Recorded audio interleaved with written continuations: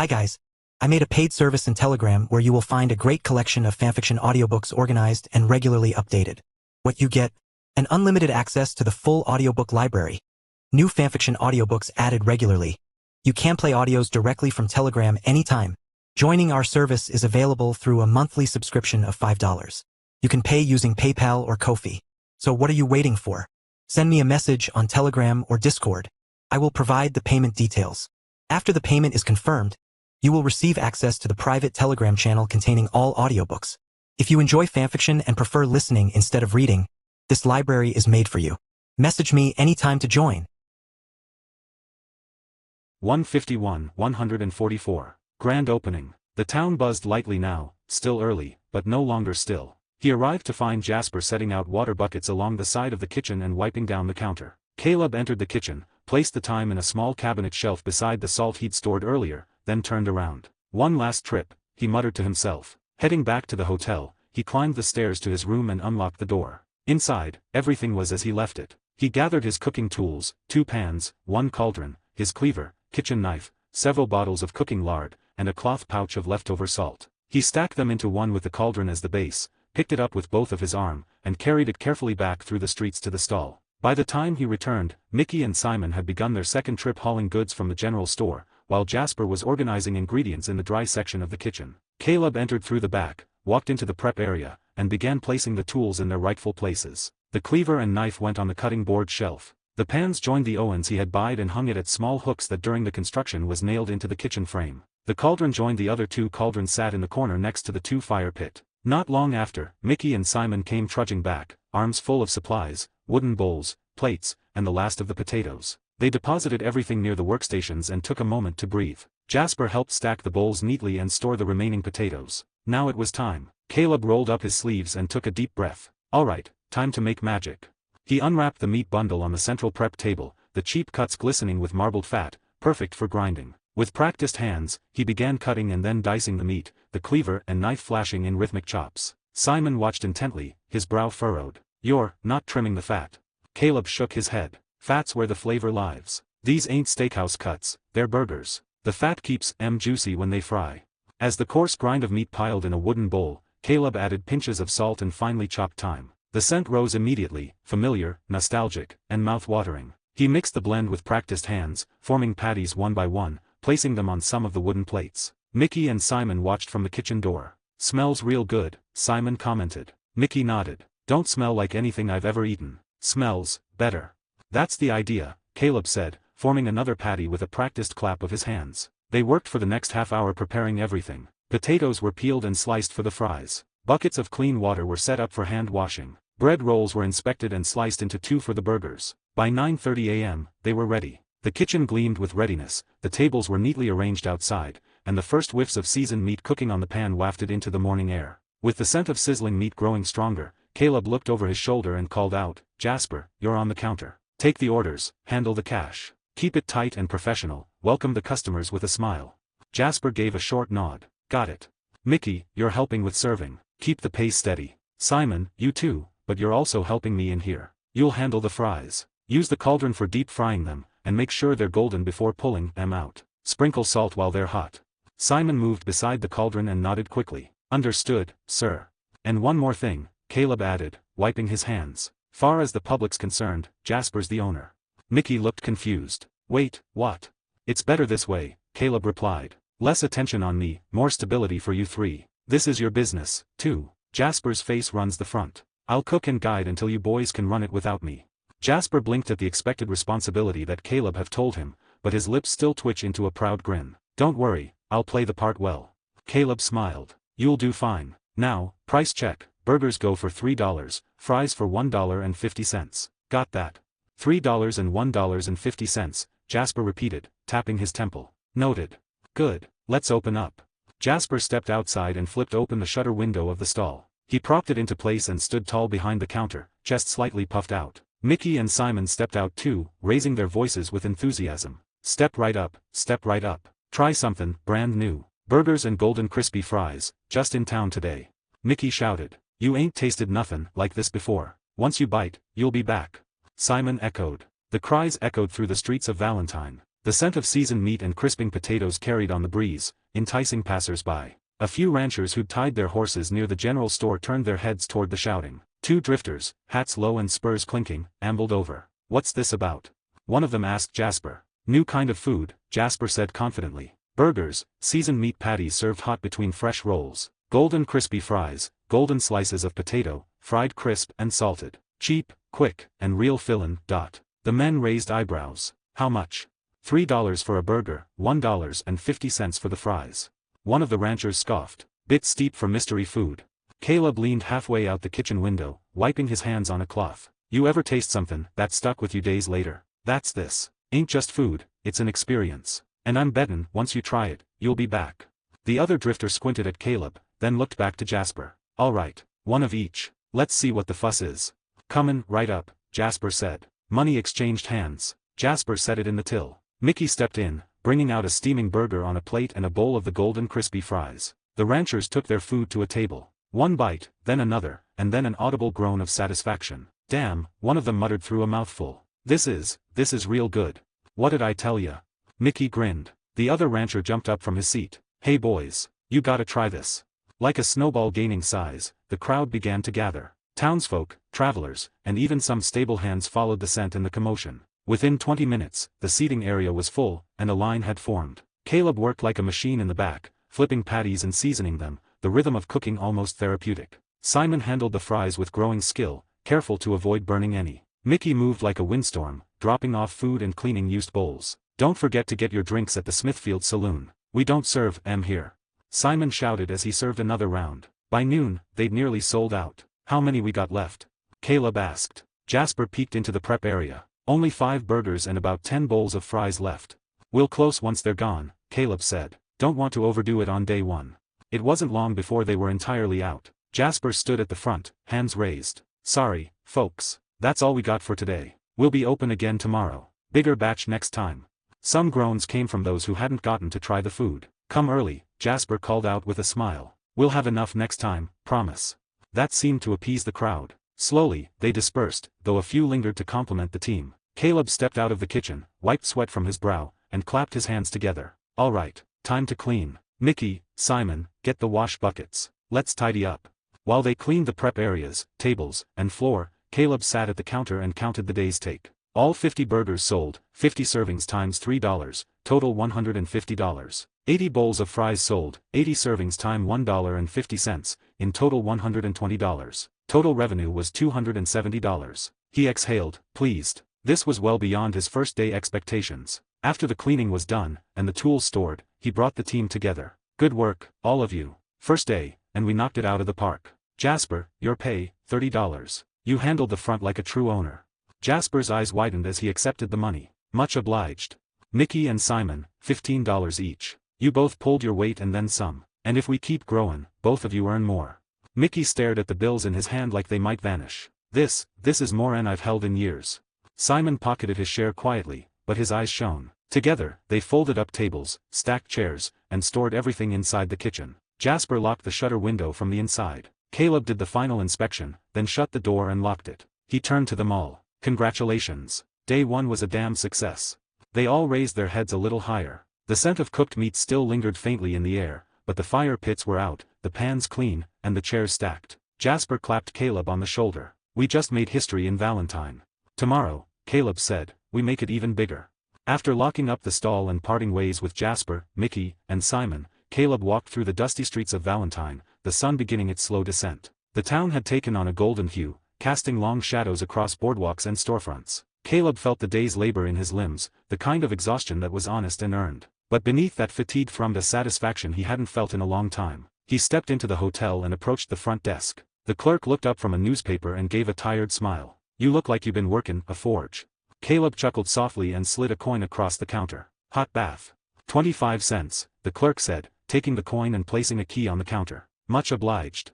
Caleb took the key, made his way down the hall to the bath area, and locked the door behind him. Inside was a simple setup, a large clawfoot tub filled halfway with steaming water, a small shelf with soap, and a tin bucket nearby for rinsing. He peeled off his sweat-stained clothes, hanging them over the rack beside the door. The steam hit him instantly, opening his pores and coaxing a sigh from deep within his chest as he lowered himself into the hot water. His muscles loosened with each second. He leaned back, letting his arms rest on the tub's edge, and allowed his thoughts to drift. The stall had been a massive success. But success meant demand. And demand meant pressure. He needed to think ahead. Each day, he'd need to buy meat, potatoes, bread. He could afford that, for now. But long term, he needed better storage. A way to keep ingredients fresh without relying on daily runs. More importantly, if he wanted to add cheese, vegetables, or cooled drinks, he'd need to find a way to replicate refrigeration. Makeshift cooler.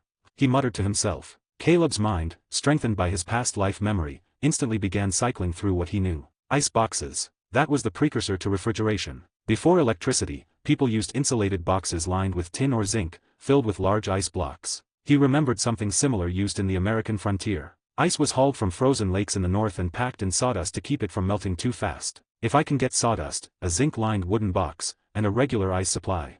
Name, Caleb Thorne. Age, 23. Body attributes. Strength, 7/10. Agility, 6/10. Perception, 8/10. Stamina, 7/10. Charm, 5/10. Luck, 6/10. Skills. Handgun, LVL2. Rifle, LVL2. Firearms knowledge, LVL2. Past life memory, LVL max. Knife, LVL1. Blunt weapon, LVL1. Sneaking, LVL2. Horse mastery, LVL3. Poker, LVL4. Hand-to-hand combat, LVL1. Eagle eye, LVL1. Dead eye, LVL2. Bow, LVL2. Pain nullifier, LVL1. Physical regeneration, LVL0. Crafting, LV2. Persuasion, LVL2. Mental fortitude, LVL max. Cooking, LVL2. Teaching, LVL1. Germanic language proficiency, LVL max. Inventory system, permanent, 5x5x5. Money, $716.75. Inventory, $2,295. 2 gold nuggets, 5 gold bars, 4 silver rings, 1 double action, 1 Schofield, a large bag of jewelry, and 3 gold nuggets. Bank, 152,145. Enjoying his time but. Before electricity, people used insulated boxes lined with tin or zinc, filled with large ice blocks. He remembered something similar used in the American frontier. Ice was hauled from frozen lakes in the north and packed in sawdust to keep it from melting too fast. If I can get sawdust, a zinc-lined wooden box, and a regular ice supply.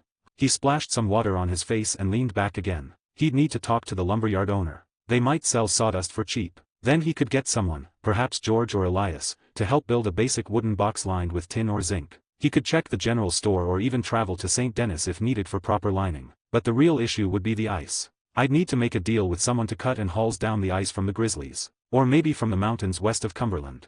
A longer-term solution. Expensive at first, but worth it. That cooler would change everything. But for now maybe he could make it with a tray of water at the top, allowed to slowly drip down the sides. As the water evaporated, it would draw heat from inside. Not as effective as ice, but enough to keep meat fresh an extra day. Maybe 2. Vegetables could be stored in damp cloth in the shade. Cheese wrapped in waxed paper. Even experiment with different sauces and ingredients. And drinks. Caleb smirked. Lemonade. Iced tea. Simple things, but unheard of here. If he could keep them cool, even marginally, they'd be a sensation. He'd need to name the stall soon, too. He grinned faintly to himself. Valentine's Bite, maybe, the Frying Frontier.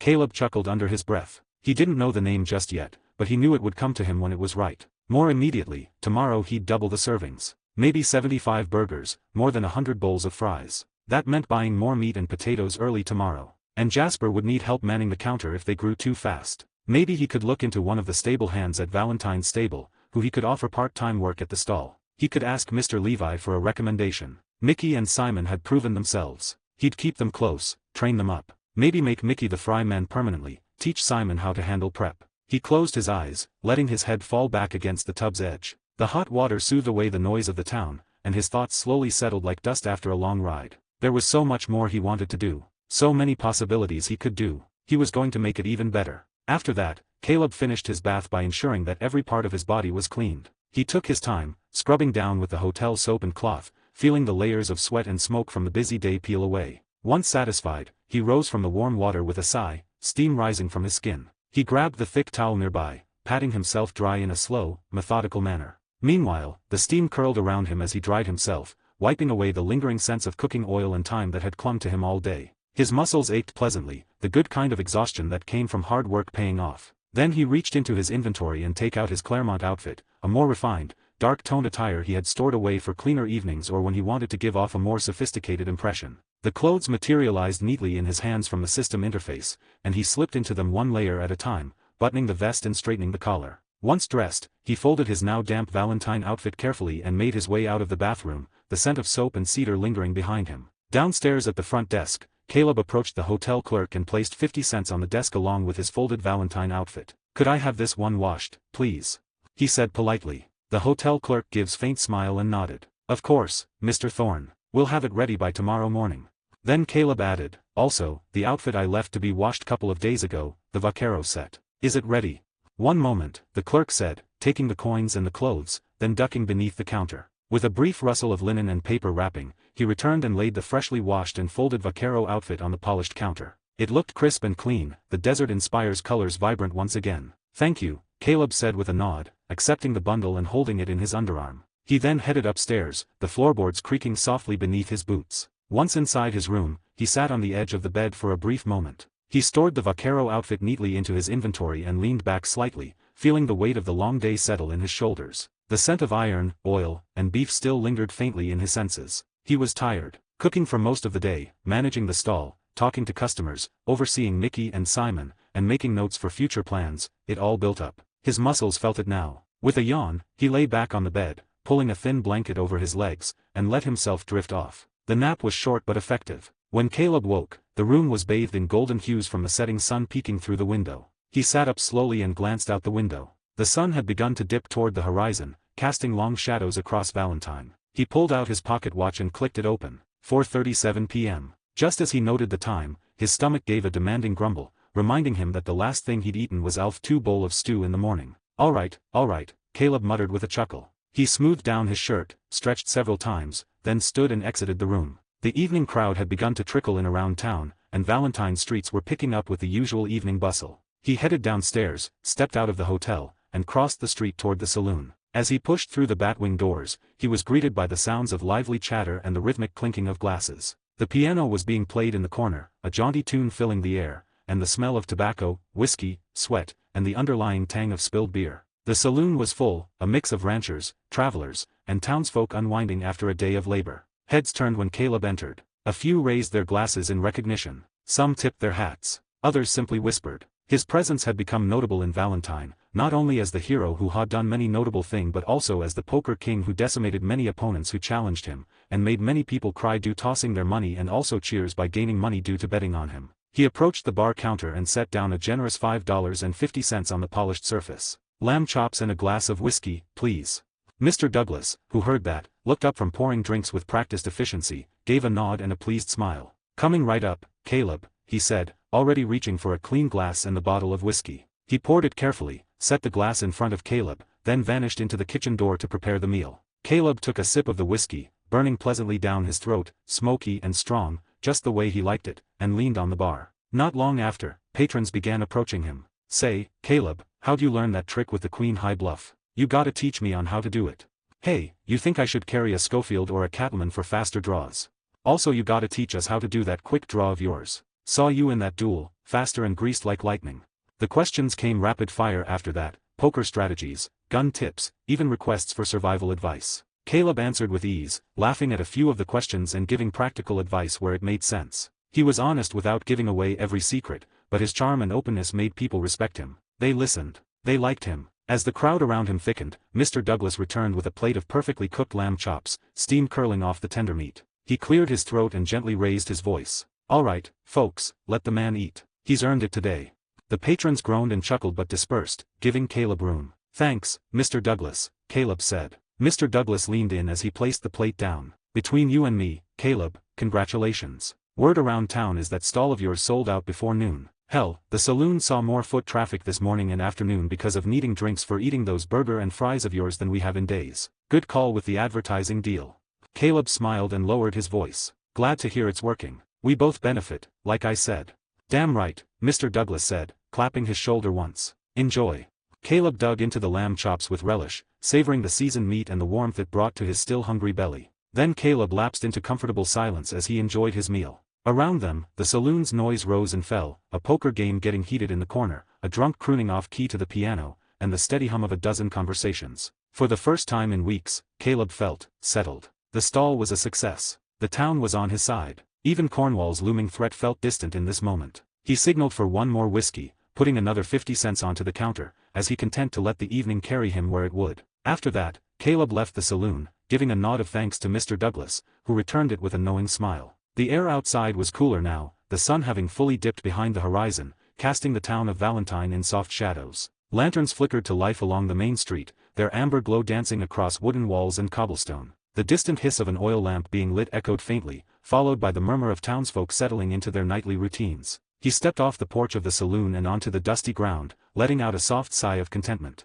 The whiskey warmed his belly, and the lamb chops had hit the spot. He was looking forward to returning to his room, jotting a few ideas into his journal, and perhaps calling it an early night to rise fresh in the morning. But something in the air shifted. His perceptive stats kicked in, a faint tingling in the back of his neck, a tension that wasn't there before. He slowed his walk instinctively, boots crunching softly against gravel. Then, without warning, an arm wrapped around his shoulders from behind. "Evenin', friend," a voice slithered from beside his ear, low and casual but with a dangerous undertone. Caleb's muscles coiled. His right hand twitched, already calculating the angle he'd need to spin free if things turned sour. But for now, he played it cool. "You're gonna wanna take a walk with me," the man continued. Caleb offered a relaxed chuckle, as though this were just some casual conversation, but his eyes scanned his peripherals sharply. "Sure," he said, voice even. He allowed the man to guide him, though not without mental mapping of the terrain and exits. They moved down the main street, turning between the general store and the adjacent building, stepping into an alleyway cloaked in shadow. The lantern light barely reached this far, casting only vague silhouettes. Waiting in the alley were two more men. One leaned against the wall with arms crossed, the other stood near a crate, chewing a toothpick and watching Caleb approach. Name, Caleb Thorne. Age, 23. Body attributes. Strength, 7/10. Agility, 6/10. Perception, 8/10. Stamina, 7/10. Charm, 5/10. Luck, 6/10. Skills. Handgun, LVL2. Rifle, LVL2. Firearms knowledge, LVL2. Past life memory, LVL max. Knife, LVL1. Blunt weapon, LVL1. Sneaking, LVL2. Horse mastery, LVL3. Poker, LVL4. Hand-to-hand combat, LVL1. Eagle eye, LVL1. Dead eye, LVL2. Bow, LVL2. Pain nullifier, LVL1. Physical regeneration, LVL0. Crafting, LV2. Persuasion, LVL2. Mental fortitude, LVL max. Cooking, LVL2. Teaching, LVL1. Germanic language proficiency, LVL max. Inventory system, permanent, 5x5x5.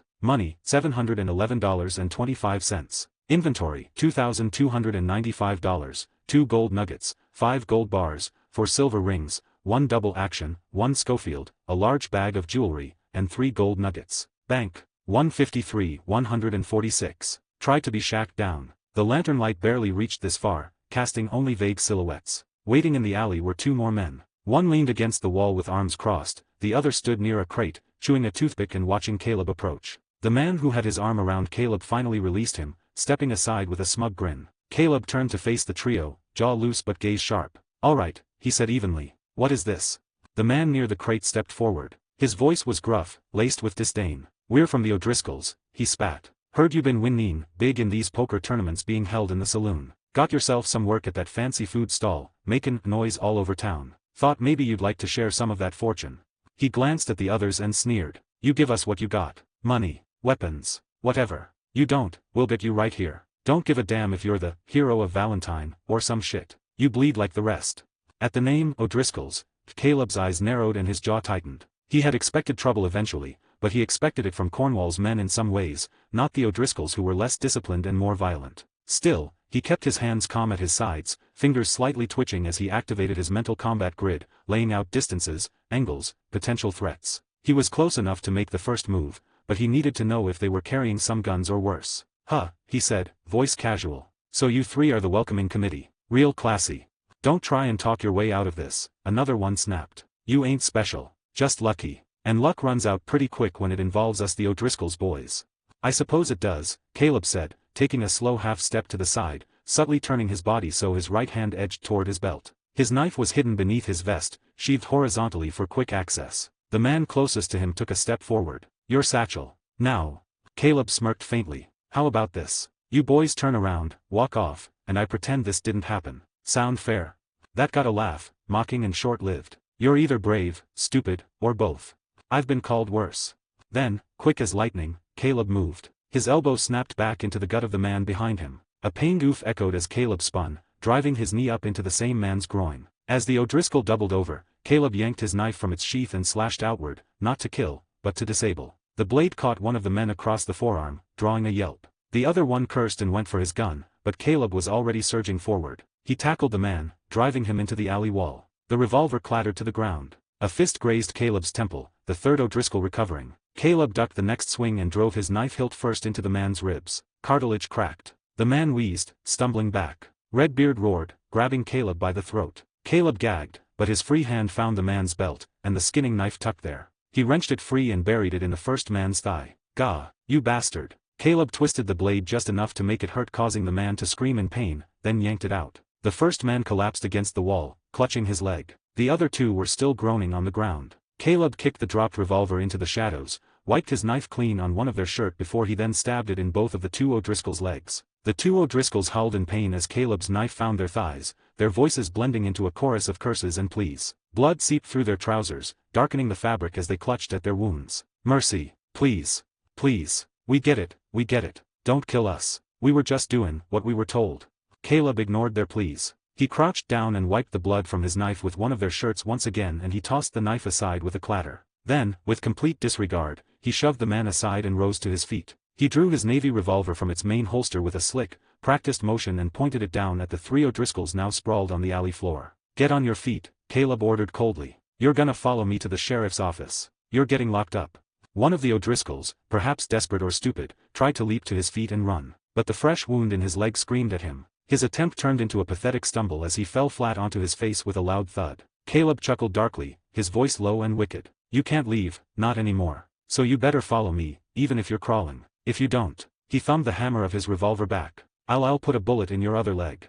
The threat hung in the air like gun smoke, and the three O'Driscolls looked at one another, terror plain in their eyes. Groaning, they scrambled, shaking and wincing, using the walls and each other to slowly rise. One clung to the crate, another clutched the side of the building. Their legs shook with every step, blood flowed around and trailing behind them, and their earlier bravado was replaced by the grim resignation of their fate. Caleb said nothing more, just kept his revolver raised, tracking every slight motion. He let the silence and weight of his threat settle in the air. As the wounded thugs limped toward the mouth of the alley, Caleb followed behind them with calm menace that made the three O'Driscolls have cold sweat at their backs. His steps were steady, his presence unmistakable. He spared a glance upward, where the stars had just begun to dot the night sky, a quiet canvas to contrast the violence that had just taken place. Trouble had come earlier than he'd hoped, but it also confirmed something vital: his actions were making waves. Big enough waves to draw out the O'Driscolls. That meant his poker winnings were known, his food stall but wasn't known as his, which was good news that was talked about, and that he had become a player in the eyes of the wolves that smell money like smelling blood.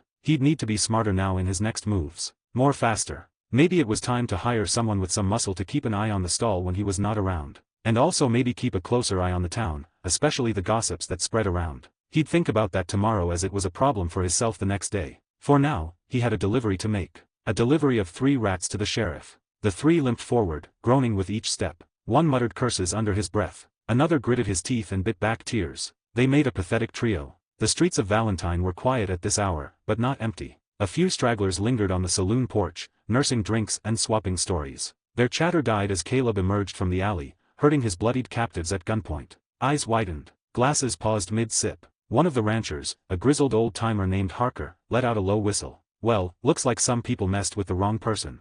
More eyes peeked out from the saloon, who came out to the porch. The O'Driscolls kept their heads down, their pride as shattered as their legs. Caleb ignored the onlookers, his focus unwavering. "Keep moving," he growled, nudging the slowest one with the barrel of his revolver. No one dared to interfere. Caleb was known, not just as a hero of Valentine or a poker player, but as someone dangerous when crossed. With his revolver aimed at their backs, the 3 O'Driscolls limped through the center of town, bleeding, groaning, and humiliated. The procession moved at a crawl, the O'Driscolls hobbling like wounded animals. Every step sent fresh waves of pain through them, their breath coming in ragged gasps. Caleb didn't rush them. Let them suffer. Let the town see what happened to those who crossed him. Eventually, they reached the sheriff's office. One of them reached out with a trembling hand and pushed the door open. Inside, Sheriff Malloy and one of his deputies were seated at a desk, talking between drags of their cigarettes. The scent of tobacco hung heavy in the air. The sound of the door creaking open caught their attention, and they both looked up. Their jaws dropped at the sight. 3 bloodied men with torn trousers, limping and wheezing, entered first. And behind them came Caleb Thorne, revolver raised, cool as ever. Sheriff Malloy stood quickly. What in the hell? Caleb tilted his head slightly. These three tried to rob me, Sheriff. Dragged me into an alley between the general store and the building next to it to get me out of sight. Said they were from the O'Driscoll's gang. Wanted my satchel, my poker winnings, and made threats. I gave them something else. As he said so, he gestured to their thighs. The deputy blinked, then reached for his belt. Jesus, Caleb.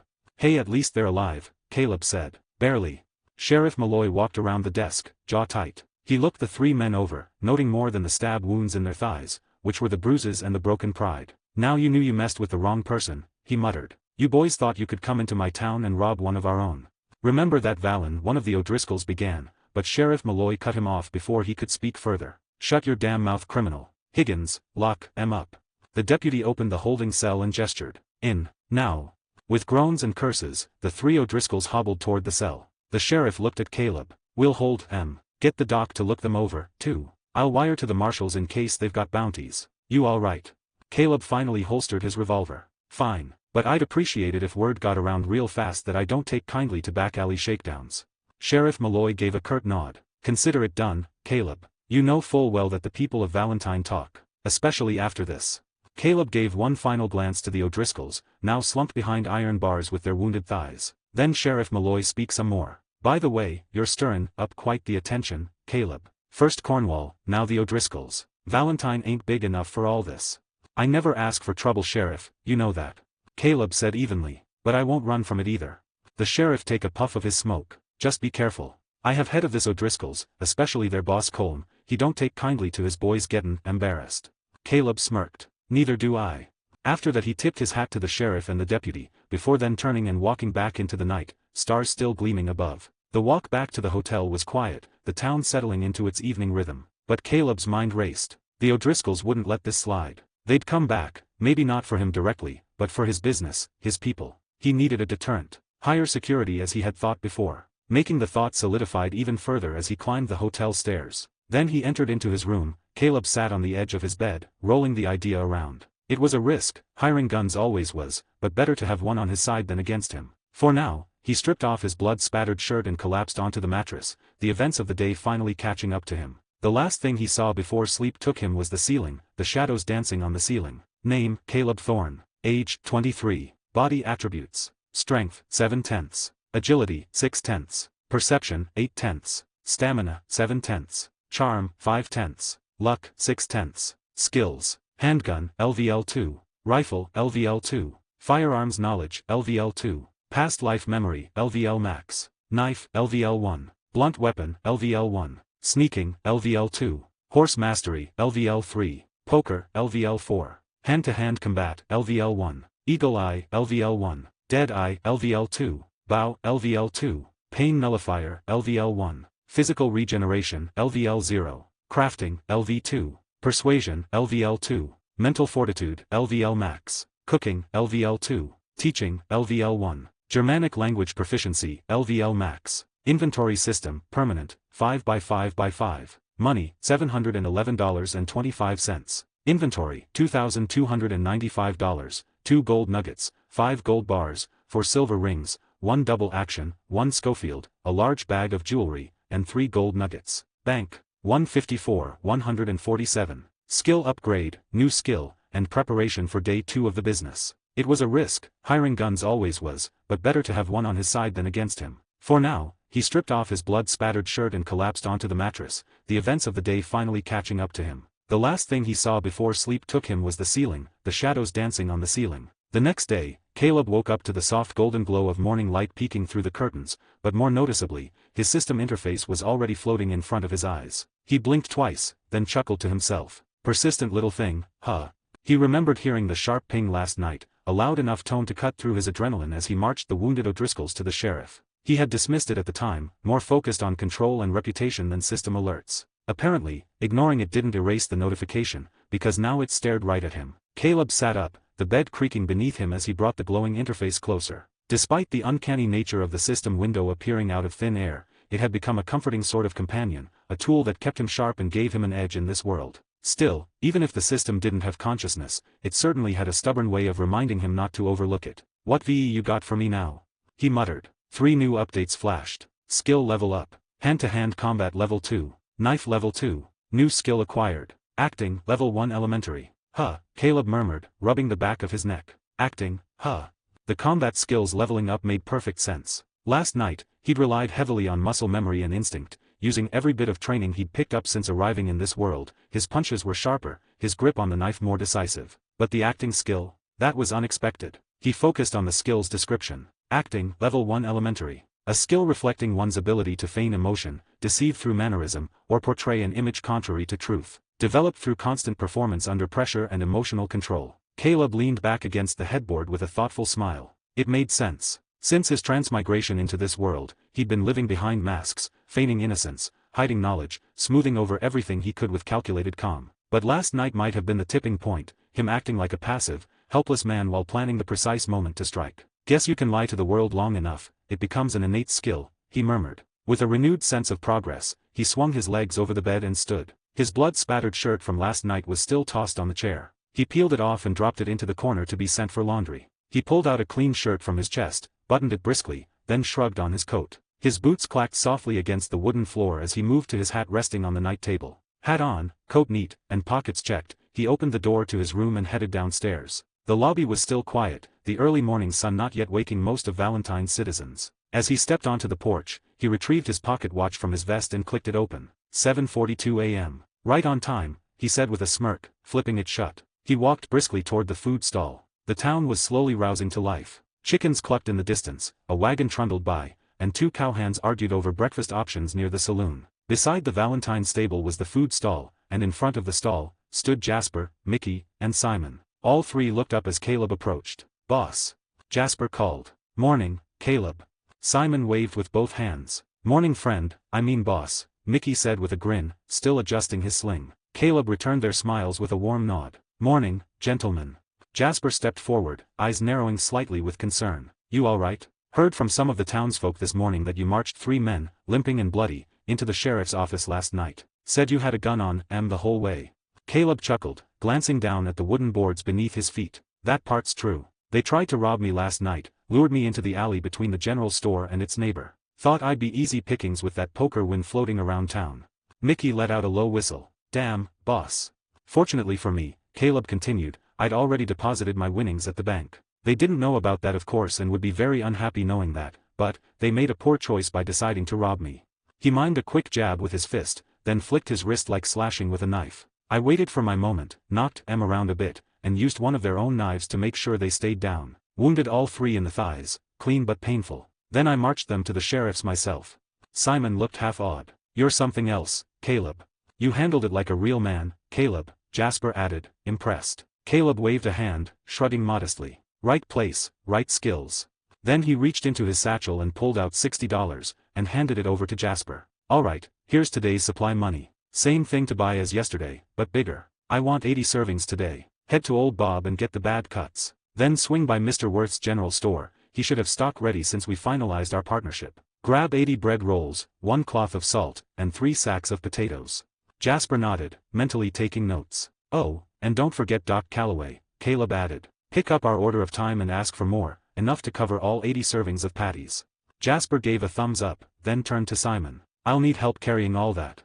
"Of course," Simon said quickly. With their task set, the two of them set off, leaving Caleb and Mickey to prep the stall. Caleb pulled the key from his coat pocket and unlocked the door to the roofless stall. Together, he and Mickey started pulling out the 5 tables and 20 chairs, setting them up beside the stall just like yesterday. Mickey, despite having only one good hand, made himself useful by directing spacing and holding chairs steady while Caleb placed them. As they worked, a few early passers-by offered friendly waves, and Caleb responded with a courteous nod. "You're gettin' good at that," Caleb remarked as they arranged the last table. Mickey grinned. "Ain't much I can't do one-handed if I put my mind to it."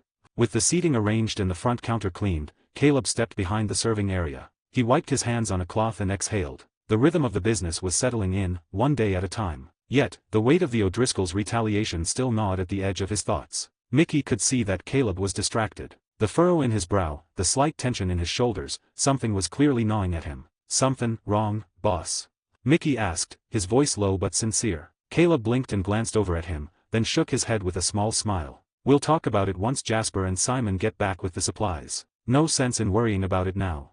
Mickey nodded, not pressing further. He trusted Caleb enough to know he'd share when the time was right. For now, there was work to do. Together, they turned their attention to the bowls and plates stacked in the back of the stall. They'd used simple wooden sets to serve yesterday's customers, and though most were already wiped clean, Caleb insisted on checking every single one for leftover stains. If they found any, they cleaned them up using the fresh water from the well at the side of the stables and gave them a fresh rinse. Even with his arm in a sling, Mickey moved with surprising dexterity. He filled a bucket with water from the well using his good hand, balancing it against his hip with practiced ease as he returned to the washing area. "Your one arm has more strength than most people with two arms, Mickey," Caleb said, tossing Mickey a towel. "Thanks, boss," Mickey replied with a grin. They were halfway through drying the cleaned bowls when the sound of a cart approaching caught their ears. Jasper and Simon returned, both of them sweating lightly from the effort, but each carrying sacks filled with things exactly as Caleb had ordered. "Got everything you asked for," Jasper said, setting down a crate filled with bread rolls. Old Bob threw in a few extra cuts for free.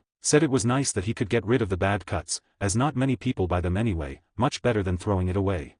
"Mr. Worth had your stuff packed up too," Simon added, placing the sacks of potatoes and a cloth-wrapped bundle of salt nearby. "Doc Calloway gave us plenty of time, more than we needed actually."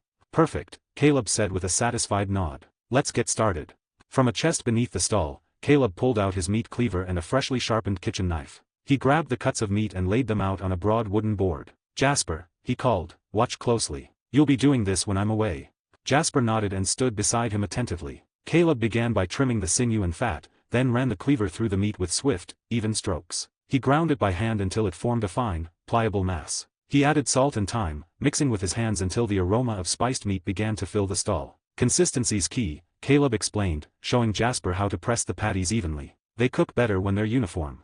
Beside them, Simon on the other hand moved to one of the cauldrons for the potatoes. Caleb had already decided on the process which he had told Simon, that is clean, peel, slice, soak, then fry. Caleb joined him and Jasper in cleaning and peeling all 3 sacks of potatoes. Working quickly, they cut them into thin strips. Caleb made sure they weren't too thick or too thin, just enough to get that golden crisp. They dumped the sliced strips into the saltwater cauldron. "Soaking them in salted water draws out the starch," Caleb noted. "Helps them crisp better."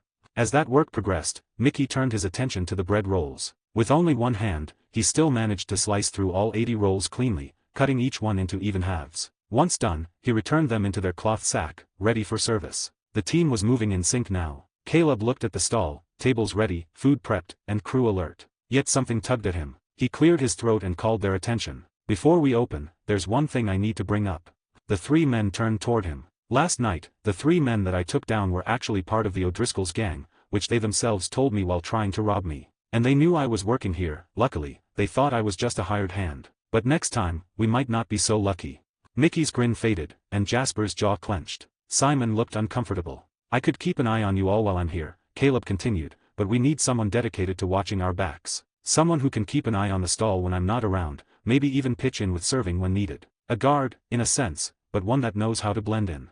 Name, Caleb Thorne. Age, 23. Body attributes. Strength, 7/10. Agility, 6/10. Perception, 8/10. Stamina, 7/10. Charm, 5/10. Luck, 6/10. Skills. Handgun, LVL2. Rifle, LVL2. Firearms knowledge, LVL2. Past life memory, LVL max. Knife, LVL1, LVL2. Blunt weapon, LVL1. Sneaking, LVL2. Horse mastery, LVL3. Poker, LVL4. Hand-to-hand combat, LVL1, LVL2. Eagle eye, LVL1. Dead eye, LVL2. Bow, LVL2. Pain nullifier, LVL1. Physical regeneration, LVL0. Crafting, LV2. Persuasion, LVL2. Mental fortitude, LVL max. Cooking, LVL2. Teaching, LVL1. Germanic language proficiency, LVL max. Inventory system, permanent, 5x5x5. Acting, LVL1, new. Money, $651.25.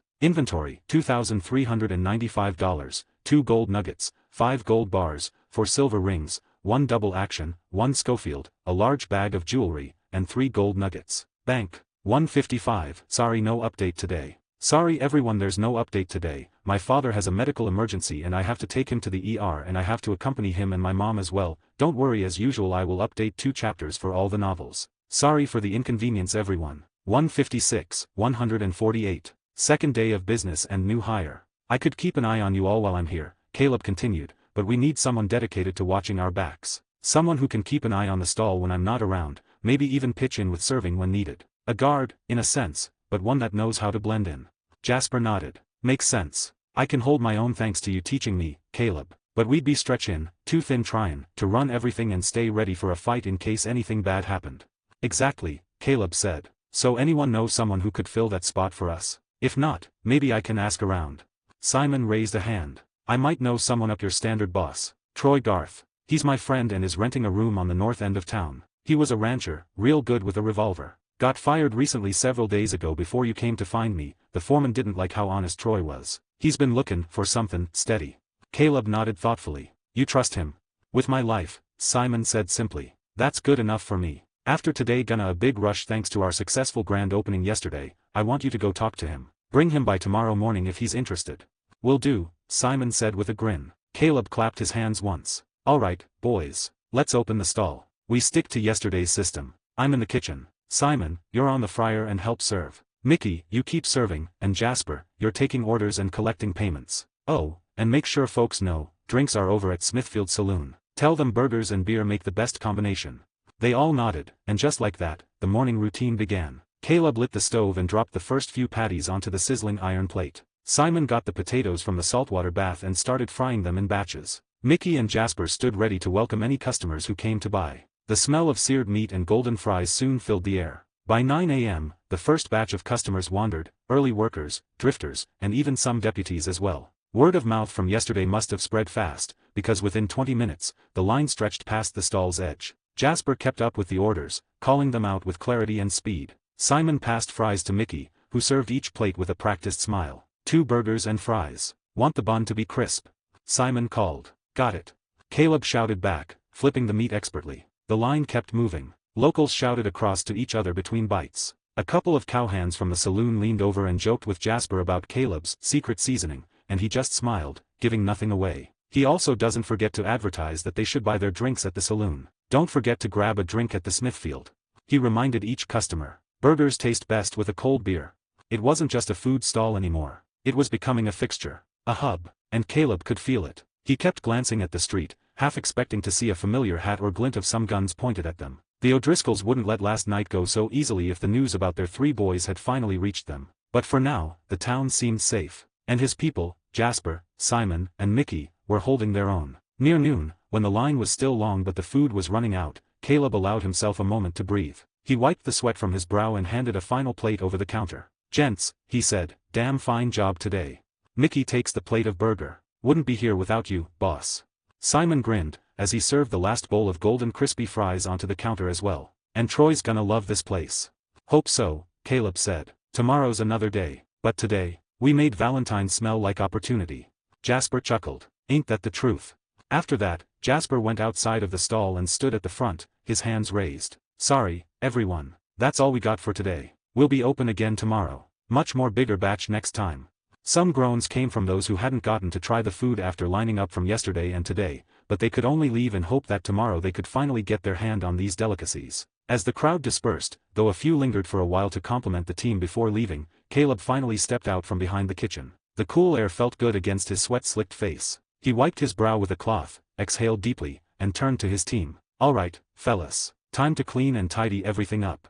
Together, the 4 of them got to work. Caleb and Simon took to the kitchen, scrubbing down the counters and clearing out the grease trays. Mickey and Jasper cleaned the tables, stacked chairs, and gathered all the wooden bowls and plates. They rinsed each one again at the nearby well, ensuring everything was spotless for the next day. Once the tools and equipment were cleaned and set aside, Caleb sat on a stool near the back of the stall with his leather ledger open. He started counting the day's take. Just like yesterday, every single burger had sold out. All 80 servings, priced at $3 each, brought $240 in total. Caleb grinned. Then came the fries. They had sold 125 bowls at $1.50 apiece, bringing in another $187.50. So the total revenue they got was $427.50. An increase of $157.50 from the previous day during the grand opening, attributed to the increase in servings they sold. Caleb leaned back with a wide grin, ecstatic. Business was booming. If this momentum kept up for even just a half month, let alone a full month, he could solidify his stall as a regional draw.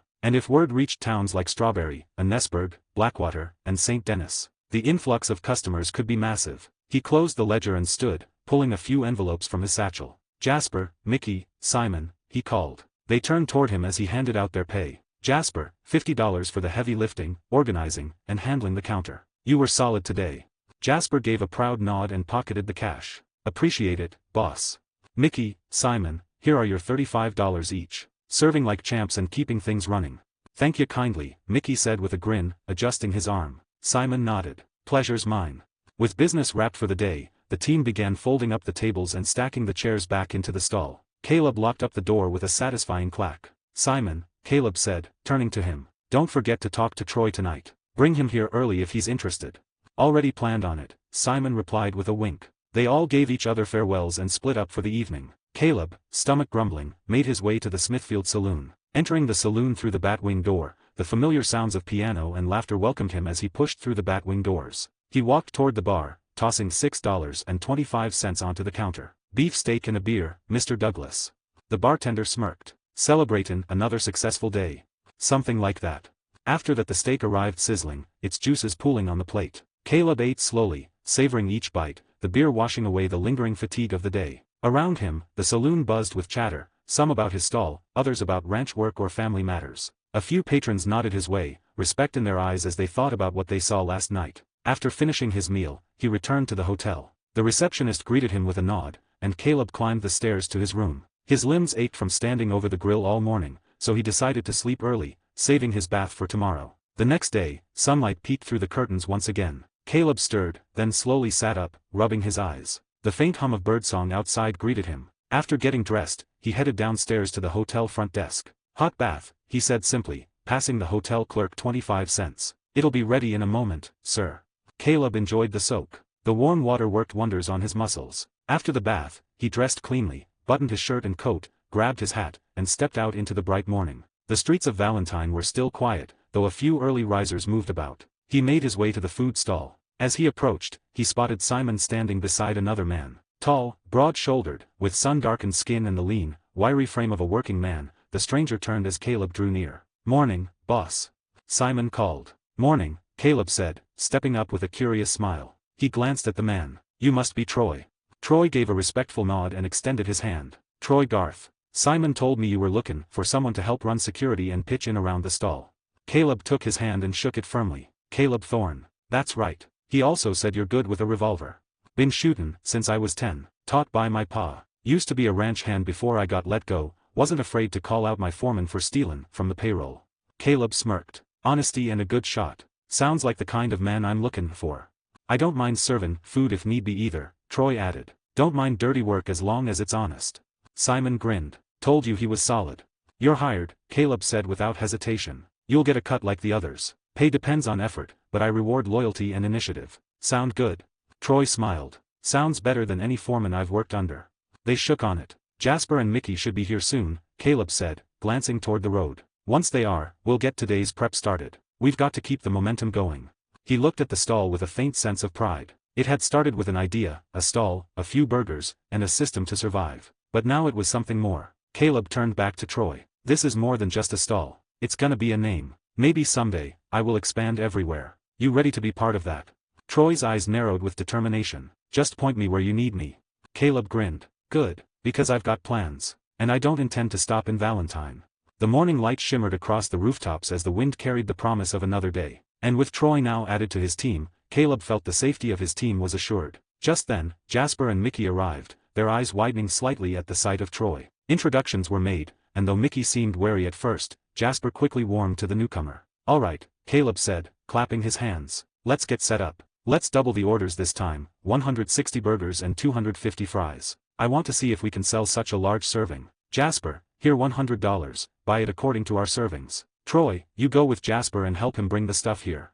Name, Caleb Thorne. Age, 23. Body attributes. Strength, 7/10. Agility, 6/10. Perception, 8/10. Stamina, 7/10. Charm, 5/10. Luck, 6/10. Skills. Handgun, LVL2. Rifle, LVL2. Firearms knowledge, LVL2. Past life memory, LVL max. Knife, LVL2. Blunt weapon, LVL1. Sneaking, LVL2. Horse mastery, LVL3. Poker, LVL4. Hand-to-hand combat, LVL2. Eagle eye, LVL1. Dead eye, LVL2. Bow, LVL2. Pain nullifier, LVL1. Physical regeneration, LVL0. Crafting, LV2. Persuasion, LVL2. Mental Fortitude, LVL Max. Cooking, LVL2. Teaching, LVL1. Germanic Language Proficiency, LVL Max. Inventory System, Permanent, 5x5x5. Acting, LVL1. Money, $852.00.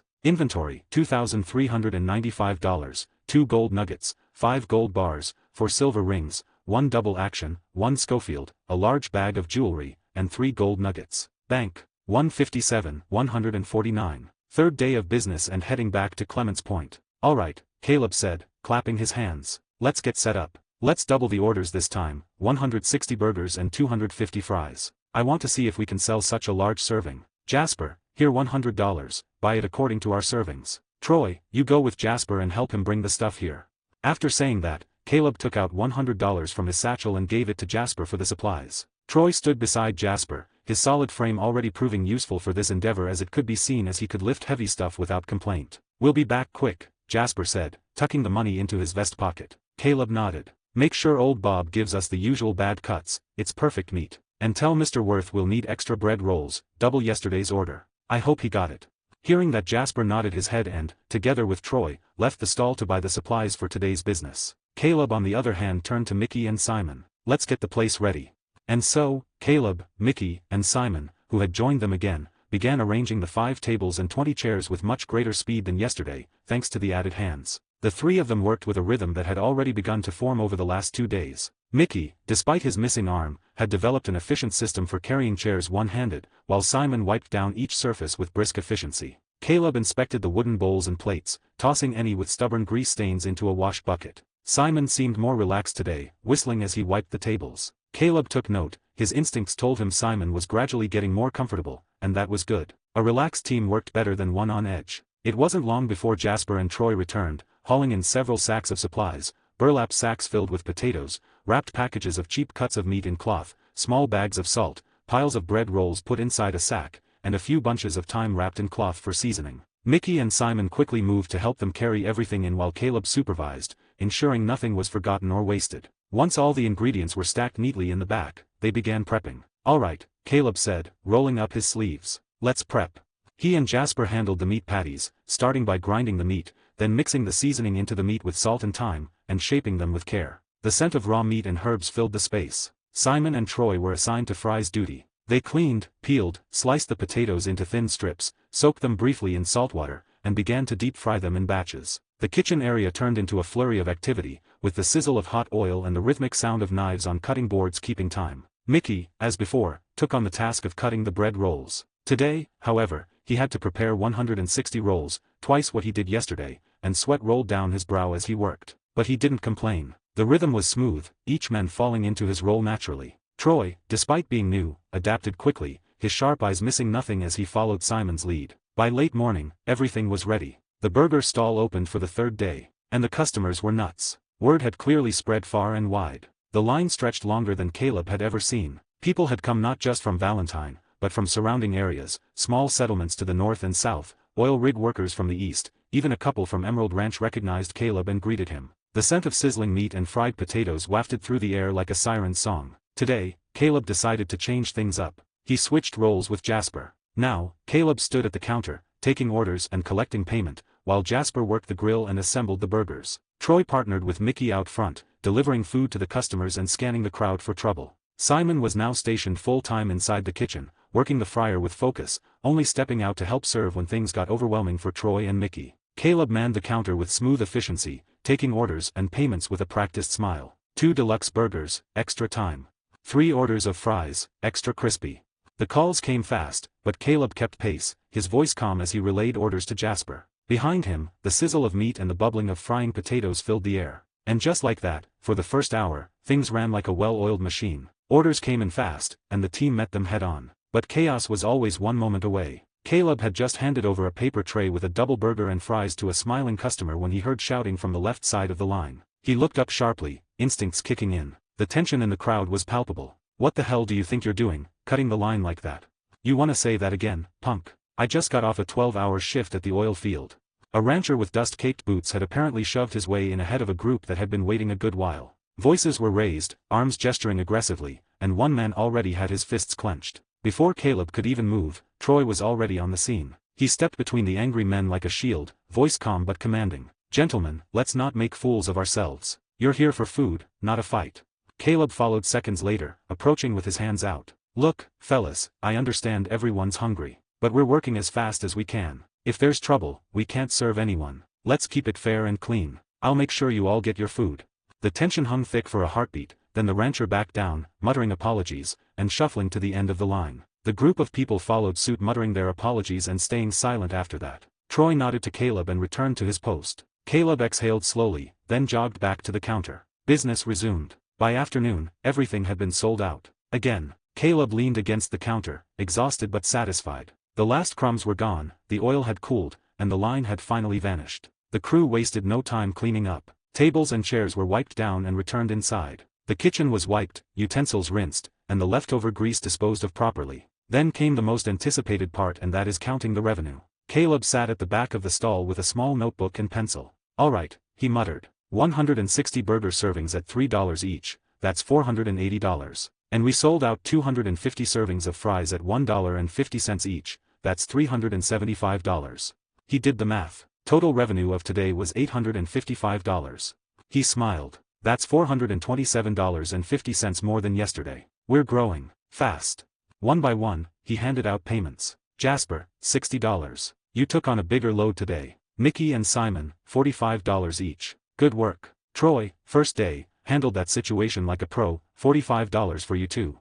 The men accepted their pay with nods and smiles, the weight of the dollar bills in their palms a tangible reward for their hard work. He tucked the remaining bills back into his satchel and locked the stall. Before they left, Caleb pulled Jasper aside. "I need to head out of town for a few days. You're in charge while I'm gone."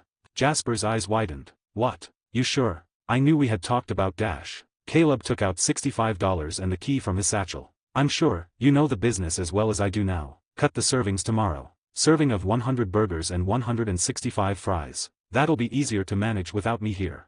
He pressed the money and the key into Jasper's hand. "For the supplies tomorrow and also to open the stall." Jasper hesitated, then nodded firmly. "We'll keep things running smooth." Caleb clapped him on the back. "I know you will." That evening, as the sky deepened into shades of purple and rose, the team went their separate ways. Troy tipped his hat before walking off into the street. Mickey and Simon headed toward the saloon together as they talked, and Jasper lingered just a little longer. "You sure you're alright heading out and leaving the business in my hands?"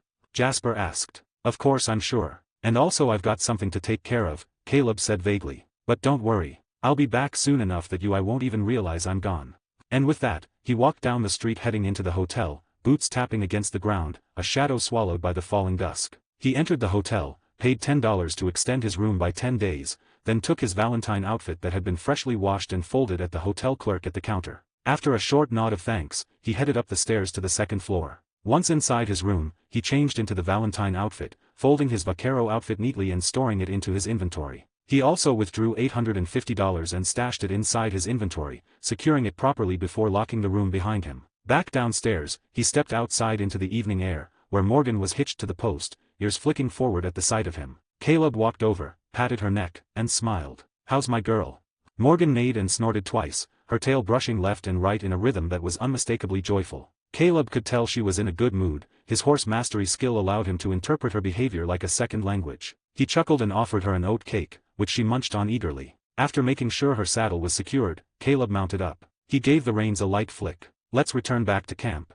They left Valentine from the south, passing through the low ridges of Citadel Rock. The sun hung low behind him, casting long shadows over the grassy plains. As they made their way through the wide heartlands, the fields glowed in hues of gold, and deer grazed in the distance. Soon he reached the dry bed of Dewberry Creek, its cracked, dusty banks crunching under Morgan's hooves. He pushed forward, entering the gentler hills of Scarlet Meadows. Birds chirped in the canopy above as the trail narrowed, the trees becoming denser the closer he got to camp. By the time he entered the woods surrounding Clements Point, dusk had settled in fully. The dirt road curved beside the Commissar River, its gentle current shimmering under moonlight. Then, the familiar shapes of tents and lanterns appeared through the trees. Home. Javier was leaning against a tree, repeater in hand, and Lenny sat near a log, sharpening his knife. Both looked up as Morgan came trotting in. "Well, look what the cat has finally dragged in," Javier called, grinning. "Took you long enough," Lenny added, standing up. "Was starting to wonder if you'd run off with someone from town." Caleb chuckled as he dismounted. "Valentine's still standing, ain't it? That means I left it in one piece."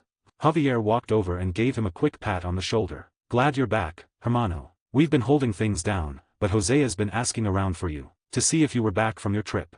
Name, Caleb Thorne. Age, 23. Body attributes. Strength, 7/10. Agility, 6/10. Perception, 8/10. Stamina, 7/10. Charm, 5/10. Luck, 6/10. Skills. Handgun, LVL2. Rifle, LVL2. Firearms knowledge, LVL2. Past life memory, LVL max. Knife, LVL2. Blunt weapon, LVL1. Sneaking, LVL2. Horse mastery, LVL3. Poker, LVL4. Hand-to-hand combat, LVL2. Eagle eye, LVL1. Dead eye, LVL2. Bow, LVL2. Pain nullifier, LVL1. Physical regeneration, LVL0. Crafting, LV2. Persuasion, LVL2. Mental fortitude, LVL max. Cooking, LVL2. Teaching, LVL1. Germanic language proficiency, LVL max. Inventory system, permanent, 5x5x5. Acting, LVL1. Money, $622.00.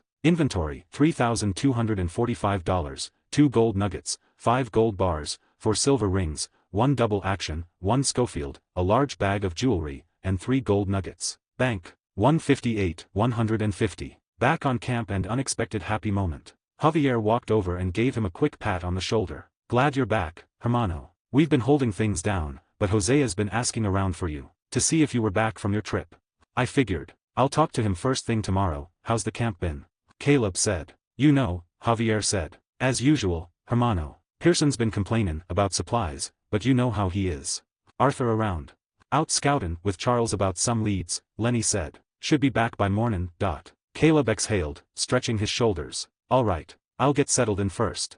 As Caleb made his way through camp, familiar faces greeted him. Karen, Tilly, Uncle, Pearson, Sadie, and the others. But there's only one person he was looking for, and when he saw Mary Beth reading her book while sitting in her bedroll with the help of a lantern, Caleb smiled and walked toward her. Mary Beth was engrossed in her book, her fingers tracing the lines of text under the warm glow of the lantern. The camp around her was settling into its nightly rhythm, soft chatter, the crackle of fires, the occasional burst of laughter. She barely noticed the footsteps approaching until her bedroll shifted slightly beneath her. Startled, she looked up, and her heart leapt. A bright smile bloomed across her face before she could stop it. She set the book down hastily, stood, and brushed imaginary dust from her dress in a nervous flutter. Then, before she could second-guess herself, she stepped forward and hugged him, tightly. You're finally back, she said, her voice muffled slightly against his chest. I was worried something had happened to you. You were headed to Valentine and you've been gone for so long, I started thinking I don't know, something bad happened.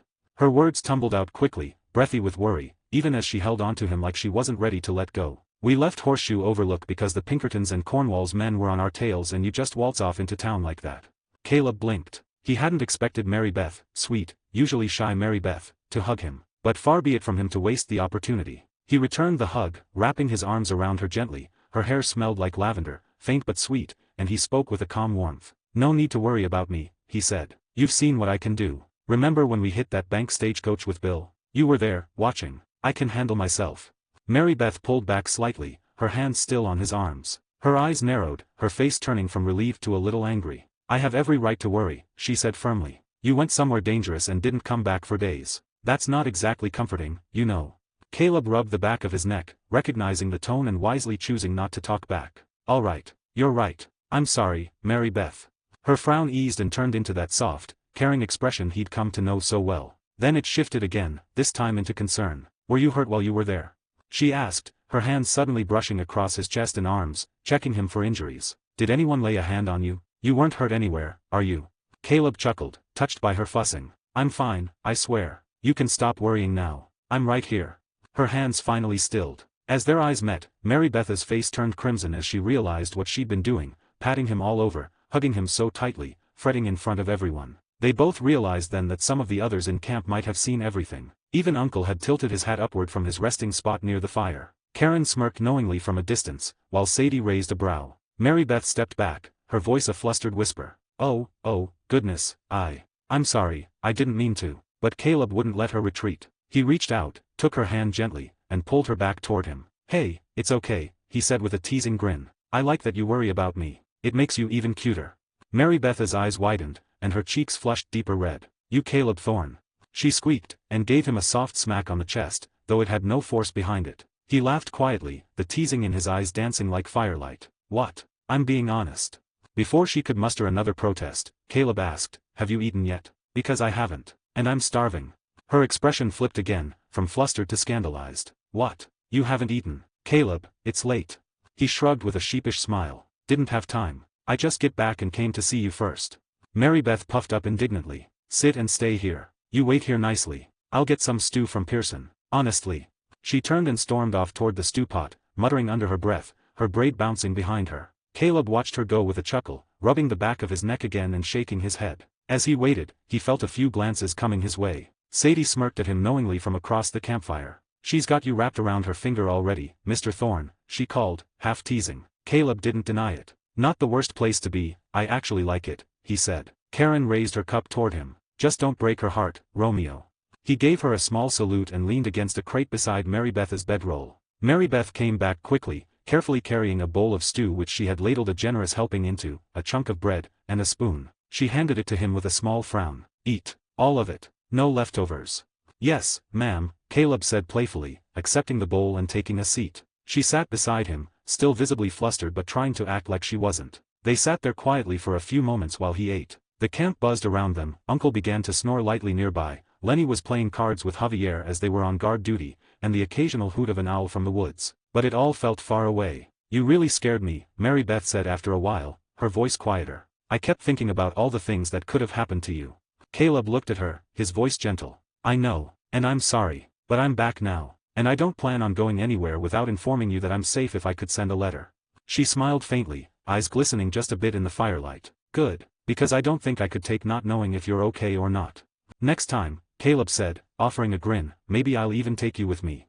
She chuckled, then leaned slightly against him, just enough to rest her shoulder against his. I'd like that, she said. He smiled and kept eating, feeling a warmth settle in his chest that had nothing to do with the stew. Later that night, as camp quieted and people turned in, Caleb stood up from Mary Beth's bedroll and Mary Beth followed suit. The lantern still glowed softly beside her book. Thank you for the stew, he said. And thank you for coming back, she replied. They lingered a moment longer. Then, just before she turned to lie down, she leaned up and kissed him on the cheek. Good night, Caleb. He stood there, stunned for a second, before managing to whisper, good night, Mary Beth.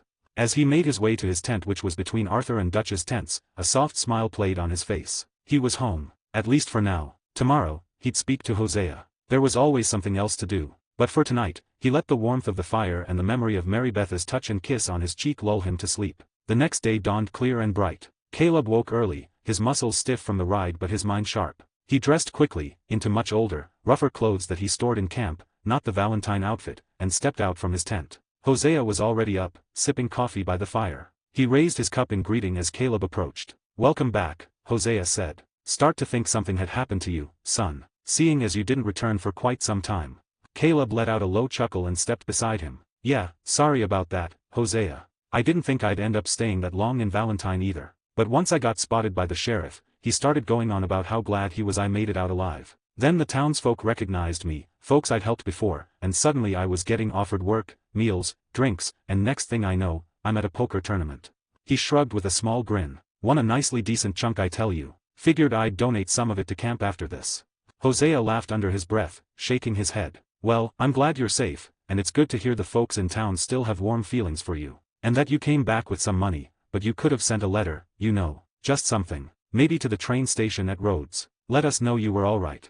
Caleb's smile faded just a little, replaced with a more serious tone. Yeah, you're right. I didn't think. I'll do that next time. I realize now I can't just disappear and then reappear just like that. I'm not Trelawney. Hosea laughed more heartily this time. No, you're not. And lucky you. Trelawney's, well, eccentric. Man disappears for days and comes back with a new story, a new accent, and maybe no pants. He is a different kind of breed. Caleb chuckled with him. So, Hosea said, voice dropping slightly. How's Valentine? No sign of the Pinkertons? Cornwall's men? All clear, Caleb confirmed. Sheriff said they packed up and moved on. They don't have any lead on us anymore. For now, anyway. I'm still keeping my eyes open when I'm walking around town. Hosea gave a satisfied nod, then raised a brow. You mentioned work, and poker. That's it.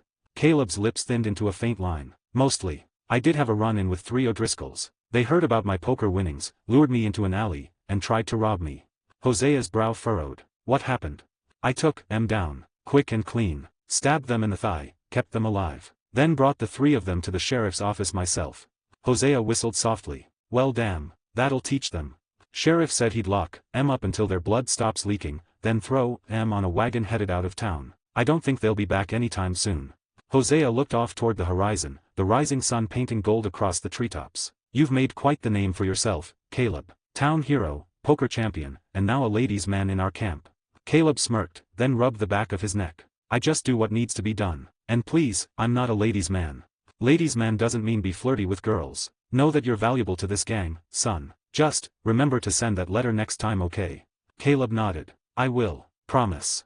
The two men stood in companionable silence, the camp slowly coming to life behind them. There was always something coming next. But for now, Caleb felt that he was exactly safe here and he could just rest easy, no need to think about many matters. Name, Caleb Thorne. Age, 23. Body attributes. Strength, 7/10. Agility, 6/10. Perception, 8/10. Stamina, 7/10. Charm, 5/10. Luck, 6/10. Skills. Handgun, LVL2. Rifle, LVL2. Firearms knowledge, LVL2. Past life memory, LVL max. Knife, LVL2. Blunt weapon, LVL1. Sneaking, LVL2. Horse mastery, LVL3. Poker, LVL4. Hand-to-hand combat, LVL2. Eagle eye, LVL1. Dead eye, LVL2. Bow, LVL2. Pain nullifier, LVL1. Physical regeneration, LVL0. Crafting, LV2. Persuasion, LVL2. Mental fortitude, LVL max. Cooking, LVL2.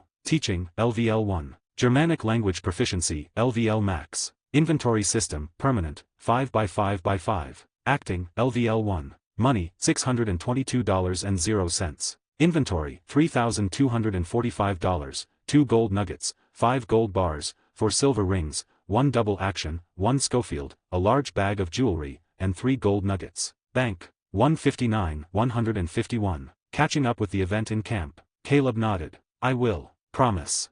The two men stood in companionable silence, the camp slowly coming to life behind them. There was always something coming next. But for now, Caleb felt that he was exactly safe here and he could just rest easy, no need to think about many matters. After that, he poured himself a cup of coffee from the tin percolator that Hosea had used to brew his coffee, and seeing that there was some, he poured it into his tin cup after asking Hosea if he could have some. Once Hosea nodded, Caleb filled his cup and took a long sip, the warmth spreading through his chest and waking him up properly. He exhaled slowly, savoring the taste. Then, after a moment, he turned slightly toward Hosea again. So, what's going on with the plan about siding with the Greys? You know about the one pressuring the Braithwaites and sabotaging them, while looking for gold stash that both families have.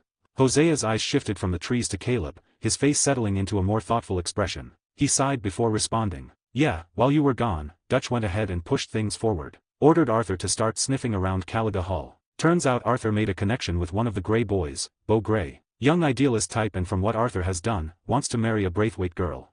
Caleb blinked. Wait, what? That sounds messy.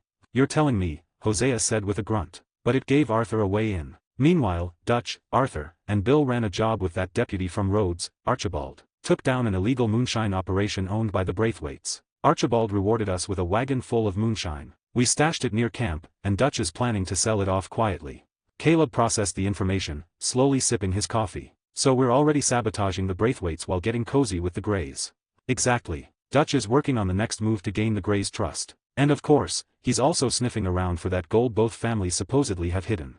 Caleb's eyes narrowed slightly. He hadn't expected so much to have unfolded while he was gone for just a week. When he returned to camp, it had felt like nothing major had happened, everyone lounging around, doing chores, and chatting. Now he realized that the gears had been turning without him. Plans enacted, favor shifted, operations moving forward, all under Dutch's direction. And none of it included him. The thought left a bitter taste in his mouth, more pungent than the coffee. Dutch had always given him a smile, a nod, and spoken well of his contributions. But looks like that was starting to change. He tried to think objectively, maybe Dutch had waited until he was gone to avoid complicating things. Or maybe the world of Red Dead Redemption, this strange reincarnated world he'd landed in, wanted to push him out of the main story. After all, his very presence was an obstacle. But deep down, he felt the answer wasn't so abstract. Dutch was beginning to exclude him. Despite Caleb being a top earner, a respected new member of the gang, his closeness with Mary Beth and his fiercely independent nature set him apart. Dutch liked control. He needed it. And Caleb didn't fit into any mold Dutch could shape.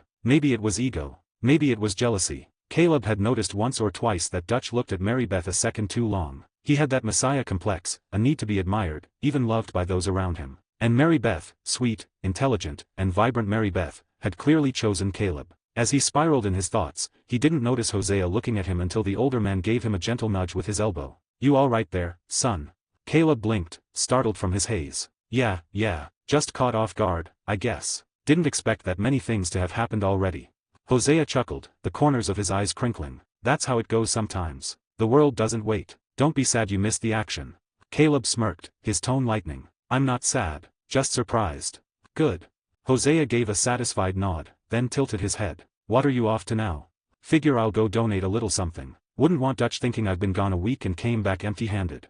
Hosea shook his head with a smile, watching as Caleb walked away. Caleb made his way toward the lockbox, situated between his tent and Dutch's. It was quiet here, most of the gang still slowly rising with the sun. He unlocked the box and pulled out a crisp $100 bill from his satchel. He placed it inside the donation box without fanfare. It wasn't just about appearances, he knew the gang needed money. But he also knew this was an investment. The goodwill this bought him would pay off several times over with his stall business that was at its booming phase. As he turned, he noticed Dutch's tent flap shift slightly, as if someone had just exited or had been watching. But when he looked again, nothing. Just the breeze. Or perhaps paranoia. Still, Caleb couldn't shake the feeling that the game was shifting again. The original path, the one he remembered from the game, already changed somewhat due to him. And now, Dutch was beginning to treat him as an outlier. He needed to be careful. After that he found Mary Beth by the shore of the river, her fingers trailing in the water as she watched the sunlight paint the sky in hues of amber as clouds were slowly moving due to the wind. "You're brooding, Caleb," she said without turning. "I can feel it from here."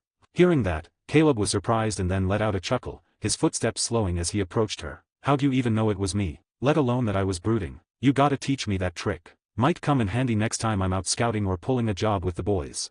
Mary Beth turned around, her cheeks tinged red already as she pouted slightly and narrowed her eyes at him. "Can you be serious for once, Caleb? I asked you why you were brooding, not for you to get all smart with me." Caleb laughed again, finally reaching her side. He sat down beside her and looked at her face, taking in her expression. "And I was serious. I really would like to learn that sixth sense of yours. Knowing someone's emotions could help a lot when I'm trying to persuade folks. Could even save my life one day." Mary Beth rolled her eyes, but despite herself, a smile was creeping over her lips. She reached over and pinched him lightly on the arm. "I didn't realize you had such a sweet and glib tongue. You sound a lot smoother than the Caleb Thorne I remember and met for the first time." Caleb smirked. "Maybe I'm just braver now. That hug you gave me last night and that kiss on the cheek before I went to bed, it gave me confidence." Her blush deepened, spreading from her cheeks down to her neck. Caught in the memory, she looked away for a second before Caleb, impulsive again, pulled her into a gentle hug. "Maybe I've been playing a long game," he murmured against her hair. "Acting all noble and quiet so you'd drop your guard. And now look at you, falling right into my trap. Can't get out now." Mary Beth sputtered in mock outrage, her face a deep crimson. She squirmed in his arms, trying to pull back. "You're such a hooligan. And don't flatter yourself. I'm not so naive that I don't know when something's a trap. I walked in willingly, just to see your true nature." Caleb couldn't help but laugh, finally releasing her, though the warmth of her body lingered in his arms. All right.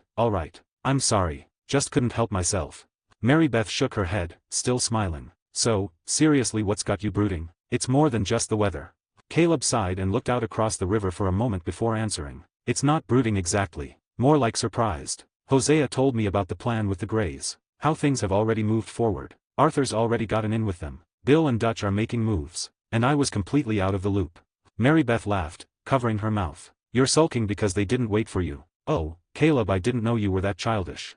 He gave her a sheepish look, playing up the sheepish act to mask his real concerns as he scratched the back of his neck. "Guess I'm found out, huh?"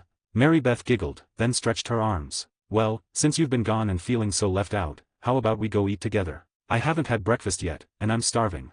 Caleb perked up immediately. "Now that's a plan I can get behind."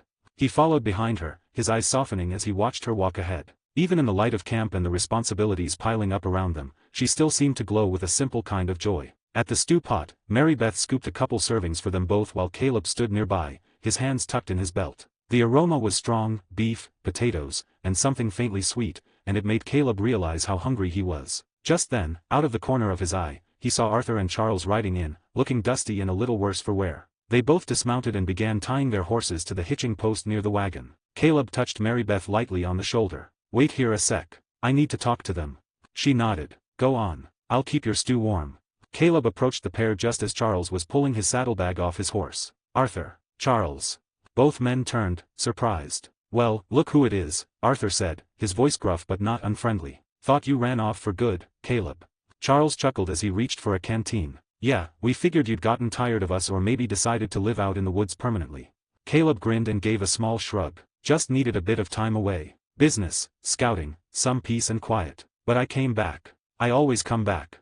Arthur nodded slowly, his expression softening. "Well, Dutch didn't wait around. Things have been moving fast, as I'm sure Hosea's told you since he has been worrying about you." "He did," Caleb confirmed. "I wanted to get your take on things. You were the one who got close to Beau Gray, right?" "Yeah," Arthur muttered, clearly not thrilled about it. The boy's soft. Head over heels for a Braithwaite girl, Penelope. He wants to end the feud, run off together, or something romantic like that. But Dutch saw it as an opening. "Think it'll work?" Caleb asked, his tone cautious. Charles answered that one. "Depends. Dutch wants to keep supporting the Greys openly, and the two families might come into blows if Beau and Penelope run off together, so we come and help the Greys gain more relations. But I don't trust that either family will just go like that. They've got blood in their teeth, both of them, and we're smarter than we think." Arthur gave a short grunt of agreement. "The Greys are more structured. The Braithwaites, more wild. But neither's to be trusted." Caleb thanked them, offering a quiet nod, and turned back toward Mary Beth. His mind was buzzing with what they said, but at the same time, he felt oddly grounded. Mary Beth was waiting with a bowl of stew and a smile, sitting at a small bench beside the fire. That took a while. "What did they say?" Caleb sat beside her and took the bowl gratefully. "Pretty much confirmed what Hosea told me, and gave me a bit more to think about."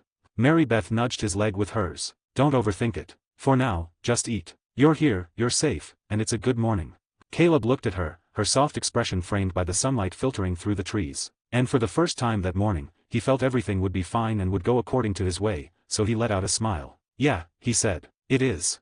Name, Caleb Thorne. Age, 23. Body attributes. Strength, 7/10. Agility, 6/10. Perception, 8/10. Stamina, 7/10. Charm, 5/10. Luck, 6/10. Skills. Handgun, LVL2. Rifle, LVL2. Firearms knowledge, LVL2. Past life memory, LVL max. Knife, LVL2. Blunt weapon, LVL1. Sneaking, LVL2. Horse mastery, LVL3. Poker, LVL4. Hand-to-hand combat, LVL2. Eagle eye, LVL1. Dead eye, LVL2. Bow, LVL2. Pain nullifier, LVL1. Physical regeneration, LVL0. Crafting, LV2. Persuasion, LVL2. Mental fortitude, LVL max. Cooking, LVL2. Teaching, LVL1. Germanic language proficiency, LVL max. Inventory system, permanent, 5x5x5. Acting, LVL1. Money, $522.00.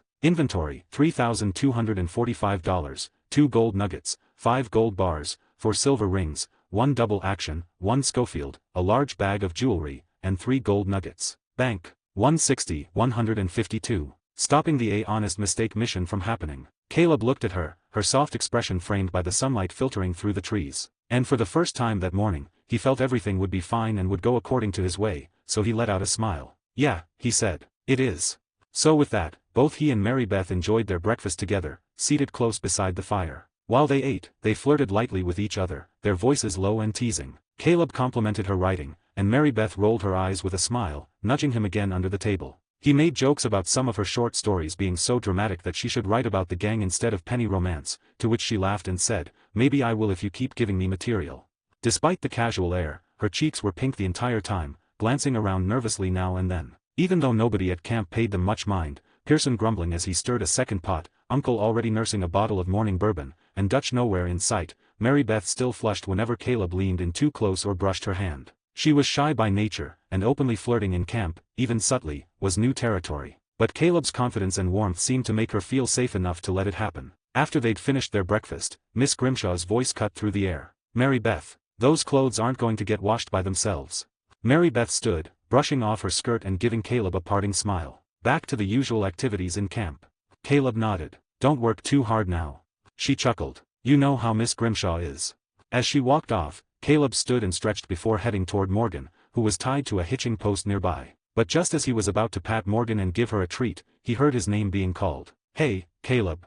Arthur's voice rang out. He turned and saw Arthur standing near a tree at the edge of camp, signaling for him to come toward him while he was speaking with Uncle. He saw Bill and Charles were walking up as well. Caleb's brow furrowed slightly in surprise. Arthur rarely called him over unless it was something important or he wanted to tease him. Then he saw it, the way Uncle leaned in, gesturing animatedly. Arthur's posture. The other's attention. Caleb felt a jolt of realization. An honest mistake. He hadn't expected this. In the original timeline, it was this mission that led to Cornwall's wrath, when the gang unknowingly hit a kerosene and tar wagon loaded with hidden guards. It was supposed to be unguarded, just a lucky score. But in his opinion, it was a trap, one that was done by Cornwall so he could get right back onto the Van der Linde gang, after the gang escaped to Clements Point from Horseshoe Overlook. He thought he'd changed that. He was the one who spoke with Molly after all, which interfered with the timeline, before she could confide in Arthur. And it was that moment she'd been cut off by Uncle, who came with the tip. Caleb had thought that change would prevent the mission. Apparently not. Now it was happening anyway. He needed to stop it. He quickly walked over to the group. Bill was already asking, "Why'd you call us out, Arthur?" But it was Uncle who answered, puffing up proudly. "Arthur's here are above a little stick-up I heard about." "Why, I ain't above it," Arthur replied almost instantly. "Not what you said before," Uncle muttered, waving his hand. "I said I'll do it." Arthur tapped his cigarette against a nearby branch. "As long as you come along too." Charles smirked. "That's fair." "Yeah, you gotta pull your weight once in a while," Bill added with a grin. Uncle raised both hands in mock surrender. "Now hold on there, boys. You know I got a serious medical condition." Arthur laughed ghastly, lighting a cigarette. "Yeah, it's called compulsive lying." Caleb couldn't help but let out a laugh too, while Bill and Charles chuckled. Uncle pointed at Arthur indignantly. "Ain't no need for that. Charles, have I ever lied to you?" Charles raised an eyebrow. "I barely know you." "Exactly," Uncle said with a wink, then turned to Caleb. "What about you, Caleb? Have I ever lied to you?" Caleb crossed his arms and gave him a bemused look. "No, but you've borrowed money from me more than a few times saying it's for food. Next thing I know, you're drunk and singing near the fire." Uncle chuckled awkwardly. Now, no need to bring up the drinkin'. That's just me bein' me." He waved the topic off and returned to his pitch. "Look, gentlemen. This is an easy one. Real easy. Just a quick hit on a supply wagon. Very light guard, practically none. I'll just take a small commission for the tip I provide to you all. But it's now or never." Arthur was about to speak, but Caleb stepped in first. "Hold on," Caleb said firmly. "Before we ride off, I want to know more about this. What kind of stick-up is this exactly?" Uncle blinked, surprised by the interruption, but then nodded. "Simple. A supply wagon carrying payroll. It passes through a crossroad near that old ruined church a few miles from us, just before it joins the main convoy. We catch it there, and all of it's ours."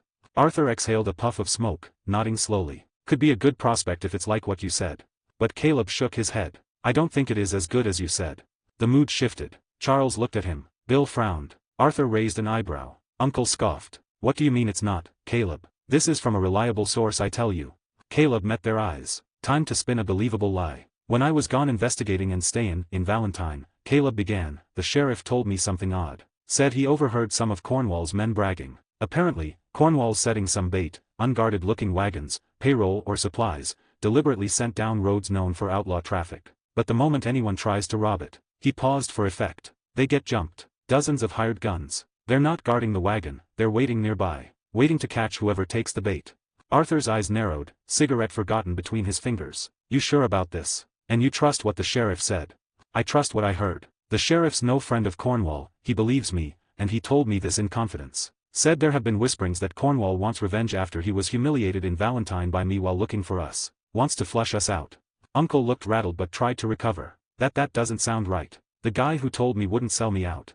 "Maybe he didn't know," Caleb replied. "Maybe he was sold bad info too. Or maybe he's been paid off to do such a thing." Charles crossed his arms. "It does sound like something Cornwall would do. Lay bait and then strike." Bill glanced at Arthur. "You think it's worth it?" Arthur didn't answer right away. He looked at Caleb, then at Uncle. He took one last puff of his cigarette and dropped it, crushing it with his boot. "No, not worth it." Uncle threw his hands up in indignation. "You're all just paranoid. It's an easy score, damn it." Arthur shook his head. "No such thing as an easy score these days. Not when Cornwall's involved. You know what happened in Valentine. If it weren't for Caleb, a big shootout would have happened in Valentine." Uncle muttered something and stormed off toward the campfire, grumbling under his breath. Charles chuckled dryly. Bill shrugged. Caleb exhaled slowly, hiding the relief on his face. He'd stopped it. For now, they were safe from Cornwall's retribution. One thread of disaster snipped clean. But he knew more were coming. One that he knew of and didn't know of. Arthur turned toward Caleb. "That was a good catch, Caleb. Thanks." Caleb gave a small nod. "Just trying to keep us breathing." Arthur offered him a faint smile. "Well, keep doing that. We need it." Charles added, "Not bad, Caleb. Not bad at all."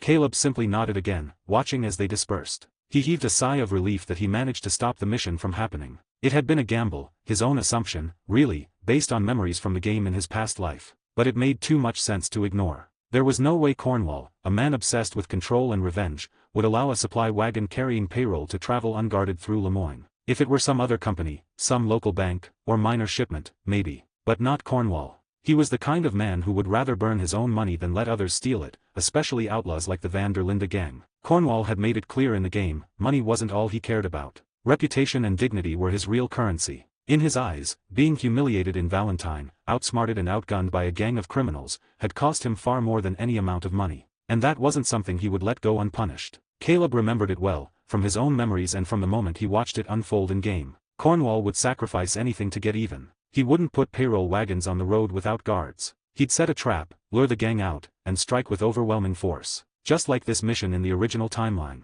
As he thought about all of this, his eyes drifted back toward the main campfire. There was Uncle, slouched in a stool near the crate of beer bottles, still muttering under his breath and swaying slightly. Even from a distance, Caleb could see the old man's frustration. He probably wasn't angry about the decision being made out of caution, he was more annoyed at the fact that he wouldn't be seeing any easy money from it. Despite his grumbling, Caleb couldn't really hold it against him. Uncle was, in his own way, a good guy. Sarcastic, sure, lazy more often than not, and usually the first to crack a joke when no one wanted to hear it, but his heart wasn't bad. And Caleb, like any player of the game, remembered full well how Uncle helped build John's homestead. For all his bluster, the man showed up when it counted, and of course how sarcastic he could be, which could kill someone's soul. So, on a whim, Caleb walked toward him, grabbing 2 bottles of beer from the crate as he passed. Uncle looked up, his eyes narrowing with curiosity, but he didn't say anything as Caleb sat down next to him and handed him one of the bottles. Uncle took it with a grunt, popped the cap, and took a long, exaggerated gulp. Then he let out a loud sigh. Well, I guess that's that.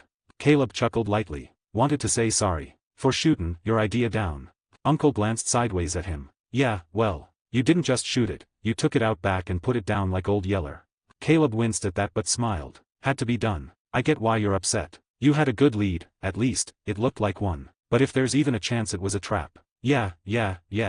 Uncle waved him off, then took another swig. I get it. You, Arthur hell, even Charles. Don't count Bill, he is just a buffoon. Y'all are thinkin' about the gang, about safety, about not dyin', in a blaze of bullets and fire. And here I am just wantin' a few extra dollars to buy some more bottles of booze. Name, Caleb Thorne. Age, 23. Body attributes. Strength, 7/10. Agility, 6/10. Perception, 8/10. Stamina, 7/10. Charm, 5/10. Luck, 6/10. Skills. Handgun, LVL2. Rifle, LVL2. Firearms knowledge, LVL2. Past life memory, LVL max. Knife, LVL2. Blunt weapon, LVL1. Sneaking, LVL2. Horse mastery, LVL3. Poker, LVL4. Hand-to-hand combat, LVL2. Eagle eye, LVL1. Dead eye, LVL2. Bow, LVL2. Pain nullifier, LVL1. Physical regeneration, LVL0. Crafting, LV2. Persuasion, LVL2. Mental fortitude, LVL max. Cooking, LVL2. Teaching, LVL1. Germanic language proficiency, LVL max. Inventory system, permanent, 5x5x5. Acting, LVL1. Money, $522.00. Inventory, $3,245. 2 gold nuggets, 5 gold bars, 4 silver rings, 1 double action, 1 Schofield, a large bag of jewelry, and 3 gold nuggets. Bank, 161,153. Sadie asked going bounty hunting. Yeah. Uncle waved him off, then took another swig. I get it. You, Arthur hell, even Charles. Don't count Bill, he is just a buffoon. Y'all are thinkin' about the gang, about safety, about not dyin', in a blaze of bullets and fire. And here I am just wantin' a few extra dollars to buy some more bottles of booze. Caleb shook his head and took a sip of his beer. Don't think of it like that. You weren't wrong for bringin' the tip forward. You believed in the source. You figured it could help us. Just didn't pan out. Happens. Uncle nodded slowly, his usual bluster fading into something more contemplative. Reckon so. He scratched his chin. Funny thing is, I did think it was too good to be true at first. But then I got to thinkin', well, maybe luck's finally tinnin' our way for once. Uncle then sighed again, this time not as bitter. I guess, I's just been a long while since I had any say in a job, you know. I used to ride with Dutch and Hosea. They trusted me. Now he gave a dry laugh. Now I'm the camp drunk, glorified storyteller and bottle collector. Caleb studied the older man's face, the deep lines from years of hard living, the redness around his nose from too much drink, but also the sharp intelligence that still flickered in his eyes when he wasn't playing the fool. "You ever think about retiring?" Caleb asked suddenly. "Getting out of this life?" Uncle barked a laugh. "And do what? Tend a farm? Open a saloon?" He shook his head. "Nah, this life's all I know. Sides, who'd keep these fools in line without me?" Caleb chuckled. "Fair point." He took another drink, enjoying the rare moment of honesty between them. "Still, don't forget that people remember what matters, not just what they see in the moment." Uncle looked at him for a second, his expression unreadable. Then he smirked. "That sounds like something Dutch would say." "Yeah," Caleb muttered. "But I mean it." They then sat in silence for a moment, both nursing their drinks. The sounds of camp life moved around them, Pearson barking at someone for dropping a plate, Sadie's voice raised in the distance as she argued with Tilly, and Mary Beth humming faintly as she scrubbed laundry at the wooden basin. "You got a good head on your shoulders, kid," Uncle said eventually. "Just don't lose it trying to play hero. Not everything can be fixed. Some stuff's just broken." Caleb nodded, understanding the deeper meaning there. Uncle wasn't just talking about the job, he was talking about the gang. They finished their beers quietly, the tension slowly melting away. After a while, Uncle stood and stretched, groaning dramatically as he did. "Well, back to pretendin' to be useful." Caleb smiled. "You're doin' a great job so far in doing that, I tell you." "Damn right I am." Uncle wandered off, leaving a laugh behind, where there was less bitterness in his tone now. Caleb stayed seated for a moment longer, watching the fire. He had stopped one disaster today, but the storm was still coming. He knew what the story held. He knew the betrayals, the blood, and the choices. And he knew, deep in his gut, that worse will come. Especially since he felt that Dutch's mental was going downhill in a different direction, even though he hoped to stop such thing, looks like it was useless. As Dutch Manatla breakdown had started way before him joining, which was at the Blackwater massacre. After that, Caleb stood up and stretched, his back cracking faintly as he let out a breath. He was just about to head back toward his tent when he heard a soft shuffle behind him. He turned and saw Kane, trotting up with a slow, happy gait. The dog sniffed the air a couple of times, then circled Caleb twice before pressing his wet nose into Caleb's hand and letting out a soft whine, while tail wagging furiously. "Well, hey there, boy." Caleb crouched down and gave the dog a few firm pats on the head, ruffling behind the ears. "Wanna play a game, huh? What game you got in mind, boy?" Kane barked softly in response, his tongue lolling out of his mouth and his tail wagging even more furious as he was in pure joy. Before Caleb could offer any more words, he heard the rapid patter of small boots against the dirt. Jack Marston came running up, grinning from ear to ear, clutching a long stick in both hands. "Hi Caleb." Jack greeted excitedly, holding the stick up like a trophy. "Can I play with Kane too?" Caleb smiled warmly. "Course you can, Jack. Here, get his attention with the stick. Then throw it for him. He'll know what to do." Jack nodded eagerly, turning to the excited Kane. "Hey boy, look what I got," he called, waving the stick dramatically. Kane immediately focused in, barking and bouncing in place. "Catch it, boy." Jack shouted and threw the stick with all the strength his small arms could muster. The stick flew, but not very far, it barely passed a few feet from them before bouncing off a rock. But Kane didn't care. He raced after it as if it had been thrown across the entire field. Snatching it up with practiced ease, he turned back and galloped toward them with the stick hanging from his jaws, tail wagging like mad. He dropped it at Jack's feet and sat, waiting expectantly. Jack beamed and ruffled Kane's head while giggling. "Good boy. You're such a good boy."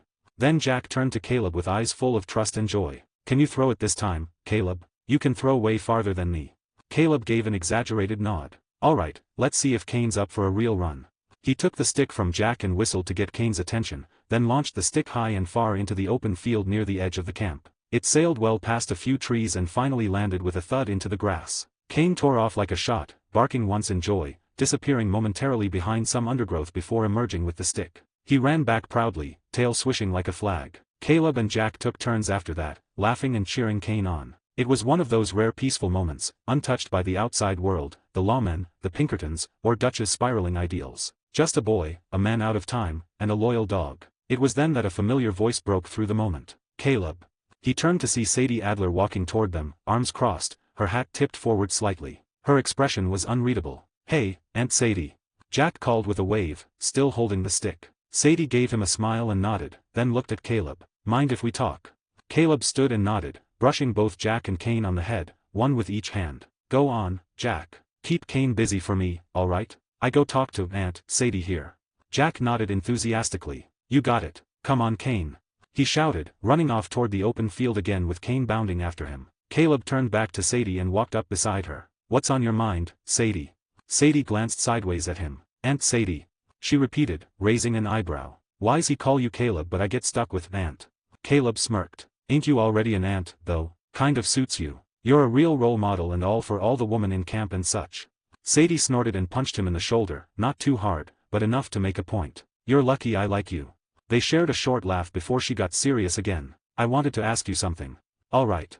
Sadie pulled something from her coat pocket, a bounty poster, slightly crumpled but still legible. She handed it over. Caleb took it and unfolded the poster, immediately recognizing the face staring back at him, Lindsay Wofford. His memory clicked immediately. Past life memory, Max, pulled up everything, former Confederate, now leader of a particularly violent Lemoyne Raider cell. Worth $100 in the game, but the reward listed on the poster read $250. Makes more sense in this world, Caleb thought. Fort Brennan was crawling with Lemoyne Raiders in the game, and if it mirrored reality here, it would be a small fortress. You interested in bounty hunting? Sadie asked, arms folded. Caleb didn't hesitate. Hell yeah, I am. Who's the target? This Lindsay Wofford guy. Sadie nodded. Picked up that poster in Rhodes. Got into a damn row with the deputies there. Told me I couldn't be a bounty hunter, 'cause I'm a lady. Her face twisted in irritation. I'm gonna bring that bastard in and prove I'm better than any damn man in Lemoyne. Caleb laughed. I believe it. Twice braver than some of the man I had meet. He looked back down at the poster again. Lindsay Wofford. Caleb knew exactly where he was holed up. Fort Brennan, down south of Annesburg in Roanoke Ridge. But he couldn't just blurt that out. Instead, he played it cautious. So, Caleb asked, tilting the paper slightly, you get any leads? Where he's been seen? Who's with him? Sadie gave him a look, her southern accent thickening. Of course I asked around. What kind of rookie question is that? Caleb chuckled. Just makin' sure, Mrs. Adler. Let it out. Sadie took a breath and began listing her findings. He's lead in a crew of Lemoyne Raiders, holed up somewhere fortified. Got supplies, weapons, even rumors of having this machine guns. Last seen near Roanoke Ridge. Locals say he's squattin' in some old military fort near there called Fort Brennard. Same details. Caleb nodded, pretending to consider. Sounds like a hard nut to crack, if he have such firepower. You think we'll need backup? We can handle it just the two of us, Sadie replied sharply, her pride flaring. You in or not? Caleb grinned. I'm in. You wanna head out tomorrow? Sadie nodded. Soon as the sun's up. Get some rest tonight. I ain't babysittin' you if you're half asleep. You'd make a terrible babysitter. Sadie gave him another mock punch and walked off with a smirk. Caleb stood still for a while, watching the sun as it dipped toward the horizon. He could still hear Jack laughing as Kane barked playfully in the distance. After that time passed by and it was night, and Mary Beth found Caleb at this time standing by the lakeshore, skipping stones across the moonlit water. I heard about tomorrow, she said softly, coming to stand beside him. You and Sadie going to go capture a bounty. Caleb nodded, sending another stone skipping. That's true. This Wofford sounds like a nasty piece of work. But the money's good. Mary Beth wrapped her arms around herself. I don't like it. The Lemoyne Raiders, they're worse than O'Driscolls. At least the O'Driscolls wasn't a bunch of fake people thinking they had some sort of code. Caleb turned to face her fully. I'll be careful. Sadie's capable, and between the two of us, it's not that. Mary Beth bit her lip. Mary Beth plucked a stone from his hand and threw it violently, sending up a large splash instead of skips. I suppose you'll be pretending to be a pair of married bounty hunter? Like how you act as pair of husband and wife which you did in Rhodes. Caleb turned to face her fully, surprised by the jealousy in her tone. The moonlight caught the tightness around her eyes, the way her fingers worried at her skirt. That was just an act too. An act that had you two acting like pair of husband and wife, when talking like you two have 5 kids in front of the general store owner, Mary Beth snapped, then immediately looked ashamed of her outburst. She took a shaky breath. I'm sorry. That was unbecoming.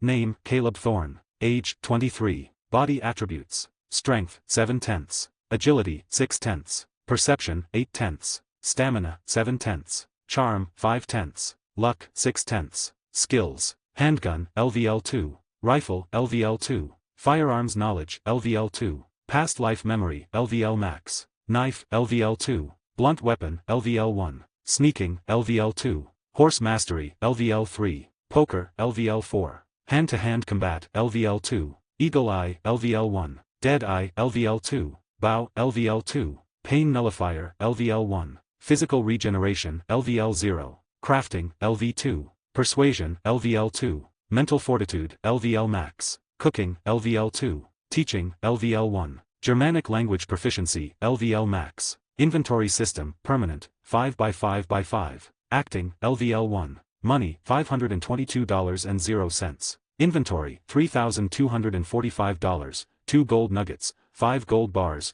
4 silver rings, 1 double action, 1 Schofield, a large bag of jewelry, and 3 gold nuggets. Bank. 162-154. Heading to Fort Brennan. An act that had you two acting like pair of husband and wife, when talking like you two have 5 kids in front of the general store owner, Mary Beth snapped, then immediately looked ashamed of her outburst. She took a shaky breath. I'm sorry. That was unbecoming. Caleb reached for her hand. Mary Beth, look at me. When she reluctantly met his gaze, he continued softly, there is nothing between me and Sadie except friendship like little brother and a mean older sister, with mutual respect. What we did in Rhodes was strictly business. Mary Beth's lower lip trembled slightly. It's just, you know, thinking of you going to these jobs with her, laughing and covered in gunpowder and adrenaline, sharing experiences I'll never be part of. She swallowed hard. Caleb's thumb stroked her knuckles. Is there anything else that bother you other than what you just said? She looked away toward the dark water. Partly. She shuddered. There's also, that Sadie understands this life in other ways I never will. She could rides out with you and fights beside you, while I'm stuck here washing clothes and... Caleb gently turned her face back to his. Listen to me. Sadie is a good friend, but you. He brought her hand to his chest. You're the one I want to be with. The reason I dream of something better for us. Sadie may know guns and tracking, but you know me. The real me. Mary Beth searched his face, her eyes glistening. You truly mean that? Every word. Caleb kissed her fingertips. Whack. A sound of something solid fall nearby. They both turned to see Sadie standing at the tree line. Below her was a freshly cleaned repeater. Her expression was unreadable in the moonlight. Sorry to interrupt, she said, her voice carefully neutral. Just wanted to go over weapons for tomorrow. She picked up her repeater from the ground. I'll leave them here for you, Caleb. We ride at first light tomorrow, don't forget. As Sadie walked away, Mary Beth bit her lip. Now I've gone and made things awkward with her. Caleb squeezed her hand. She'll understand. Come on, let's get you back before Miss Grimshaw notices you're missing. Mary Beth searched his face before nodding reluctantly. Just, come back to me safely. Promise. Caleb kissed her knuckles. Promise.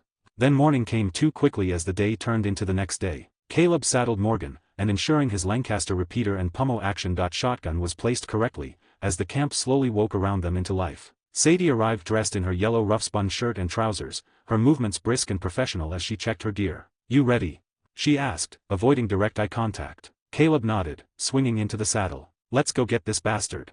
As they rode out, Caleb glanced back at camp one last time. Mary Beth stood by the washing basin, watching him go with an optimistic expression. Meanwhile, Dutch emerged from his tent, his gaze following Caleb's departure with an unsettling intensity. The ride to Roanoke Ridge from Clement Point will be quite a while, as Caleb have seen it from his map interface. So using the map, Caleb led the ride along smaller trails, avoiding main roads where they could possibly encounter the Lemoyne Raiders might have lookouts. As they rode there, Caleb turned to look at Sadie, who had been silent from the moment they left camp. The awkward atmosphere had followed them like an unwanted shadow since dawn. He knew exactly where it had come from, which was what happened last night. Sadie had accidentally intruded on a very private moment between him and Mary Beth, and though she hadn't said much, Caleb could read her posture and silence like an open book. Mary Beth's words had come out in a moment of vulnerability, words of jealousy, about being left behind while Caleb and Sadie shared gunpowder and adrenaline, about not belonging in the same world. And Sadie had heard it all. Caleb wasn't worried about Mary Beth's feelings being wrong, she was entitled to them. But he was worried about what Sadie might be thinking now. Did she feel like some kind of wedge in his relationship? Did she think Mary Beth resented her presence? Did she think he had misled her into something more? He couldn't let that misunderstanding fester, especially not before a dangerous job like the one ahead. Lindsay Wofford and his Lemoyne Raiders were no joke. Teamwork had to come first. So, clearing his throat, Caleb nudged his horse closer and softly called, Sadie. Sadie's gaze remained ahead for a second, then she glanced sideways. What? She asked, tone guarded but not cold. Caleb hesitated, then smiled a little. About last night, I just want to say sorry you had to overhear that. It got intense. Sadie snorted faintly. Ain't the first time I've walked in on people having a moment. Probably won't be the last. Mary Beth didn't mean to come off that way, Caleb said. She's not angry with you. She was just feeling a little left out, I think. She even blamed herself for making things awkward now. Sadie let out a sharp exhale through her nose. Well, she's got no reason to blame herself. I get it. Hell, I've been in her shoes before. Caleb raised a brow. Yeah, Sadie said, shifting in her saddle. When I first met Jake, my husband, he was the one going off on doing the ranching with the other men, while I was stuck learning how to make stew right. She smirked a little. Course, my reactions were a bit more rough than Mary Beth's. Caleb laughed. Oh, I believe that. Don't need to say more. I think I understand exactly what you mean by rough. Sadie shot him a sideways grin. You sure? 'Cause I could give you a demonstration. Show you how I once put my husband into the ground just for coming home late without eggs. Caleb raised both hands. No demonstration needed, Mrs. Adler, thank you kindly. They both chuckled, and just like that, the atmosphere loosened. "Glad we're finally talkin' again," Caleb said after a while. "I was worried things might stay weird. I just want us to be like before. No need to be like walking on eggshells. And definitely no acting like we're a married couple unless absolutely necessary." Sadie barked a laugh. "Oh, you mean like Tacitus, my dear husband with 5 hungry mouths to feed." She cleared her throat and slipped into a sarcastic, high-pitched tone. "Tacitus, you need to hurry back. The children are crying, and we still haven't named the baby after your mama yet." Caleb groaned, remembering their ridiculous charade. 5 kids, wasn't it? Including the imaginary twins. 6 if you count the one you forgot at the saloon, Sadie shot back, her eyes crinkling at the corners. Caleb groaned with a smile. "Don't start. Oh, I'm just gettin' warmed up. You should have seen how I handled pretend domestic bliss back in Rhodes while I was looking for information. Had a whole fella convinced I ran a family bakery." Caleb shook his head. "I'm sure you did. But seriously, thank you for understanding. Means a lot." The rest of the ride was much lighter. The tension had finally broken. They rode side by side through the sweeping fields of scarlet meadows, the morning mist slowly giving way to rising sun and birdsong. They passed through Southfield Flats, then through the quiet stillness of Mattock Pond. They followed the winding road to Ringneck Creek, where an old fisherman gave them a wary glance. From there, they headed northeast, crossing the bridge over Commissar River, its waters glinting in the daylight. The border of Lemoyne and New Hanover came and went with only a rustling of leaves and the distant sound of gunfire, probably a hunter or some idiot outlaws taking potshots. Sadie's sharp eyes scanned the terrain as they turned onto the path leading north. "Hey, Caleb," she said as they navigated a narrow forest pass, "you ever been to Fort Brennan before?" Caleb tapped his chin, pretending to think. "I've heard stories. It's an old military outpost, right? Abandoned after the war." Sadie scoffed. "Not so abandoned now." She pulled a folded wanted poster from her saddlebag, Lindsay Wofford's sneering face staring up at them. "According to a fella I talked to in Rhodes, Wofford's been holed up in there for months. Turned it into his little kingdom. Got the whole place fortified, too." Caleb nodded, recalling the layout from his past life. The fort had 2 main entrances, a heavily guarded front gate and a collapsed eastern wall section that was less watched. As they crested a hill, the fort came into view. Fort Brennan stood like a ghost from another time, nestled on a rocky cliff above the Commissar River. The stone walls were cracked but solid, thick vines creeping up the sides. From this distance, they could make out several figures, armed men pacing along the top of the walls. Lemoyne Raiders. They dismounted a quarter-mile from the fort, tethering their horses in a thicket of birch trees. Through the foliage, the crumbling stone structure came into view, perched ominously on a cliff overlooking the river. "There they are," Sadie murmured. "Look at 'em. Got rifles, repeaters, probably bunch of dynamite too. Whole damn place is crawling." Caleb narrowed his eyes. "We'll have to time this right." They dismounted in the trees and crept closer on foot. From a low ridge, Caleb pulled out his binoculars and counted heads. At least 9 he could see, 2 on the towers, 4 by the gate, 3 moving crates near the center courtyard, probably more inside. Sadie crouched beside him. "You take left side, I'll take right. We sneak in through that collapsed wall, much safer compares the main gate I bet, and wait till they switch patrols, then strike. Quiet if we can, loud if we must." Caleb nodded. "Just like how I want to suggest it. You read my mind very well, partner." Sadie smirked. "Course, partner. Now let's give the sons of bitches surprise of their life." They waited for the right moment. The sun climbed higher, casting longer shadows across the grass. Finally, when one of the patrols turned toward the far wall, they moved. They slipped through the forest, crouched low, stepping over roots and weaving through the brush until they reached the crumbled section of wall. Caleb went first, hauling himself over with careful movements. Sadie followed, landing beside him with silent precision. They were inside. The fort smelled of smoke and mildew. Crates of ammo, liquor, and supplies were stacked high. Caleb saw a makeshift barracks set up with old war tents and bedrolls. 2 men chatted near a barrel, laughing about a raid they'd done on some poor farmer. Caleb raised his hand, signaling. Sadie nodded. Together, they struck. Caleb slipped behind the first Lemoyne raider and clamped a hand over his mouth, plunging his knife into the man's side. Sadie grabbed the second, choking him out silently. More footsteps. They ducked behind a stack of barrels as 2 more Lemoyne raiders approached. Sadie grinned at Caleb. "Want me to play housewife now?" Caleb rolled his eyes. "Really? You make the worst housewife I've ever seen. Flattery'll get you nowhere, Caleb."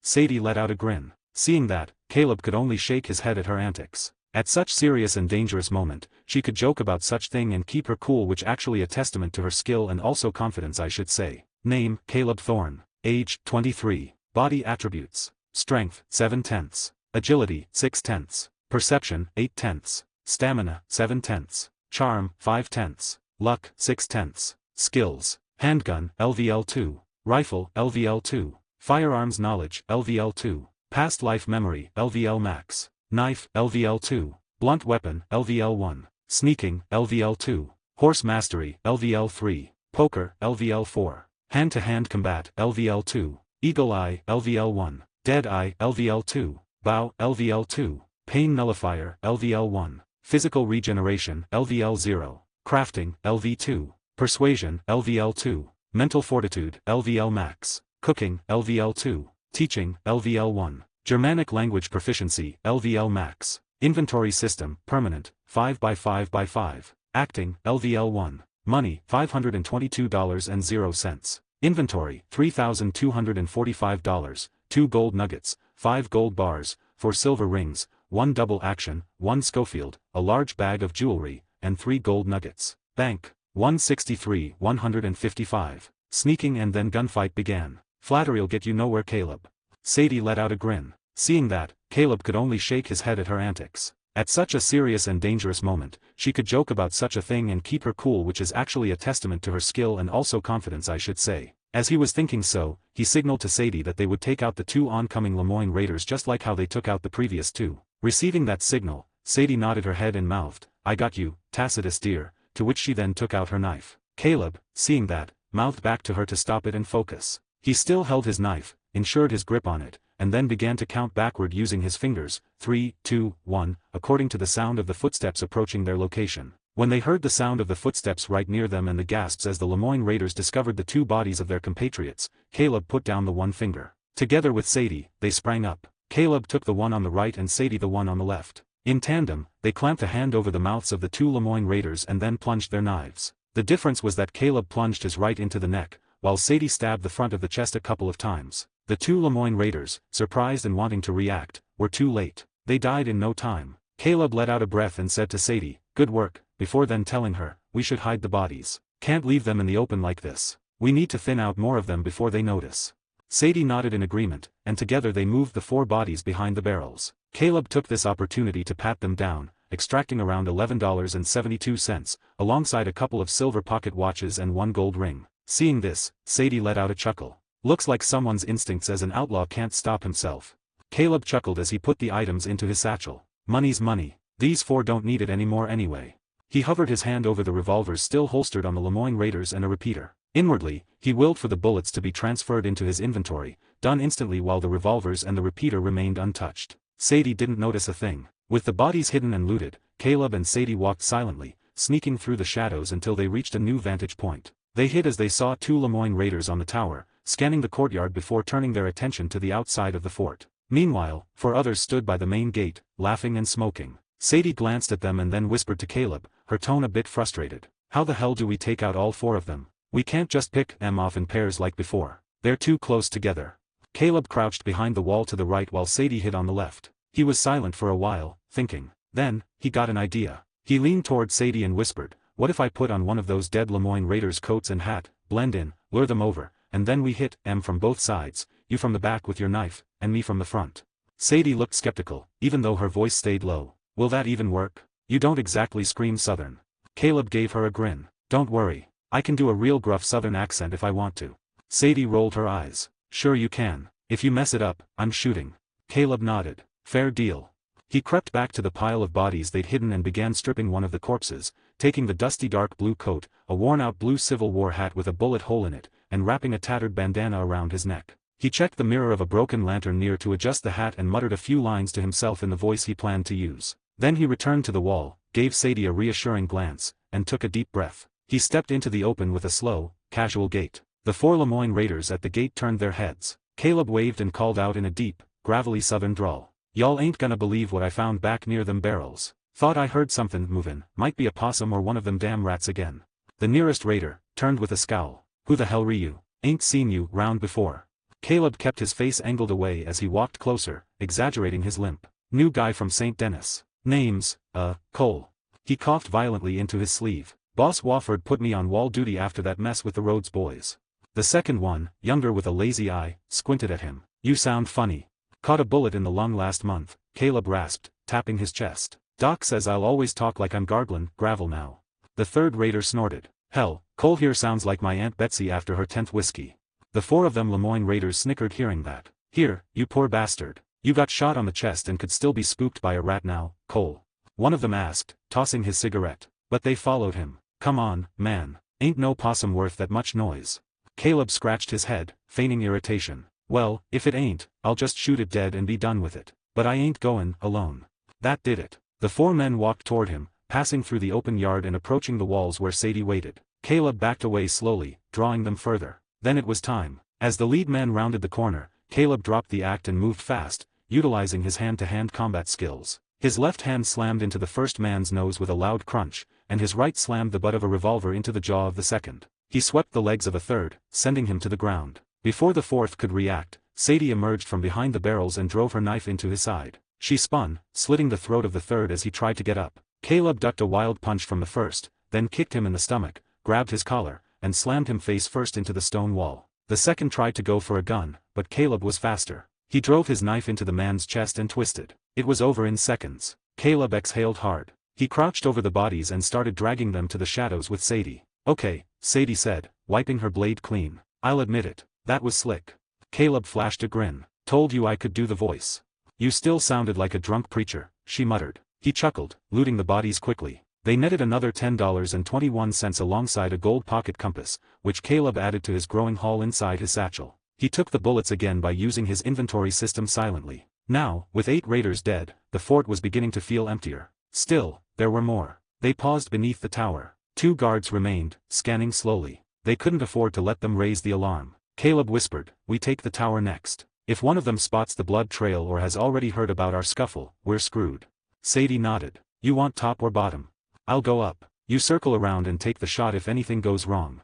Sadie moved off as Caleb crept up the creaking wooden stairs. Each step was a risk. He slowed his breathing, fingers curling around the hilt of his knife. At the top, one of the guards leaned lazily over the rail. Caleb rose up and drove his knife straight into the man's back, pulling him down without a sound. The second turned, but Sadie, true to form, had crept into range and hurled her knife like a bullet. It struck the man in the throat. He gurgled and dropped, out of sight. Caleb exhaled. Clean. Sadie retrieved her knife and met him at the top of the tower. From here, they could see most of the fort. Only a few more patrols remained. But now the door to the barracks door was suddenly opened, and from it stepped a man in a dark blue coat, tall, thin, a rifle slung on his back. Their bounty. Sadie squinted. That's him. That's the bastard who tortured that woman. Caleb nodded grimly. They had found their target. Meanwhile, below, Lindsay Wofford, having stepped out of the barracks with the swagger of a man too sure of himself, squinted around the courtyard. His brows knitted together at the eerie quiet. There were fewer men than usual milling about, and something about the stillness didn't sit right. He turned and shouted, voice echoing across the cracked stone. All you bastards better not be slackin' off. Get your lazy asses back to position before I start handin' you by your own damn belts. From the top of the tower, Caleb crouched low beside Sadie, watching Wofford pace in confusion. Caleb muttered, you want him alive or dead? We get the same reward either way. Sadie, still watching through narrowed eyes, slowly took out her revolver and smirked. Alive, of course. Where's the fun if there's no challenge? Caleb groaned, though it had more humor than frustration in it. You're really a crazy lady, you know that, Mrs. Adler. This is the first and last damn time I go bounty hunting with you.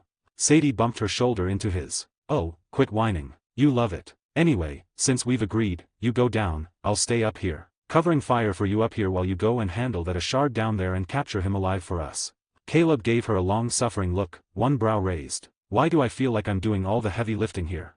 Sadie grinned widely, her southern accent thick as molasses. Because you are, sugar. Now take it like the man I know you are and show me that real Caleb Thorne in action. You remember, the one who helped me and Arthur wipe the floor with a dozen Lemoyne raiders coming at us like it was nothing. He shook his head, but there was a smile tugging at his lips as he descended from the tower. He crept through the broken beams, keeping low and out of sight, slipping behind crates stacked with rifles and liquor. Sadie shifted to get a better angle from above, her eyes never leaving Wofford, who was now barking orders to a few guards who'd emerged from the lower barracks. Caleb crouched behind one particularly large crate and pulled both his Navy and Schofield revolvers from their holsters, one in each hand. He glanced back toward the tower, saw Sadie give him a thumbs up. Then he rose and shouted across the courtyard in a voice loud and firm. Lindsay Wofford, you're under arrest for crimes against the state. Surrender now and come with us to Rhodes, or this ends ugly. Wofford froze. He turned slowly, his eyes narrowing. His mouth twisted into a cruel grin before he burst into laughter. You think you're gonna take me in? Dead maybe, but alive? Never. He raised his voice and hollered, get EM. From the shadows, half a dozen Lemoyne raiders appeared, rifles raised. Caleb dove back behind the crates as bullets peppered the wooden barriers, splinters flying. Sadie opened fire from above, her revolver cracking like thunder. One raider dropped with a bullet in his shoulder, spinning before crashing into a barrel. Another took a shot to the leg and tumbled into the mud, crying out. Name, Caleb Thorne. Age, 23. Body attributes. Strength, 7/10. Agility, 6/10. Perception, 8/10. Stamina, 7/10. Charm, 5/10. Luck, 6/10. Skills. Handgun, LVL2. Rifle, LVL2. Firearms knowledge, LVL2. Past life memory, LVL max. Knife, LVL2. Blunt weapon, LVL1. Sneaking, LVL2. Horse mastery, LVL3. Poker, LVL4. Hand-to-hand combat, LVL2. Eagle eye, LVL1. Dead eye, LVL2. Bow, LVL2. Pain nullifier, LVL1. Physical regeneration, LVL0.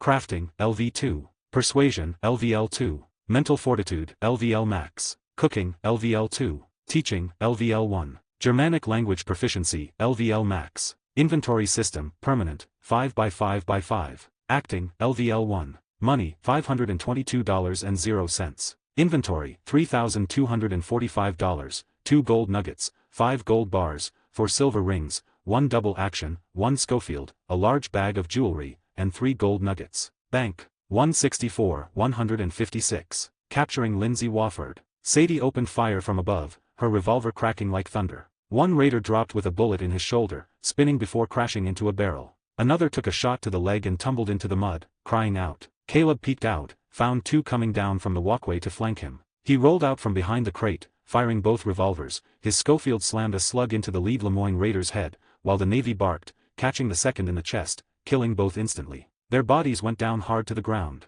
Sadie kept up the pressure, picking off any who tried to reach cover or return fire. She called down, "You owe me for this one, Caleb."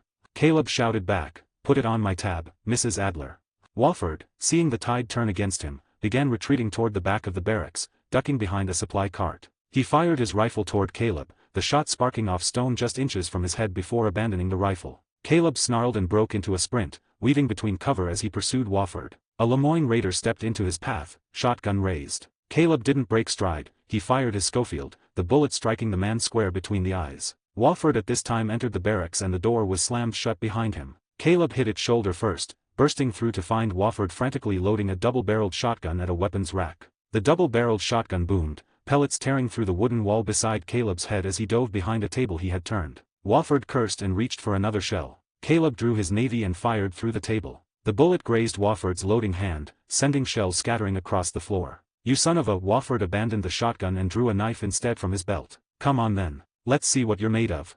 Caleb holstered his revolver and pulled his own knife. The two men circled each other in the dim lantern light. Wofford struck first, a vicious downward slash aimed at Caleb's face. Caleb sidestepped and countered with a thrust to the ribs, but Wofford twisted away, slashing Caleb's forearm in the process. Blood welled from the cut, but Caleb barely felt it. He feinted left before driving forward with a knee to Wofford's gut. The raider leader gasped as the air left his lungs, but managed to bring his knife up, grazing Caleb's cheek. Outside, the sounds of gunfire continued, showing that Sadie was clearing out the remaining Lemoyne raiders. Wofford spat blood and grinned, thinking that the situation was on his side. "Your woman's gonna die up there, you know. Then it'll just be you and..." Caleb didn't let him finish. He charged, taking a shallow cut across his side to get inside Wofford's guard. His left hand clamped around Wofford's knife wrist while his right drove his own blade deep into Wofford's thigh. The leader of the Lemoyne raider screamed as Caleb twisted the knife before yanking it free. Wofford collapsed to one knee, his pant leg darkening with blood. "Yield," Caleb growled, pressing his knife to Wofford's throat. Wofford's response was to spit in Caleb's face. Caleb headbutted him, sending the man sprawling unconscious to the floor. "You're done," he spat back at him. At this time, the gunfire outside had stopped and then Sadie entered through the door, panting, her revolver still in hand. Well, look at you, cowboy. Didn't even need my help." Caleb looked up from the half-conscious Wofford. "Not true. Those shots from above kept me alive." Sadie shrugged, watching Caleb start to bind Wofford's hands with a rope. "Teamwork makes the dream work." Caleb chuckled. "God, don't ever say that again." They moved quickly, tying Wofford's legs and double-checking that none of the Lemoyne raiders were still breathing. One tried to crawl away, but Sadie put a bullet in the back of his head to keep him down and out. "He'll live," she said coolly. Once Wofford was securely tied, Caleb searched him and found a wad of cash, $47 in crisp bills, alongside a platinum pocket watch, 2 gold rings, and also a gold buckle. "Looks like he gets some sizable loot on him," Caleb said. Sadie grinned. "Then more money for us." Caleb chuckled at Sadie's remark. shaking his head as he stuffed the wad of bills and valuable trinkets into his satchel. "You're relentless," he muttered with a grin. Then, without hesitation, he bent down, hauled the unconscious Wofford over his shoulder like a sack of potatoes, and brought him out of the barracks. He placed the bloodied gang leader on a flat patch of ground just outside the fort's ruined barracks walls. "Keep an eye on him," Caleb said to Sadie as he adjusted his gloves. "I'll see if there's anything stashed inside. These bastards always hide something." Sadie nodded, glancing down at Wofford who groaned softly. Without missing a beat, she raised her boot and delivered a swift kick to the side of his head, knocking him out cold again. "Ain't nobody got time for your dramatics," she muttered. She looked up at Caleb. "You got blood on your cheek," she said with a tone more casual than concerned. "And your side, too." Caleb wiped his cheek with his sleeve and peered down at the dark stain on his side. "Just a scratch," he assured, the corner of his mouth twitching into a smile. "I'll walk it off."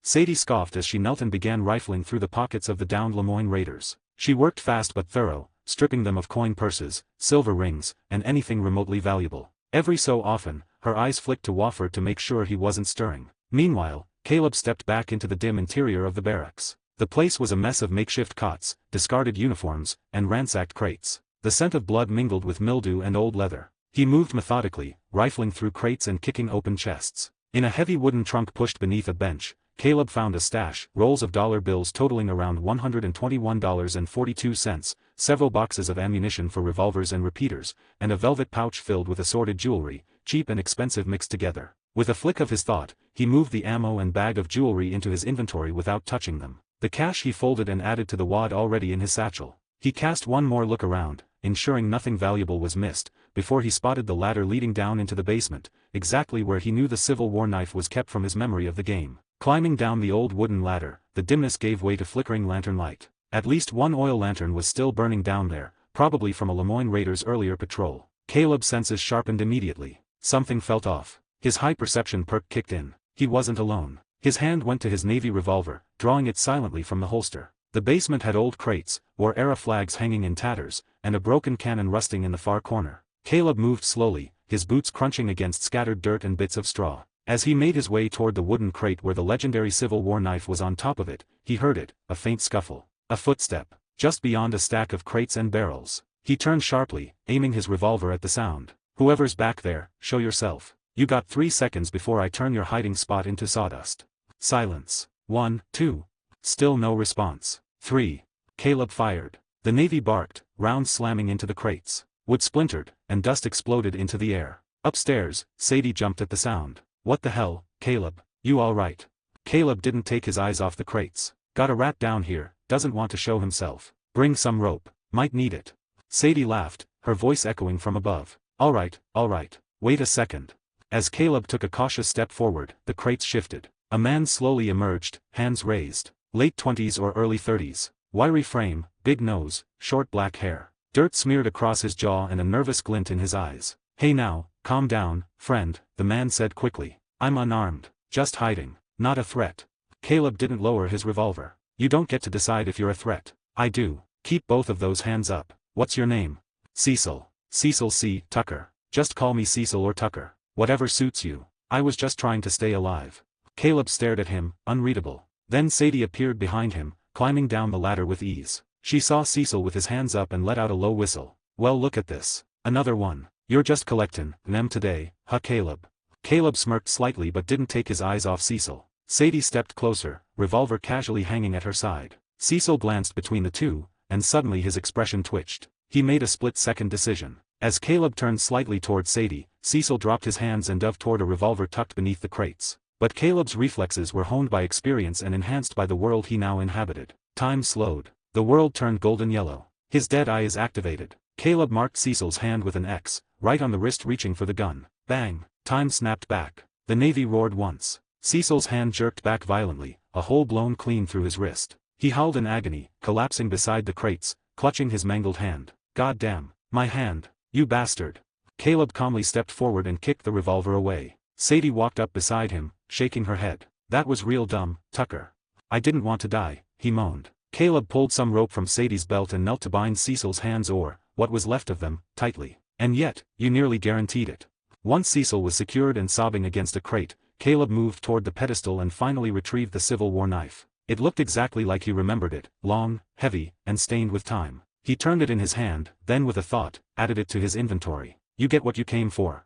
Sadie asked, glancing around. Caleb shook his head saying no, and he went toward a corner where there was a chest in there and opened it, where there was a letter which he knew wasn't important. There was also not just one, but 2 golden nuggets unlike in the game, which surprised Caleb as he hovered his hand and willed them to enter his inventory. After that, he returned back beside Sadie. Now I have, Caleb said. The most valuable was this knife. Looks fancy, too. Probably worth some price as it belongs to an officer in the past maybe. She chuckled. Great, just what we need. They dragged Cecil upstairs and dumped him next to the unconscious Wofford, who was still out cold. Between the two of them, Caleb and Sadie had secured a fortune in loot, taken down the Lemoyne Raiders' holdup in Fort Brennan, and captured their leader. You want to hog-tie them both on your horse or split the weight? Sadie asked. Caleb looked out toward the horizon. The sun was starting to dip below the tree line. Let's split the weight. You take Cecil. I'll take Wofford. We can ride straight back to Rhodes and deliver to the sheriff. Fair enough, she said. But you're buying the first round after this. Caleb nodded, ensuring the ropes on Wofford up were tied tightly and securely, then began the haul toward their horses tethered outside the fort. Yeah, he muttered, glancing back at the fort one last time. Reckon I owe you that much. Name, Caleb Thorne. Age, 23. Body attributes. Strength, 7/10. Agility, 6/10. Perception, 8/10. Stamina, 7/10. Charm, 5/10. Luck, 6/10. Skills. Handgun, LVL2. Rifle, LVL2. Firearms knowledge, LVL2. Past life memory, LVL max. Knife, LVL2. Blunt weapon, LVL1. Sneaking, LVL2. Horse mastery, LVL3. Poker, LVL4. Hand-to-hand combat, LVL2. Eagle eye, LVL1. Dead eye, LVL2. Bow, LVL2. Pain nullifier, LVL1. Physical regeneration, LVL0. Crafting, LV2. Persuasion, LVL2. Mental fortitude, LVL max. Cooking, LVL2. Teaching, LVL1. Germanic language proficiency, LVL max. Inventory system, permanent, 5x5x5. Acting, LVL1. Money, $522.00. Inventory, $3,245. 2 gold nuggets, 5 gold bars, 4 silver rings, 1 double action, 1 Schofield, a large bag of jewelry, and 3 gold nuggets. Bank, 165, 157. Sadie's take on the gang members. Caleb nodded, ensuring the ropes on Wofford up were tied tightly and securely, then began the haul toward their horses tethered outside the fort. Yeah, he muttered, glancing back at the fort one last time. Reckon I owe you that much. As they mounted up, the corpses of the Lemoyne Raiders were scattered behind them at the fort, and the evening sky bathed the fort in darkness. Caleb couldn't help but feel satisfied with this bounty hunting job, because it proved to him that Sadie could be a perfect partner at such a job, and he also increased his relationship with her as well. As he thought so, Caleb took the lead riding at the front while Sadie followed behind, trusting Caleb to know the way back, not knowing that Caleb just needed to glance at his map function in the corner of his vision. It was a quiet, flickering overlay in his periphery that gave him all the information he needed: topography, settlement locations, and most importantly, the fastest and safest route to Rhodes. He followed the road down from Fort Brennan, steering them around thick copses of pine and past quiet, slow-moving creeks shimmering under the light of the moon. The late afternoon air turned cooler as they rode, their horses kicking up light dust as they trotted in tandem. Sadie was humming something faintly, a tune Caleb vaguely recognized as one Pearson had whistled around camp a few times, and the mood was surprisingly light for 2 people hauling hog-tied criminals through the woods. After a while, Sadie spoke up, her voice cutting into the peaceful quiet. You know, Caleb, you've got some of the best skills I've seen in a long while. In fact, I'd say maybe only Arthur, Charles, and John could keep up with you in the gang. Caleb chuckled at that, raising an eyebrow over his shoulder. He slowed Morgan's pace slightly so Sadie could ride alongside. That's high praise. How can you say that so confidently? You haven't gone on a ride with John, Charles, Javier, Bill, Lenny, Hosea, or even Dutch. How could you put me alongside Arthur, Charles, and John? Sadie's expression turned shrewd, her blue eyes sharp as flint, as she let out a loud laugh, clearly amused. I don't need to ride with them to know. I watch. Camp's a quiet place most days, and when folks think you're not looking, they show who they are. Caleb smirked, genuinely intrigued now. All right then, let's hear it. What's your take on everyone? Sadie tilted her hat back and took a deep breath, her words carrying easily through the air as they continued riding. Lenny's first. Sweet kid. Good heart. And yeah, he can shoot. But he's still young. Idealistic. Still believes in noble outlaw nonsense that Dutch peddles. That kind of thing makes a man hesitate at the wrong moment. He'll learn, but right now, not up there. Give him a few more years, maybe he'll be something. Caleb nodded slowly. He knew Lenny was brave, but also knew from the game and his own recent memories, that youth made Lenny reckless. Bill, Sadie continued, almost scoffing. What can I say? The man's a brute. Strong, and sure, he's a decent shooter. Thinks he's some kind of demolition expert, 'cause he once blew a door off its hinges. But he's got a temper, drinks too much, and craves Dutch's approval like a dog waiting for scraps. Makes his decision-making awful. She shook her head. Man's a lit fuse waiting to blow. Skills don't mean squat when you're that unstable. Caleb laughed at that, not because it was cruel, but because it was too true. His knowledge of Bill from Red Dead Redemption 2 and the antics around camp aligned perfectly with Sadie's take. And Javier, she went on, with a faint sigh. Fast, slick with a gun, and charming in a poetic kind of way. But he's another idealist. Romantic about life and freedom, maybe too much. Looks up to Dutch like he's some holy prophet. I can't trust a man who can't think for himself. The point is, Javier's good, but he's shackled to Dutch's whims same like Bill. Just with better hair and less body odor. Caleb laughed again, louder this time. You're not wrong, he said. It's scary how spot on you are. You've really been watching, all of us, huh? Sadie snorted. And now you believe I'm a good judge of character. He waved his hand. Come on, don't stop now. What about the others? She rolled her eyes with a grin, but obliged. John's next. Pain in the ass, honestly. Can't make up his damn mind about Abigail and Jack without someone like you lighting a fire under him. But I'll admit, I've heard he's good with a gun, moves fast, and can hold his own. And he's independent. That counts for something. Putting him ahead of Lenny, Bill, and Javier. Caleb nodded again, this time more thoughtfully. He knew the potential in John, both from his past life and what he'd seen so far. Sadie's assessment was blunt, but accurate. Charles, she said, her tone shifting with subtle respect. That man, he doesn't need to say a word. His body, his presence, the way he moves and carries himself, he's built like a warrior. Quiet, dependable, no need for Dutch's approval. He just helps. Always. Doesn't expect anything back. That's rare. Caleb could only agree. Charles was one of the few people he respected wholly, both in the game and in this new life. Someone who gave without needing praise and knew what was right and wrong. And then, Sadie continued, you got the old guard. Dutch and Hosea. No disrespect, but their time's catching up with them. Hosea especially since he got that cough of his. I heard they taught Arthur and John, and I'm sure they were great in their youth. But time's not kind. They're not as sharp anymore, not as quick. And Dutch, she paused. Caleb looked over his shoulder. Yeah. Dutch is slipping, Sadie said. He used to be something great from what I heard around camp, maybe still is. But now he spends more time in that tent, cooking up big plans while everyone else does the heavy lifting. He talks more than he acts. That ain't leadership. That's hiding. She gave a final nod. That's why I rank you up there with Arthur, Charles, and John. You're not looking for anyone's approval. You think, you act, and you get things done. Caleb was silent for a long moment, digesting all of it. His mind reeled. Every word Sadie had spoken aligned almost perfectly with the real truth of the Van der Linde gang. It was eerie, almost like she knew what was going to happen. But no, she was just sharp, observant. And she saw the fault lines in the gang's foundation better than most. Damn, Sadie, Caleb finally said, his voice low with respect. You ever think about writing this all down? You'd make a hell of a profiler. Please, she snorted. And what the hell's a profiler? He grinned. Don't worry about it. They shared a chuckle, the tension breaking for a moment. The road stretched before them, quiet and calm, the golden hour painting the trees in soft oranges and reds. But Caleb couldn't help the unease that lingered beneath his amusement. Sadie was right. The gang was full of cracks, some small, some deep. And the deeper they got into this life, the more those cracks threatened to become fault lines. Eventually, something, or someone, was going to break. Still, for now, they had a job to finish. Then as they continued to ride, a gunshot cracked through the evening air. Wofford chose that moment to regain consciousness, thrashing violently against his bonds. Help, over here. From the tree line ahead, 3 riders emerged, Lemoyne Raiders who must have been out on patrol during the fort assault and now they tracked them down. Their leader, a grizzled man with a scar across his nose, leveled a rifle. There they are. Get the boss. Caleb didn't hesitate. His Navy Colt cleared leather before the raiders could fire another shot. The first bullet took Scar Nose square in the chest, knocking him clean off his horse. Sadie was already moving, hitting him in the back of his head with the handle of her revolver, as he struggled and knocking him unconscious. Down.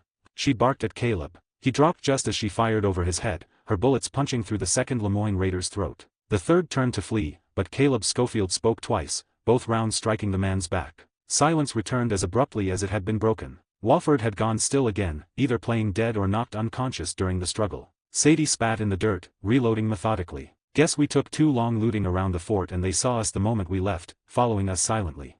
Caleb let out a grunt of agreement at what Sadie had just said, shifting slightly in his saddle. Yeah, that makes sense. This didn't happen in the game, he muttered under his breath, barely audible. He shook his head. Shouldn't we taken so long looting? Let's ride harder to roads, avoid any more surprises. Sadie gave him a firm nod. Agreed. Last thing I want is another pack of these bastards jumping out of the trees. With that, the two kicked their horses into a brisk gallop, the sound of hooves thundering against the dirt road as they put distance between themselves and the ambush site. The night sky with the moon light their way, shadows thickening under the canopy as they rode hard through the winding forest paths. Behind Caleb, Wofford had gone still again until he suddenly stirred, groaning through his gag before mumbling angrily, "Let me go. This is an atrocity. An abomination. Shame on both of ya. This here's illegal, the two of you are outside the law."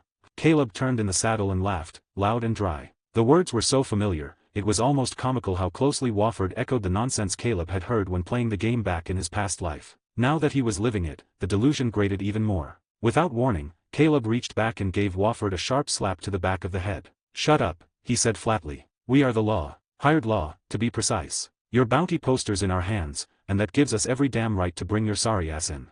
Wofford spat toward the dirt, struggling against his ropes. "What law? That paper don't mean nothin' to me. I don't recognize no jurisdiction from the so-called United States. This whole operation's immoral and illegal." Sadie rolled her eyes. "Oh, he's one of those." Wofford barked louder, clearly ramping up. "This ain't de jure. The federal government's got no authority over me or my land. I ain't no citizen of your made-up country." Caleb smacked him again, harder this time. "Enough. Don't get all melodramatic like some damn stage actor. What the hell do you even know about a de jure? You're just a thug with too much time in the swamp, don't act like some kind of scholar." "I ain't a criminal," Wofford shouted with conviction. "I'm a soldier of the Confederate States. I fight for freedom. Unlike you two bounty hunter scums, talking away a man's liberty for profit, killin' him in the process." Caleb sighed and, without another word, delivered a solid punch to Wofford's temple. The man slumped over unconscious. Name, Caleb Thorne. Age, 23. Body attributes. Strength, 7/10. Agility, 6/10. Perception, 8/10. Stamina, 7/10. Charm, 5/10. Luck, 6/10. Skills. Handgun, LVL2. Rifle, LVL2. Firearms knowledge, LVL2. Past life memory, LVL max. Knife, LVL2. Blunt weapon, LVL1. Sneaking, LVL2. Horse mastery, LVL3. Poker, LVL4. Hand-to-hand combat, LVL2. Eagle eye, LVL1. Dead eye, LVL2. Bow, LVL2. Pain nullifier, LVL1. Physical regeneration, LVL0. Crafting, LV2. Persuasion, LVL2. Mental fortitude, LVL max. Cooking, LVL2. Teaching, LVL1. Germanic language proficiency, LVL max. Inventory system, permanent, 5x5x5. Acting, LVL1.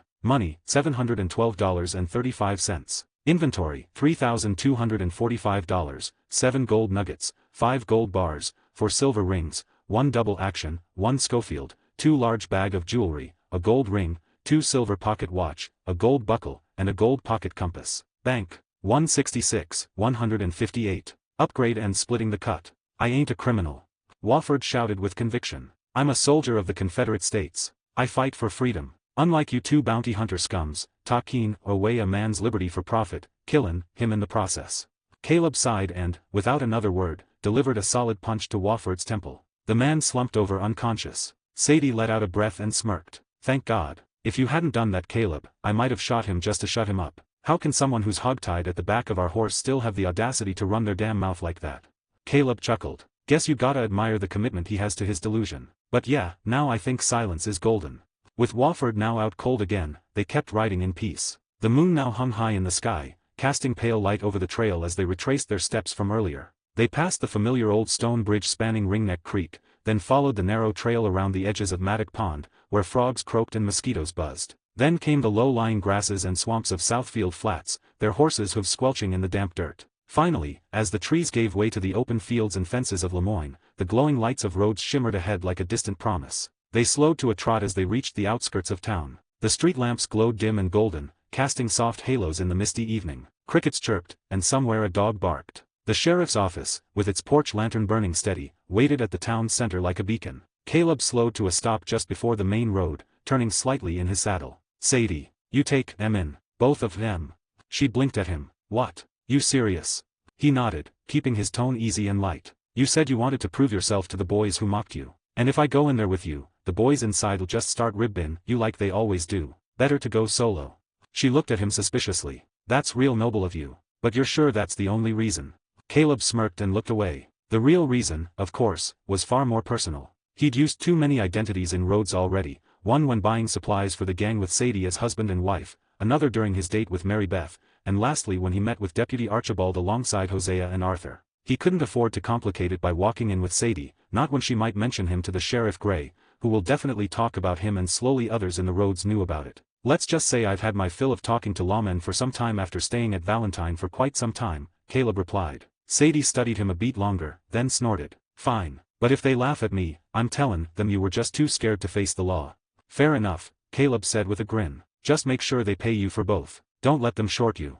Sadie dismounted and grabbed the reins of both her horse and Caleb's, leading the hog-tied criminals toward the sheriff's office with a confident swagger. Caleb leaned back slightly in his saddle, watching from the shadows near a lamppost. He could see her step through the door, the light inside spilling onto the porch. Voices rose, some surprised, some impressed. Then, silence. He smiled to himself, shaking his head. She was going to do just fine. As he waited, he pulled his hat down low over his eyes, blending into the night. The stars above were just starting to show, and the scent of tobacco smoke drifted lazily from the saloon nearby. After a few minutes, Sadie re-emerged, a small clump of dollar bills in one hand, a self-satisfied smirk on her face. We got a pretty massive haul. $250 for Wofford as promised, but that Cecil was a big surprise, I tell you, she said, putting the money inside her satchel. He is actually a wanted person as well. An arsonist and murderer of women and children. We got $150 for him since he has been on the loose for a long time.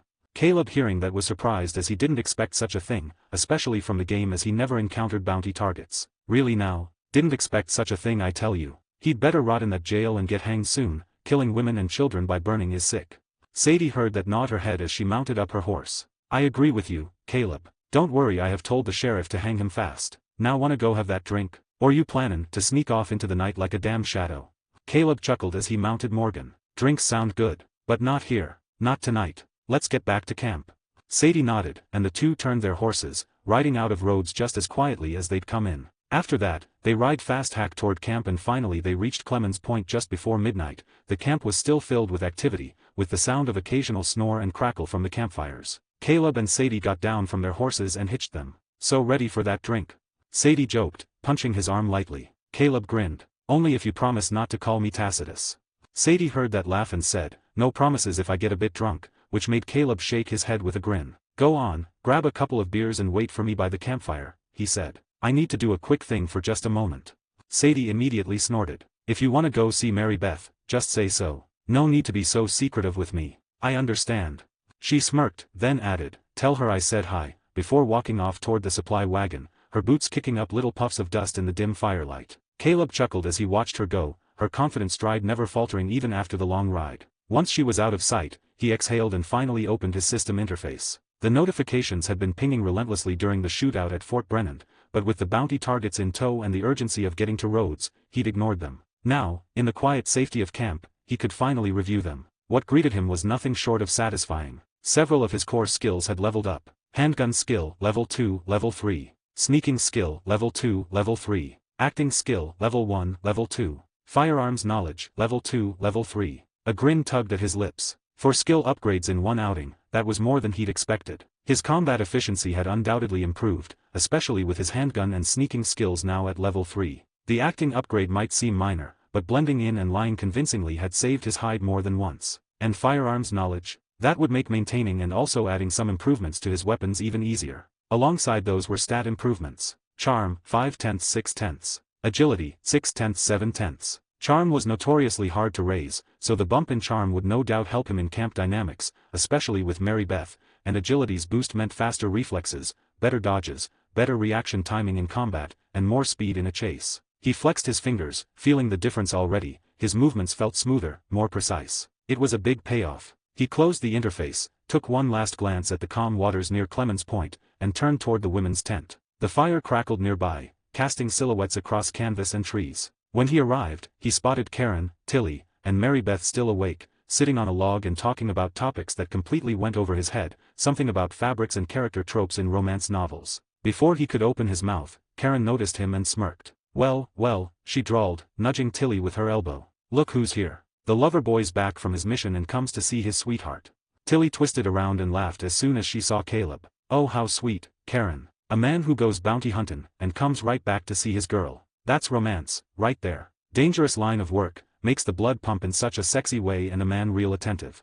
Caleb chuckled, not bothering to defend himself as he shook his head in amusement. Mary Beth, cheeks glowing pink, stood up with a flustered sigh. "Shut up, you two. Stop the teasing," she hissed, though there was no real heat in it. She smoothed her skirt before stepping toward Caleb with a warm smile. "Welcome back," she said softly. "I'm back," Caleb replied, his voice just as quiet, just as warm. Without hesitation, he pulled her into a brief hug, ignoring Karen's exaggerated "oh" and Tilly's giggling. Mary Beth hesitated only a second before hugging back. The moment was brief but meaningful. As they pulled away, she suddenly frowned. Her fingers brushed the side of his shirt and came away sticky. Her eyes narrowed. "You're bleeding," she said, eyes darting to his cheek. She reached out and gently touched the small cut he had nearly forgotten about. Caleb grinned, brushing it off. "Just a scratch. Got a bit reckless when some guy pulled a knife. It's nothin'."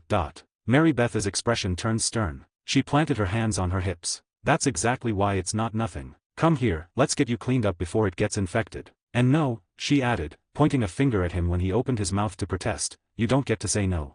He was about to, then stopped, swallowing his words. "All right, you win," he said, raising both hands in mock surrender. "But, how about this, you come with me. Sadie and I are meeting at the campfire for a few drinks. Gonna talk about the job, split the take. You can clean my cut while I do that." Mary Beth blinked, surprised by the offer, then gave a soft smile. "All right, that sounds fair. Let's go, but you're sitting still while I work. Wouldn't dream of moving." Karen Wolf whistled as they walked off. "Don't do anything I wouldn't do." Tilly cackled. "That leaves a lot of room, Karen." Mary Beth shot them a glare over her shoulder, but Caleb just laughed, guiding her toward the central campfire where Sadie was already there, seated on a log with 2 bottles in hand and her hat tipped slightly back. She spotted them approaching and whistled. "Well now, didn't expect the nurse to join our party." "Shut it, Mrs. Adler," Mary Beth replied, though her tone was good-natured. "This nurse's got sharp eyes and sharper words, so behave." Sadie snorted with laughter and handed Caleb a bottle. "I like her more every time." Caleb accepted the drink and sat down, acting like he is in pain by wincing slightly as Mary Beth dabbed at his cheek with a damp cloth she'd pulled from her satchel. "Ow, take it easy. Hold still, hero," she muttered. "You wanted me to clean it." Sadie took a swig and leaned back, stretching her legs out toward the fire. "Anyway, like I said, total of $400. That's $250 for Wofford, and the real surprise, Cecil, that bastard, was wanted for burnin' homes and killin' kids. Sheriff gave $150 for him." Caleb nodded. "Split it down the middle." "Of course. Here's your $200. She handed over a neat stack of bills, which Caleb received and then put inside his satchel. "Fair cut for today's fair and hard work," he said with a grin. Mary Beth gave him a roll of her eyes, but the love in it still could be seen clearly. Name, Caleb Thorne. Age, 23. Body attributes. Strength, 7/10. Agility, 6/10. Perception, 8/10. Stamina, 7/10. Charm, 5/10. 6/10. Luck, 6/10. Skills. Handgun, LVL2, LVL3. Rifle, LVL2. Firearms knowledge, LVL2, LVL3. Past life memory, LVL max. Knife, LVL2. Blunt weapon, LVL1. Sneaking, LVL2, LVL3. Horse mastery, LVL3. Poker, LVL4. Hand-to-hand combat, LVL2. Eagle eye, LVL1. Dead eye, LVL2. Bow, LVL2. Pain nullifier, LVL1. Physical regeneration, LVL0. Crafting, LV2. Persuasion, LVL2.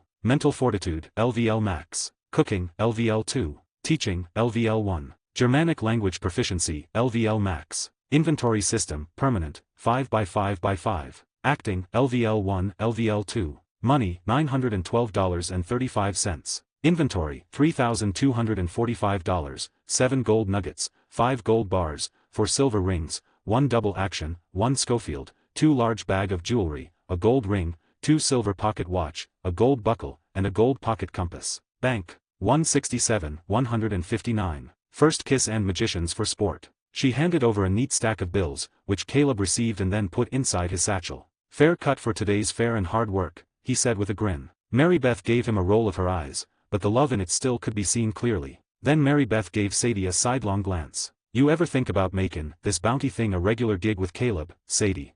Sadie hearing that was surprised and then shrugged. "He's got the skills. Good shot, smart, and sneaky. So if he wants to, I think we could make this a regular thing we do once in a while. The money's good too."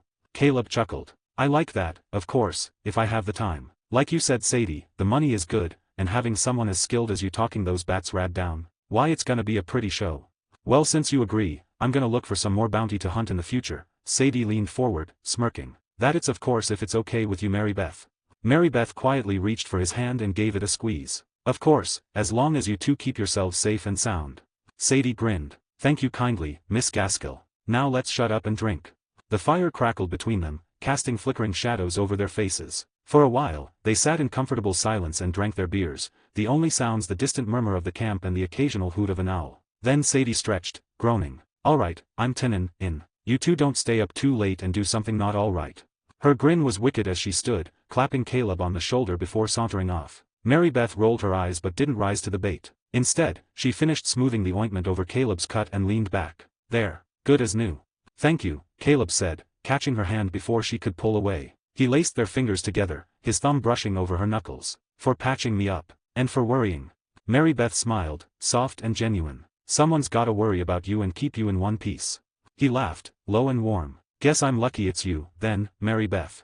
The firelight danced in her eyes as she leaned into him, just a little, and for the first time that night, Caleb let himself relax completely after a long day of work. As they just sat in silence there, letting the peace of the night soak into their bones, Caleb suddenly patted his forehead with a muted groan. The movement surprised Mary Beth, who tilted her head and looked at him with concern. What is it, Caleb? She asked softly. Is something wrong? Caleb blinked, then laughed lightly. No, nothin' serious. I just forgot to tell Sadie something important. We should have agreed to pool the loot we took from the Lemoyne Raiders and split it between us. You know, keep things fair between the two of us.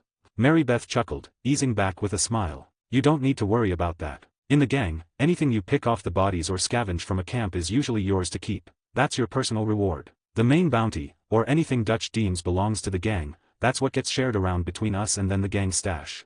Caleb raised his brows, pretending to be surprised. Really now? I didn't know that. She gave him a look, suspicious but amused. You really didn't? He scratched his head sheepishly. Well, maybe I had a guess, but hearing it from someone who actually knows the ropes makes me feel better about it.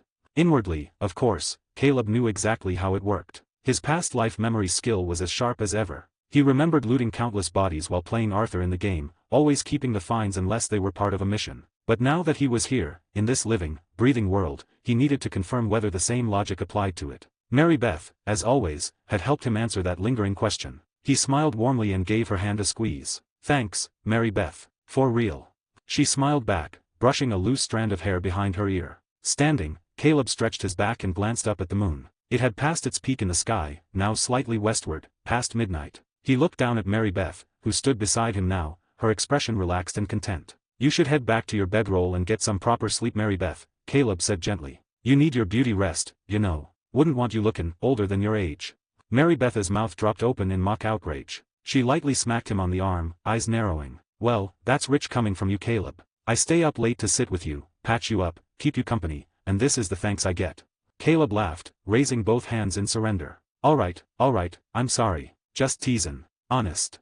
She pouted, turning her head to the side dramatically, though the smile pulling at the corner of her lips betrayed her amusement. Caleb looked at her and felt something stir within him, an impulse he could no longer push down from within his heart. Slowly, his expression softened, and he stepped closer to her. Mary Beth noticed the shift in his demeanor, and when she turned to look at him, her cheeks turned a bright, rosy red. Her heart pounded wildly in her chest, and both hands reflexively came up to press over it, as though she could still the storm inside. Her feet were rooted in place. She couldn't move even if she tried, which she already did. Her eyes widened slightly, but then slowly fluttered shut as Caleb leaned in, the firelight dancing across his face. Only the quiet crackle of the campfire, the chirp of crickets, and the croak of frogs filled the air around the two of them. Then, finally, their lips met. It wasn't wild, nor hurried, it was a simple, loving kiss. No tongue, no deep hunger. Just a moment of gentle connection shared beneath the moonlight, a first kiss that spoke volumes more than words ever could. When Caleb slowly pulled away, he saw her face had become entirely flushed. Her eyes were still closed,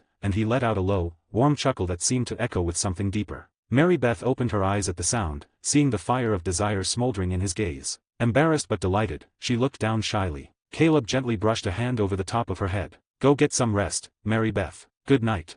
She stammered a soft, good night, before turning and dashing off, her skirts trailing behind her. Caleb watched her go, a gentle smile etched across his face. He turned and made his way back to his tent, nestled between Arthur's and Dutch's. Ducking inside, he unbuckled his gun belt and sat down to remove his boots, still smiling to himself as he lay down onto his bedroll. Sleep came easily that night for Caleb, but not for Mary Beth. The next morning, Caleb was stirred from his dreams by the familiar voice of Arthur Morgan. "Rise and shine, princess." Caleb cracked one eye open to see Arthur peering into his tent with an amused smirk. He sat up, rubbing the sleep from his eyes and chuckling. "What's the occasion, Morgan? Wakin', a man up this early better mean somethin', dot." Arthur tilted his head, already dressed for travel. "Dutch wants us to check in on Trelawney. Man's gone quiet. He's got a little caravan near Rhodes, but we haven't heard a peep from him. You in?" Caleb blinked when he heard that name. Josiah Trelawney. That meant this is magicians for sport. His thoughts raced. He'd assumed this mission had already passed. After all, they were well into the Rhodes chapter, with the gang embedded with the Greys and hounding the Braithwaites. But maybe, just maybe, the timeline here was unfolding differently. Still rubbing the sleep from his face, he smiled. "Lookin' for Mr. Trelawney, huh? Count me in. Just give me a minute to get my boots on. Just wait by the horses, I'll be quick." Arthur nodded and backed away from the tent. Caleb quickly dressed and stepped outside, the morning light spilling across the clearing. The camp was beginning to stir. Pearson was already working at the stew pot, and a few members were stretching or heading toward the wagons. And by the hitching post, Arthur and Charles stood ready, their horses stamping impatiently. "Took you long enough," Arthur said as Caleb approached. "Had to look pretty for you," Caleb retorted, swinging onto Morgan's back. The stallion snorted, as if amused by the banter. "Morning, Charles." He turned to greet Charles. "Ready to track down a magician?" Charles gave a small nod. "I don't like it. Trelawney's got a lot of mouths to talk to and ears to hear with. Him going quiet could mean trouble." Arthur mounted his horse. "Then let's go find out." The three men rode out of camp together, hooves crunching through the dirt as they headed toward Rhodes. Caleb kept pace easily, his mind was torn in half, with the first one on the road and on the implications of what was to come. The second one is that his mind wandered back to the previous night, Mary Beth's shy smile, the way her lips had trembled slightly against his. He shook his head, forcing himself to focus. He remembered that this mission involved knowing Trelawney was abducted, tracking them down until they met two men with his walking stick, learning about Trelawney's whereabouts, and ultimately rescuing him from captivity. But how it would play out in this version of the world remained to be seen. They rode through rolling hills and thick woods. Birds took flight as they passed, and a pair of deer darted through the underbrush. "So," Caleb said after a while, "Trelawney's been quiet. Any idea where he's holed up, Arthur?" Arthur scowled. "He said he was staying with a caravan near Rhodes, the last time I alongside Dutch and Hosea heard from him. The man's slippery bastard, but he ain't stupid. If he's gone quiet, something's wrong." Charles nodded. "Could be the Greys. Or the Braithwaites. Or anything really. Trelawney himself is a walking reason to cause trouble for himself." Caleb's grip tightened on the reins. "Let's hope it's just Trelawney bein' Trelawney." Arthur and Charles grunted in agreement. After all, if it was Trelawney being Trelawney, then things would be much simpler to handle. As they approached the location of Trelawney's caravan, which was a cluster of abandoned small house, and Trelawney's small abandoned house, near the building of the fencer, and all three men slowed. The house was there, with a campfire in front of it, but no one was around. Something was clearly off. Arthur and Charles dismounted first, drawing their weapons. Caleb followed suit. They approached the wagon slowly, weapons raised. Arthur reached the front door and found it already open. The inside was empty with no one around and the stuff was messy. "Looks like he left in a hurry," Caleb muttered. "Or someone made him leave," Charles replied grimly. They searched the nearby area. Signs of a struggle. Dropped items. A trail, which Caleb knew would lead them to the two men. Arthur gestured forward. "Let's follow it." The hunt for Trelawney had officially begun. As the three tracked the trail following it through, Caleb knew they had to stay alert because while everything was familiar but the timeline was messed up and very different compared to the one he played in the game. Name, Caleb Thorne. Age, 23. Body attributes. Strength, 7/10. Agility, 7/10. Perception, 8/10. Stamina, 7/10. Charm, 6/10. Luck, 6/10. Skills. Handgun, LVL 3. Rifle, LVL 2. Firearms knowledge, LVL 3. Past life memory, LVL max. Knife, LVL 2. Blunt weapon, LVL 1. Sneaking, LVL 3. Horse mastery, LVL 3. Poker, LVL 4. Hand-to-hand combat, LVL 2. Eagle eye, LVL 1. Dead eye, LVL 2. Bow, LVL 2. Pain nullifier, LVL 1. Physical regeneration, LVL 0. Crafting, LV 2. Persuasion, LVL 2. Mental fortitude, LVL max. Cooking, LVL 2. Teaching, LVL 1. Germanic language proficiency, LVL max.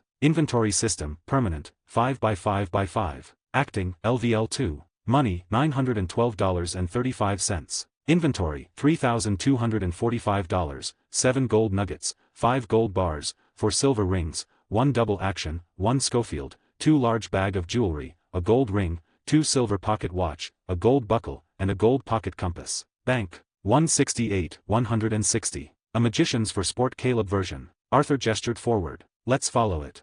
The hunt for Trelawney had officially begun. As the three tracked the trail following it through, Caleb knew they had to stay alert because while everything was familiar but the timeline was messed up and very different compared to the one he played in the game. Still, he kept his observations subtle, letting Arthur and Charles take the lead. Arthur spoke up, breaking the tense silence. I gotta say, I didn't expect Trelawney to be staying in a dump like this. Man usually scams his way into some fancy hotel rooms. Charles huffed, shaking his head. You should have been there when Javier and I had to ride with him to save Sean after that bar fight. He talked the entire damn way and never actually said a thing. Arthur chuckled at that, and Caleb laughed along as well. That's Trelawney's special talent right there. He has the tongue and mind to talk about anything, can't everything, but there's no meaning to it in the end, Arthur said, smirking. Caleb added, even though I've only known him for a short while compared to you, Charles, I figured that out immediately after meeting him at Valentine's and then when we saved Sean. The man talks more nonsense than Pearson on his fourth rum and Uncle on his bourbon drinking. They shared a laugh when Caleb finished saying his word, the tension easing for a moment. Caleb was glad for it. These quiet moments grounded him, reminded him of the human side of this world. As they rounded a bend and crossed a train track, Caleb slowed and pointed. The trail leads into the forest to the left here. Charles narrowed his eyes and nodded. Yeah, I see it. Good eye. They turned their horses off the main road and into the woods. The trees thickened but the trail remained clear enough to follow. They didn't have to go far. Not long after entering the forest, they spotted a makeshift camp, a small tent pitched haphazardly with a cloth laid out inside. One man sat on a rickety chair beside a small pile of gear. Another lay on his back inside the tent, head resting on a folded blanket. Arthur straightened in his saddle. Look there. Two fellers. Let's ask 'em, see if they know anything. The three dismounted and approached with careful steps, Arthur taking the lead. Excuse me, Arthur called out. The man in the chair looked up lazily. Yeah. We're looking for a friend of ours. Might have seen someone, formal. Walks with a cane. The man shrugged. Ain't seen nobody like that around here. Think your friend's somewhere else.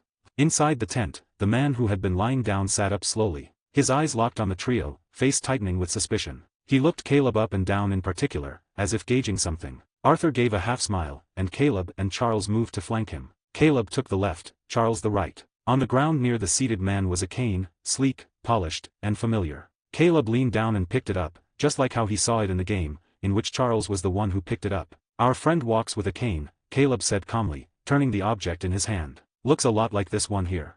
The two men exchanged a sharp glance. The one in the tent slowly got to his feet and started approaching Caleb. The other rose stiffly, eyes flicking between Arthur and Charles. Arthur's voice grew hard. All right, you two. You'd better tell us where he is.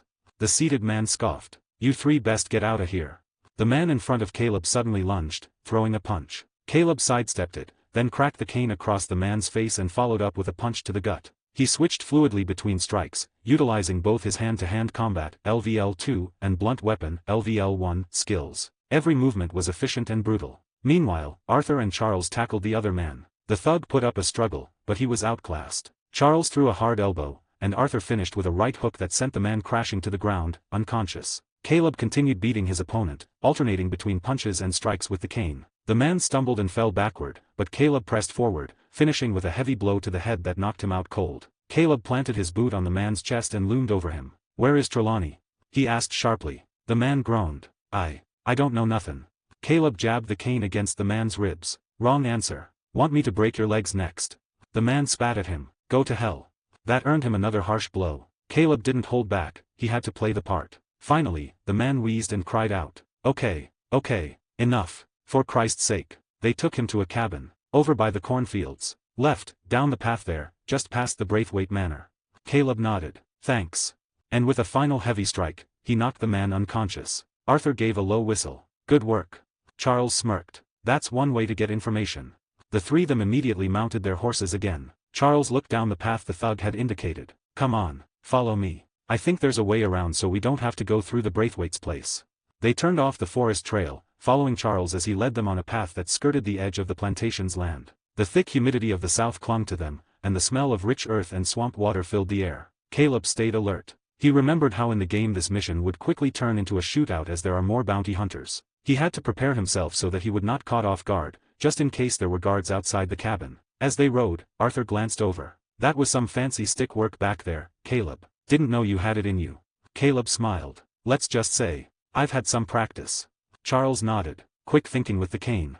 Caleb appreciated the praise, but inwardly he stayed focused. He already knew Trelawney was tied up inside the cabin, where he would be brought out by two men. The real challenge would be getting him out without him getting hurt, as the whole plantation will turn into a battleground. They soon arrived at a hill overlooking the cornfields. At that hill is where the cabin was, sat nestled between rows of cornfields to its right and left down the hill. Arthur squinted. There it is. The three of them ride toward the cabin, and Charles then dismounted from his horse, followed by Arthur and Charles. We go in quiet. Get Trelawney out before anyone notices. Caleb agreed. If we alert them too early, they might hurt him or run. Arthur's eyes narrowed. All right then, let's move. The three of them approached the cabin, and just like in the game how Caleb remembers it, suddenly the door opened, and two bounty hunters came out with Trelawney in their hands, who was beaten up and bloodied. They helped him stand but dragged him more than supported him. Let's get you out of here. Come on, boys, one of them said casually. The other laughed. Thing is, you're gonna remember this one like a good time after that shack. They didn't realize that Arthur, Charles, and Caleb were standing right there. Without hesitation, all three drew their weapons, Arthur with his cattleman revolver, Charles with his sawed-off shotgun, and Caleb with both his Navy and Schofield revolvers. The muzzles of their weapons locked onto the bounty hunters in unison. Arthur's voice was firm and dangerous. Put the man down, gentlemen, if the two of you don't want to get hurt. The bounty hunters froze in place, stunned to see the trio armed and ready. They exchanged a nervous glance. Realizing they were outgunned, they let go of Trelawney, who collapsed to the ground with a groan. Caleb saw it coming. He remembered how the game went. The moment they let Trelawney go, they'd bolt. Before that could happen, he activated Deadeye. The world dulled to a yellow hue, time slowing around him. His eyes tracked both men, locking onto their legs with precision. He marked each with an X, then let instinct take over as his body fired in sync with the system. His fingers squeezed the triggers almost instinctively. Bang, bang. The two bounty hunters dropped to the ground with cries of pain, clutching their legs. Arthur blinked, surprised by how fast it happened. Charles let out an impressed breath. Damn, that was quick. Arthur nodded. Good shootin'.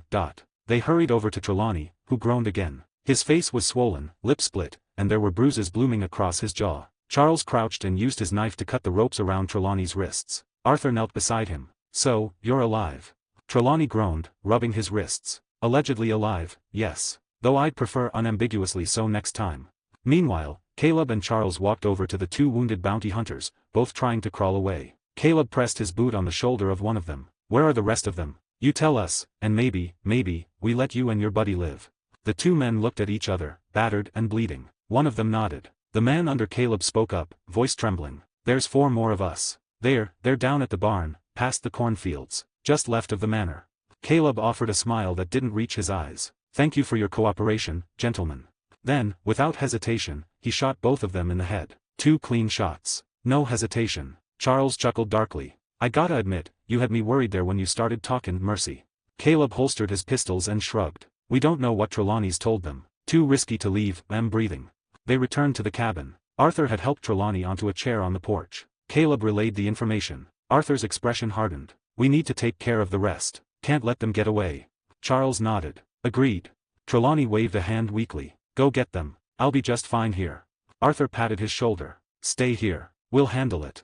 The three of them took off running toward the barn, the cornfields on either side providing partial cover. Behind them, Trelawney's hoarse voice rang out. Go get them, my brothers. Caleb chuckled. Even when he's half dead, the man still talks too much. And we're still the ones doing the heavy lifting. Arthur laughed. Ain't that the truth? Charles just shook his head, amused. As they reached the clearing near the barn, gunfire rang out. Bullets snapped past their heads and hit the trees and dirt around them. Get to cover. Arthur barked. They scattered. Charles dove behind a tree, Arthur behind a low cart, and Caleb slid behind a trough. The 4 bounty hunters were dug in, using the barn's corners and fencing for defense. Caleb peeked out. One of the shooters had a gleaming rifle in hand, a rare rolling block rifle with custom etching. He remembered that gun well from the game. It packed more power than the standard issue. I want that rifle, Caleb muttered. He marked the man carrying it. That one would be his. Arthur popped up and fired a shot, downing one of the other bounty hunters. Charles flanked left, using his shotgun to suppress and advance. Caleb activated Deadeye again, targeting the man with the rifle. 2 quick shots, one to the shoulder and one to the leg, dropped the man, sending the rifle clattering to the dirt. Name, Caleb Thorne. Age, 23. Body attributes. Strength, 7/10. Agility, 7/10. Perception, 8/10. Stamina, 7/10. Charm, 6/10. Luck, 6/10. Skills. Handgun, LVL 3. Rifle, LVL 2. Firearms knowledge, LVL 3. Past life memory, LVL max. Knife, LVL 2. Blunt weapon, LVL 1. Sneaking, LVL 3. Horse mastery, LVL 3. Poker, LVL 4. Hand-to-hand combat, LVL 2. Eagle Eye, LVL1. Dead Eye, LVL2. Bow, LVL2. Pain Nullifier, LVL1. Physical Regeneration, LVL0. Crafting, LV2. Persuasion, LVL2. Mental Fortitude, LVL Max. Cooking, LVL2. Teaching, LVL1. Germanic Language Proficiency, LVL Max. Inventory System, Permanent, 5x5x5. Acting, LVL2. Money, $912.35. Inventory, $3,245, 7 gold nuggets, 5 gold bars, 4 silver rings, 1 double action, 1 Schofield, 2 large bags of jewelry, a gold ring, 2 silver pocket watches, a gold buckle, and a gold pocket compass. Bank, 161. Bringing Trelawney back to camp. Arthur popped up and fired a shot, downing one of the other bounty hunters. Charles flanked left, using his shotgun to suppress and advance. Caleb activated Dead Eye again, targeting the man with the rifle. 2 quick shots, one to the shoulder and one to the leg, dropped the man, sending the rifle clattering to the dirt. The final 2 bounty hunters tried to flee. Arthur dropped one with a clean revolver shot. Charles chased down the last, tackling him before finishing him off with a hard punch and a knee to the ribs, before then blasting him off with his sawed-off shotgun. The gunfire immediately fell silent after that. Caleb immediately jogged over to the fallen rolling block rifle and picked it up. It was in excellent condition, with custom long sights, improved barrel and rifling, and engraved stock. "This'll save me some money," he said aloud, slinging it across his back, before proceeding to loot the 4 bodies. He got $23.13 with 2 silver rings and 2 silver pocket watches. He also held his hand on their guns, revolvers and also repeaters, putting their bullets inside his inventory without moving the guns. Arthur on the other hand looked around the barn. "That all of them?" Charles nodded as he came in from the rear. "That's all of them, I think." Caleb joined them and then looked back toward the cabin. "Let's head back. Make sure Trelawney's all right." As they made their way back through the cornfields, the tension began to ease. Caleb kept alert, but he was starting to relax. Mission success. And somewhere deep inside, he couldn't help but smile. He was bending the game's script just enough, playing his part, but owning the moments like usual. When they returned to the cabin, Trelawney was sipping from a flask and dabbing at his wounds with a rag. "I assume all those ruckuses you cause have ended means you've done your part, gentlemen?" he asked. Arthur groaned as he heard that. "You're lucky we like you, Trelawney." Charles crossed his arms. "Next time, try staying out of trouble." Trelawney raised an eyebrow while he held himself. "And deprive you gentlemen of your heroics?" perished the thought.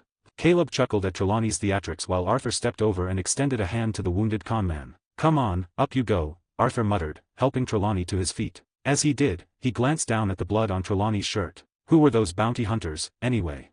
Trelawney winced as he stood, using Arthur for support. "Bounty hunters attached to a man named Cole Stoudemire," he said, breath shaky. "Not the most reputable crowd, mind you."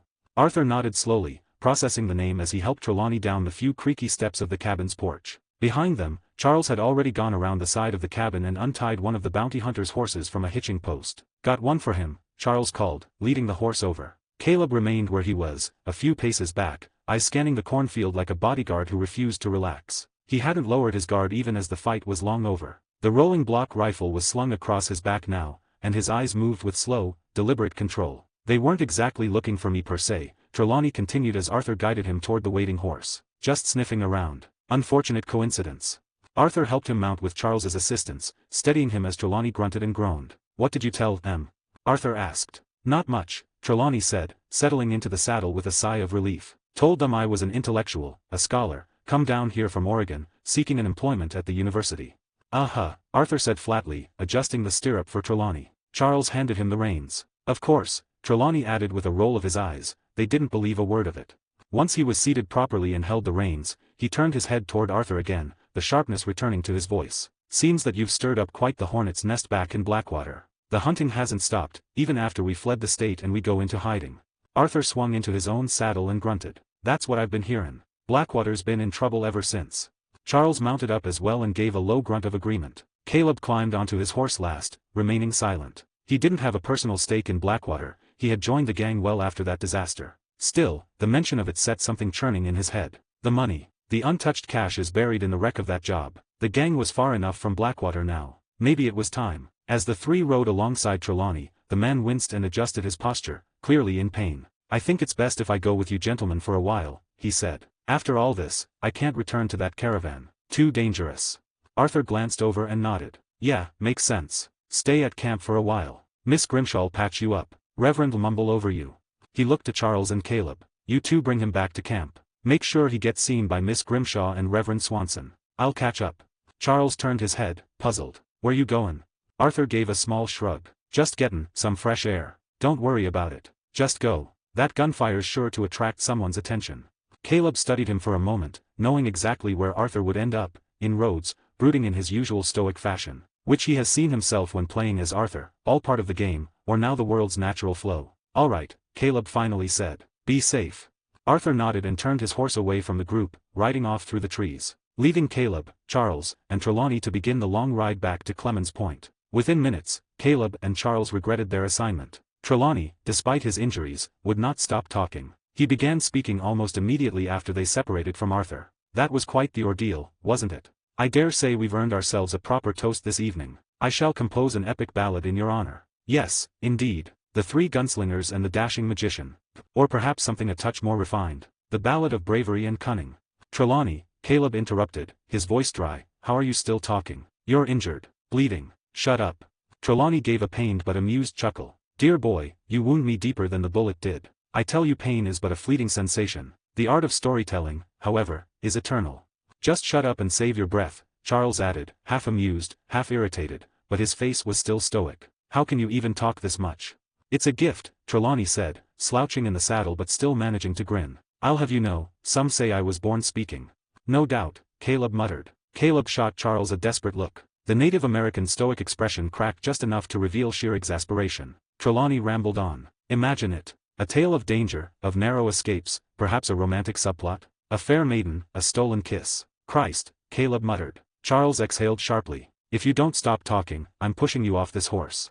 Trelawney gasped, clutching his chest in mock offense. Such cruelty. And after I survived such torture. Caleb rubbed his temples. You weren't tortured. You were lightly interrogated.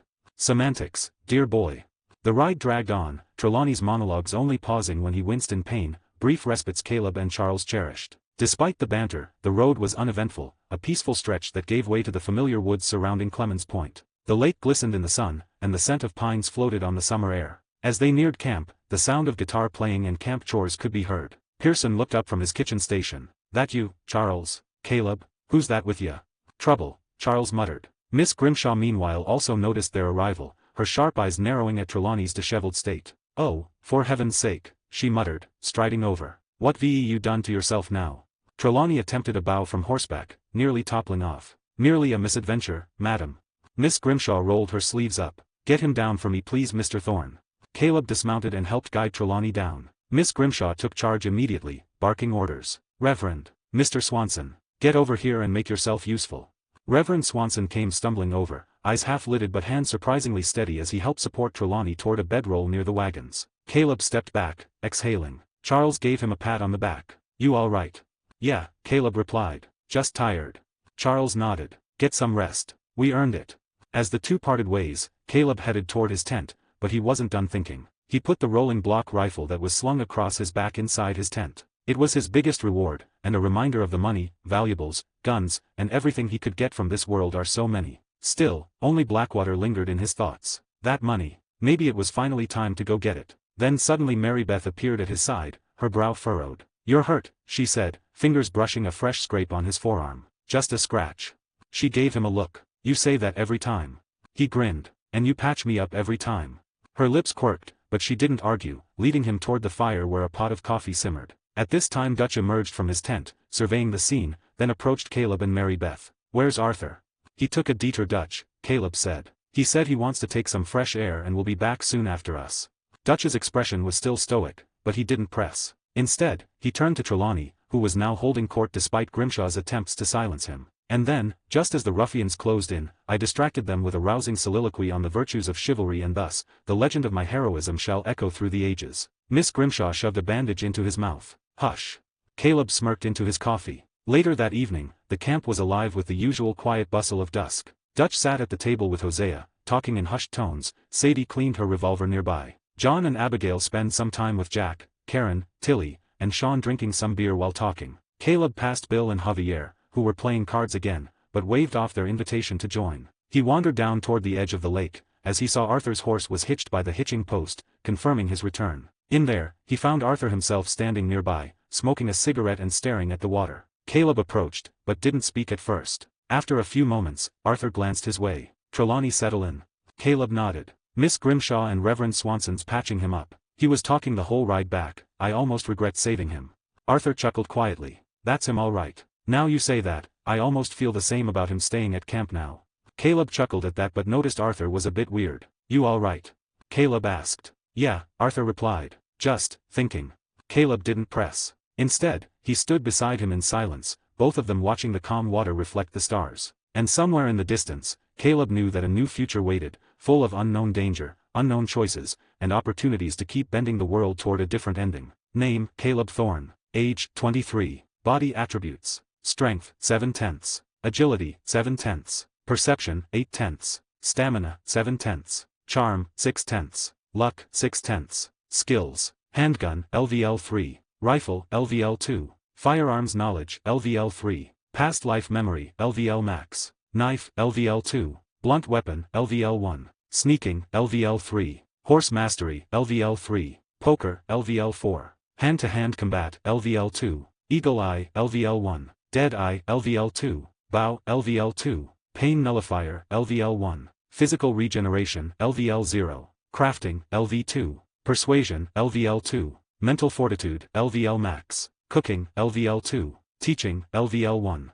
Germanic language proficiency, LVL max. Inventory system, permanent, 5x5x5. Acting, LVL 2. Money, $935.48. Inventory, $3,245, 7 gold nuggets, 5 gold bars, 4 silver rings, 1 double action, 1 Schofield, 2 large bags of jewelry, a gold ring, 2 silver rings, 4 silver pocket watches, a gold buckle, and a gold pocket compass. Bank, 162. Something different happened. Caleb didn't press. Instead, he stood beside him in silence, both of them watching the calm water reflect the stars. And somewhere in the distance, Caleb knew that a new future waited, full of unknown danger, unknown choices, and opportunities to keep bending the world toward a different ending. As he thought so, he glanced at Arthur and said, if you ever need someone to share your mind with, or just need to relieve the burden inside your heart, you can come to me. I'm willing to be the one you talk to, or just listen to you complain.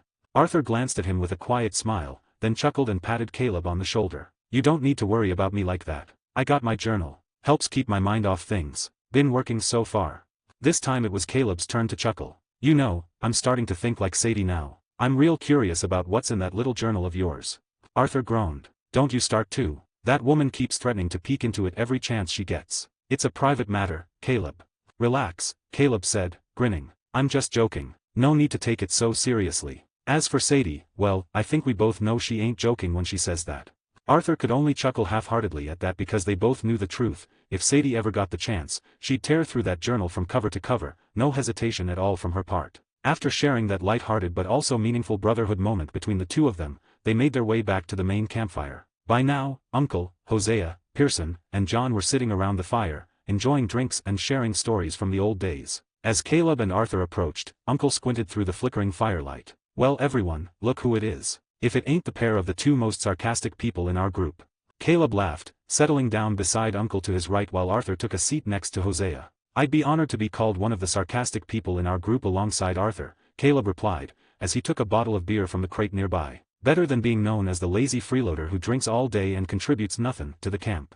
That remark earned a hearty round of laughter from the group. While it dripped with sarcasm, everyone knew Caleb was right. Uncle did little more than lounge around and get drunk, either asleep in his bedroll or anywhere really, while snoring loudly that everyone could hear it around camp. Uncle laughed along with them but clutched his chest dramatically. Have mercy, boy. You're hurtin' this poor old man's heart. I don't just laze around camp, you know. I provide valuable information. Tips on where we can rob, score big. I get a small commission, sure, but it's the thought that counts. Hosea, always quick with a grin, chimed in. You're lucky we even let you stay around, you old coot. You're a mascot more than a member at this point. Ah hell, not you too, Hosea. Uncle groaned. A man can't get a lick of sympathy around here no more. All of you ganging up on poor old Uncle who got lumbago. Everyone laughed again when they heard what Uncle said, and just then, a familiar voice cut through the warmth and laughter. How are you all gentlemen doing on this fine evening? The sound made everyone glance up. Dutch stood just outside the ring of firelight, hands behind his back, a familiar gleam in his eye. He slowly stepped into the circle, positioning himself dead center to make sure all attention fell on him. Caleb was mildly surprised at how Dutch so effortlessly inserted himself into the conversation. Then again, maybe surprised wasn't the right word. He should have expected it. Dutch was always one to make himself the centerpiece of any moment after all. Everyone returned his greeting, with Uncle's voice the loudest. Fine and dandy, Dutch. Dutch smiled broadly. Good, that's real good, folks. I just read something interesting. Before he could finish, Uncle cut in with a grin. That's the problem with you, Dutch. Always reading. That's always been your issue. Dutch turned sharply toward Uncle, still smiling but his tone dropping lower and fixing Uncle with a look that could curdle milk. Not with you, Uncle. Caleb, who had just taken a sip of his beer, nearly spat it out. This scene. He remembered it from the game, where he plays as Arthur walking around camp and encounters this scene, watching this same exchange play out at Horseshoe Overlook. But here it was, happening at Clemens Point instead, another ripple in the timeline caused by his presence. Then he turned back to the group, ready to continue his thought, only for Uncle to blissfully interrupt again, like he was unaware of Dutch's irritation, or maybe he was but he didn't care. I got common sense, Dutch. I don't need to read. In fact, I don't read because it pollutes the mind. Dutch raised a brow, his voice even gruffer this time. Does it now? Uncle nodded solemnly, then broke into a chuckle. I've seen what it's done to you, Dutch. Twisted you up good. The whole fire ring now turned into silence as they looked on at the interaction between the two of them, though Dutch forced a tight smile. Dutch then walked toward Uncle, forcing a small chuckle through clenched teeth before calling, "Old man," in that dangerously calm voice of his. He clapped Uncle twice on the shoulder, firm and almost too familiar. If I were you, he continued, tone low and biting, I'd be careful with that. This court jester act you're puttin' on, it wears a little thin.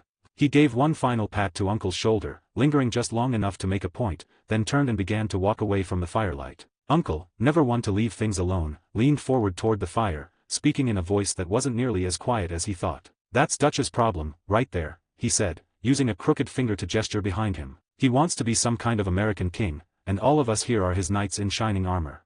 He spread his arms to the rest of the gang, who all went still, watching him. Caleb turned slightly, eyes narrowing as he saw Dutch halt in his stride. The man's shoulders tensed. He had heard it. Dutch turned back slowly. I heard that. Good, Uncle replied, undaunted. You need to, because it's true. Dutch's boots crunched softly as he turned to face them all again. I don't want to be a king, he said, voice cool. Uncle scoffed. You do want it. Dutch's hands clenched. I don't. I just want something better than this, something better for all of us. Uncle snorted. Something better? You're kinda better, Dutch. For a moment, no one breathed. Then, Dutch let out a low, rasping humorless laugh. Ho ho ho.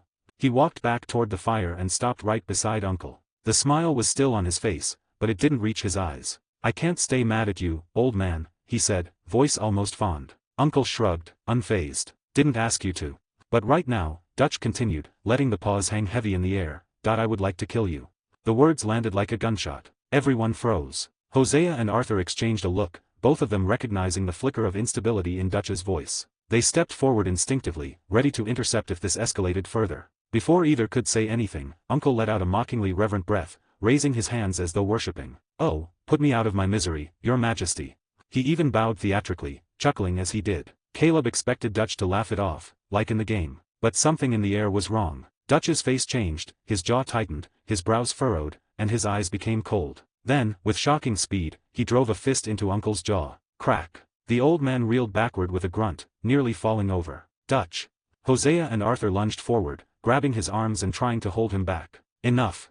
Hosea barked. He's just drunk, Dutch.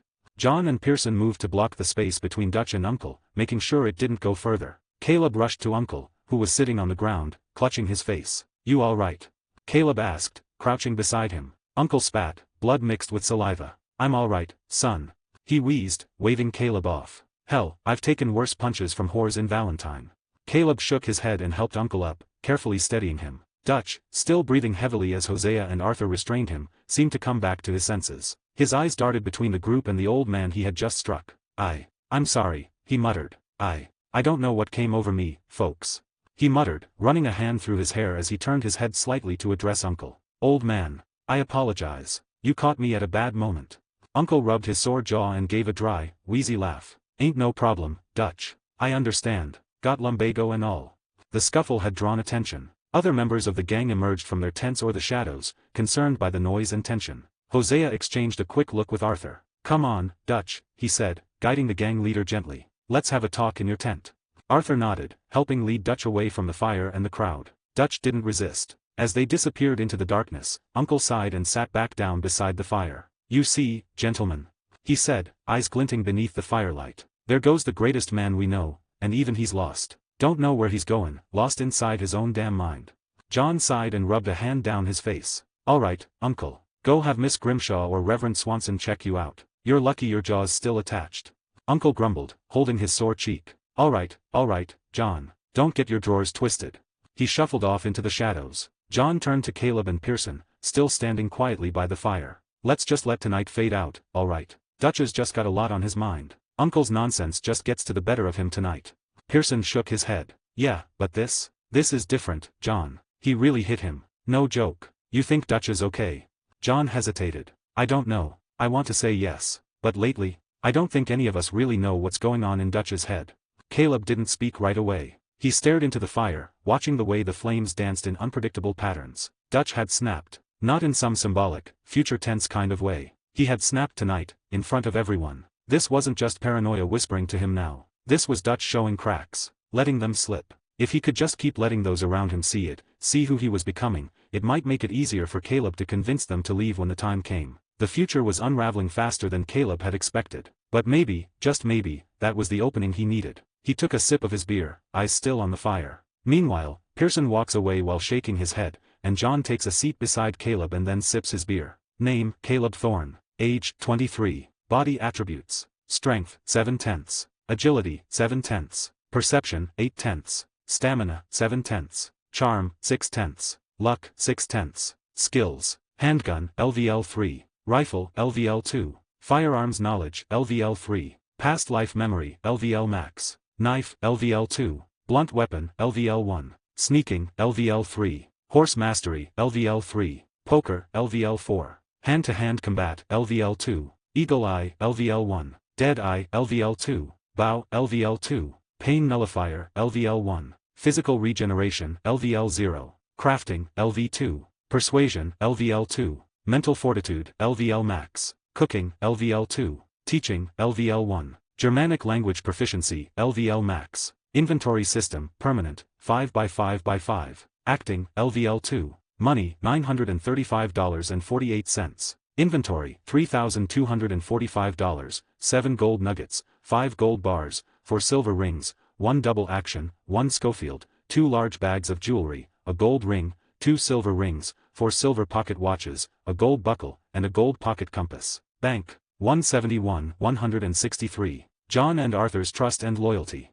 The future was unraveling faster than Caleb had expected. But maybe, just maybe, that was the opening he needed. He took a sip of his beer, eyes still on the fire. Meanwhile, Pearson walks away while shaking his head, and John takes a seat beside Caleb and then sips his beer. After drinking his beer, John looked up at the night sky, the shining stars reflecting faintly in his eyes, cloaking his face in a melancholy hue. Caleb, sitting beside him, sensed the shift. This might be the opportune moment to deepen the crack forming in John's loyalty to Dutch. In the original game, this realization hadn't fully arrived until the events of Chapter 4 and solidified in Chapter 5. But now Caleb might accelerate it, preparing him to become his and Arthur's supporter. He took another slow sip of his beer before breaking the silence. You must have been really surprised, huh, John? John blinked, slightly caught off guard. Huh, what do you mean, Caleb? Caleb exhaled, tapping the bottleneck lightly with his thumb. I mean Dutch. Earlier. Punching Uncle like that. Like something inside him just snapped for some reason. That had to be a hell of a surprise for you, right? John's brow furrowed. He looked back at the fire and took a deep breath. Caleb could almost feel his hesitation, his mind reaching back through memories. I only joined this gang a couple of months back, Caleb continued, voice calm and measured. But that's not the Dutch I remember meeting. The man who brought me in, he was sharp and cool-headed, confident. Bit of a dreamer for me, of course, but in a good way. But tonight, he was different. Can't imagine what that must be like for you. You've known him a hell of a lot longer. John didn't answer at first. He just sighed and looked at the flames again. His persuasion, LVL 2, and acting, LVL 2, skills. Caleb didn't need a HUD to know his skills were working. Almost 15 years, John finally said, his voice low, almost weary. Dutch and Hosea, they took me in. Saved me. I was just a dumb kid getting lynched after I got caught stealing from a group. They pulled me out of that mess. Raised me, taught me how to survive. Dutch, he was like a father, I guess. Or the closest thing I ever had. He paused, then took another drink, the bottle tipping slightly before he continued. I've never seen him like that, Caleb. Never. Not even when we were on the run, starving, or getting shot at. Well, except Blackwater. Caleb kept his face neutral, but inwardly, he latched on to that word. Back then, John continued, his voice tightening, something snapped in Dutch. That woman he just shot her. Didn't even hesitate. I blamed Micah. Still do. The bastard just had a way of whispering his words into Dutch's ear. I was glad when he died. Thought maybe that'd help Dutch think straight again. But now, he did that to Uncle, and for what? For being Uncle? Saying some nonsense. John shook his head, voice heavy with disbelief. Everyone knows how Uncle is. Even Dutch. It's always been that way. But now, he fell silent again, then downed the rest of his beer and flung the bottle out into the brush with a faint clink as it bounced off a rock. Caleb watched him, struck by how deep the fracture in John's trust and loyalty was already forming toward Dutch. He had only needed the right push. An opening, Caleb thought. This is it. He leaned forward slightly, voice softer now. Can I ask you something? John glanced at him, raising an eyebrow. Yeah. What do you think you'll do in the future? Caleb asked, letting the question hang for a beat. I mean, you've got Abigail and little Jack. You ever think about a backup plan? In case things go sideways. John blinked, surprised. What, like after the gang? Caleb nodded. Yeah, I mean, let's be honest. This way of life, it can't last. And you've got more to think about than most of us. A family. You ever think what you'd do if Dutch's plan doesn't work out? John fell silent again. His brows knit together as he looked away, toward the dark treeline. Truth was, he hadn't thought about it. Not really. In his mind, everything would be fine if they just stuck to Dutch's plan. Wait for the next score, then disappear. The gang was family. It always had been. But now, hearing Caleb voice those questions, it made something squirm inside his chest. After a long pause, he closed his eyes, then opened them slowly. I don't have an answer for that, John said quietly. I never really thought about it. Guess I just figured Dutch would have a way. He always does. For all of us. Caleb nodded, lips pursed. He didn't push right away. He let the silence speak for a moment. Mind if I give you a bit of advice? Caleb asked eventually. I know I'm younger than you. Might seem weird, but... No, John interrupted. Ain't weird. Not anymore. I'd like to hear it. Because you got me thinking now. I probably should have a backup plan. For Abigail and Jack, if nothing else. Caleb gave a faint smile. Alright then. Just promise not to get offended, yeah. John gave a soft chuckle. I won't. Caleb leaned forward, his voice steady. Don't trust Dutch. Not fully. Not anymore. I know that's a hard thing to hear. But his mind's not right, John. Uncle wasn't wrong. Dutch has always been reading too much, thinking too much, as a way to relieve himself from his burden. But combined with the pressure we have now, it's breaking him. He ain't the man you remember, and the truth is, maybe he's not been that man for a while. John looked down, his jaw clenched. I know you probably don't believe me, not fully. But maybe that's the point. I haven't been here as long. I don't have that same closeness, that same sense of family. I can see things clearer because of it. John ran a hand through his hair, exhaling slowly. His eyes were distant now, mind turning over Caleb's words. You ain't wrong, he murmured. Damn, maybe I didn't want to see it. Maybe none of us did. The fire crackled between them, its embers glowing like dying stars. John sat in silence after Caleb's words, his fingers tightening around his empty beer bottle. The night air felt heavier now, thick with unspoken doubts. Caleb watched him carefully. He could see the conflict in John's face, the way his jaw clenched, the way his eyes flicked toward Dutch's tent where Hosea and Arthur had taken him. The cracks were there. He just needed to widen them. You really think Dutch ain't Dutch no more? John finally asked, his voice rough. Caleb took a slow sip of his beer. I ain't saying he's a different man, just that the man he was, he's changing, and not for the better. John exhaled sharply, running a hand through his tangled hair. Christ. I can't believe that. Not after everything. But you saw it, Caleb pressed gently. Blackwater. Tonight. You said it yourself. John's shoulders slumped. He stared into the fire like it held answers. What the hell am I supposed to do with that, huh? This gang, it's all I got. All Abigail and Jack got. Caleb leaned forward. That's exactly why you gotta start thinking about a backup plan. Not because you don't believe in the gang, but because you do believe in them. In keeping them safe. John's fingers twitched. For a long moment, he didn't speak. Then, barely above a whisper. And what if Dutch is right? What if his plan does work? What if we do get that money and get out? Caleb met his gaze. Then we all win. But if he's wrong, if things go bad, you gotta ask yourself, is followin' him blindly worth riskin', Abigail? Riskin', Jack? John flinched like he'd been struck. Caleb didn't press further. He just sat with him in the quiet night, watching the sparks drift up from the fire into the starlit sky. This moment might be small, but it was a step, one of many he'd have to take. The seed was planted. Now it just had to grow. In the distance, a wolf howled. The faint sound of Sadie laughing somewhere near the wagons broke the tension. Life in camp was returning to normal, but nothing felt the same. John eventually stood up, brushing his coat. I'm gonna check on Abigail. Jack's probably asleep, but she'll be worried. Caleb nodded. Go on. They need you.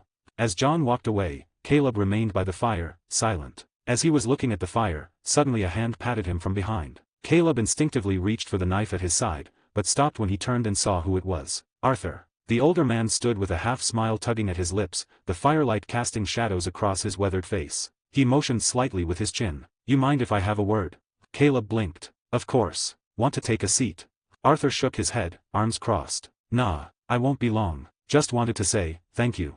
Caleb tilted his head, surprised. "Thank me? For what? I don't think I've done anything worth thanks yet. Maybe stoppin' that payroll wagon uncle mentioned or bounty hunting with Sadie, but that's just me pulling my weight, right?" Arthur let out a quiet chuckle. "No, not for that. Though you're doin' good, don't get me wrong. I meant what you said to John. I heard some of it." Caleb's shoulders tensed slightly. He didn't let it show too much, but internally he was already preparing for some kind of backlash. Arthur could be blunt when he needed to be, and if he'd heard too much. He swallowed his rising nerves and spoke cautiously. "How much did you hear?" Arthur glanced at the fire, the orange glow reflecting in his eyes. "Not all of it. Just the tail end. About how you told him not to follow Dutch blindly. How you said he needs to have a backup plan. Not because he doesn't believe in all of us, but because he does. And that if Dutch's plan works, then great, we all win. But if not, then he shouldn't risk Abigail and Jack."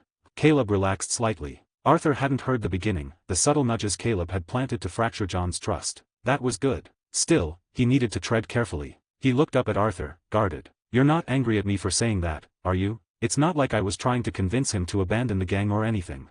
Arthur sighed. A long, slow exhale. "I'd be lying if I said I wasn't at least a little bit bothered by what you said. We ain't supposed to be sowing doubts amongst ourselves, but..." He looked toward Dutch's tent, the tension visible in the slope of his shoulders. "But some of what you said, it hit home. After what Dutch did earlier tonight, and after that conversation Hosea and I had with him, I'm starting to think the same thing. That maybe we shouldn't be following him without question anymore."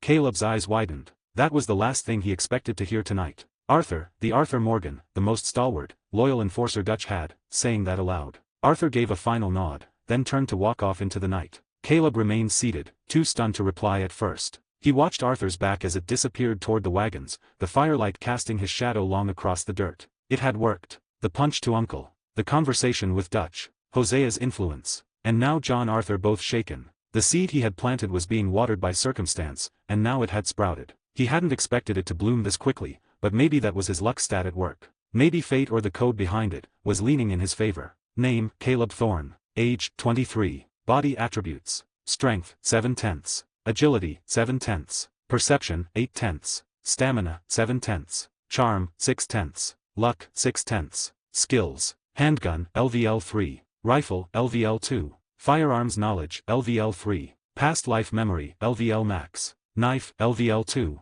Blunt weapon, LVL 1. Sneaking, LVL 3. Horse mastery, LVL 3. Poker, LVL 4. Hand-to-hand combat, LVL 2. Eagle eye, LVL 1. Dead eye, LVL 2. Bow, LVL 2. Pain nullifier, LVL 1. Physical regeneration, LVL 0. Crafting, LV 2. Persuasion, LVL 2. Mental fortitude, LVL max. Cooking, LVL 2. Teaching, LVL 1. Germanic language proficiency, LVL max. Inventory system, permanent, 5x5x5. Acting, LVL 2. Money, $935.48. Inventory, $3,245, 7 gold nuggets, 5 gold bars, 4 silver rings, 1 double action, 1 Schofield, 2 large bags of jewelry, a gold ring, 2 silver rings, 4 silver pocket watches, a gold buckle, and a gold pocket compass. Bank, 172,164. Trelawney was more than what meets the eye. The seed he had planted was being watered by circumstance, and now it had sprouted. He hadn't expected it to bloom this quickly,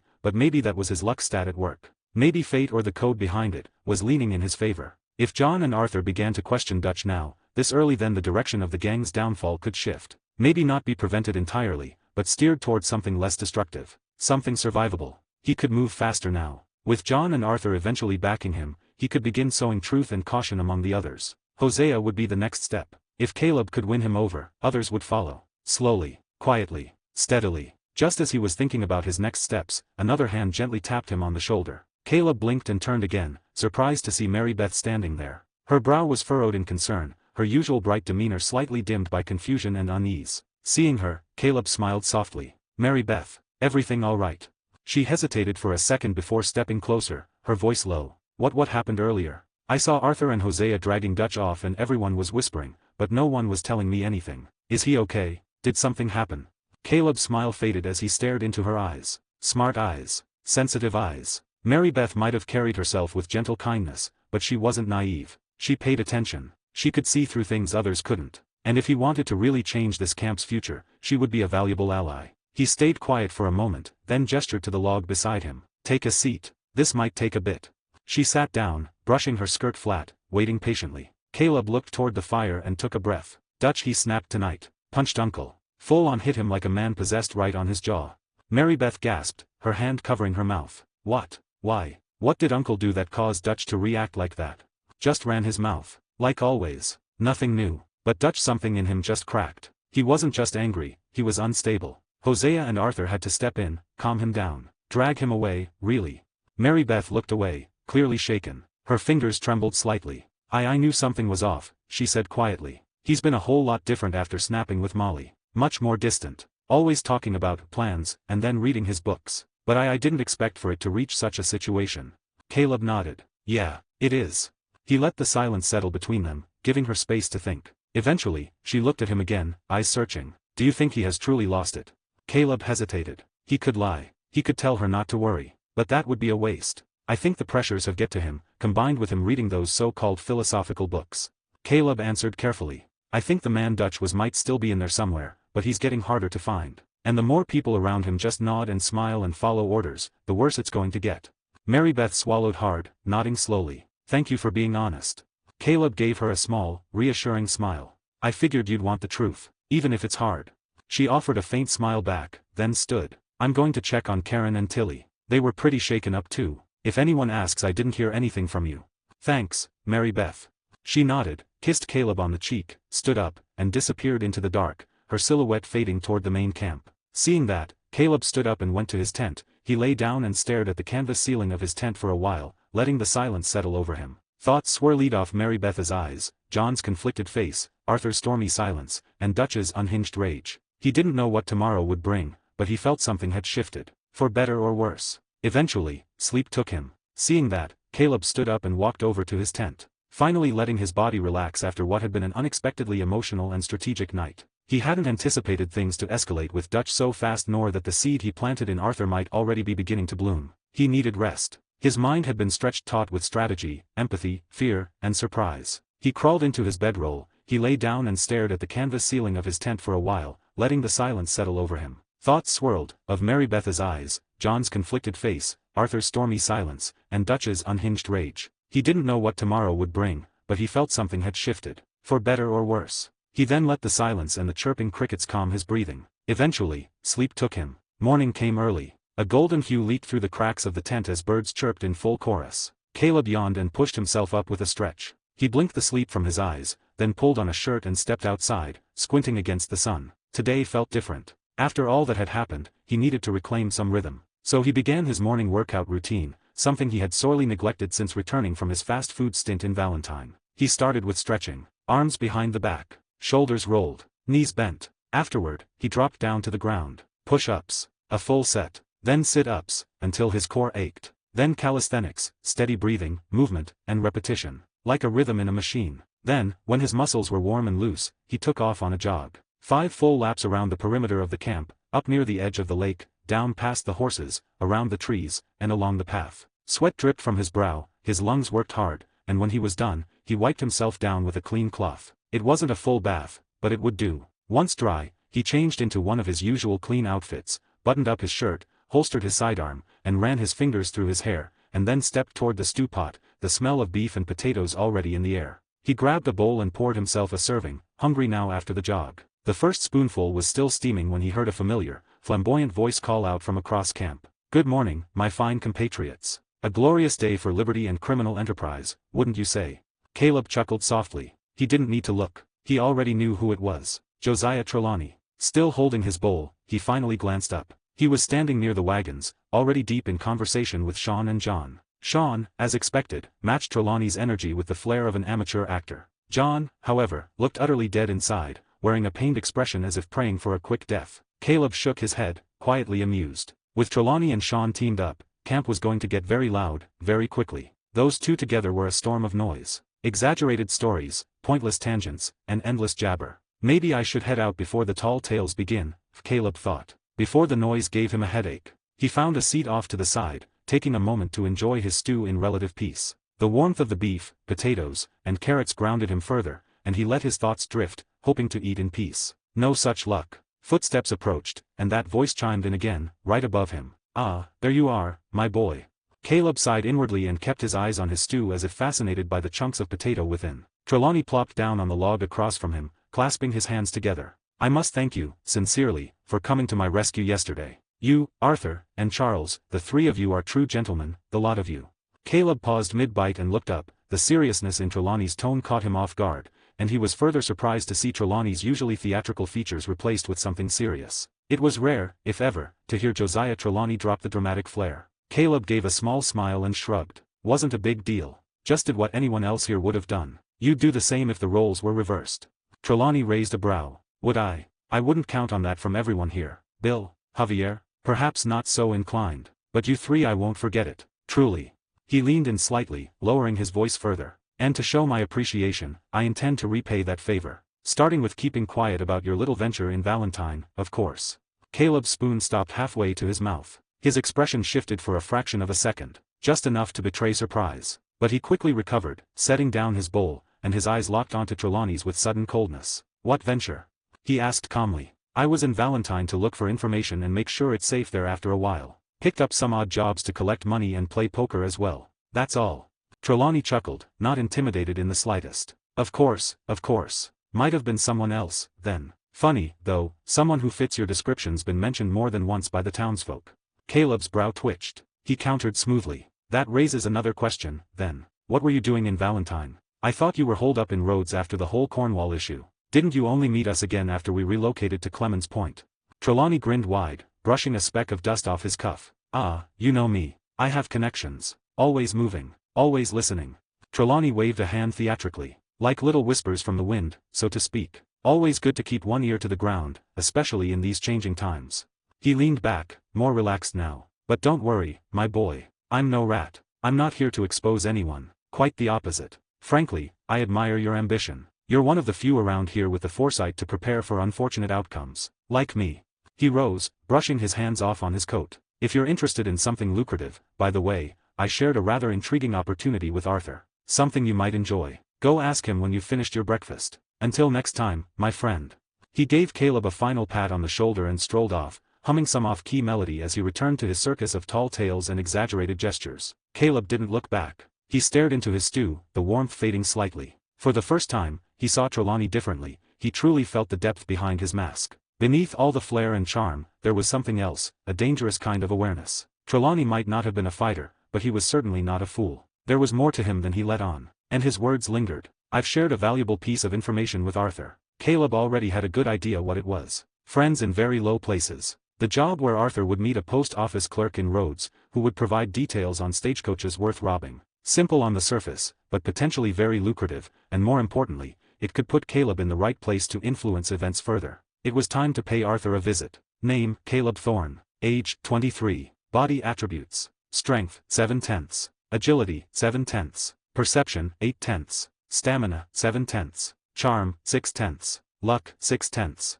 Skills. Handgun, LVL 3. Rifle, LVL 2. Firearms knowledge, LVL 3. Past life memory, LVL max. Knife, LVL 2. Blunt weapon, LVL 1. Sneaking, LVL 3. Horse mastery, LVL 3. Poker, LVL 4. Hand-to-hand combat, LVL 2. Eagle eye, LVL 1. Dead eye, LVL 2. Bow, LVL 2. Pain nullifier, LVL 1. Physical regeneration, LVL 0. Crafting, LV 2. Persuasion, LVL 2. Mental fortitude, LVL max. Cooking, LVL 2. Teaching, LVL 1. Germanic language proficiency, LVL max. Inventory system, permanent, 5x5x5. Acting, LVL 2. Money, $935.48. Inventory, $3,245, 7 gold nuggets, 5 gold bars, 4 silver rings, 1 double action, 1 Schofield, 2 large bags of jewelry, a gold ring, 2 silver rings, 4 silver pocket watches, a gold buckle, and a gold pocket compass. Bank, 173, sorry no update today. Sorry everyone, no update today as I have personal matters to attend to involving family, so I can't update today, but don't worry, as usual tomorrow I will update 2 chapters for each novel. Sorry for the inconvenience. 174, 165. Meeting Alden. The job where Arthur would meet a post office clerk in Rhodes, who would provide details on stagecoaches worth robbing. Simple on the surface, but potentially very lucrative, and more importantly, it could put Caleb in the right place to influence events further. It was time to pay Arthur a visit. Thinking so, Caleb finished his stew in silence. He let the warmth settle into his bones, savoring the last few spoonfuls before rising from his seat. The early morning air had begun to cool, and the sky overhead was painted in soft blue, signaling the sun in its full appearance. He walked to Pearson's wagon, where he deposited the empty wooden bowl into the washing basin, nodding a brief thanks to the cook who was busy preparing for their lunch or whatever it is. With purposeful steps, Caleb made his way across the camp, boots crunching lightly on the dirt path, eyes scanning for Arthur. He found him exactly where he expected, inside his tent, perched on the edge of his bed, hunched over his journal. Arthur's brows were furrowed in quiet concentration, pencil in hand, scribbling something down with practiced ease. Now and then he'd pause, erasing or shading in the paper, eyes narrowing as he tried to match the image in his head. It was then that Caleb realized what Arthur was sketching, a rough portrait of Josiah Trelawney. Though far from a perfect likeness, the sharp mustache, wavy hair, and flamboyant coat were unmistakable. Arthur smirked as he shaded in the lapel, amused with himself. Then he heard it. Arthur. He looked up, startled from his focus, and saw Caleb standing just outside of his tent. Arthur immediately closed his journal with a single fluid motion, slipping the pencil into the spine before giving Caleb a casual nod. "Well, look who's come sneakin' up," Arthur said, smirking. "What's up?" Caleb stepped inside and stood a few feet from him. "I just had a chat with Trelawney. Said he shared a rather intriguing opportunity with you. Told me to come your way if I wanted to know more." Arthur raised a brow. "So he told you that, huh?" He leaned back slightly, resting his elbows on his knees. "Didn't expect him to go blabbin' about it. But I guess if he already told you, might as well talk about it. Better you than Sean Findin, out." Caleb chuckled. "Sean catching strays and he's not even here. Serves him right. Man can't aim straight with a gun, but sure knows how to find trouble like a magnet," Arthur said dryly. They shared a quick laugh before Caleb tilted his head. "Still, what exactly did Trelawney tell you?" Arthur nodded and began recounting the information. "He said he'd introduce me to a new best friend in Rhodes. Someone who knows a thing or two about stagecoaches worth robbing. Post office clerk, apparently. Seemed confident it'd be a good little side hustle. Not flashy, but reliable." Caleb nodded slowly. He already knew this, of course. His lips curled into a grin. "We do require a whole lot of those." "You're damn right we do." The two fell into easy camaraderie, the kind born from shared danger and unspoken trust. Then Caleb shifted, tone thoughtful. "If we're gonna be robbing these stagecoaches, I say we do it anonymously. No names, no connections. And maybe let Trelawney be the one to get us the info. Who knows who these people really are? Can't risk letting them know too much about us." Arthur scratched at his jaw. "I get where you're coming from. And usually I'd agree. But the folks Trelawney brings in, they've always been solid. Never sold us out, not once. If that changes, we handle it. But till then might as well give it the benefit of the doubt." Caleb nodded slowly. He knew Arthur had a point. Most of Trelawney's contacts in the past hadn't betrayed the gang. Still, Caleb preferred to plant the seeds of caution early. He was thinking several moves ahead. For now, he could live with Arthur's answer. And besides, Caleb knew from memory that this particular post office clerk could be trusted. "Fair enough," he said. "Still, better to be the spider than the fly in this game." Arthur gave a half smile. "Guess you ain't wrong about that." So, Caleb straightened up, dusting his palms together. "Wanna head to Rhodes now? I've got nothing better to do." Arthur leaned back, thinking it over. Then he nodded. "Yeah, why not? Let's get a move on." He stood, grabbed his journal, and tucked it inside his satchel, slinging it over his shoulder. Together, they stepped out of the tent and made their way toward the hitching post, where their horses were patiently tied up. The camp had settled into its usual daytime rhythm, some folks beginning to do their daily chores, others eating their breakfast, a few murmurs of conversation drifting through the air. As they approached their mounts, a familiar voice called out behind them. "Arthur, Caleb." They turned to see Trelawney striding toward them with his usual theatrical flourish, his cane tapping lightly on the ground. Arthur sighed. "What is it, Trelawney?" "Oh, don't sound so enthused," Trelawney grinned. "I merely saw the two of you preparing to leave and deduced, with my finely honed instincts, that it must be due to a certain piece of information I provided earlier." Arthur rolled his eyes. "Yeah, something like that." "Splendid news." Trelawney beamed. "In that case, I simply must accompany you." Caleb raised a brow. "You have to come with us." "You must." Arthur asked flatly. "Indeed," Trelawney said with a grand gesture. "You see, this dear friend we're going to meet, let's just say he's not the trusting sort. Very secretive fellow. If I'm not there to vouch for you, he'll clam up like a frightened turtle. Arthur groaned, shaking his head. Of course he will. Wonderful. Trelawney clapped his hands. Think of it as necessary bureaucracy. Now, come along, gentlemen. I shall lead you to riches and glory. He paused dramatically. Well, perhaps not glory, per se. There's little of that in stagecoach robbery. But riches, certainly. Caleb exchanged a look with Arthur, who sighed and mounted his horse. Let's get this over with, Arthur muttered. Trelawney chuckled as he climbed onto his own steed, adjusting his coat with flair. That's the spirit. The three of them rode out, the late morning sun climbing higher over the trees as they left camp behind. The route toward Rhodes was familiar by now, dusty trails cutting through thick pine and maple groves, the occasional rabbit darting across their path, and birdsong carried on the wind. They kept a steady pace, Trelawney talking most of the way. He spoke of the contact in vague but colorful terms, a man of discretion, someone who understood the value of silence and the weight of gold. He's been working that post office for years, Trelawney said. Knows the ins and outs, who's moving what, where, and when. The man we're meeting is named Alden, a fine fellow. Overworked, underpaid, and deeply disillusioned with the government. Makes him a very valuable friend. Best part? He doesn't ask questions. All he wants is a small fee for his information.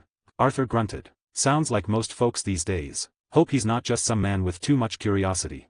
Oh no, my dear Arthur, Trelawney assured. He's more professional than some of us, I'd say. Caleb listened carefully, more interested in the tone than the words. Trelawney still wore his usual grin, but Caleb caught the subtle tension in his jaw when he mentioned the man's name. He was keeping something close to the chest. Not maliciously, but certainly with intention. Caleb made a mental note to watch both Trelawney and the clerk during the meeting. By the time they arrived in Rhodes, the midday heat was setting in. The sleepy town was as they remembered it, dusty, slow-moving, with townsfolk lazily going about their business. The sheriff was nowhere in sight, which was a small blessing. They dismounted near the post office, tying up their horses as Trelawney straightened his coat and tipped his hat low. Now, let me do the talking, he said. Alden's jumpy, but once I assure him of your reliability, he'll be singing like a lark. Inside, the train station's post office was lit with many oil lamps. There weren't many people inside, and behind the counter stood a wiry man with thinning hair and a nervous disposition. His eyes darted up as he heard footsteps coming toward him. Josiah, he said, voice tight. You're late. My sincerest apologies, Alden, Trelawney said smoothly. But I brought some friends. Reliable ones. Alden's eyes narrowed at Arthur and Caleb. That's right. Arthur gave him a simple nod. Caleb smiled faintly but said nothing. They're good men, Trelawney assured him. And they're here to do business. Just like you. Alden hesitated, then slowly nodded. He reached beneath the counter and slid out a leather-bound folder. Fine. Here's a few coaches worth watching. These schedules come straight from the mail registry. Mostly private coaches with light escort. High-end clients. The kind of people who won't want to admit they were robbed. Arthur flipped through the pages, eyes scanning. Caleb peered over his shoulder. This one here, Arthur pointed. Leaves from St. Denis, passes through Scarlet Meadows. Minimal escort. Could hit it right outside the bayou. Caleb nodded. Clean ambush spot. Plenty of brush, and also quick exits. Alden spoke again, quieter this time. You didn't get this from me, ever. Of course not, Trelawney said. You're just a humble postman. Alden, hearing that, nodded his head in assurance after Trelawney's remark. He hesitated a moment before tapping 2 fingers on the counter. Now about that small fee. Arthur stepped forward, his voice even. How much? Alden subtly held up 2 fingers, then one. $25. Arthur reached into his satchel, pulled out a wad of cash, counted out the amount, and slid it across the counter. Alden snatched it up quickly, as if afraid it might vanish before his eyes. He pocketed it with a small smile and a muttered, "Thank you very much, gentlemen." "No, thank you, Alden," Trelawney said with a short, graceful bow, "for providing such valuable information." Just as the trio turned to leave, Alden called out again, "Josiah." Trelawney turned slightly, raising a curious brow. Alden leaned over the counter. "If you or your friends ever get out Strawberry Way, ask for my colleague there. Feller named Hector. He's also one of the what do you call us, Josiah." Trelawney's smile returned in full. "Discouraged men, Alden." Alden nodded, chuckling. "That's it. Discouraged men. I like that." Trelawney tipped his hat. "Well then, goodbye Alden, or should I say adieu?" With a flourish, he bowed low, waving a hand as if performing on a stage. Alden chuckled and shook his head. "Adieu to you too, Josiah." With that final exchange, the 3 men stepped out of the post office and into the bright road sunlight. The dust kicked up beneath their boots as they crossed back to their horses. Trelawney walked a little taller, clearly pleased with himself. He twirled his cane once before mounting. "Gentlemen," he said with a dramatic pause, "I believe this marks the beginning of a very profitable relationship." Arthur mounted up beside him, deadpan. "Long as it doesn't turn into a very short one." Caleb gave a wry grin. "Let's see where it leads." At the hitching post, Trelawney adjusted his cuffs and tipped his hat. Well, my part here is done. I shall take my leave. Best of luck, boys. Try not to get shot. Arthur chuckled, just a little. No promises. Safe travels, Josiah, Caleb said, half amused. With one last grand wave, Trelawney rode off, whistling a familiar tune, his flamboyant silhouette growing smaller in the distance. Arthur and Caleb watched him go. Man's got more flair than sense, Arthur muttered. And yet, he gets results, Caleb added. The two men shared a glance, then turned to the matter at hand. The stagecoach. They mounted up and rode east, following the route Alden had pointed out. The road from St. Denis to Scarlet Meadows twisted through the bayou before straightening out near the edge of the forested hills. It was quiet, too quiet. Just birdsong and the occasional rustling wind. They scouted ahead, finally spotting the coach in the distance. Name, Caleb Thorne. Age, 23. Body attributes. Strength, 7/10. Agility, 7/10. Perception, 8/10. Stamina, 7/10. Charm, 6/10. Luck, 6/10. Skills. Handgun, LVL 3. Rifle, LVL 2. Firearms knowledge, LVL 3. Past life memory, LVL max. Knife, LVL 2.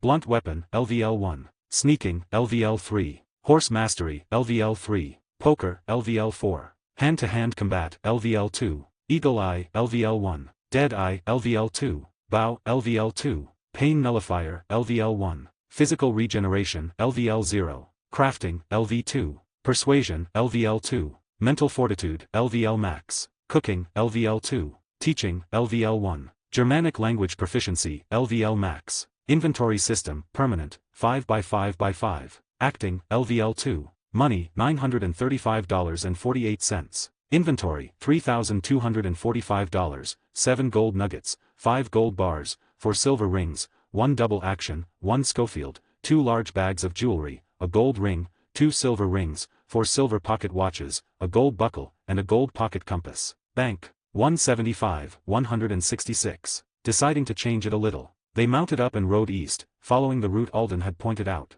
The road from St. Denis to Scarlet Meadows twisted through the bayou before straightening out near the edge of the forested hills. It was quiet, too quiet. Just birdsong and the occasional rustling wind. They scouted ahead, finally spotting the coach in the distance. 2 horses pulled it. 1 driver, 1 guard riding shotgun with a repeater slung across his lap. The coach itself was painted black with gold trim, fancy, and exactly the type Trelawney had promised. Arthur held up a fist, signaling to stop. They crouched low behind a cluster of rocks off the main road, observing. That's the one. Caleb whispered. Arthur nodded. Matches the description. No escort behind. Easy pickings. Caleb surveyed the terrain. There was a narrow turn ahead with a dip on the right side. We hit M there. The driver'll have to slow down. I'll take the guard. Arthur smirked. Then I'll handle the horses. No gunfire unless needed. They split up, Caleb moving into position along the ridge while Arthur stayed low by the turn, the two of them wearing their burlap sack mask. The stagecoach rumbled forward, the wheels creaking and birds scattering as the horses trotted along the path. As it reached the bend, the driver pulled gently on the reins, slowing the team. Caleb struck first. From the treeline, his repeater barked once, clean and sharp. The guard dropped before he could raise his weapon. Arthur rushed forward, revolver drawn, pointing it at the startled driver. Off. Now. The driver, pale and wide-eyed, raised his hands and jumped down. Arthur kept the revolver with him. Run. The man didn't hesitate. He took off down the road, stumbling over brush in his panic. Caleb joined him moments later, sliding his repeater onto his back. Nice and clean. Arthur climbed onto the coach and opened the strongbox behind the bench. Inside was a metal lockbox, heavy with something promising. Caleb worked the box open using his Civil War knife, which had immediately opened the metal strongbox, clicked free and the lid opened. Stacks of cash. Envelopes sealed with wax. One pouch jingled with coins. Arthur let out a low whistle. Trelawney didn't exaggerate. Caleb counted quickly. A couple hundred, at least, probably more. They packed up the valuables into their satchels and tossed the now empty box into the nearby brush. Arthur cut the horses loose, slapping their rears to send them into the woods. The coach would be found eventually, but far too late to matter. The two then took off their mask, mounted up on their horse, as the loot was secure. Easy job, Caleb said. Let's not jinx it. Caleb, hearing what Arthur said, laughed and apologized, shaking his head as he did. Sorry, you're right. This really was the easiest job we've done yet. Got carried away. Arthur chuckled at that, the sound low and amused. You know, now that I think about it, you're right. Ain't often we walk away with a couple of $100 and no shots fired except the one you made. Pretty damn smooth. Caleb nodded. Exactly. It went too clean. Arthur gave him a knowing glance. Yeah, and that's why we don't say things like, easy job, till we're drinkin' back at camp. Don't go jinxin' us, partner. Last thing we need is the next one turning into a real mess. Caleb smirked. Point taken. Arthur clicked his tongue and flicked the reins. Come on then. Let's get back. That driver might double back with the law, and we're not wearing masks no more. Don't want to be around if he remembers faces. Caleb kicked his horse into motion and rode alongside Arthur. They rode in companionable silence through the green and golden countryside, the sun climbing steadily into the sky. After a few minutes of quiet, Caleb glanced over. You still in touch with that gray kid, Bo, right? Arthur gave a small nod, keeping his eyes on the road ahead. Yeah, still right now and then. Caleb raised a brow. Huh, surprised you're still talking to him. Why's that? Arthur hesitated. The question hung in the air for a while, and Caleb figured maybe he'd pushed too far. He was just about to move on when Arthur finally spoke, his voice low and thoughtful. I gave him some help. The compensation from him, you could say, was pretty good as well. But that ain't the real reason. He paused, then continued. He reminds me of me, back when I was younger. And Penelope, she's like Mary, just braver, courageous, willin' to risk it all. And Bo's the opposite, soft-spoken, unsure, but he's got heart. Just like I did back then, but the softer version of me, cause I ain't like him who was soft-spoken and unsure, but I got the heart. He sighed. I guess. I just hope their story ends better than mine did. Caleb hearing that was a bit surprised, but not too much, because he knew Arthur would think such a thing. While in the game he doesn't explicitly say it, the way Arthur protects them until the end so they could run away together to Boston said enough. Of course, the money played a part as well, especially considering Penelope practically robbed the Braithwaite's riches, which Arthur himself was surprised and even somewhat impressed by. So he didn't respond to Arthur's words right away, thinking of how he should respond so that he wouldn't offend Arthur. I get it. You're not stuck on the past. You're just seeing a chance to maybe let that part of you find peace. Through them. Their story could be better. Maybe that's worth holding on to. Arthur glanced at him, surprised. Most folks would have told him to drop it, to stop looking back. But Caleb didn't judge. He understood. He really understood. This caused his appreciation for Caleb to increase further, and so he just let out his appreciation by saying, thank you. Anytime, Caleb replied. If you ever need help, just tell me. I'll try my best to help as much and as well as possible. Arthur nodded. Appreciate that.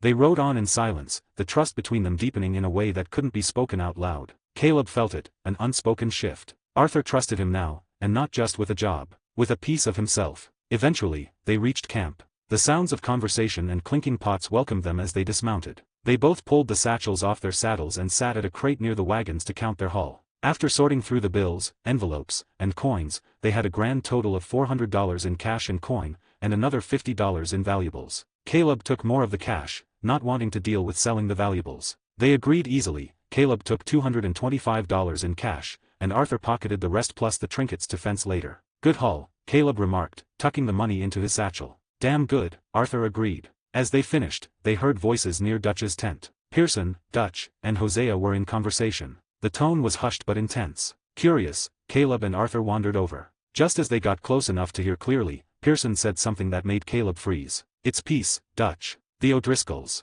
I think there's a way.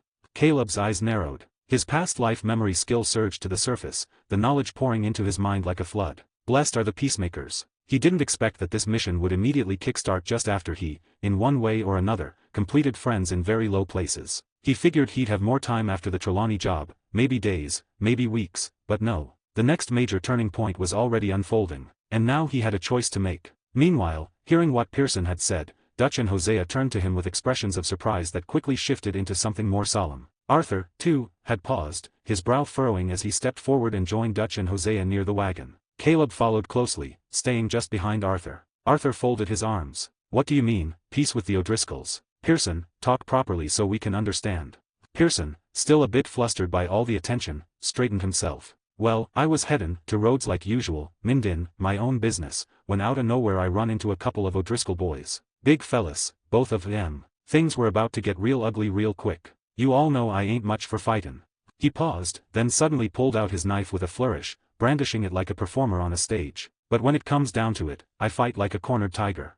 He said, slashing the air in front of him with exaggerated movements. Dutch, Hosea, and Arthur just stared at him, expressions blank with disbelief. Dutch's lips pursed, Hosea raised an eyebrow, and Arthur shook his head slowly. Caleb, unable to help himself, let out a small chuckle and stepped forward, gently patting Pearson on the shoulder. That's enough showmanship, Caleb said with a wry smile. Realizing he'd made a fool of himself, Pearson awkwardly lowered his knife and shoved it back into his belt. He cleared his throat, face slightly red. Right, anyway, it didn't come to that. Somehow, we ended up talkin'. And they said something unexpected. Said they were looking to talk. To parley. Said maybe it's time to end this, like gentlemen. Dutch blinked, then narrowed his eyes. Ending this like gentlemen, Colm O'Driscoll? Pearson, have you lost your mind? You ever known Colm to act like a gentleman? Pearson stammered, caught off guard by Dutch's sudden anger. No, Dutch, of course not, but, I dunno, it just felt like maybe, just maybe, if there was a chance to end this, wouldn't it be worth trying? Caleb folded his arms and stepped forward. While it's a good try, Pearson, I think everyone here can tell this is definitely a trap. I may not know everything about your feud with Colm, but I know enough about how he and his gang operate. Parley was never in their vocabulary. Hosea nodded. Caleb's right. The moment I heard the O'Driscolls wanted a parley, I knew it was a setup. That man doesn't negotiate. He waits until you're sitting at the table, then shoots you in the back. Pearson sighed and looked down. What are we losing in Findin out? I mean, Dutch, you and Colm, you've been at this for years. Maybe it's time. Arthur stepped in, tone sharp. We could lose our damn lives, Pearson. That's what. Dutch nodded emphatically and pointed at Arthur. Exactly. Pearson looked defeated, nodding along with the weight of their disapproval. Right, yeah. I'll go with whatever you decide, Dutch. Hosea. You all know better than me. But as the group stood in contemplation, Caleb's mind was already racing. This was blessed are the peacemakers in motion. In the game, this mission led Arthur to be captured by Colm O'Driscoll and tortured, because Micah possibly had laid the groundwork for the ambush. But in this world, Micah was already dead, by Caleb's own hand. That alone changed everything. Arthur never got tuberculosis either. Caleb had taken on the debt collection duty from the Downs family, sparing Arthur the cough and the terminal disease. Caleb was present, healthy, and more informed than ever. He looked at Dutch and the others and raised his hand slightly, signaling he had something to say. What if, Caleb began slowly, meeting each of their eyes in turn, we do take this offer, but not to parley. To kill Colm. End this for good.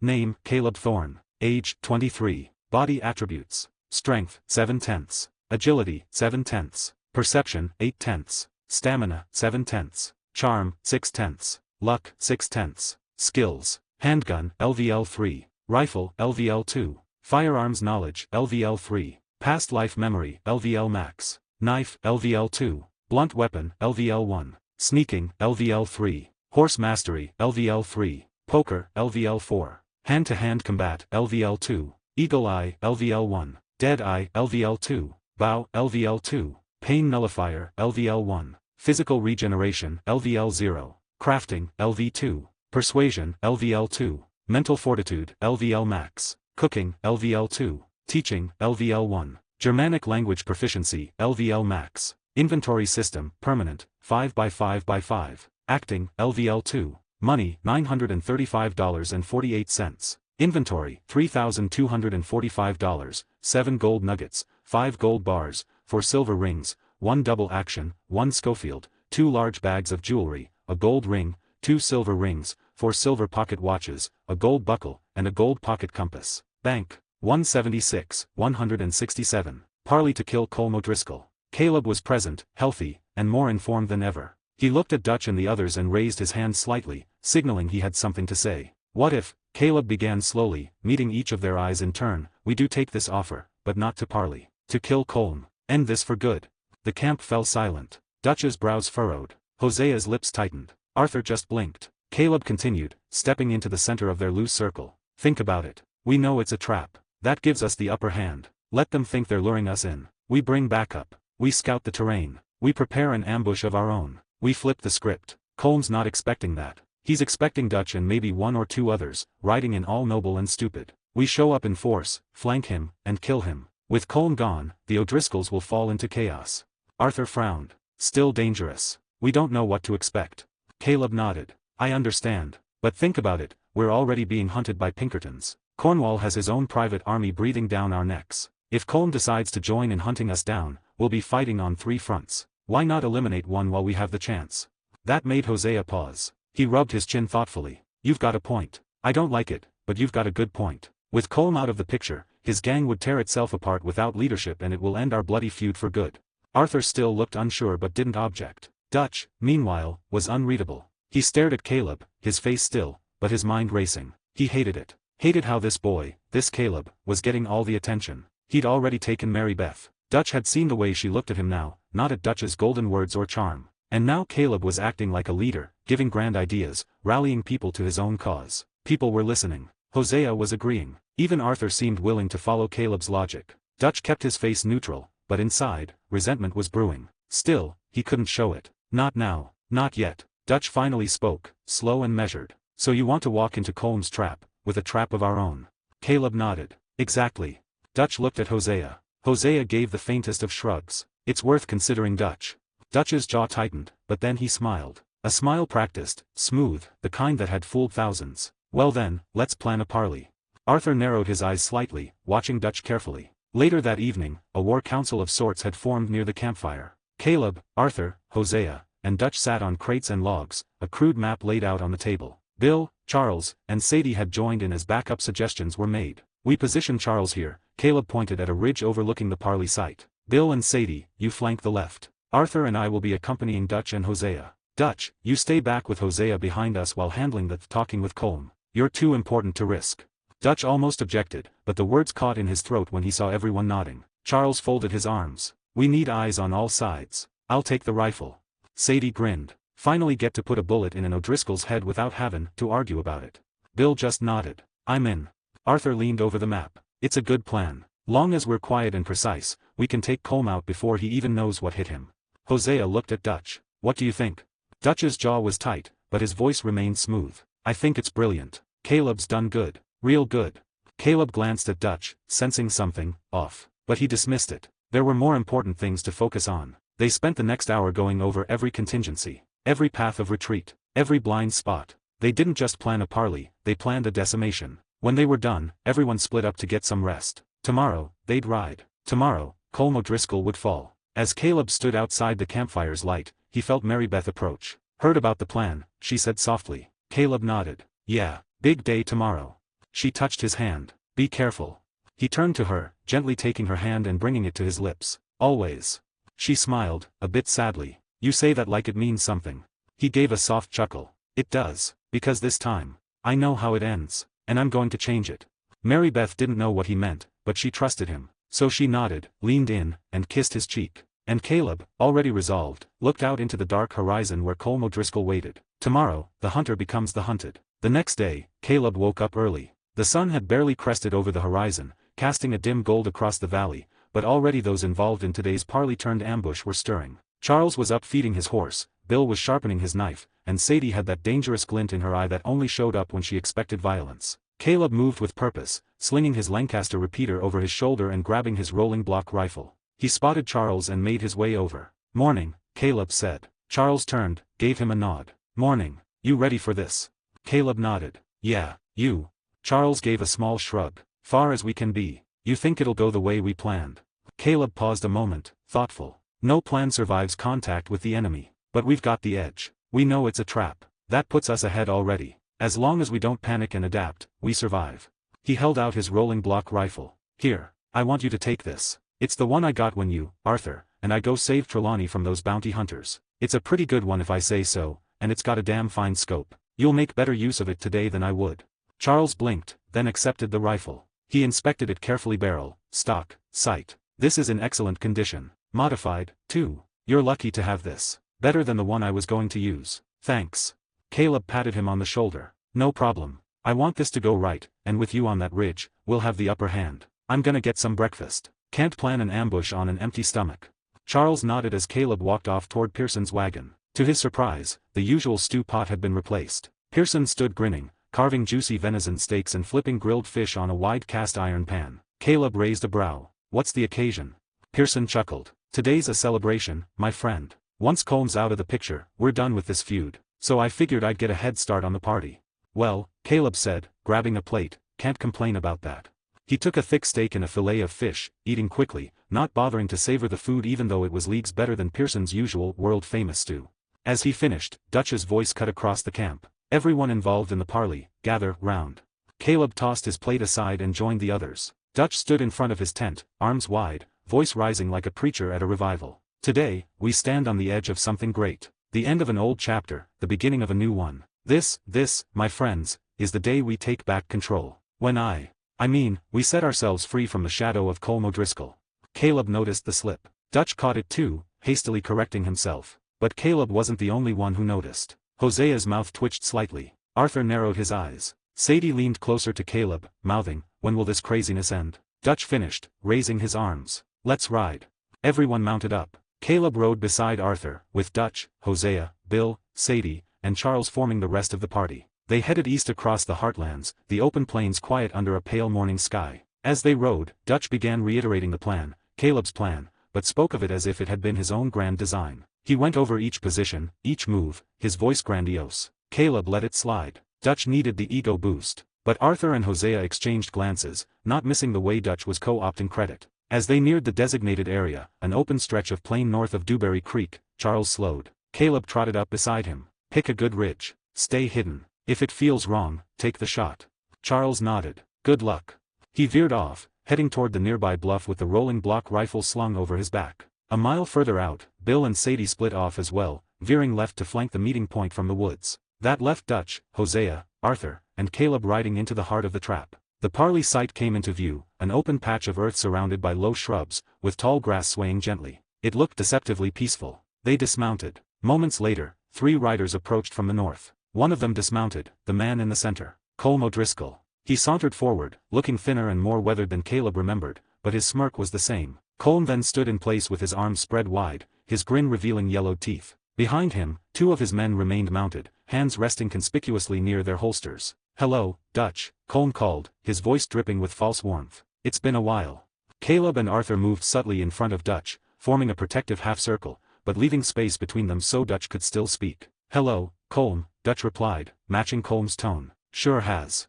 The tension between them was sharp, cold, honed over years of blood and betrayal. Colm's eyes flicked to Arthur, then to Caleb, lingering a moment too long. New face. Just passing through, Caleb said flatly. Colm chuckled. Ain't we all? He turned back to Dutch. So, here we are. 2 old dogs, finally talkin' peace. Dutch's smile didn't reach his eyes. That's the idea.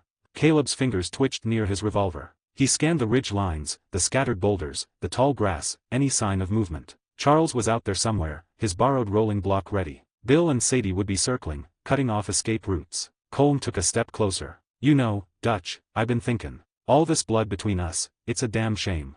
Dutch nodded, couldn't agree more. Colm's grin widened, but it didn't reach his eyes. Heard you've been busy. Robbing trains. Burning bridges. Making some new friends down in the south. Dutch's voice remained calm. And you've been doing what, Colm? Hiding behind ambushes? Slaughtering from the shadows? You're running scared. Colm let out a breathy laugh. I ain't scared of you, Dutch. Never was. But I came here to end this. You kill me, my boys will hunt you forever. But maybe we talk. Come to terms. Dutch was stalling, trying to drag out the exchange until the right moment. Colm shifted, clearly growing suspicious. Well, he said, signaling his 2 men behind him, maybe we don't need to talk so much. Maybe. Crack. A shot echoed across the plains. Charles had fired. Colm's right-hand man dropped like a stone. Immediately, chaos erupted. Caleb yanked his pistol and fired into the other O'Driscoll, who hadn't even cleared his holster. Arthur turned and began firing as well toward Colm, who manages to dodge. From the flanks, Sadie and Bill rushed out, guns blazing, cutting down 2 more ambushers before they could react. Name, Caleb Thorne. Age, 23. Body attributes. Strength, 7/10. Agility, 7/10. Perception, 8/10. Stamina, 7/10. Charm, 6/10. Luck, 6/10. Skills. Handgun, LVL 3. Rifle, LVL 2. Firearms knowledge, LVL 3. Past life memory, LVL max. Knife, LVL 2. Blunt weapon, LVL 1. Sneaking, LVL 3. Horse mastery, LVL 3. Poker, LVL 4. Hand-to-hand combat, LVL 2. Eagle eye, LVL 1. Dead eye, LVL 2. Bow, LVL 2. Pain nullifier, LVL 1. Physical regeneration, LVL 0. Crafting, LV 2. Persuasion, LVL 2. Mental fortitude, LVL max. Cooking, LVL 2. Teaching, LVL 1. Germanic language proficiency, LVL max. Inventory system, permanent, 5x5x5. Acting, LVL 2. Money, $935.48. Inventory, $3,245, 7 gold nuggets, 5 gold bars, 4 silver rings, 1 double action, 1 Schofield, 2 large bags of jewelry, a gold ring, 2 silver rings, 4 silver pocket watches, a gold buckle, and a gold pocket compass. Bank, 177,168. Colm O'Driscoll death. Immediately, chaos erupted. Caleb yanked his pistol and fired into the other O'Driscoll, who hadn't even cleared his holster. Arthur turned and began firing as well toward Colm, who manages to dodge. From the flanks, Sadie and Bill rushed out, guns blazing, cutting down 2 more ambushers before they could react. Colm, seeing the situation was bad, tried to dive for cover behind a big rock, but Caleb was already on the move. He tackled Colm behind the rock outcropping, and wrestled his gun from him, and slammed his forearm across Colm's throat. "You knew we'd come," Caleb hissed. "But you didn't know how ready we were." Colm coughed, sneering. "You think killing me will stop this? There's always more. Always someone else." Caleb pressed harder. "But there's only one Colm O'Driscoll." Colm's face twisted in fury. "Do it then. You don't dare." Caleb stared at him for a moment before mouthing some words to him saying that he dared. Colm's face turned pale, and before he could say anything, Caleb pulled the trigger. The shot echoed. Silence followed. The battle was over. O'Driscoll's bodies lay scattered. Dutch stood slowly, brushing dust from his coat. Arthur holstered his weapon. Sadie kicked one of the corpses for good measure. Charles made his way down from the ridge. All clear. Hosea looked at the carnage, his face grim. "It's done." Dutch, on the other hand, was silent as he walked toward the body of Colm O'Driscoll. The noise of the skirmish still seemed to linger in the air, as if the forest itself hadn't yet realized the gunfire was over. Dutch's boots crunched over broken branches and dirt, his shadow stretching long in the waning light. To anyone else in the gang, this might have been just another body, another victory, another enemy gone. But to Dutch, this was the end of something that had started years ago, long before everyone here except Hosea and Arthur truly understood the depths of his hatred for the man now lying motionless on the ground. He stopped at Colm's side, staring down at the man's lifeless form. Memories stirred like smoke in the wind. Once, long ago, there had been a truce. Their gangs had even traded goods, drunk together, and fought side by side when it served them both. But all that shattered the day Dutch killed Colm's brother, a killing born out of blood and principle in equal measure, or so Dutch had told himself at the time. Colm had answered in kind, murdering the one woman Dutch had ever truly loved, Annabelle. From there, it had been war. Not the kind you could walk away from. Years passed, and each fight left more corpses in its wake. The Van der Linde gang and the O'Driscolls became locked in an unending spiral of reprisals, ambushes, and assassinations. The hatred between their leaders became legend among the outlaws of the West. Colm had despised Dutch's dull philosophy, mocking his talk of loyalty and a better way of living. Dutch, in turn, had always loathed the way Colm treated his own men like disposable tools, the way he squeezed the life from anyone near him until they had nothing left to give. And now it was over. Dutch still couldn't believe what he saw. Colm O'Driscoll, the thorn in his side for years, lay dead with a clean bullet hole in his forehead. Not his bullet. That fact clawed at him from the inside. He had dreamed of this moment for years, imagined how he'd stand over Colm's body, revolver smoking in his hand, Annabelle's name on his lips. He'd imagined the satisfaction, the finality, the vindication. But the moment had been stolen from him. He didn't show it. He couldn't. Crouching down, Dutch stared into Colm's wide-eyed expression, the shock frozen in his features. Caleb's shot had been precise, right between the eyes. Dutch closed the dead man's lids with a slow motion, shutting out that pale, lifeless gaze. His hand lingered for just a moment before he stood again, turning to face the others. His expression had changed. Whatever frustration boiled inside him, he masked it beneath the same conviction he always wore when he addressed the gang. "My brothers and sister, my friends, my family," Dutch began, his voice carrying the weight of a man who'd lived through every word he spoke. "What you see here, this is the end of a feud that's gone on far too long. This war between us and the O'Driscolls began as a feud between me and Colm. A feud that started with blood, and that has cost more lives than we can count. But now," he gestured toward the body at his feet, "now, there will be no more Colm O'Driscoll. No more O'Driscoll gang." A few in the group nodded quietly. The clearing was silent except for Dutch's voice. "Oh, there will be gangs still," he continued, "and they'll fight among themselves, as they always do. But this chapter, is done. And I believe, my friends, that this marks the start of a better future. A new beginning for all of us." Caleb listened, though his eyes kept flicking to the surrounding woods. The bodies of the O'Driscolls lay where they'd fallen, the metallic tang of blood thick in the air. He couldn't help but think they were wasting precious minutes. A gunfight like this would carry far. The law, bounty hunters, and even the Pinkertons or Cornwall alongside his private army, someone might already be on the way. While Dutch spoke, Sadie moved closer, stepping quietly until she was beside Caleb. Her voice was low, almost drowned by Dutch's words. "Thank you," she said simply. Caleb glanced at her. "For what?" "For killing him." Her eyes stayed fixed on Colm's corpse. "It's not everything, but at least my Jake's been avenged. At least a little." Her tone was flat, but there was something underneath, a brittle edge that hadn't dulled since the day Caleb had first met her. She went on, her voice hardening. "But I swear to you, Caleb, I'm still gonna hunt every last O'Driscoll down. Every one of them. I don't care if they scatter, I don't care if they start new gangs. I'll put them all in the ground."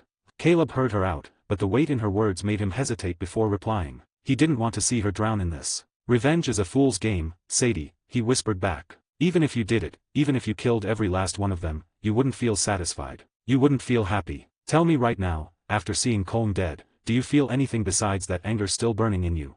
She didn't answer at first. She stood there, letting Dutch's voice fill the space between them. Finally, she shook her head. Relief. And thirst. That's all. I knew revenge was dangerous, Caleb. But they killed my husband. They defiled me for days. Her jaw clenched, her gaze locked forward. That's not something I forgive. Not ever. Caleb exhaled slowly and laid a hand on her shoulder. I get it. I do. Just don't let it drive you into something you can't come back from. And if you ever need help, you come to me. Arthur, too. We'll do what we can for you. Sadie gave a small nod. Thank you. Neither of them realized Dutch's eyes had been on them for some time. He'd noticed the moment Sadie had approached Caleb, and he'd been watching their whispered exchange even as he continued his speech. Inside, a spark of anger flared. This was his moment, his speech, his victory to frame, and they were ignoring him, treating him like background noise. He didn't break stride, though. Dutch never did. It was Hosea who cut things short. Dutch, he called, we should move. We don't know who's out there, and we've made plenty of noise. Dutch's eyes lingered on Hosea for a moment, then he gave a tight nod. You're right, old friend. He raised his voice. All right, everyone, loot the bodies and let's get out of here. That was the end of his speech. The gang moved quickly, scattering across the clearing. Caleb went straight for Colm's corpse. He crouched and searched the body, finding a wad of cash, about $123 in bills, a platinum pocket watch, a handful of gold rings, and, most importantly, Colm's pair of revolvers. They were Schofield's, but not ordinary ones. The grips had been customized, the barrels engraved with intricate inlays that gleamed faintly in the dying light. He spun one in his hand, feeling the weight and balance. They were fine weapons, and he knew he'd be keeping them. Arthur passed by, casting a glance at the guns. Those'll suit you. Reckon so, good to sell as well if I want to, Caleb replied. Within minutes, the gang had taken what they could carry. The air was already cooling as they mounted up and began the ride back to camp. The trail behind them was littered with O'Driscoll's dead body, the final punctuation to a long, bloody feud. The ride back was quiet at first. The adrenaline had faded, leaving only the creak of saddles and the sound of hooves in the dirt. Dutch rode near the front, his shoulders tense. Hosea was beside him, speaking in low tones Caleb couldn't make out. Sadie rode behind Caleb, silent but watchful, as if expecting another attack. Arthur rode on the other side, his eyes scanning the tree-line. As they drew closer to camp, Dutch finally spoke up. Today was important, folks. Mark my words, we've done more than kill a man. We've taken one more step toward something better. No one answered. Caleb wasn't sure if it was because they agreed, or because they didn't believe a word of it. When they reached camp, the mood was mixed as the party was already prepared. Many of course cheered at the news of Colm's death, ending the long bloody feud. Others, like Charles and Hosea, were simply relieved it was over. Dutch, of course, was the first to speak after they'd ridden in and dismounted. His voice rose over the murmurs of the gang, warm and commanding. Let the party start tonight. He declared, arms spread wide as if blessing them all. Drink, eat, celebrate. What we did today will carry us toward a better future, a future I will lead us to together, as family. The cheer that followed was immediate, loud, and full of drunken anticipation. Everyone, save for Caleb, Sadie, Charles, Hosea, and Arthur, roared their approval. For most of the gang, the death of Colm O'Driscoll meant nothing more than another excuse to drink until they couldn't see straight. Within minutes, Dutch had his phonograph wound up and playing a jaunty tune, the scratchy music drifting across camp. The atmosphere shifted quickly from post-battle weariness to celebration. Laughter replaced the tension, and the smell of tobacco, beer, and roasting meat filled the air. Crates of beer and bourbon were rolled out, along with jars of moonshine, the same batch Archibald had given them after they'd wrecked the Braithwaite's illegal stills. The happiest man in camp was, unsurprisingly, Uncle, who planted himself near the drinks like a sentry. He grinned wide as he discovered he could enjoy 3 different liquors in one night without moving more than a few steps. Caleb, meanwhile, quietly slipped away to his tent for a moment. He took Colm's pair of engraved Schofields and placed them into his inventory, their weight vanishing as if into thin air. To anyone watching, it would have looked like he was stowing them in his tent, nothing unusual, nothing to question. Name, Caleb Thorne. Age, 23. Body attributes. Strength, 7/10. Agility, 7/10. Perception, 8/10. Stamina, 7/10. Charm, 6/10. Luck, 6/10. Skills. Handgun, LVL 3. Rifle, LVL 2. Firearms knowledge, LVL 3. Past life memory, LVL max. Knife, LVL 2. Blunt weapon, LVL 1. Sneaking, LVL 3. Horse mastery, LVL 3. Poker, LVL 4. Hand-to-hand combat, LVL 2. Eagle eye, LVL 1. Dead eye, LVL 2. Bow, LVL 2. Pain nullifier, LVL 1. Physical regeneration, LVL 0. Crafting, LV 2. Persuasion, LVL 2. Mental fortitude, LVL max. Cooking, LVL 2. Teaching, LVL 1. Germanic language proficiency, LVL max. Inventory system, permanent, 5x5x5. Acting, LVL2. Money, $1,058.48.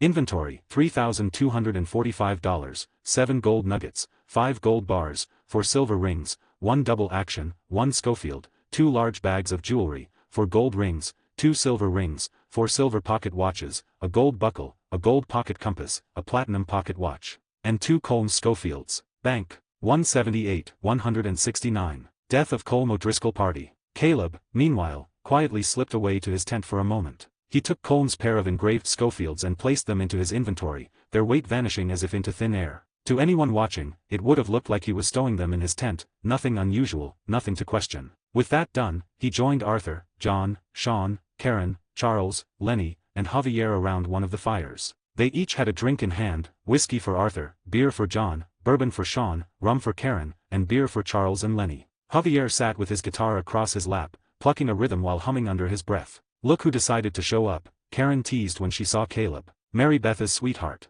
The group chuckled. Caleb smirked and gave her a small nod, acknowledging the jab without denying it. Karen grinned wider. Oh, don't you go pretendin' you don't like the title. The others exchanged knowing looks. Everyone in camp had noticed the way Caleb and Mary Beth gravitated toward one another. They weren't officially a couple, not by any declaration, but the signs were there. No one pressed them about it. They figured one day, one of them would tell the truth. Lenny reached into the crate beside him and pulled out a bottle, handing it over to Caleb. Here, you look like you could use one. Caleb accepted the beer with a nod. Appreciate it. The conversation drifted toward the ambush earlier that day. Caleb gave his account in pieces, careful not to sound like he was boasting. Sean, however, was more than happy to take that role for himself. You know, Sean began in his thick Irish brogue, leaning forward with a mischievous grin, if Dutch decides to bring me along, I could have taken the whole bloody lot o' them myself. Would not have needed the rest o' you fine folk at all. The table erupted in laughter, jeers, and playful insults. Arthur raised his drink. Sure you could, Sean. And maybe tomorrow you'll go and take Fort Mercer all on your own too, we watch from a distance. Fort Mercer. Sean slapped his knee. Pfft, child's play. They laughed harder, the sound mixing with Javier's guitar and the distant chatter from other fires. Near Dutch's tent, the music on the phonograph changed. Dutch swapped the record for a livelier dance tune, and for the first time in a long while, he walked up to Molly. The two exchanged a few quiet words before Dutch offered his hand. She accepted, and they began to dance, the tension that had been brewing between them for months hidden, at least for now. Karen noticed the shift in music and stood abruptly from Sean's lap as she put her bottle down. Come on, you lazy Irishman. Let's show these folks how it's done. Sean groaned but followed, stumbling slightly as Karen dragged him toward the open space by Dutch's tent. Caleb was watching with mild amusement when a soft voice spoke beside him. Would you like to dance, Caleb? He turned to see Mary Beth, her cheeks tinged pink, her eyes darting away as soon as they met his. She looked both hopeful and nervous, her fingers clasped in front of her. Of course, Caleb said without hesitation in a gentle voice. He stood, took her hand gently, and led her toward the small dancing crowd. They joined Dutch and Molly, as well as Sean and Karen, moving to the lively beat. The campfire light flickered over their faces, laughter and music filling the cool night air. But not everyone was enjoying it. Dutch, in mid-step with Molly, caught sight of Caleb and Mary Beth dancing together. Something twisted in his gut, souring his mood instantly. It wasn't jealousy in the romantic sense, more like a growing irritation that Caleb, this new addition to the gang, was earning the kind of attention and warmth from Mary Beth that Dutch believed should center on himself. For a moment, Dutch nearly stopped dancing altogether. Molly noticed the shift in him immediately, the way his grip faltered and his smile dimmed. She felt the discomfort she'd thought had been fading return in full force. But instead of calling him out, she forced herself to ignore it, deciding to savor what little moment she had left with him. The party carried on late into the night.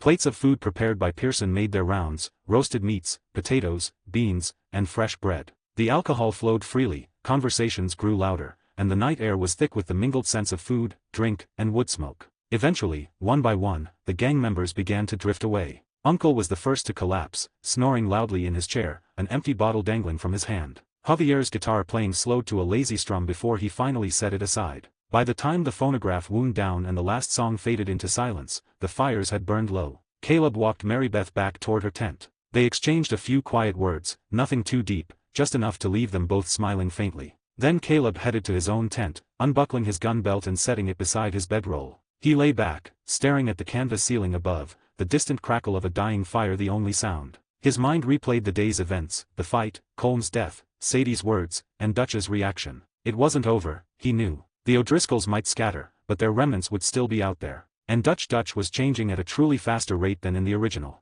Caleb could see it. Still, for now, the camp slept under the illusion of peace. And for one night at least, he let himself close his eyes and rest. The next day, Caleb woke up late, much later than most of the gang. He could already hear the hum of camp life beyond his tent walls, the clinking of pots from Pearson's station, the scrape of knives on cutting boards, the rhythmic chop of firewood, and the low murmur of conversations mixing with the occasional bray of a horse. The smell of coffee, bacon grease, and smoke drifted in with the morning breeze, tempting him to stay under the covers just a little longer. But the sunlight filtering through the canvas was already too bright to ignore. He sat up, rubbing his face, and that was when something unexpected caught his eye. A translucent blue notification from his system hovered in front of him like it was waiting for him to wake up. Skill acquired, alcohol resistance level max. Description: due to repeated alcohol consumption since arrival in this world, the negative effects of drinking, including drunkenness, headaches, nausea, and other detrimental conditions, have been nullified. Caleb blinked, reread it twice, and then slowly grinned. Well, hell, he murmured to himself. It meant exactly what it said. No matter how much he drank now, he couldn't get drunk.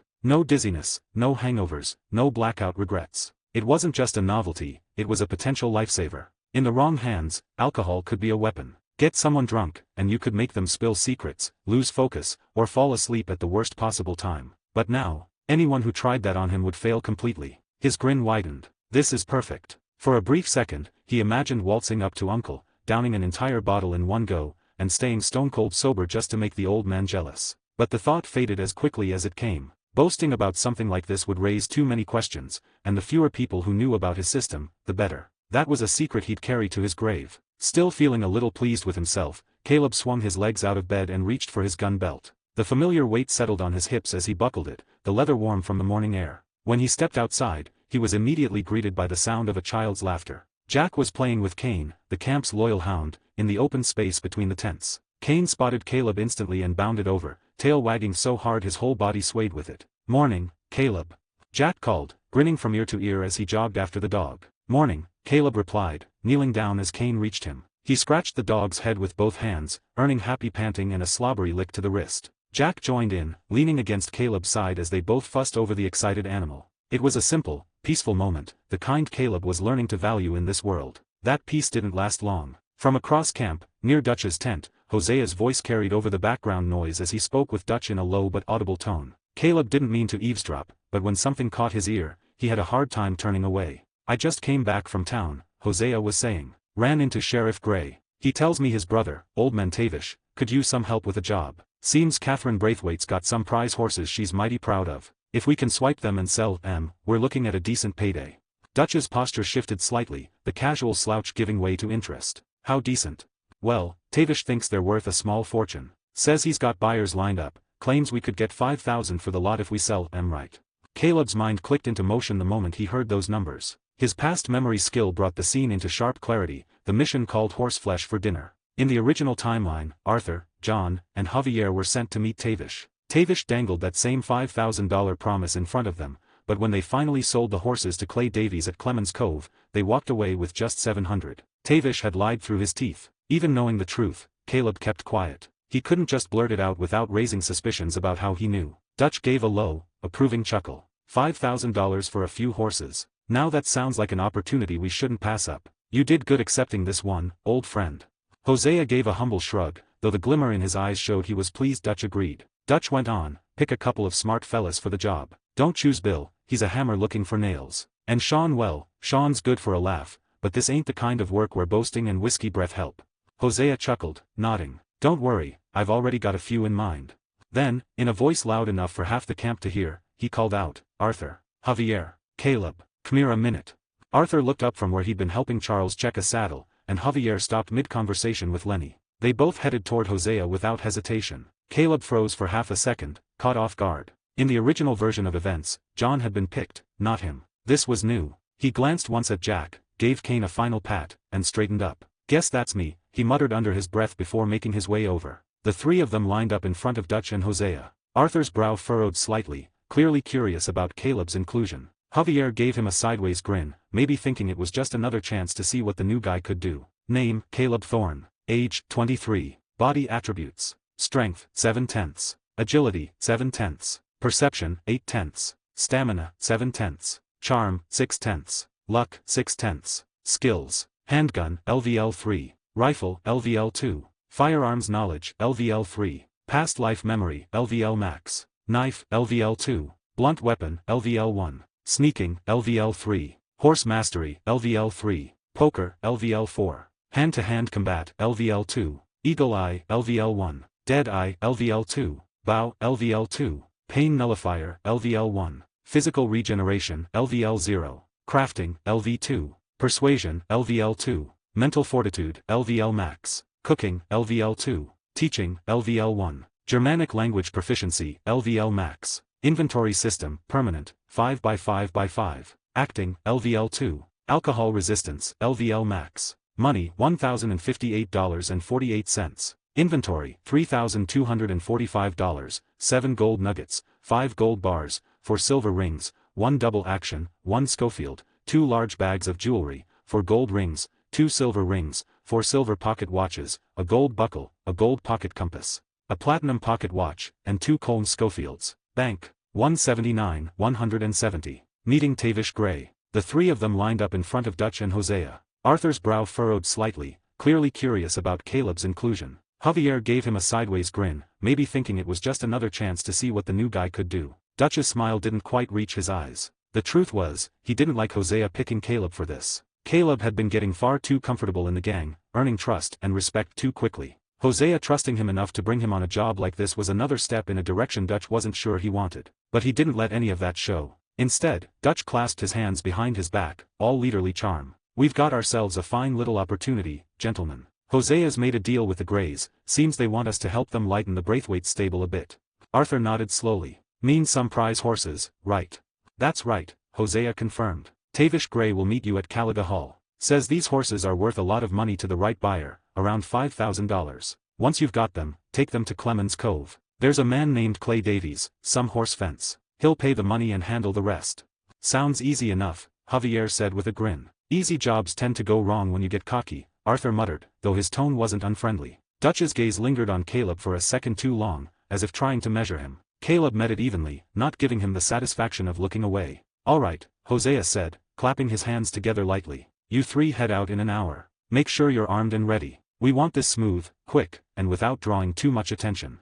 Arthur gave a small nod and walked off toward his tent to gather gear. Javier followed, humming to himself. Caleb stayed still for a moment longer, just enough to feel Dutch's attention shift back to Hosea. He caught the faintest hint of irritation in Dutch's tone when he said, "You could have sent John." Hosea's reply was calm, but firm. "Caleb's sharp, and he's proven himself already. We need sharp on this one." Dutch didn't answer right away, but his jaw tightened before he finally muttered, "We'll see."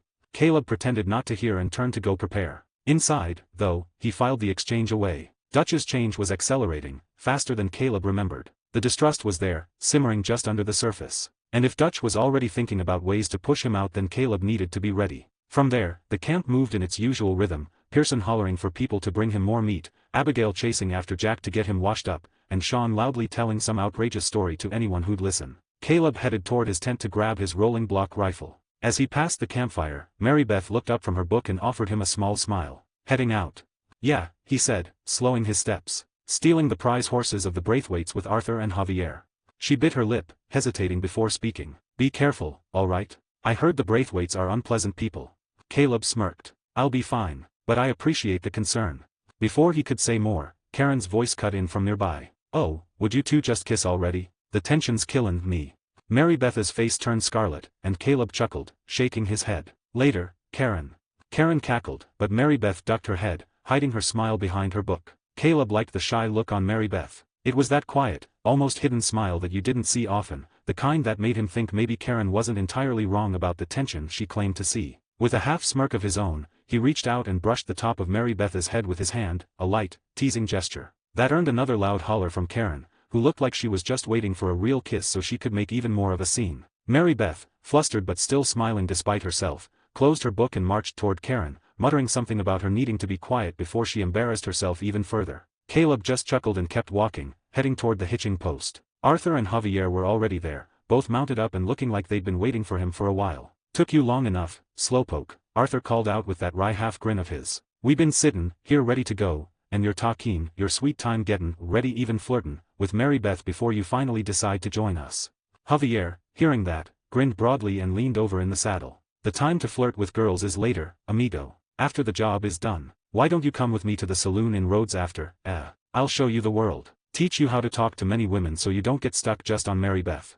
Caleb chuckled as he swung up onto Morgan's back. Maybe you two are just too fast, he said, adjusting the reins. The ride to Caliga Hall doesn't take too much time. And for the record, I've got every right to flirt with the woman I fancy, especially when she fancies me back. Then he turned to Javier with a mischievous grin. And as for your lessons, Javier, I'll pass. Time to flirt with girls is every time, it's just the girls we like decide when it happens and how long. I'd be happy to come with you to the saloon, but I'm not listening to a word of your teaching. I'm not an easy man, Javier. And unlike you, I've already got a good woman who likes me and will give me her time because she loves me, not because there's money in it at the end.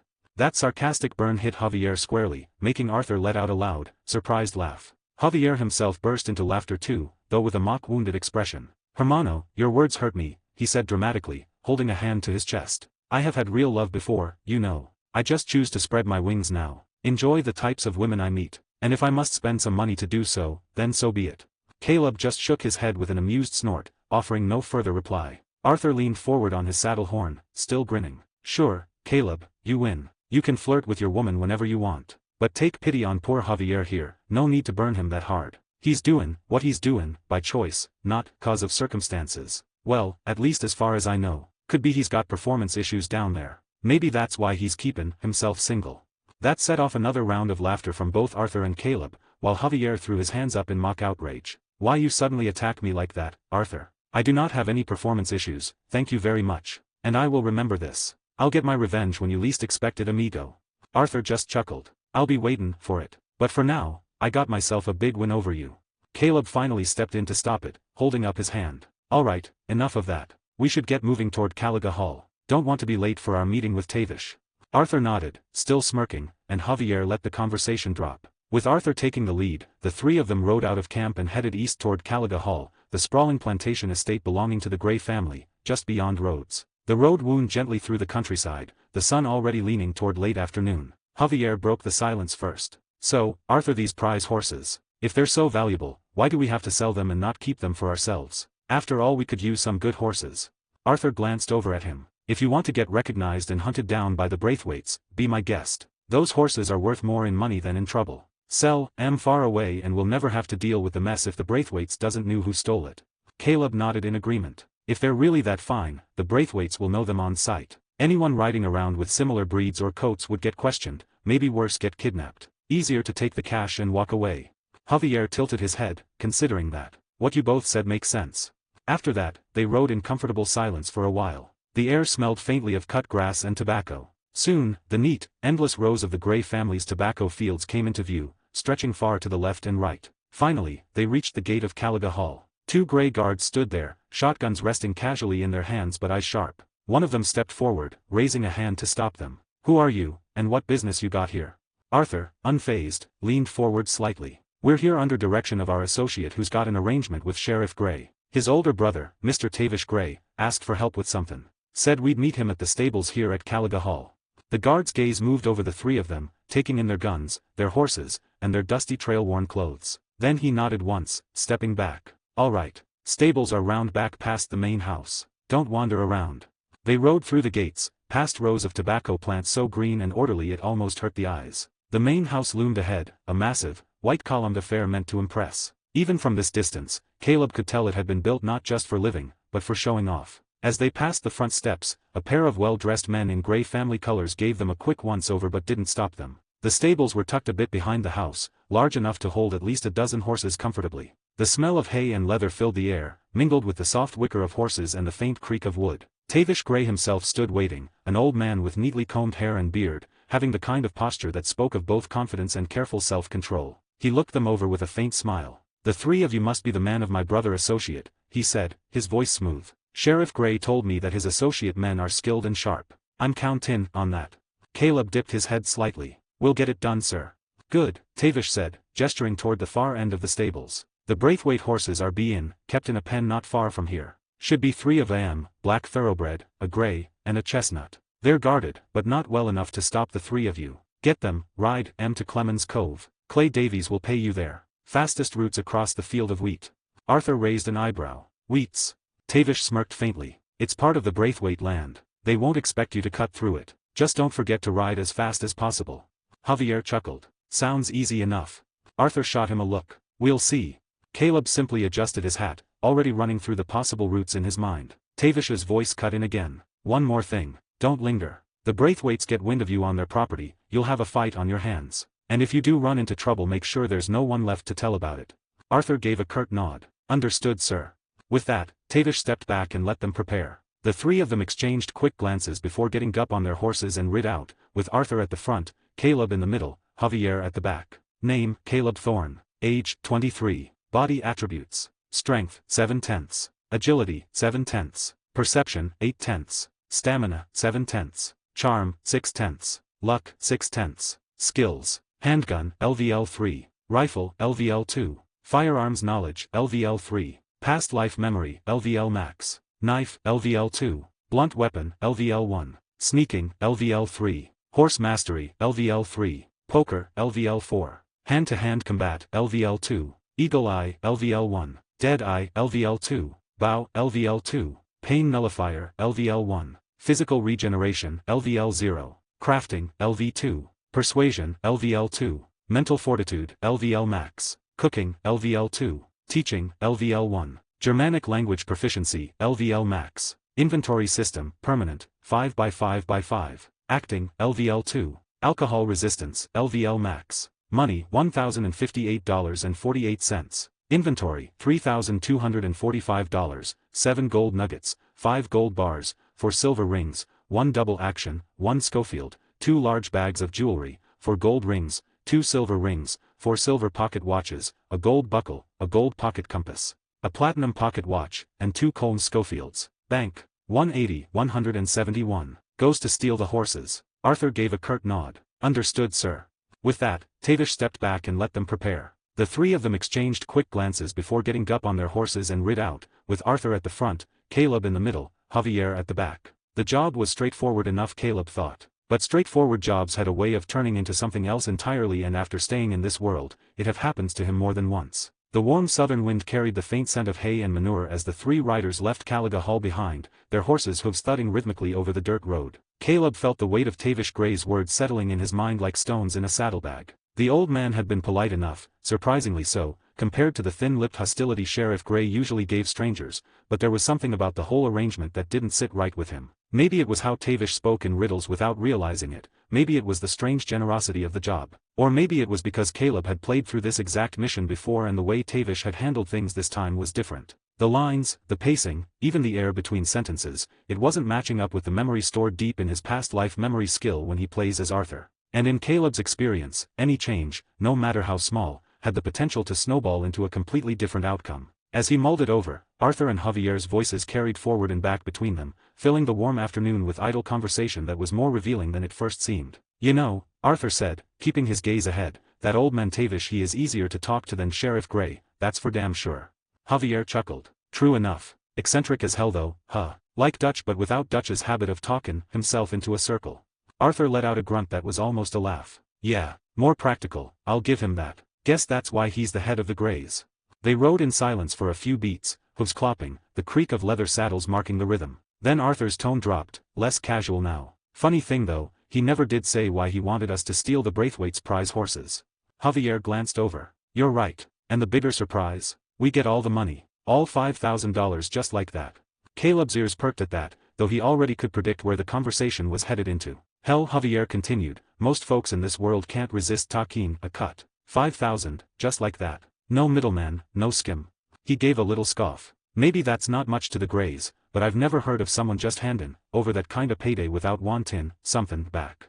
Arthur gave a skeptical hum. I'm not betting on getting the full 5. If we get a third of it, I'll be impressed. Tavish, I don't think he knows what he's talking about with those horses. That's so. Javier shot him a sidelong look. You think Hosea and Dutch feel the same as you? I mean, they gotta know more about horses than we do. Especially Hosea. That's why they still decided to take the job. Arthur shrugged without looking back. No idea what they're thinking. Hosea knows more about horses than any of us, sure. But Dutch, he's looking at the numbers and the politics. If they took the job, they think it's worth the risk. Me, I think we take the chance and see where it leads. If it is truly 5,000, it'd be a big payday for all of us. Javier nodded slowly. I think we shouldn't think too deep on it. getting 5,000 for stealing some horses. This is the most lucrative and easy job we've had in a long time compared to the ones we've done before. Easier than that mess in Blackwater, anyway. Arthur gave him a sharp look at the mention of Blackwater, but let it slide. We'll see how easy it is before we start celebrating. It was then Javier seemed to notice the quiet figure riding between them. Caleb had been staring off toward the distant tree-line, running roots through his head like a man rehearsing moves on a chessboard. "You've been quiet, amigo," Javier called. "What's on your mind? You've been quiet the whole way." Caleb blinked, realizing he'd been so far in his thoughts he'd almost forgotten the conversation around him. "Just thinkin' about how we should do this," he said, adjusting the brim of his hat. "Place'll be guarded for sure. No point goin' in guns blazing. They'd hunt us to the ends of Lemoyne if we turned their front lawn into a shootout." Arthur let out a thoughtful hum. "Agreed. I'm thinkin' we make 'em believe we're there to buy the horses. Rich folk comin' to purchase horses, no reason for 'em to suspect us if we act right."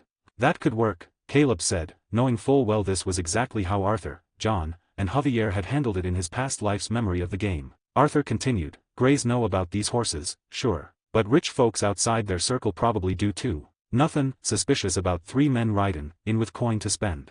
Javier raised an eyebrow. 3 men, all armed, sayin' they're buyers. Arthur's eyes narrowed slightly. "If you're gonna spend $5,000 on a horse, you damn well be armed to protect it. Still, we don't go in through the front. Too many questions. We'll take the back way in." Caleb nodded. "Sounds good to me."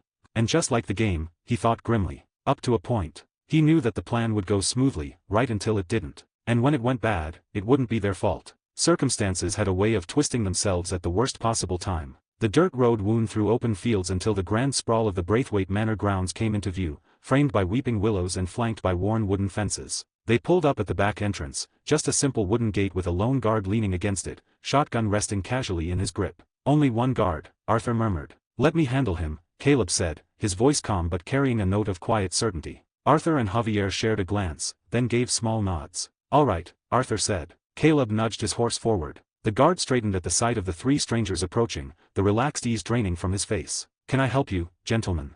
he asked, shifting his grip on the shotgun. Caleb smiled, slow and easy. He tapped into his acting and persuasion skills, layering his voice with the kind of confidence that made people listen without realizing why. "We're here to see about some horses," he said. "Horses?" The guard repeated, brow furrowing. "Yes, sir," Caleb continued smoothly. "I believe I've got an appointment with a Mr. Braithwaite. We're from a well-known breeding farm up in Saratoga, looking to make a significant investment in some stock down here in the south. Breed the same line for our buyers back home." The guard's frown deepened. "Ain't heard nothin' about that." "Really?" Caleb let a flicker of disappointment show. "That's a shame. Guess we'll just have to look elsewhere. I hear a Mr. Gray's got stables down here too." He gave a small shrug, as though the decision to leave was already made. The guard's eyes widened slightly. Losing a sale that big, especially to the Grays, wouldn't sit well with his employers. "Well, he stammered, then sighed. "All right then, go on through to the stables." "Thank you kindly." Caleb reached into his coat, pulled out a few folded bills, and pressed them into the man's hand. The guard's face brightened instantly. "Much obliged, mister." He pushed the gate open, letting the 3 riders pass. They followed the dirt track deeper into Braithwaite land, the sprawling white manor looming to their left and the wide, open paddock stretching out to their right. Arthur gave a low whistle. "That's it. Nice and easy. No need to draw any unnecessary attention." "Yet," Caleb muttered under his breath, though not loud enough for either of them to catch. They continued to ride until a grade building emerged through the thin haze of midday heat, its weathered boards bleached almost silver by years of southern sun. Even from a distance, the shape of the pitched roof and the neat square fencing marked it as a stable. Arthur leaned slightly in his saddle, eyes narrowing as he took stock. "Think that's it," he said in a low voice. "Braithwaite stable up ahead. Keep your heads down. Play it cool." Javier tilted his hat lower, a lazy nod of agreement. Caleb followed suit, shifting the brim of his own hat just enough to shadow his face. Arthur jerked his chin toward a gap in the fence. "We'll head up, round the front and hitch there." They passed through the open gate and turned right, the path crunching under hoof as it wound toward the main yard. Up close, the place smelled of oiled tack and hay, with a faint tang of manure that came standard with working stables. A man knelt outside, tinkering with a worn saddle balanced across a rail. His shirt was rolled up past his elbows, hands busy with a buckle strap, the quiet clink of metal against leather marking his work. The 3 riders dismounted in near unison and hitched their horses to the post out front. Caleb could feel the faint tension in Arthur's shoulders, the kind that came right before a job crossed the threshold from pretending to stealing. They stepped through the small wooden gate into the yard proper, Arthur taking point. "Howdy," Arthur greeted, his voice pitched friendly but with that natural authority he carried. The stable hand paused mid-buckle, turned, and sized up the trio. "Can I help you gentlemen?" Arthur nodded. Heard you got some horses. The man smirked faintly. Always got some horses. Arthur shook his head. I mean fine horses. That earned him a puzzled look. Don't rightly know what you mean. Arthur took a small step closer, his voice dropping conspiratorially. We ain't some officials. We're connoisseurs. From a big horse farm up in Saratoga. Something in the way Arthur said it, steady, certain, no hesitation, made the stable hand pause. His expression shifted, suspicion thinning into cautious interest. Finally, he jerked his head toward the barn doors. All right then, come on in. Inside, the air was thick with the mingled scents of hay, sweat, and well-fed animals. Sunlight slanted through the high gaps in the boards, striping the packed earth floor in gold. 3 stalls sat open, and in them, exactly as Tavish had described, were a black, a gray, and a chestnut thoroughbred. The stable hand swept an arm toward them. Here you go. That there's the black, fastest in the lot. The gray's got stamina like you wouldn't believe, and the chestnut, he grinned. Well, the chestnut's got spirit.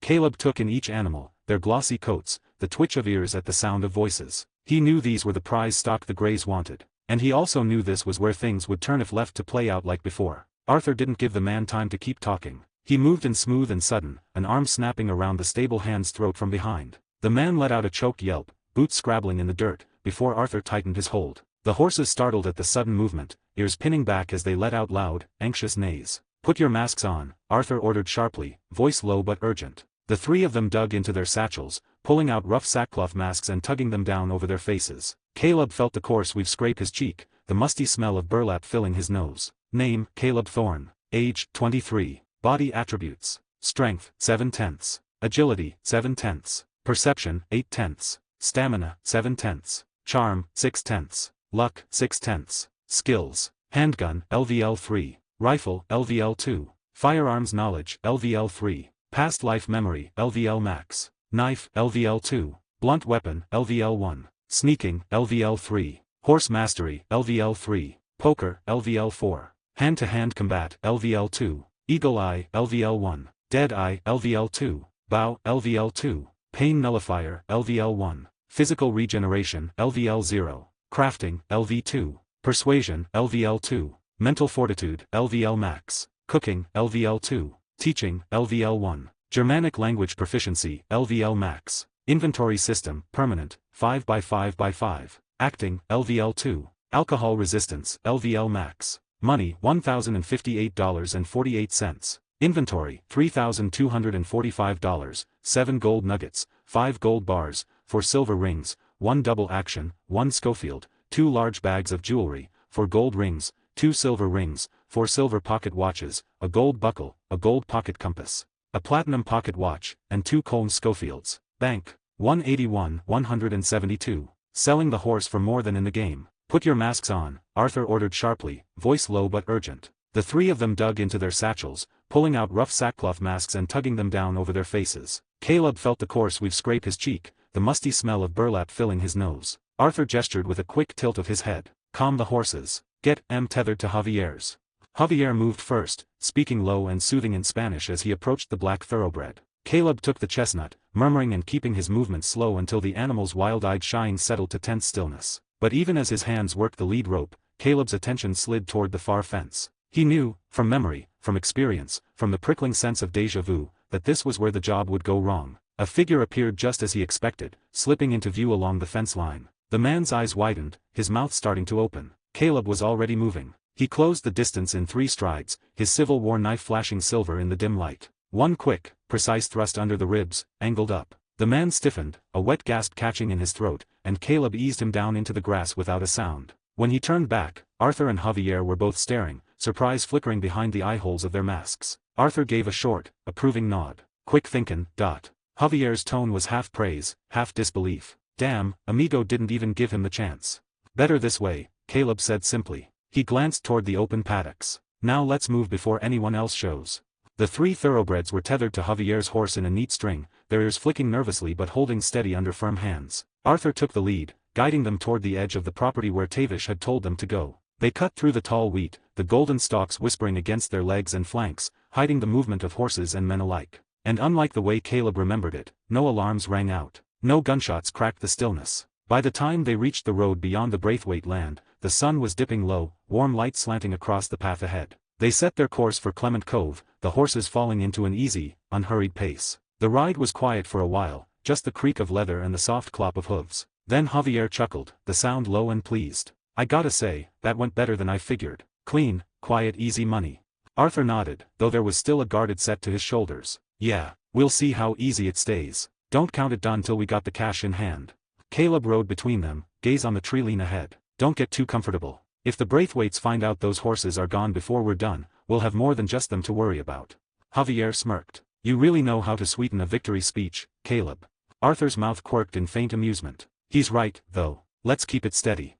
The landscape shifted as they drew closer to the cove, the air taking on the faint fresh tang of the nearby water. Marsh grass rustled in the breeze, and gulls wheeled lazily overhead. Caleb knew who they were about to meet, the twin brothers Clay and Clive Davies, horse traders who could turn stolen stock into clean sales without asking questions. He'd dealt with their type in his past life's memory, not just from the game but real life as well, and knew better than to trust them farther than the length of a lead rope. He knew that if they were to sell a stolen horse or even a few wild ones, the Davies brothers would pay more than most stables, and far more quickly, but these three animals were no ordinary catches. These were Braithwaite prize thoroughbreds, each worth a fortune on paper. Like Arthur had said, if they couldn't wrangle the full $5,000, then even a third of it would be more than worth the trouble. But Caleb remembered all too well what had happened before, the memory from the game gnawed at him. When he had played as Arthur, Clay Davies had offered a laughably low price, $700 for the three horses combined, and had said it with the smug certainty of a man who knew the sellers had no better options. Caleb had been furious then, and the thought of letting that repeat here tightened something in his chest. Not this time. This time he would make sure they walked away with at least a third of the promised sum, $1,666, or $1,500 at the absolute lowest. That was the figure he fixed in his mind as they rode on toward Clement's Cove. The path wound along stone fences that boxed in a broad expanse of green pasture. Even from a distance, Caleb could see figures near the main entrance, a makeshift wooden gate set between two sections of low stone wall. One man sat on the fence itself, legs dangling idly, a large ledger balanced on his lap. The other leaned with both elbows on the top stone, head tilted toward the first man as if sharing a private conversation. That should be the place, Caleb said, voice quiet but certain. Let's go. The three of them urged their mounts forward, the trio of prize horses tied neatly in Javier's lead string. Hooves thudded against the dirt, the animals tossing their heads restlessly as the fresh tang of the nearby water drifted in on the breeze. When they reached the gate, the three dismounted in near unison, boots crunching on the packed earth. Arthur moved up front without needing to be told, his solid frame and measured confidence naturally taking point. Caleb flanked him on the left, Javier on the right, the horses shifting uneasily behind them. The man on the fence closed his ledger and set it aside, looking them over with an assessing squint. What can I do for you boys? Arthur's tone was calm, almost casual. Heard you pay real good prices for horses. The man's face cracked into a slow nod. Oh, sure. He stretched the word out before adding, we'll buy more or less anything, Pops. That so? Arthur asked. Sure, Pop. At that moment, the other man, the one who'd been leaning against the stone, strolled closer, leaning now on the fence's wooden rail. The first man gestured toward him. This here's my brother, Clive. And I'm Clay Davies. Twins, if you couldn't tell. Caleb immediately stepped in with an easy smile. Tacitus, he said, patting his own chest, then motioned to Arthur. Kilgore. A tilt of his head toward Javier. Carlos.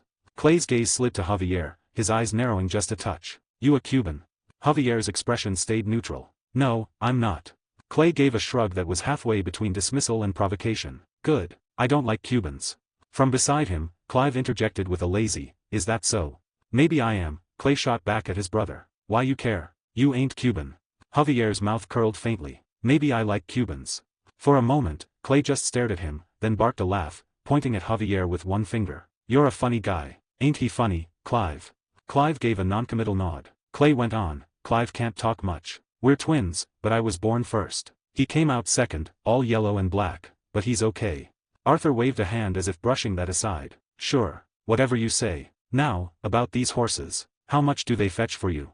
Clay took the ledger from Clive, flipping it open as he stepped toward the tethered thoroughbreds. He walked a slow circle around them, running his hand lightly along the glossy flank of the black. Ah yeah, I know these horses, he said after a moment. And these ain't yours. But I like the three of you. So I'll give you $650 for the lot. Arthur's brow furrowed. We were told we could get up to $5,000 for these horses. Clay didn't even glance up. Yeah, I was told the moon was made of ladies' tears. Only it ain't true. Not one little bit. Javier's expression tightened, and Arthur's voice came out harder. We were promised 5,000. Clay straightened, smirking. I like you fellas, I do. But I only got $700 on me. You want it? Or you want to ride those nags into town and get yourselves hanged for it?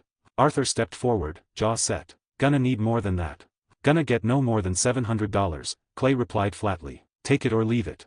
That was when Caleb moved. He stepped between Arthur and Clay, his eyes locking onto the horse traders with a sudden, unmistakable shift in energy. Gone was the easy smile, replaced by something colder, sharper. Clay, Caleb began, his voice even but laced with steel. You and I both know what these horses are worth. You've got buyers lined up for stock like this. You'll flip them inside a week for triple what you're offering.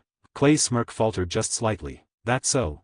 That is so, Caleb said. Now, here's how this is going to go. You're going to dig deeper into that pocket of yours or whatever stash you keep close, and you're going to hand over $1,500. We walk away. You turn a tidy profit. Everybody wins.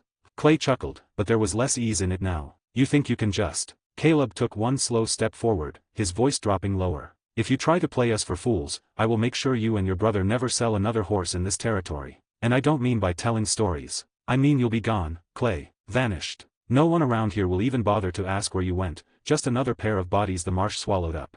Clive stiffened beside him, eyes narrowing, but Caleb didn't even glance his way. You can put on a brave face, Caleb continued, but you and I both know there's no law down here that's going to come running if two horse fencers disappear. You're replaceable. This is a big state with plenty of men who'd take your place.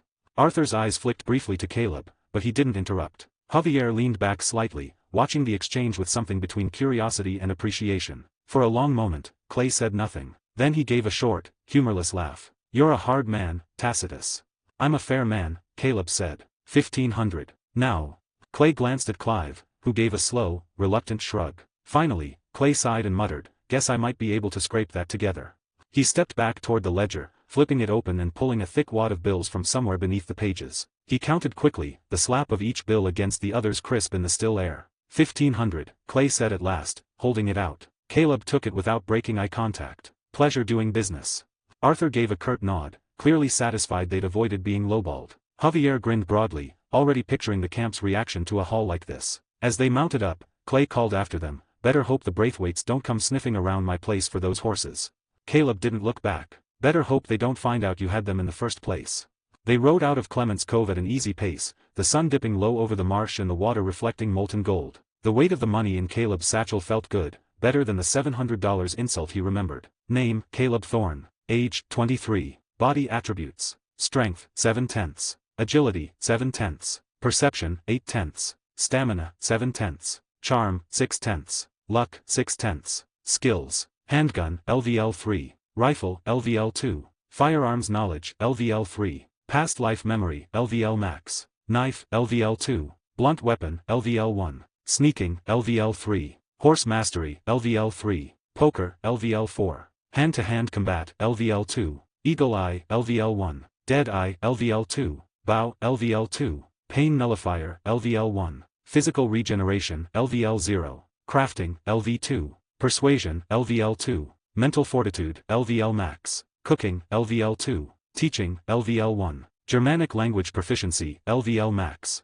Inventory system, permanent, 5x5x5. Acting, LVL 2. Alcohol resistance, LVL max. Money, $1,058.48. Inventory, $3,245, 7 gold nuggets, 5 gold bars, 4 silver rings, 1 double action, 1 Schofield, 2 large bags of jewelry, 4 gold rings, 2 silver rings, 4 silver pocket watches, a gold buckle, a gold pocket compass, a platinum pocket watch, and 2 Colne Schofields. Bank, 182,173. Finding faults. Caleb didn't look back. Better hope they don't find out you had them in the first place. They rode out of Clement's Cove at an easy pace, the sun dipping low over the marsh and the water reflecting molten gold. The weight of the money in Caleb's satchel felt good, better than the $700 insult he remembered. Arthur broke the silence first. You've got a way with folks, Caleb. Not always a friendly way, but effective. Javier chuckled. Effectiveness is what counts. 1,500 for 3 horses. That's more than I thought we'd gonna get after that weasel of a man said $700. More than Tavish thought we'd get, too, Caleb said. But that's his problem, not ours. Arthur on the other hand turned to look at Caleb, confusion and also curiosity on his face. How the hell do you know he'd cave? Caleb shrugged, tucking his cut into his satchel. People like Clay, they're all bluster. They'll lowball you till you make them bleed. Arthur gave him a long look. You're damn scary when you want to be, you know that. Caleb smirked. I try. None of them mentioned the dead Braithwaite guard back at the manor, but the memory lingered between them, an unspoken reminder that this job had already taken a turn from the path it followed in Caleb's other life. And maybe, just maybe, that meant other things would change too. They rode on toward the horizon, the setting sun settling in warm and quiet around them as the day slowly turned night, carrying the weight of profit and possibility in equal measure. They rode back to Clemens Point in under several minutes of steady travel, the swamp air thickening as the golden light faded toward twilight. The campfires of home flickered faintly in the distance as they approached, the smell of burning wood mixing with the faint scent of marsh water. When they reached the clearing, Lenny and Charles, both posted on guard duty, were the first to notice their return. "Evenin', fellas," Lenny called out with a friendly wave, his rifle resting casually against his shoulder. Charles gave a short nod in greeting, his eyes still scanning the tree-line out of habit. The three riders, Arthur in front, Caleb in the middle, Javier behind, returned the greetings almost in unison, the fatigue of the job softened somewhat by the satisfaction of riding in with more than they'd been threatened with earlier that day. They dismounted, the creak of saddle leather giving way to the muffled thud of boots hitting dirt, and each led their horses to the hitching posts. The horses, still damp with sweat, flicked their ears and huffed through their nostrils, grateful to be still for a while. Dutch was already waiting for them near the main fire, dressed sharply despite the muggy air, his posture radiating that blend of authority and performance he seemed to cultivate at all times. He stepped forward with a broad smile that didn't quite reach his eyes. Well, here they are," he greeted, his voice warm but edged with curiosity. "My three champions. How'd it go, boys?" "Smooth as Tavish promised." They returned the greeting, though Caleb noticed the way Arthur's and Javier's nods were slower, less certain. Dutch's gaze sharpened slightly as he continued, "So tell me, did you get it? The $5,000 Tavish Gray so confidently said you could wring from those Braithwaite horses once you sold them."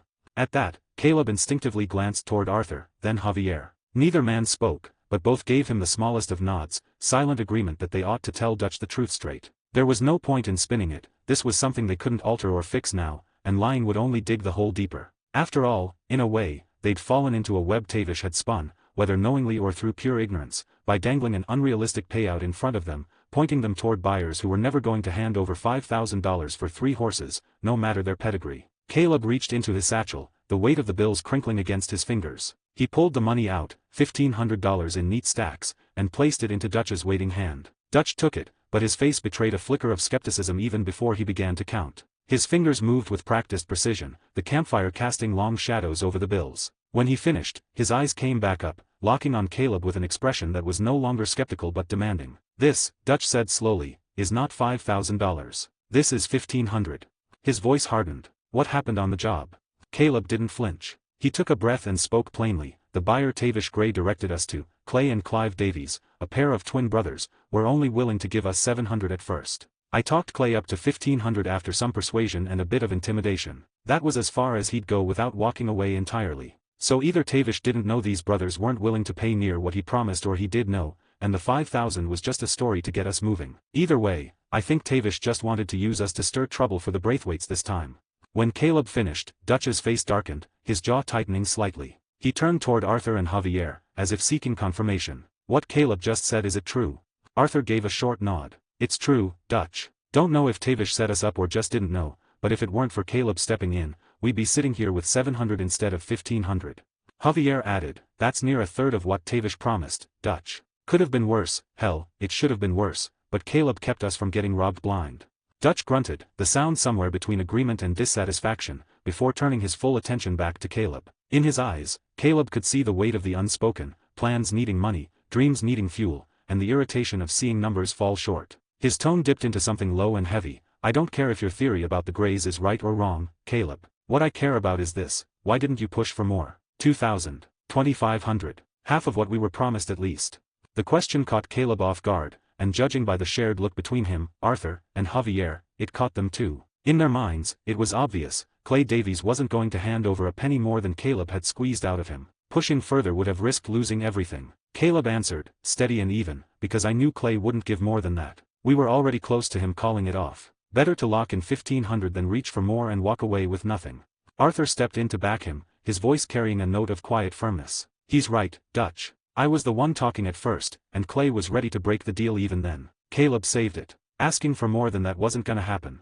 Dutch's gaze shifted to Arthur, and something passed across his face, a glint of hurt pride, maybe even the faint sting of betrayal. Arthur's words, in Dutch's mind, weren't just support for Caleb, they were a chink in the once unwavering wall of loyalty between them. "I don't care," Dutch snapped suddenly, his composure slipping into sharpness. "You should have gotten more. We need that money, I needed that money, for the plan I'm putting together. And now, he cut himself off, visibly forcing his temper down. When he spoke again, his voice was eerily calm. And now I have to rework the whole damn thing because you couldn't get more out of Clay.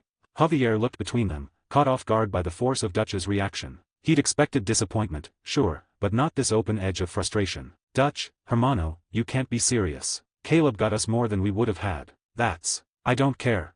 Dutch roared, his composure shattering. We were promised 5,000. We needed 5,000. And now we're left scrambling because he didn't push hard enough.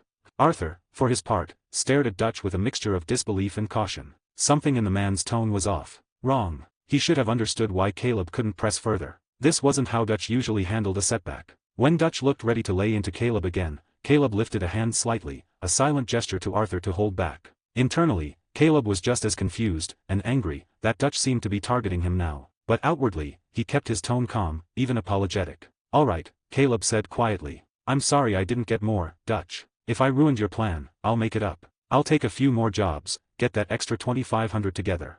Dutch stared at him, his chest heaving. For a moment, Caleb thought he might lunge. Then, with a sharp exhale, Dutch turned away. No need. What's done is done. He reached into the stack of bills, peeled off 600, and handed it to Arthur. For you three. Split it how you want.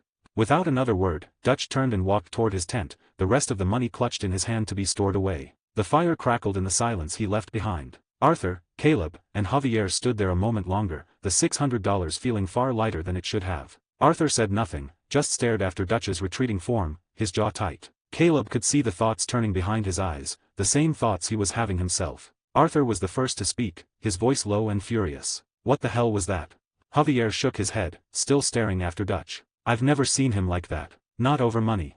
Arthur just shook his head and then counted out the $600, dividing it into 3 equal stacks. He handed Caleb and Javier their shares, his movement stiff with barely contained frustration. Don't let him get to you, Arthur muttered to Caleb. You did well today. Better than good.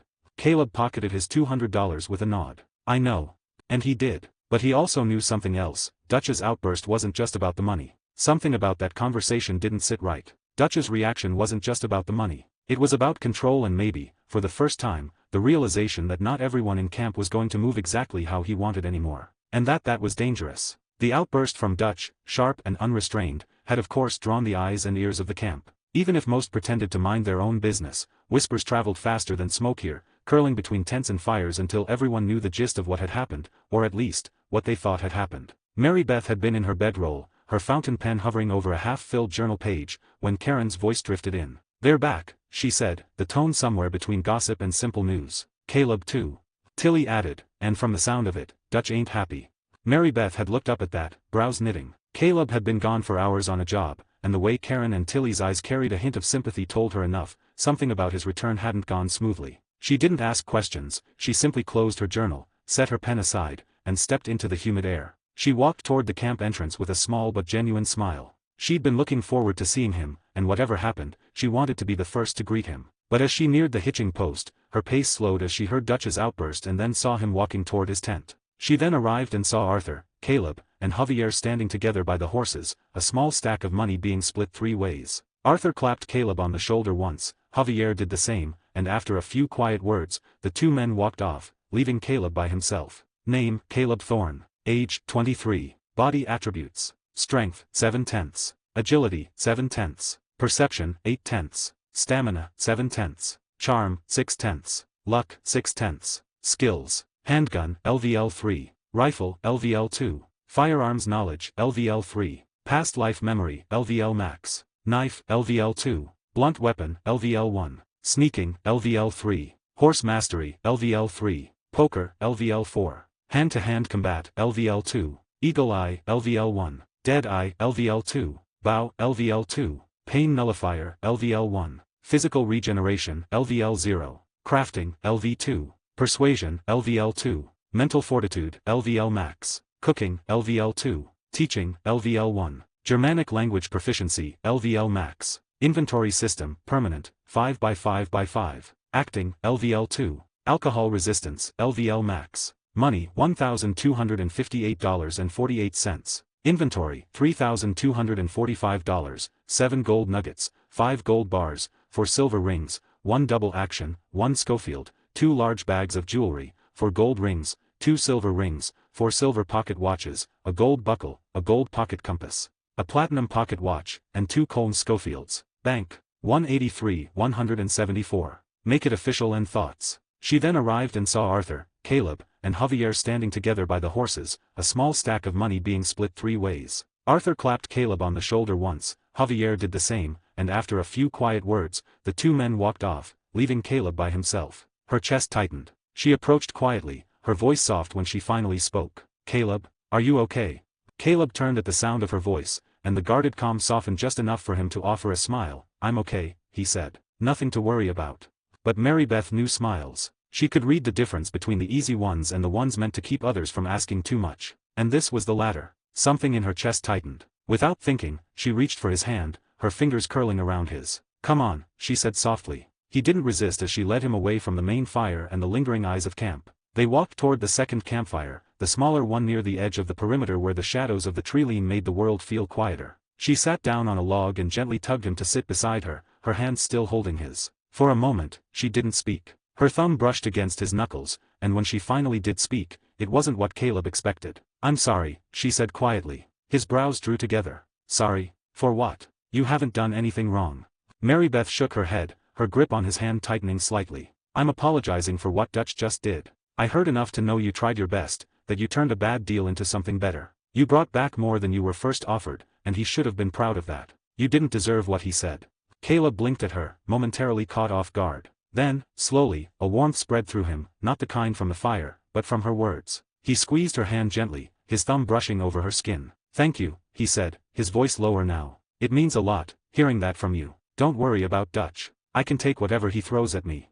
Mary Beth smiled then, soft and a little sad at the edges. She lifted her free hand to his cheek, her touch light but lingering. I know you can, she said, and then she leaned in. The kiss began as a light touch, a meeting of lips that carried more comfort than urgency. But as Caleb returned it, her hand sliding to the back of his neck, it deepened. Their mouths moved together with more intent, and soon enough, their tongues met in a slow, deliberate dance that made the air between them feel warmer than the fire at their backs. When they finally pulled apart, both were breathing harder than before. Caleb's lips curved into a smile as he saw that Mary Beth's face was flushed, her eyes bright but uncertain in the way someone might be after taking a leap they'd long considered. Caleb reached up, his finger resting lightly under her chin, tilting her face back toward his. He held her gaze, the firelight flickering in his eyes. We've been sharing these moments together, he began, his voice steady but carrying a weight that made her breath hitch. And some of what we've done, that's what someone does with their partner. So what I want to ask is. He paused then, taking a deep breath. Mary Beth's heart skipped, her eyes widening. She hadn't expected him to use this moment, though deep down,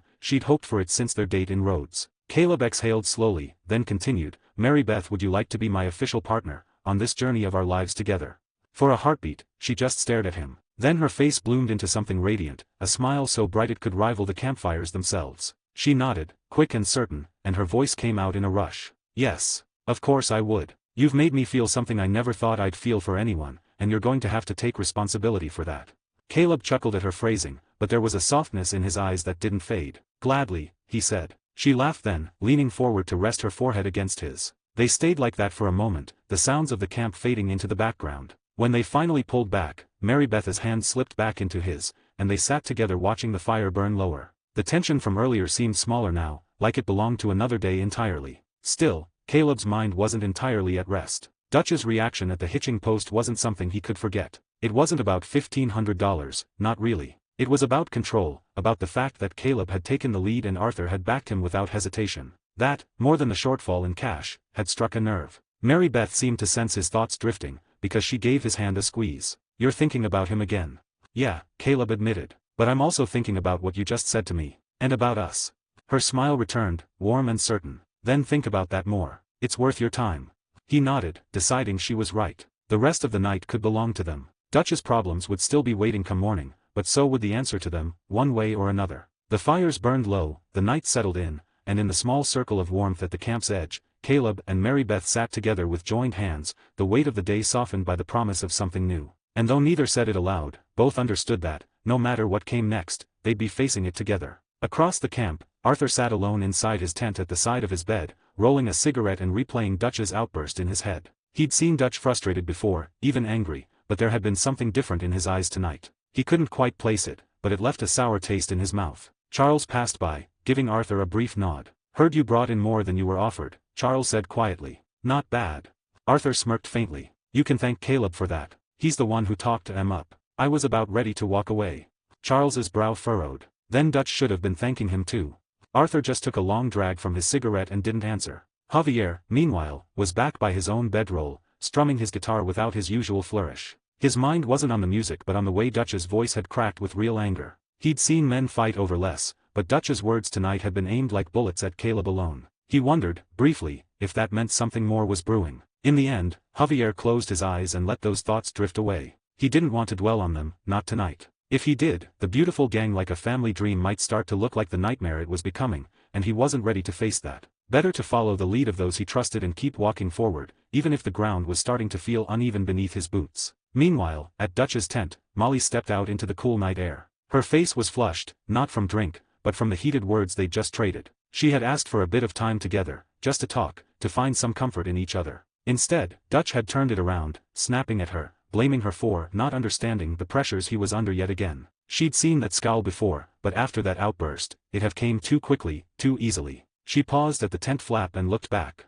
Dutch sat inside, the lantern throwing deep shadows across his face. He didn't look at her, his gaze was fixed somewhere else entirely. Molly shook her head and walked away, deciding she'd sleep with the girls tonight. At least there, the air wouldn't feel like it was closing in on her. Inside, Dutch was stretched out on his bed, the $900 still clutched loosely in his hand. His eyes traced the lines of the tent ceiling, but his mind was far away, replaying the conversation he'd had earlier with Caleb, Arthur, and Javier. He remembered the look on Caleb's face, the way Arthur had stepped in to defend him for the second time that week, and then stopped because Caleb had given him the signal. To Dutch, that was the real betrayal. Not the words, not the shortfall in the take. The signal. The silent understanding between two men that excluded him entirely. If Arthur had defied that signal and spoken anyway, Dutch would still see it as betrayal, but not the deepest kind. This was something else. And instead of regret for his anger, Dutch found himself savoring it. For that brief moment, he had felt in control again. He had spoken his mind, let a bit of that buried resentment out into the open,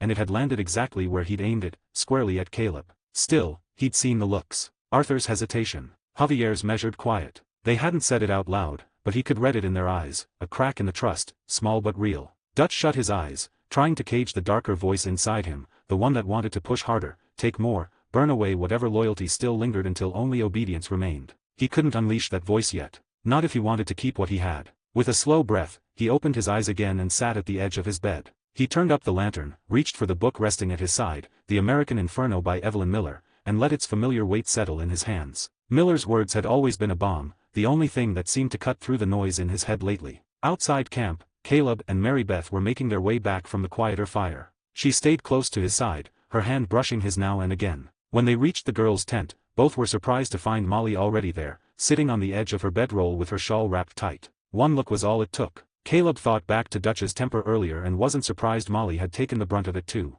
She wasn't the sort to bite her tongue when pushed, and Dutch had been lashing out more often lately. If she'd decided she couldn't sleep in his tent tonight, he could hardly blame her. Mary Beth glanced at Caleb and gave a small, subtle signal, one he understood immediately. She wanted to speak with Molly. He nodded. "Good night," he said softly to Mary Beth, then in a normal tone to Molly, "Night, Molly."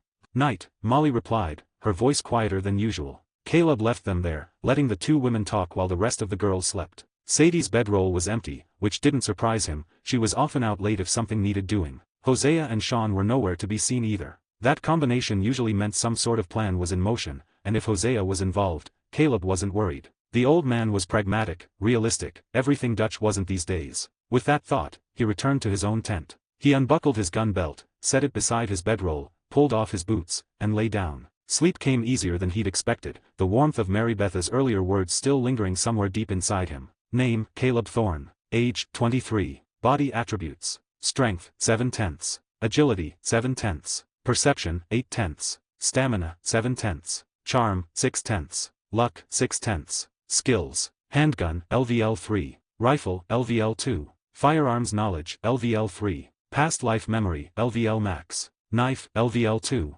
Blunt weapon, LVL 1. Sneaking, LVL 3. Horse mastery, LVL 3. Poker, LVL 4. Hand-to-hand combat, LVL 2. Eagle eye, LVL 1. Dead eye, LVL 2. Bow, LVL 2. Pain nullifier, LVL 1. Physical regeneration, LVL 0. Crafting, LV 2. Persuasion, LVL 2. Mental Fortitude, LVL Max. Cooking, LVL 2. Teaching, LVL 1. Germanic Language Proficiency, LVL Max. Inventory System, Permanent, 5x5x5. Acting, LVL 2. Alcohol Resistance, LVL Max. Money, $1,258.48. Inventory, $3,245, 7 gold nuggets, 5 gold bars, 4 silver rings, 1 double action, 1 Schofield, 2 large bags of jewelry, 4 gold rings, 2 silver rings, 4 silver pocket watches, a gold buckle, a gold pocket compass, a platinum pocket watch, and 2 Colne Schofields. Bank, 184,175. The prelude of preaching forgiveness as he went Caleb version. The old man was pragmatic, realistic, everything Dutch wasn't these days. With that thought, he returned to his own tent. He unbuckled his gun belt, set it beside his bedroll, pulled off his boots, and lay down. Sleep came easier than he'd expected, the warmth of Mary Beth's earlier words still lingering somewhere deep inside him. The next morning, the sounds of camp stirred him awake, the thud of boots, the scrape of tin plates, voices calling back and forth. He sat up, buckled his gun belt, pulled on his boots, and stepped outside. The air was fresh, the lake glittering under the early sun, and everyone seemed to be moving through their morning chores. He was halfway to Pearson's table for breakfast when a voice called out, "Caleb." It was Lenny, sitting with Arthur on a log by the shore. Arthur had a cigarette between his fingers, Lenny leaning in as if they'd been discussing something interesting. Caleb walked over, nodding to both men. "Morning. What can I do for you gentlemen?" Arthur exhaled a plume of cigarette smoke as he glanced at Lenny, then back at Caleb. "Lenny here's got some information. Might be worth our while." Lenny grinned. "Some old colored people in town told me. Bunch of crazies. Real nasty bunch. Still think the Civil War never ended. They're holed up deep in the woods at a place called Shady Bell." The name sparked instantly in Caleb's mind, preaching forgiveness as he went. His past life memory skill dropped the details into place, the layout, the people, the danger, the reward, and the fourth place that became the gang's camp. He kept his face neutral. "Oh, really?" Caleb asked. "And what exactly can we rob there?" Lenny leaned back a bit, eyes bright with excitement as he clearly enjoyed the telling. "Word is they've got themselves a pile of cash. And weapons, lots of them. They've been selling to Cuba and all over South America for years. We take what they've got, we can keep some for ourselves, and sell the rest. Easy money, good gear." Arthur exhaled smoke, eyeing Caleb. "If it's true, it's worth checking out. It won't be without trouble, though. These boys don't take kindly to strangers." Caleb's mind was already turning over the possibilities, remembering where the guards would be, where the cash was likely kept, and how best to get in and out without the whole place turning into a shooting gallery. He'd have to decide whether to play it exactly as he remembered or tweak it for the reality they were in now, especially with Dutch in the mood he'd been in lately. Caleb nodded slowly. "Sounds like a good score. When do we ride?" Arthur stood, crushing his cigarette under his boot. "Now, just us three, keep it quiet and steady. I'm sure we can take them easily with just us three." Lenny grinned. "Then what are we waiting for?" Seeing how excited Lenny was, both Arthur and Caleb let out a laugh. Arthur reached over, patting the young man on the shoulder. "Go on, then," Arthur said, his voice carrying that steady, even tone of his. "Go get yourself ready. We'll ride out in several minutes." Lenny, still grinning from ear to ear, nodded enthusiastically. "All right, I'll be ready." He stood up quick and made his way back into camp, his long stride carrying a bounce that betrayed his eagerness. Arthur watched him go, shaking his head with a small smile tugging at the corner of his mouth. Then he turned back toward Caleb. "Well, reckon we ought to get something in our stomachs first. Ain't had breakfast yet myself." Caleb felt his own belly remind him it had been since supper last night, and he was going to have breakfast but was interrupted as he was called by Lenny. "Yeah," he said with a nod. "Could use something, before ridin' out." The two men walked together toward the smell of cooking. The big iron cauldron simmered over the fire, steam curling up in the cool morning air. Caleb slowed when he saw what was inside, blinking in mild surprise. It wasn't Pearson's usual thick stew. Instead, the cauldron was filled with a lighter broth, rich with chunks of meat, carrots, potatoes, and other vegetables floating inside. Arthur looked at it, then looked at Caleb, both men wearing the same pensive expression. Arthur cocked an eyebrow and turned his head, spotting Pearson behind the kitchen table, fussing with a knife and cutting board. "Pearson," Arthur called out, half drawling his words. "What the hell you got here? Where's the usual stew?" Pearson glanced up, puffing out his chest a little as though ready for this very moment. "Ah, well, I hear everyone, and that means the both of you too, complainin' about eatin' my world-famous stew every damn day." He jabbed a finger at them, his eyes glinting with self-importance. "So this mornin', I decided to treat you ungrateful bastards to something different. My world-famous meat soup. With some vegetables of course." Caleb and Arthur both exchanged another look to each other. Pearson came around the table, wiping his hands on his apron as he continued, clearly warming up to his own speech. "Full of nutrition. Just like my stew, it'll fill you up in one bowl. Maybe more than one if you ain't watchin' your figure. He grabbed the ladle, clattering it against the rim of the cauldron, and picked up a wooden bowl. With deliberate flair, he scooped up a generous portion, thick with meat and vegetables swimming in golden broth, before stepping over and thrusting it into Caleb's hands. Here, Pearson said, puffing proudly. Try it. I assure you, it's delicious. Warms you right up. Caleb stared at the bowl a moment. Then he glanced sideways at Arthur, who was very obviously trying not to laugh. Caleb shot him a glare, his lips pressing into a flat line, before lifting the spoon. He scooped up a chunk of potato and beef with broth dripping off, steeled himself for disappointment, and took a bite. The flavor hit his tongue and his eyes went wide. The broth was savory, rich with herbs, the meat tender, the vegetables soft without being mushy. Not just edible, actually good. Pearson folded his arms, smirking. Well. Caleb swallowed, looked at him, and gave a firm thumbs up. Pearson barked a laugh, triumphant. Knew it. Enjoy the food. He turned back toward his table, humming under his breath as though he'd just proven a point to the whole world. Arthur finally let out a chuckle. That good, huh? Caleb wiped his mouth with the back of his hand. Better than the stew, I'll say that. Arthur shook his head, still amused, and grabbed himself a bowl. He ladled some soup, brought it to his lips, and tasted. His eyebrows lifted slightly as he chewed. Then he nodded. Well, this is a big surprise. Man might actually know how to cook. Don't let him hear you say that too loud, Caleb replied, smirking. They ate in silence after that, focused on the meal. The warmth settled into their bellies, the kind of food that carried strength for the road ahead. When they'd finished, both men set their bowls in the washing basin for whoever was on dish duty. Together, they walked toward the hitching post. Lenny was already there, standing beside his horse with the reins in hand, shifting his weight from one foot to the other like a boy itching for his first fight. When he saw them, he grinned and shook his head. What took you fellas so long? He called, mounting up. Arthur and Caleb both chuckled, sharing a look between them. Without answering, they mounted their own horses, leather creaking under them as they adjusted the reins. All right, Arthur said, steady as always. Let's ride.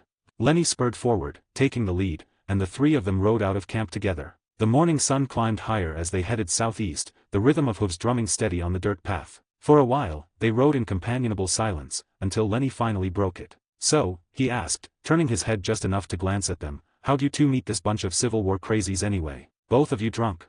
Arthur laughed drly, shaking his head at that. No, not this time. Some of 'em harangued me, Caleb, and Sadie when we was comin' back to camp with supplies some time ago. Lenny's eyes widened. Really? With Mrs. Adler? Caleb laughed, shaking his head. That's right. Don't sound so surprised. She handled herself just fine. More than fine, in fact. Terrifying, if you wanna know the truth. Arthur chuckled at that, his agreement plain. Yeah, Sadie's terrifyin', alright. And I reckon these crazies we're ridin' into, they'll be about the same. Lenny grinned, nodding quick. Down here at the south, in the state of Lemoyne, ain't no shortage of angry peckerwood idiots. Lenny's words hung in the air, and for a while the three of them just rode, the morning sun breaking higher through the trees, light catching off the Spanish moss that draped like old ghosts from the oaks. The land down here had a heavy feel to it, humid, slow, as if it still hadn't shaken off the blood spilled decades before. Caleb could feel it in his bones, and he knew Shady Belle would be crawling with the kind of men who fed on that bitterness. Arthur spat into the dirt as they passed over a ridge. Last thing this country needs is more damn fools who can't let go of the past. Caleb hummed in agreement. They're dangerous, though. Not just in their heads. Organized. Armed. You don't run guns to Cuba without knowing how to protect your stockpile. Lenny straightened in his saddle. His youthful energy was obvious, he wanted to prove himself, wanted to show Arthur and Caleb both that he was more than just the kid everyone teased. All the more reason to hit 'em hard and fast. Surprise is our edge. Arthur gave him a look, half stern and half amused. Don't go thinkin' this is some dime novel shootout, Lenny. You get reckless in there, you'll be one more body for Pearson to stew in his pot. Caleb chuckled, easing the tension. Soup, Arthur. Pearson's world-famous meat soup. That got a laugh out of all three of them, and the sound carried across the flat open land. For a moment, it almost felt like the weight hanging over the gang had lifted, just a little. They rode for nearly 25 minutes, southeast toward the swamps, the land growing wilder with each mile. The trees thickened, the air grew heavier, and soon the insects buzzed so loud it was like a constant hum in the background. Caleb opened his map function in his system interface, the map of Shady Belle laying itself out in his mind like he'd been there yesterday. He could almost smell the rot of the place already. When they reached a low ridge that overlooked the marsh, Arthur raised his hand and the three of them slowed. We'll hitch here, he said. Get the lay of the land before we do anything stupid. They tied up their horses in the shade and crouched down behind the brush. Shady Belle sat ahead of them, a rotting old plantation house surrounded by sagging porches and half-collapsed outbuildings. The once grand columns were stained brown with mildew, and the shutters hung loose. But despite the decay, there was life here, men in ragged Confederate coats milling about with rifles slung, a pair of guards at the porch steps, smoke rising from a fire pit at the side. Name, Caleb Thorne. Age, 23. Body attributes. Strength, 7/10. Agility, 7/10. Perception, 8/10. Stamina, 7/10. Charm, 6/10. Luck, 6/10. Skills. Handgun, LVL 3. Rifle, LVL 2. Firearms knowledge, LVL 3. Past life memory, LVL max. Knife, LVL 2. Blunt weapon, LVL 1. Sneaking, LVL 3. Horse mastery, LVL 3. Poker, LVL 4. Hand-to-hand combat, LVL 2. Eagle eye, LVL 1. Dead eye, LVL 2. Bow, LVL 2. Pain nullifier, LVL 1. Physical regeneration, LVL 0. Crafting, LV 2. Persuasion, LVL 2. Mental fortitude, LVL max. Cooking, LVL 2. Teaching, LVL 1. Germanic language proficiency, LVL max. Inventory system, permanent, 5x5x5. Acting, LVL 2. Alcohol resistance, LVL max. Money, $1,258.48. Inventory, $3,245, 7 gold nuggets, 5 gold bars, 4 silver rings, 1 double action, 1 Schofield, 2 large bags of jewelry, 4 gold rings, 2 silver rings, 4 silver pocket watches, a gold buckle, a gold pocket compass, a platinum pocket watch, and 2 Colm Schofields. Bank, 185, 176. Shootout at Shady Bell. Shady Bell sat ahead of them, a rotting old plantation house surrounded by sagging porches and half-collapsed outbuildings. The once grand columns were stained brown with mildew, and the shutters hung loose. But despite the decay, there was life here, men in ragged Confederate coats milling about with rifles slung, a pair of guards at the porch steps, smoke rising from a fire pit at the side. Lenny cursed under his breath. Damn, looks like a whole platoon. Arthur leaned forward, eyes narrowing as he scanned the yard. They're armed, no doubt about it. See that crate by the porch? Rifles stacked high. They ain't collectin' dust in there, they were definitely used. Caleb followed his gaze, then pointed discreetly. Cash box should be in there, in that room. Upstairs office, most likely. The problem is, too many eyes between us and it. If we go in without any plan or distraction, we'll have the whole of them come after us instantly. Arthur gave him a look. He'd long since stopped asking how Caleb knew things he couldn't possibly know, he just accepted it. So what's your call? How should we do this? Caleb took a breath, weighing the memory against the reality in front of him. The skill told him one thing, but he also knew Dutch's mood, knew how fragile things were in camp. If they botched this, if the take was too small or too bloody, Dutch would use it as another excuse to tear into him. We go there and clean this area, Caleb said finally. Create some sort of distraction, take all of them out, and then take whatever we can carry with that wagon over there, and then get out from here. After all, we don't know if there were more of them out there. I think that this is the perfect place to become our camp if we ever need one also. Better mark this place as well. Lenny grinned, pulling his revolver and checking the cylinder. Now that sounds like fun, Caleb. Arthur hearing that nodded his head. I like the way you think, Caleb, and now that you said it, it is a great place to become our camp. Before then went to check his own rifle. Then he looked at Caleb. So how are we going to do this? What distraction do you have in mind? Caleb immediately pointed toward the wall fences that ran the outside perimeter of the plantation house. His finger traced right, then left, sharp and certain. Arthur, you take the left. I'll be on the right. We'll hide behind those walls, we watch the area, and keep guessing when things go bad. Lenny, he paused a beat, weighing the words, you walk in the middle. You'll be the distraction. Lenny blinked, his grin faltering as his face turned into a confused one. Me? No offense, Caleb said carefully, his voice low and deliberate. But you said it yourself on the ride here. These people hate colored folks, especially brown or black skin. If you walk in there, they'll all focus on you. They won't see us until it's too late for them to realize we even here. Arthur straightened immediately, shaking his head, his skepticism plain. Hold on. You really think it's smart sendin' Lenny out there like that, Caleb? Yeah, sure, it's a distraction, I won't deny that. But his safety, he'll be walkin' into a nest of rattlers who'd like nothin' better than to string him up. That ain't somethin' to play with, Caleb. For a moment, Lenny stayed quiet, his jaw tight. Then he glanced at Arthur, his expression softening. I appreciate that, Arthur. Truly. But I can handle myself. Been handlin' this sort of thing my whole life. They ain't the first bunch to look at me like I don't belong. Won't be the last. He squared his shoulders. But with you two coverin' me, I know I'll be fine. I know what I need to do to keep their eyes on me, and I can act well enough to get nice and riled. Caleb stepped closer and placed a firm hand on Lenny's shoulder. Listen, Lenny, if you don't want to do this, you don't have to. I'll find another way to make it work. You hear me? But Lenny only shook his head, eyes burning with a mix of eagerness and stubborn pride. No, I want to do it. I need to prove I can be more than just camp guard duty or last pick when Dutch hands out jobs. I ain't just a kid. I can stand with the rest of you. Arthur opened his mouth again, about to argue, but the words caught in his throat. He saw it, plain as day, in Lenny's eyes. The need to prove himself. The weight of always being treated like the young one. The boy was ready to step up, even if the risk was high. Arthur let out a long sigh through his nose and looked away, finally nodding. All right, but you listen close, Lenny. The second me or Caleb open fire, you dive for cover. Wagon, tree, ditch, I don't care what it is. Don't play hero, you hear? You duck and you stay low if it turns sour. Lenny grinned, his youthful fire shining through. I promise. Don't worry. Satisfied as they were ever going to be, Caleb unstrapped his rolling block rifle from his back and checked the chamber. Then we're set. Arthur, left side. I'll take the right. Lenny, wait for the signal. You walk in nice and slow, play it up. Once the hornet's nest is stirred, we'll start SWAT.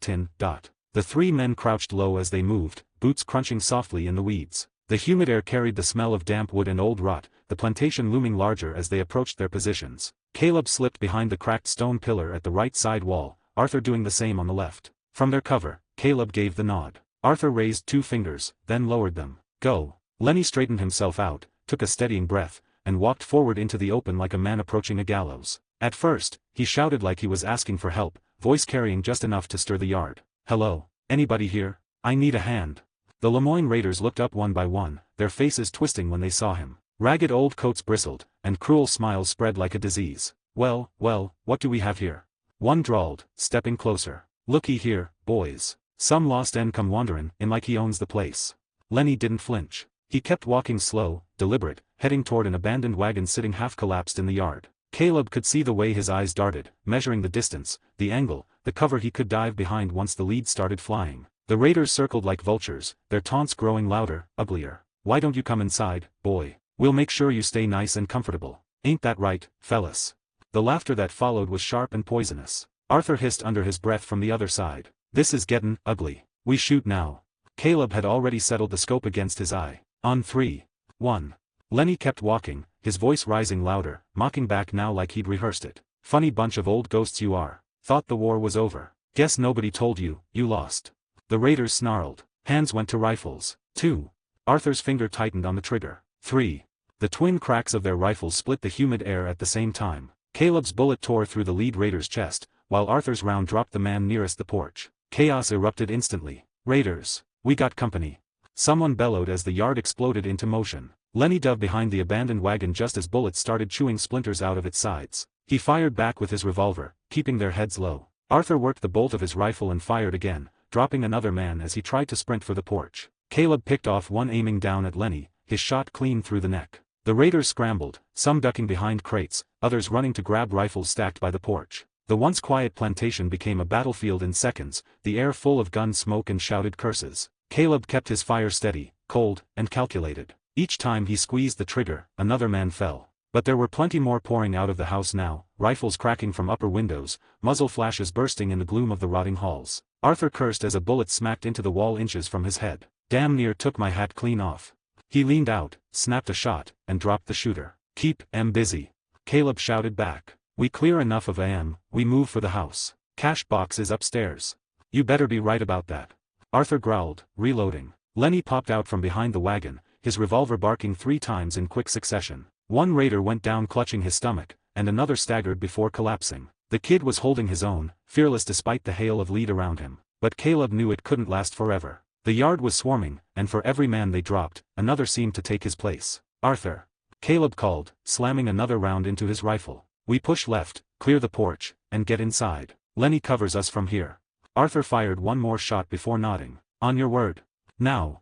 Both men broke cover, rifles in hand, sprinting low across the yard. Bullets hissed past, kicking up dirt at their heels. Caleb shot from the hip, dropping a raider rushing from the porch steps. Arthur fired a blast from his rifle into another's chest, and together they crashed against the bottom of the porch as Lenny kept shooting from the wagon, yelling curses back at the raiders. Up. Caleb barked. Arthur charged first, putting a bullet clean through the forehead of the guard on the steps. Caleb followed, his rifle butt smashing into another man's jaw before finishing him with a shot to the chest. The porch was theirs in a heartbeat. Behind them, Lenny hooped, still laying down fire. Go. I got you. Caleb and Arthur burst through the open door into the dim, moldy interior of Shady Belle. The air smelled of rot and gunpowder, and the creak of boots upstairs told them more raiders were waiting. Arthur glanced at Caleb, breath heavy. Looks like we stirred the hornet's nest good this time. Caleb racked his rifle, a grim smile tugging at his lips. Good, let's burn it down. Then they turned their focus to the front hall of Shady Belle, who swallowed them whole, the dim interior closing in like a tomb. The doors slammed against the wall as Arthur and Caleb burst through, rifles raised, the reek of mildew and gunpowder mixing with the faint sourness of rot. The wide foyer was shadowed, lit only by streaks of sunlight that cut through broken shutters, dust spiraling in the air like drifting ghosts. Arthur didn't hesitate. He shouldered his rifle and laid down a volley at two raiders scrambling near the base of the stairwell. One fell immediately, chest caved by the shot, the other staggered, clutching at his throat before collapsing across the stairs, blood spreading in a wide, dark smear on the faded carpet runner. Clear the floor first. Arthur barked, kicking forward. Caleb swung right, his rifle already braced. The saloon-like parlor ahead flickered with movement, a raider half hidden behind an overturned table. Caleb didn't give him the chance to pop up. His rifle cracked once, the bullet splintering wood and bone alike. Name, Caleb Thorne. Age, 23. Body attributes. Strength, 7/10. Agility, 7/10. Perception, 8/10. Stamina, 7/10. Charm, 6/10. Luck, 6/10. Skills. Handgun, LVL 3. Rifle, LVL 2. Firearms knowledge, LVL 3. Past life memory, LVL max. Knife, LVL 2. Blunt weapon, LVL 1. Sneaking, LVL 3. Horse mastery, LVL 3. Poker, LVL 4. Hand-to-hand combat, LVL 2. Eagle eye, LVL 1. Dead eye, LVL 2. Bow, LVL 2. Pain nullifier, LVL 1. Physical regeneration, LVL 0. Crafting, LV 2. Persuasion, LVL 2. Mental fortitude, LVL max. Cooking, LVL 2. Teaching, LVL 1. Germanic language proficiency, LVL max. Inventory system, permanent, 5x5x5. Acting, LVL 2. Alcohol resistance, LVL max. Money, $1,258.48. Inventory, $3,245, 7 gold nuggets, 5 gold bars, 4 silver rings, 1 double action, 1 Schofield, 2 large bags of jewelry, 4 gold rings, 2 silver rings, 4 silver pocket watches, a gold buckle, a gold pocket compass, a platinum pocket watch, and 2 Colm Schofields. Bank, 186, 177. Cleared the area of Shady Belle. Clear the floor first. Arthur barked, kicking forward. Caleb swung right, his rifle already braced. The saloon-like parlor ahead flickered with movement, a raider half hidden behind an overturned table. Caleb didn't give him the chance to pop up. His rifle cracked once, the bullet splintering wood and bone alike. The man crumpled backward, knocking a bottle of rotgut off the mantel in the process. Another raider rushed from the adjoining dining room, revolver firing wild. Caleb pivoted smoothly, shot once, and the man hit the floor so hard his revolver slid across the tiles toward Caleb's boots. Arthur moved left, toward the kitchen. The metallic clang of a pan hitting the floor rang out, followed by a scream. He kicked the door in, found 2 more raiders fumbling with rifles at the long wooden counter. Arthur's rifle barked, 2 quick shots, precise as a surgeon's cuts. One raider spun and fell into the ashes of a cold hearth, while the other toppled backward, smashing through a shelf of jars. Pickled vegetables and blood mixed into a sickly puddle across the tiles. Kitchen's clear. Arthur shouted, voice echoing off the mildewed walls. Caleb darted past the dining room table, sliding into cover near the hall that led deeper into the first floor. The door at the far end cracked open just as a raider shoved his head out to check the noise. Caleb fired before the man could even register him. The bullet blew through his forehead, spraying the wall behind him. Sadie would have enjoyed this, Caleb thought grimly, checking corners as he advanced. He pushed into what had once been a gentleman's study, shelves of moldering books, a desk sagging under the weight of dust and damp. A raider sat crouched behind the desk, rifle trembling in his hands. He rose to fire, but Caleb shot through the wood, the bullet punching straight into his chest. The man gasped once before collapsing into the heap of ruined papers. Arthur appeared in the doorway, wiping sweat from his brow. His hat was crooked, his shirt streaked with dust and someone else's blood. That's the floor. He flicked his head toward the stairs. But we ain't alone up there. Hear that? They both paused, listening. The ceiling above trembled with the heavy tramp of boots. Shouts echoed through the upstairs hall, orders barked, curses spit. The Lemoyne raiders knew exactly where they were now, and they were digging in. Caleb drew a deep breath, the kind that steadied his hands when they wanted to shake. Up we go. Same as before. We take it room by room. No heroics. Arthur grunted, slinging his rifle around him and then took his revolver out. Lead the way. The staircase was a choke point, and they both knew it. The carpet was worn thin, the banister riddled with holes from old termites, but it still offered high ground for whoever held it. Arthur crouched low at the base, peeking around. A bullet snapped down the stairwell, smashing into the plaster inches from his head. He yanked back. They got the whole damn landing covered. Arthur hissed. Caleb set his rifle on the banister, angled up. Not for long. He exhaled and squeezed the trigger. The shot ripped through the dim landing, catching the nearest silhouette in the shoulder. The man howled, stumbling back, and Arthur took the moment to charge up the steps 2 at a time. Gunfire erupted. Arthur dropped low halfway up, firing blind with his revolver, forcing the raiders to duck. Caleb followed hard, the two of them crashing onto the landing in a storm of lead and splinters. Arthur's revolver barked again, one raider fell, clutching at his gut. Caleb swung his rifle to the left, blasting another in the chest as he tried to slam a door shut. The raider flew backward into the room, dead before he hit the ground. Clear the sides first. Caleb shouted over the gunfire. Arthur nodded, kicking open the nearest door on the right. It was a bedroom, the bed sagging in the middle, wallpaper peeling like old skin. A raider crouched by the window with a rifle leveled outside, likely aiming at Lenny in the yard. Arthur put a bullet through his skull before he even looked up, then ducked as another shot cracked from the closet. He didn't hesitate. Arthur shoved the door wide and fired twice into the dark interior. A body collapsed among old coats, blood soaking into the dust. Room clear. He yelled. Caleb shoved into the opposite bedroom, rifle raised. The room stank of piss and mold. A raider leapt at him from behind the door, knife flashing. Caleb twisted, the blade grazing his sleeve, then smashed the butt of his rifle into the man's face. Bone crunched. Caleb fired once, point blank, and the raider fell like a sack of stones. Breath ragged, Caleb stepped back into the hall. Clear. Only the middle door remained. The heavy oak was shut tight, shadows moving under the crack. They could hear muffled voices inside, hurried and desperate. Arthur reloaded, checked his rounds. That's gotta be it. Office. Where they're keepin' it. Caleb nodded, eyes cold. Money's in there. I'd bet my life. Arthur smirked faintly, grim and humorless. You already are. They flanked the door, rifles ready. Caleb mouthed a count. 1, 2, 3. Arthur's boots smashed the door wide, and both men swept in at once. The office was large, dominated by a cracked desk shoved against the far wall. 3 raiders crouched behind it, rifles aimed. One had already dragged a strongbox halfway onto the floor, its iron hinges glinting in the dim light. Chaos exploded instantly. Arthur's revolver barked 3 times, Caleb's rifle roared in reply. Wood splintered, glass shattered. One raider screamed as Arthur's bullet punched through his arm, dropping him to the floor. Another lunged over the desk, only to be cut down by Caleb's rifle, the impact throwing him backward like a rag doll. The last raider tried to flee, scrambling for the side door, but Arthur put a round in his back that dropped him mid-stride. Silence fell heavy. Only their breathing filled the room, harsh and ragged. Smoke curled around them, drifting out the shattered window. Caleb lowered his rifle, stepping forward. The strongbox was heavy, iron-bound, its lock crudely forced. Inside, stacks of banknotes and coins gleamed in the dim light. Even couple of gold bars that only Caleb noticed, as Arthur only took a glance before Caleb closed it. Caleb immediately tries to have the gold bars entered into his inventory through the steel box and he saw in HISP's item interface that it worked. Arthur let out a low whistle. Looks like you are right after all. Must be pretty big haul for us. Caleb smirked, though his eyes were hard. Told you. Now let's get it in the wagon before more of come runnin'. Arthur grabbed one handle, Caleb the other, and together they heft the chest. It was heavy, every jolt promising wealth and danger in equal measure. As they staggered back down the hall, Arthur cast Caleb a sidelong look. Dutch is gonna like this. Maybe a little too much. Caleb didn't answer. He was already thinking ahead, about Dutch's smile that never reached his eyes, about the way a haul like this would stir the man's hunger for more, about how quickly the gang could bleed themselves dry chasing after bigger and bloodier scores. But that was for later. For now, they had to get out alive. Down below, gunfire still cracked the last of the raiders trading shots with Lenny. Caleb and Arthur barreled down the stairs, strongbox between them, their boots pounding against the rotted carpet. When they burst onto the porch, Lenny's revolver was still barking from behind the wagon, his face set in a grimace of determination. "'Bout time you two showed up," he yelled. Arthur laughed breathlessly. "We got it, kid. Cover us."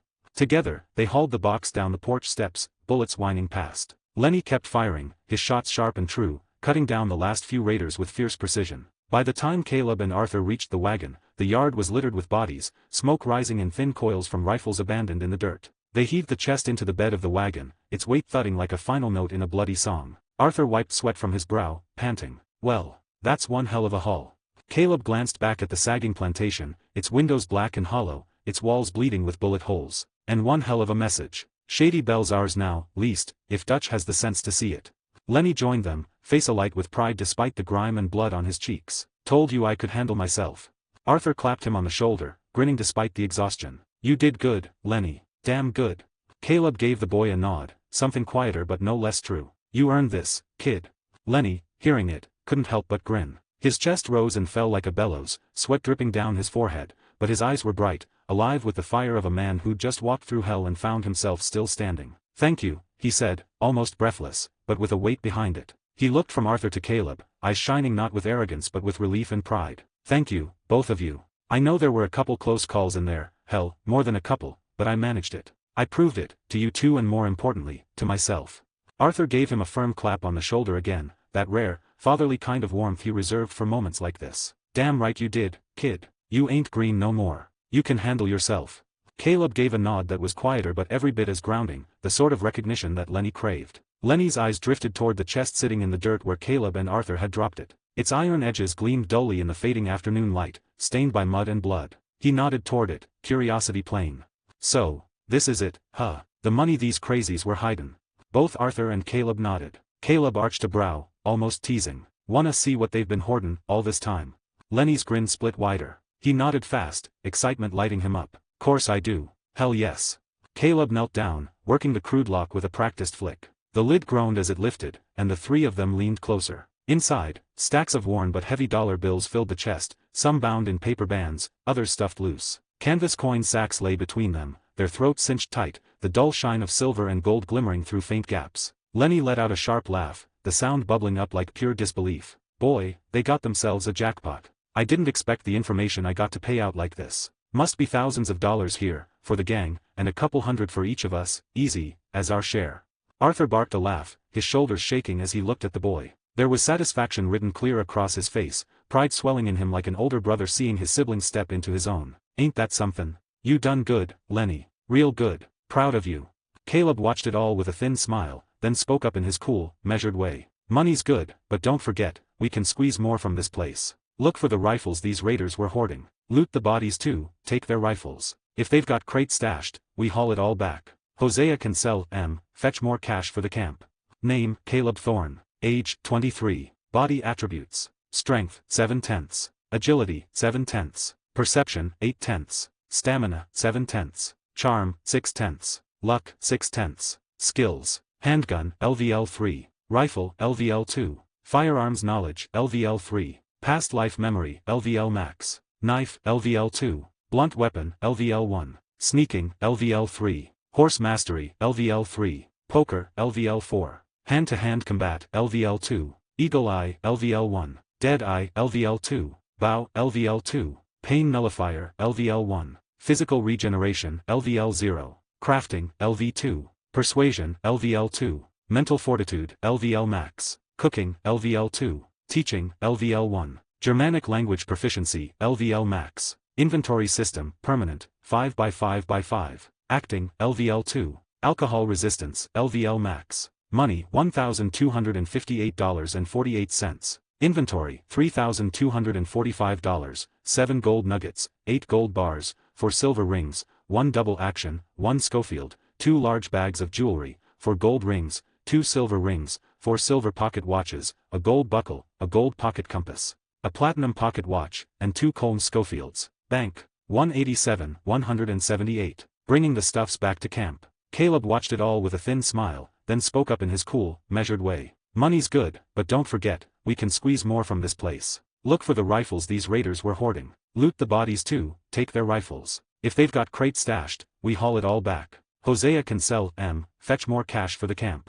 Arthur's eyes narrowed in thought, and then he nodded. Lenny's grin dimmed just enough to let determination set back in. "Makes sense," he said. "No sense leaving it to rot here."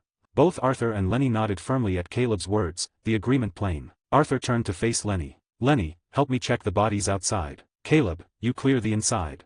"Done," Caleb said, already turning back toward the mansion. After that, without another word, they split off. Caleb turned back into the house, boots echoing on the ruined floorboards. He crouched over the cooling bodies one by one, his hands quick and practiced as he searched their pockets and belts. He came up with folded bills and loose coins, tucking them into his satchel. A small pile began to build in his mind's ledger. By the time he finished, he had gathered $64.79, 2 gold buckles with the Raiders' crude insignia etched into them, 3 silver rings dulled with grime, and a platinum pocket watch that glinted even under the dust and gore. He slid each into his satchel without a word, the ritual second nature. Beside several of the dead, rifles lay abandoned, some leaning where they'd fallen, others gripped in cold fingers. Caleb pried 4 of them free, laying them across his arm before heading toward the broken doorway. That's when gunfire cracked outside, sharp and urgent. His name rang out, Arthur's voice, loud and carrying. Caleb, get out here. Another voice, Lenny's, urgent and excited, followed. We found something.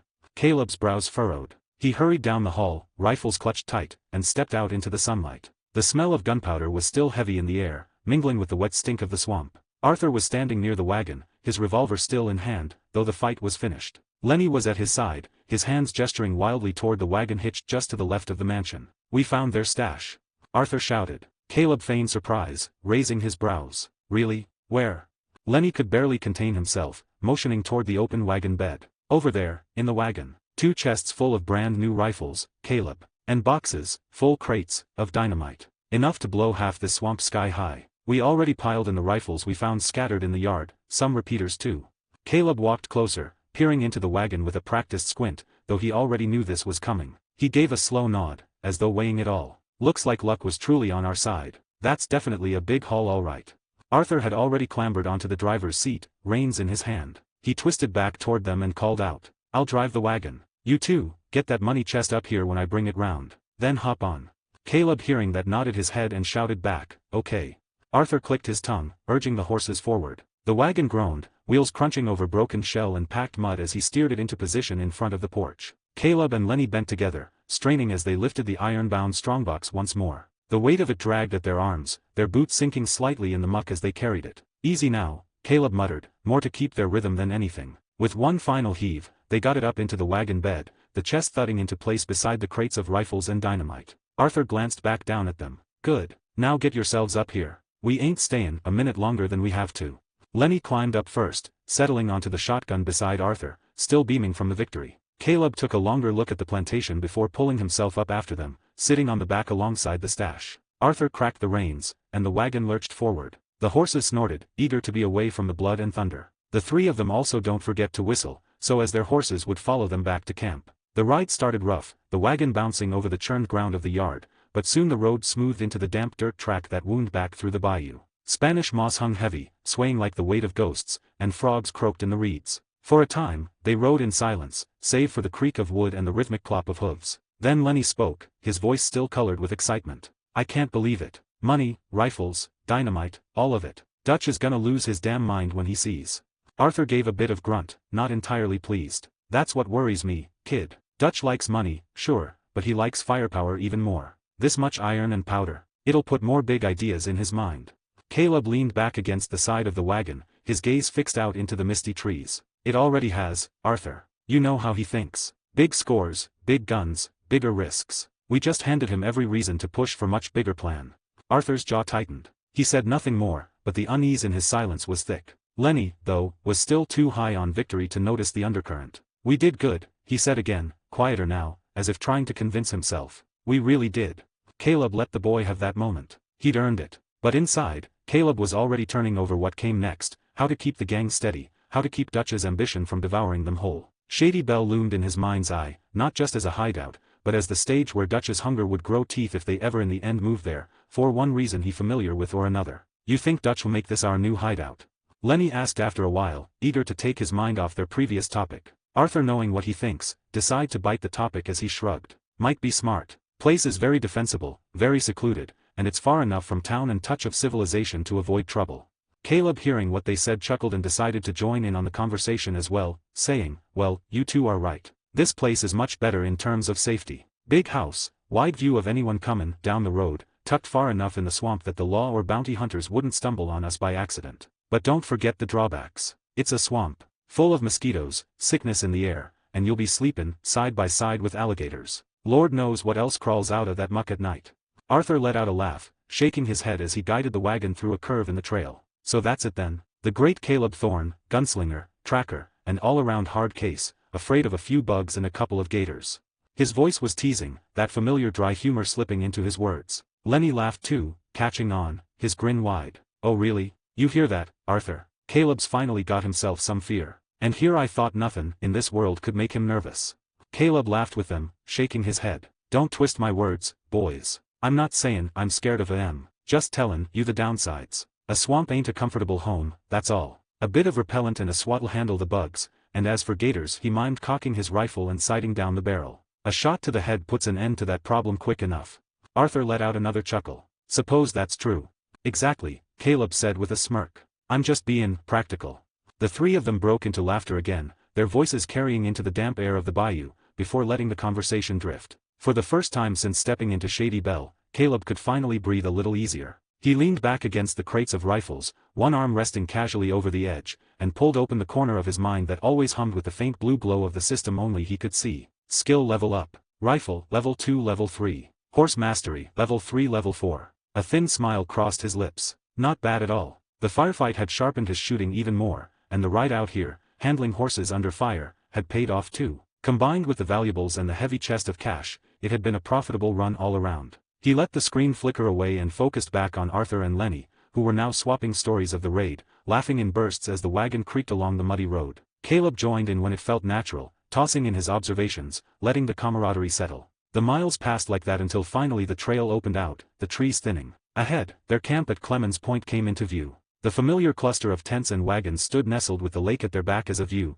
smoke rising from the cooking fire at the center. The wagon rumbled closer, and as the gang spotted them, voices rose in surprise. A handful of figures broke away from the campfire, moving toward the road where the wagon rolled in. Sean was first, his red hair glinting in the afternoon light, with Javier close behind, then John, Uncle, and a few others straggling in curiosity. Arthur eased the wagon to a halt just outside the camp's perimeter, the horses snorting and stamping, glad to be still again. Sean called out, his Irish lilt bright with mischief. Well now, look at this sight. What in the hell did the three of ye drag back with ye? Some new treasure? Or just a heap o' junk?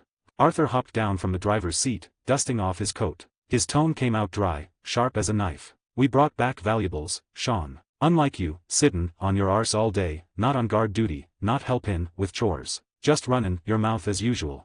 A ripple of laughter spread through the group gathered nearby. Sean clutched at his chest as if wounded. Oh, Arthur Morgan, you wound me. And here I was, lettin' the others do a bit o' work so they'd feel useful. If the great Sean Maguire goes and does everything, what's left for the rest of ye to do? Boo!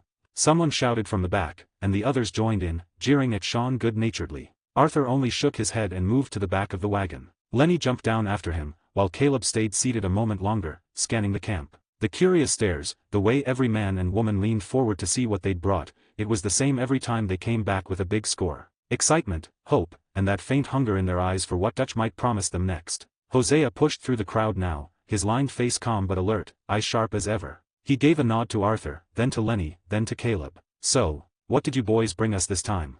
Caleb stepped down from the wagon bed, landing with a crunch of boots on dirt. He spoke in his steady tone, laying it out plain. 2 chests filled with new rifles. A pile of used ones we gathered up too. Boxes of dynamite, enough to make some trouble if we wanted. And 1 chest full of cash. All of it's thanks to Lenny here. He found the lead in roads, brought it back to Arthur and me.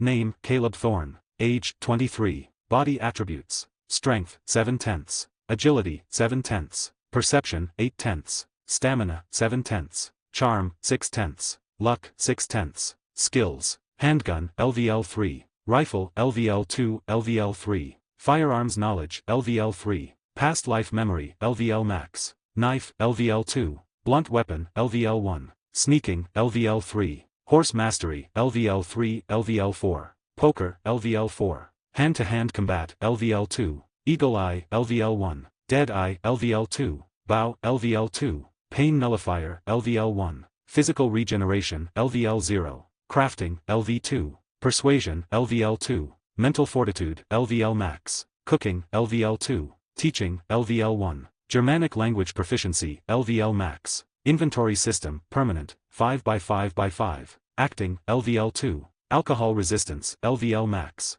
Money, $1,323.27. Inventory, $3,245, 7 gold nuggets, 8 gold bars, 7 silver rings, 1 double action, 1 Schofield, 2 large bags of jewelry, 4 gold rings, 2 silver rings, 4 silver pocket watches, 3 gold buckles, 1 gold pocket compass, 2 platinum pocket watches, and 2 Combs Schofields. Bank, 188, 179. Dutch have a new grand plan. Caleb stepped down from the wagon bed, landing with a crunch of boots on dirt. He spoke in his steady tone, laying it out plain. 2 chests filled with new rifles. A pile of used ones we gathered up too. Boxes of dynamite, enough to make some trouble if we wanted. And 1 chest full of cash. All of it's thanks to Lenny here. He found the lead in roads, brought it back to Arthur and me.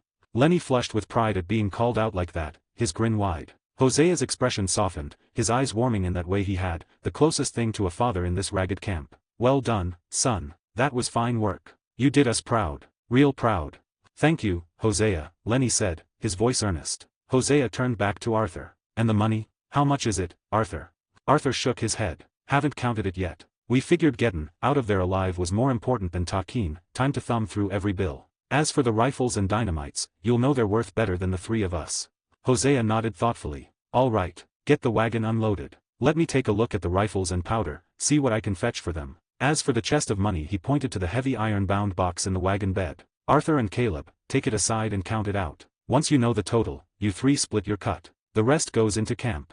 Understood, Caleb said, already moving to the wagon. Arthur joined him, and together they hauled the chest down, the iron scraping against the wood as they eased it to the ground. They carried it a few feet away, setting it down on a flat patch of dirt. Meanwhile, Hosea called to the others, directing hands to lift the crates of rifles and dynamite, while Lenny proudly explained each find while bringing the items down. Caleb crouched by the chest, pulling a small iron key from the lip where he'd tucked it earlier. With a click, the lock came free, and the lid creaked open to reveal neat stacks of bills, rolls of coins, even a few small pouches that clinked with weight. Arthur whistled low. Now that I have seen it fully, looks like more than pocket change all right.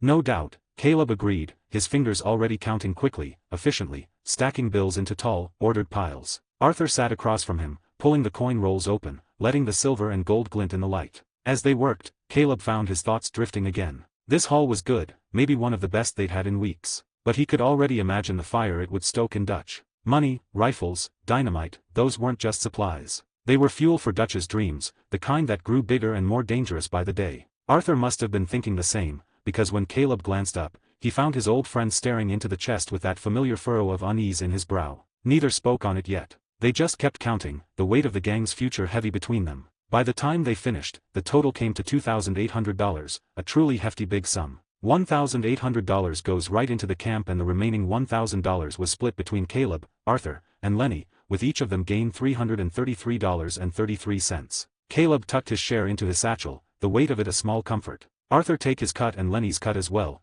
which he will give to Lenny after everything was done. Near the wagon, Lenny's laughter rang out as now the others praised him. They were in high spirits, already dreaming of what the money could buy, the kind of supplies and also stuffs to improve their quality of life. At this time, Dutch's voice rang out loud across the camp, his tone bright and booming, though to Caleb it sounded forced. There are my boys.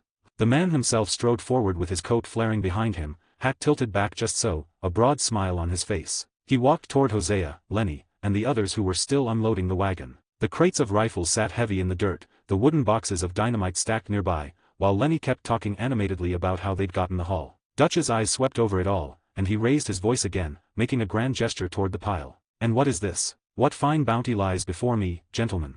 Hosea turned at that, his expression calm as always, though a touch guarded as he regarded Dutch. He lifted a hand toward the spread. This is what Arthur, Caleb, and Lenny brought back from their heist. A chest full of money, which Arthur and Caleb are over there counting now, 2 chests full of brand new rifles, some bunch of used rifles, and several boxes of dynamite. And all of this, Hosea said with emphasis, was because of Lenny. He was the one who got the information in Rhodes. He brought it back to Arthur and Caleb, asking for their help in pulling it off. Dutch froze for just a fraction of a second, his smile tightening before it smoothed out again. Caleb, watching from where he crouched by the chest, caught the stiffness, the way Dutch's pride bristled at the idea that Lenny had gone first to Arthur and Caleb instead of to him. But the man let it pass, covering it with a grand sweep of his arm as he strode toward Lenny. My boy, Dutch said warmly, laying a hand on Lenny's shoulder. You did this? You found this opportunity, and you went into Rhodes yourself? Venturing into that dangerous den of vipers, it shows real courage, son.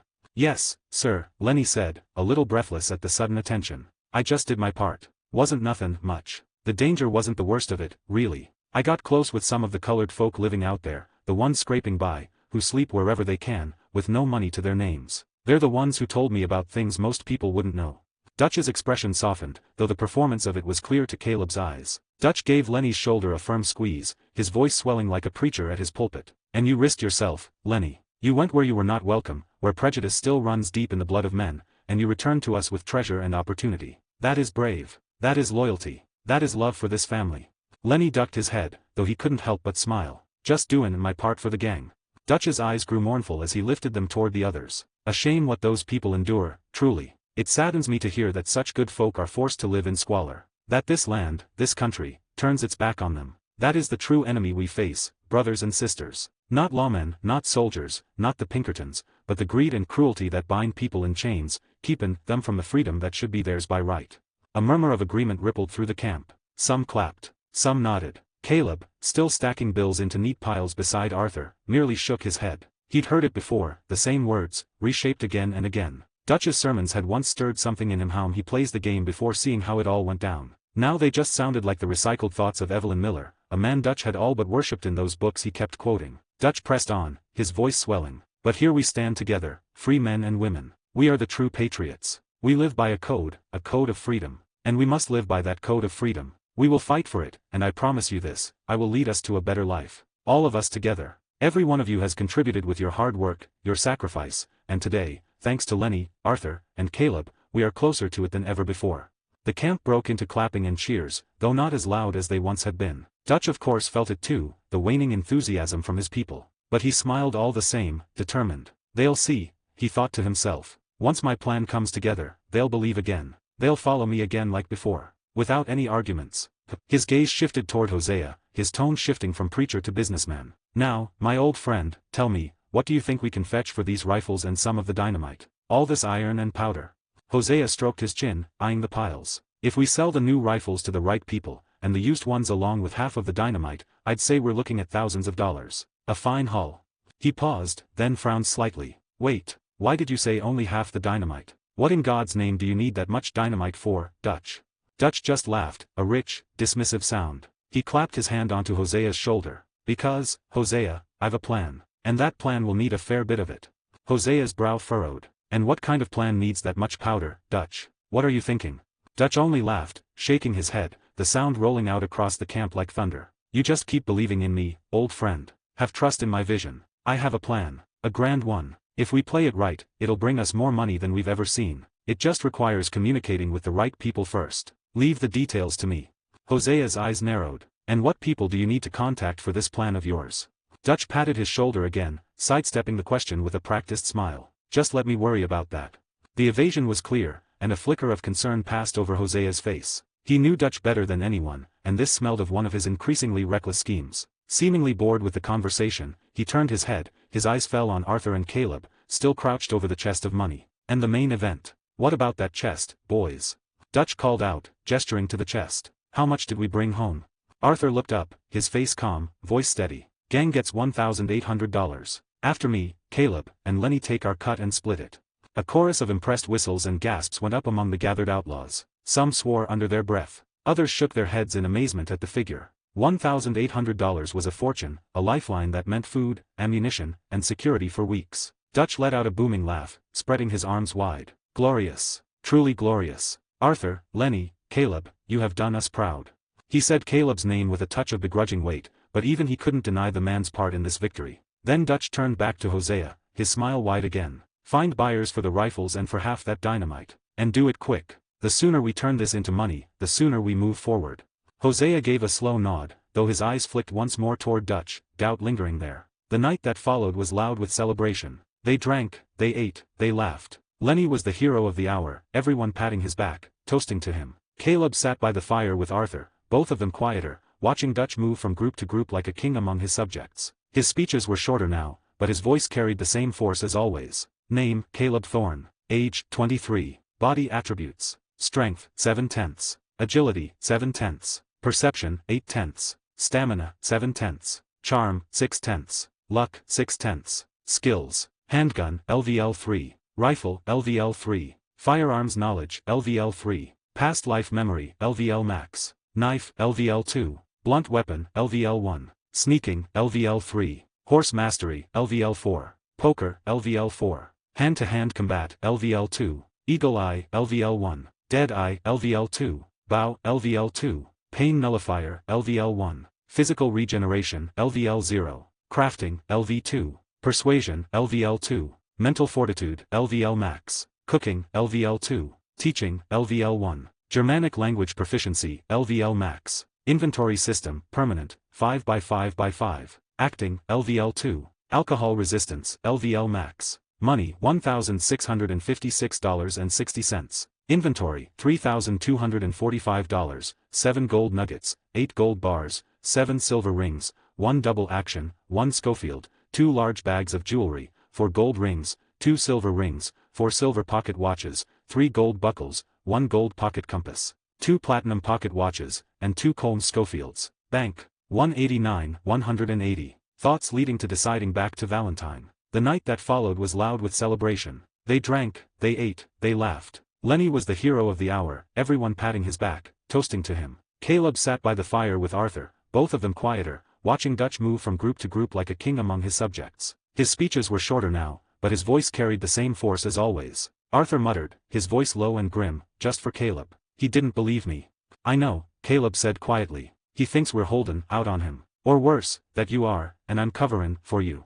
Caleb met his friend's worried gaze. The trust between them was solid, but it was now under immense pressure from Dutch's decaying paranoia. The 2 gold bars in Caleb's inventory felt like they were burning a hole in his soul, not out of guilt for taking them, but for the rift their mere existence was causing. Let him think what he wants, Caleb said, his voice low. We know the truth, and we need to start thinking about what happens when his plan involves that dynamite.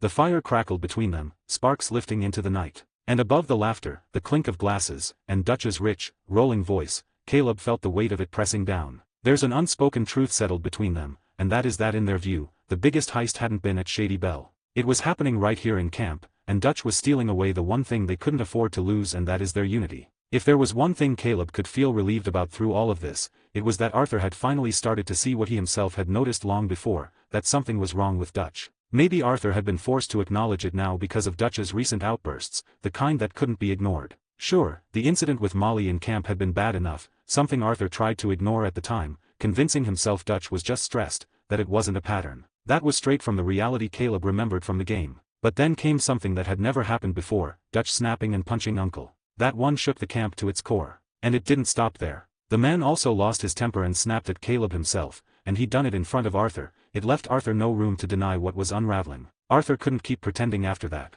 The denial he once wrapped around Dutch like a blanket of loyalty was fraying apart thread by thread. He still wanted to help, to pull Dutch back to the man they all believed in, the man who raised them like sons and daughters, like they were his family. But as Arthur sat by that fire, his jaw tight and his eyes shadowed, Caleb could see it plain as day. That he wanted to pull him back to the man he used to be. But Dutch's behavior of late, Caleb knew it was going to be damn near impossible. And right now, Caleb's mind was somewhere else entirely. Thinking about Dutch's plan.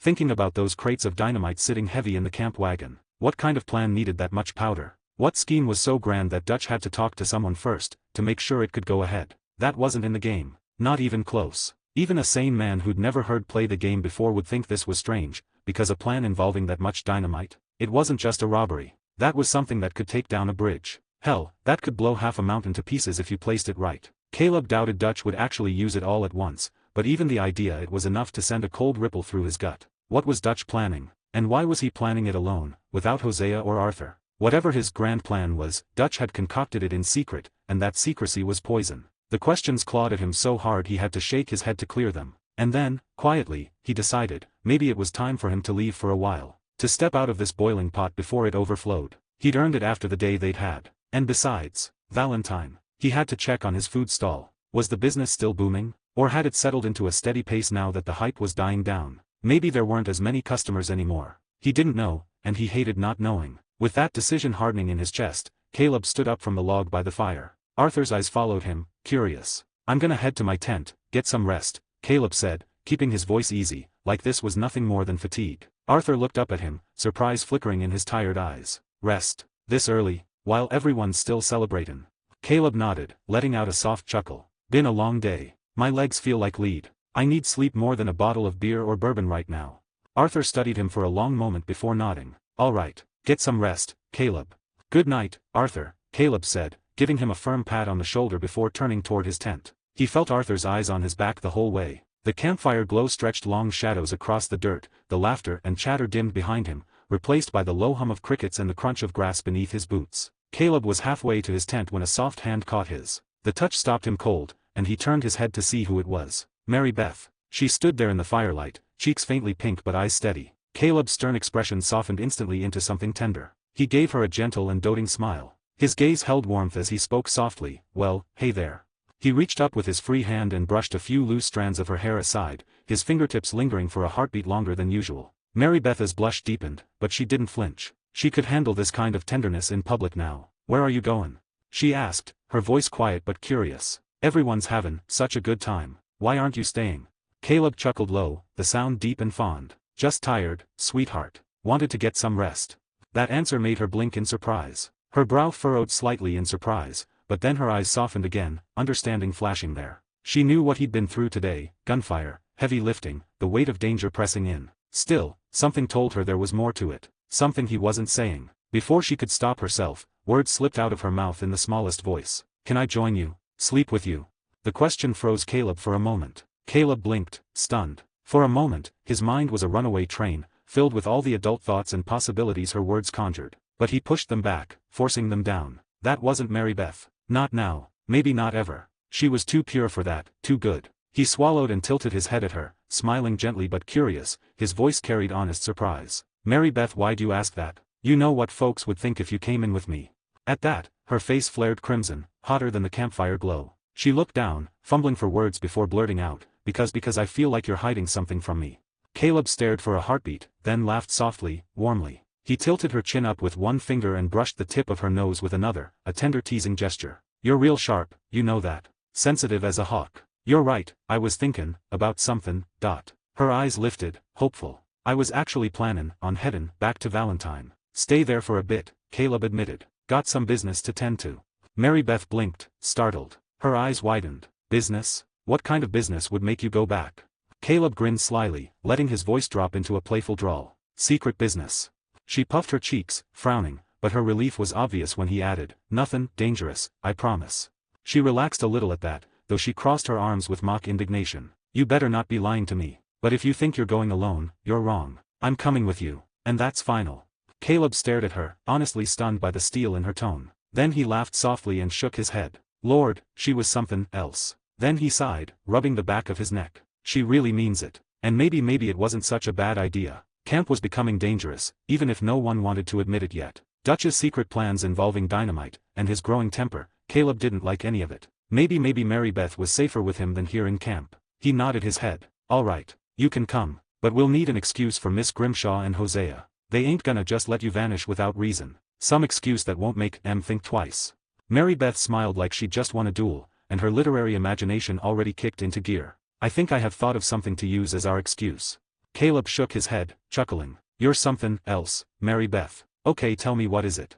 Mary Beth's eyes sparkled with a mix of excitement and cunning. "I've got it," she said, her voice dropping to a conspiratorial whisper. "We tell them I'm going with you to help gather information in Valentine. There are places where a woman can hear things men never would. I can talk to the ladies there, listen to gossip. I want to contribute more than just mending socks and washing dishes. I found the lead on that train in Scarlet Meadows, didn't I? The one you and the others robbed. This is just expanding my role."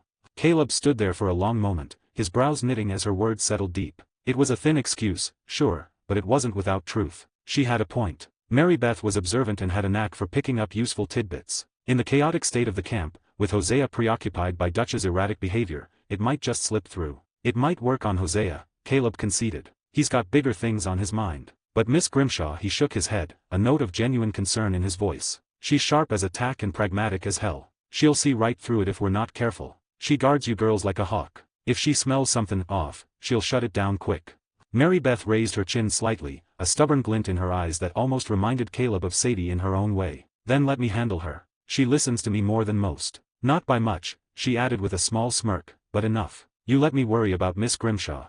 Caleb studied her for a long beat, then nodded. "All right, then I'll handle Hosea. But I ain't lettin' you do it alone. Tomorrow, I'm comin' with you to talk to Miss Grimshaw. Just to back you up, make sure she don't swat the idea down before you get a word in on her." Mary Beth smiled at that, a soft, genuine smile that reached her eyes. "Fair enough." "Good," Caleb said with a little nod, his voice warm but carrying that steady undertone that always seemed to calm her nerves. "And pack your things tonight. Travel light. Soon as Miss Grimshaw and Hosea say yes, we're leavin'. No lingerin'. Name, Caleb Thorne. Age, 23. Body attributes. Strength, 7/10. Agility, 7/10. Perception, 8/10. Stamina, 7/10. Charm, 6/10. Luck, 6/10. Skills. Handgun, LVL 3. Rifle, LVL 3. Firearms knowledge, LVL 3. Past life memory, LVL max. Knife, LVL 2. Blunt weapon, LVL 1. Sneaking, LVL 3. Horse mastery, LVL 4. Poker, LVL 4. Hand-to-hand combat, LVL 2. Eagle eye, LVL 1. Dead eye, LVL 2. Bow, LVL 2. Pain nullifier, LVL 1. Physical regeneration, LVL 0. Crafting, LV 2. Persuasion, LVL 2. Mental fortitude, LVL max. Cooking, LVL 2. Teaching, LVL 1. Germanic language proficiency, LVL max. Inventory system, permanent, 5x5x5. Acting, LVL 2. Alcohol resistance, LVL max. Money, $1,656.60. Inventory, $3,245, 7 gold nuggets, 8 gold bars, 7 silver rings, 1 double action, 1 Schofield, 2 large bags of jewelry, 4 gold rings, 2 silver rings, 4 silver pocket watches, 3 gold buckles, 1 gold pocket compass, 2 platinum pocket watches, and 2 Colm Schofields. Bank, 190-181. Back on Valentine with Mary Beth. Good, Caleb said with a little nod, his voice warm but carrying that steady undertone that always seemed to calm her nerves. And pack your things tonight. Travel light. Soon as Miss Grimshaw and Hosea say yes, we're leavin'. No ling errand. Her lips curved into a small, satisfied grin as she nodded. I'll be ready. Then her expression softened again, the firelight painting her face in shades of amber and rose. You should get some sleep. Big day tomorrow. Caleb exhaled a quiet chuckle and nodded. Yeah, you're right. He stepped closer, lowering his voice even more as he bent slightly, pressing a tender kiss to her forehead. Good night, sweetheart.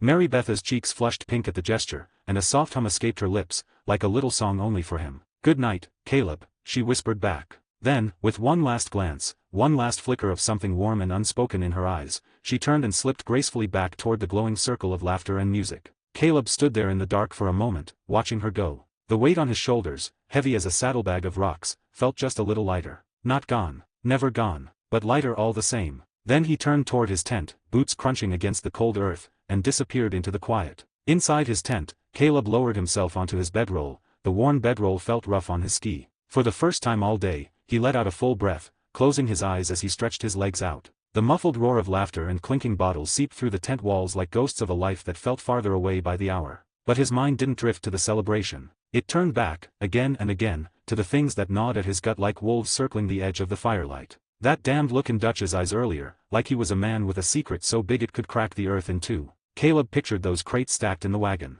Enough explosive to drop a steel train bridge or level a town bank. He'd seen plenty of outlaws blow safes before, but this was something else. And Dutch hadn't said a word about why. Not to Hosea. Not to Arthur. Sure as hell not to him. He thought back to the game he once knew, the timeline, the beats, the moments burned into memory. But this wasn't in it. This was new. And new meant dangerous. The questions churned like storm clouds in his head. But under them all, one thought stood firm, clear as a rifle shot. I can't let Mary Beth get caught in the middle of this.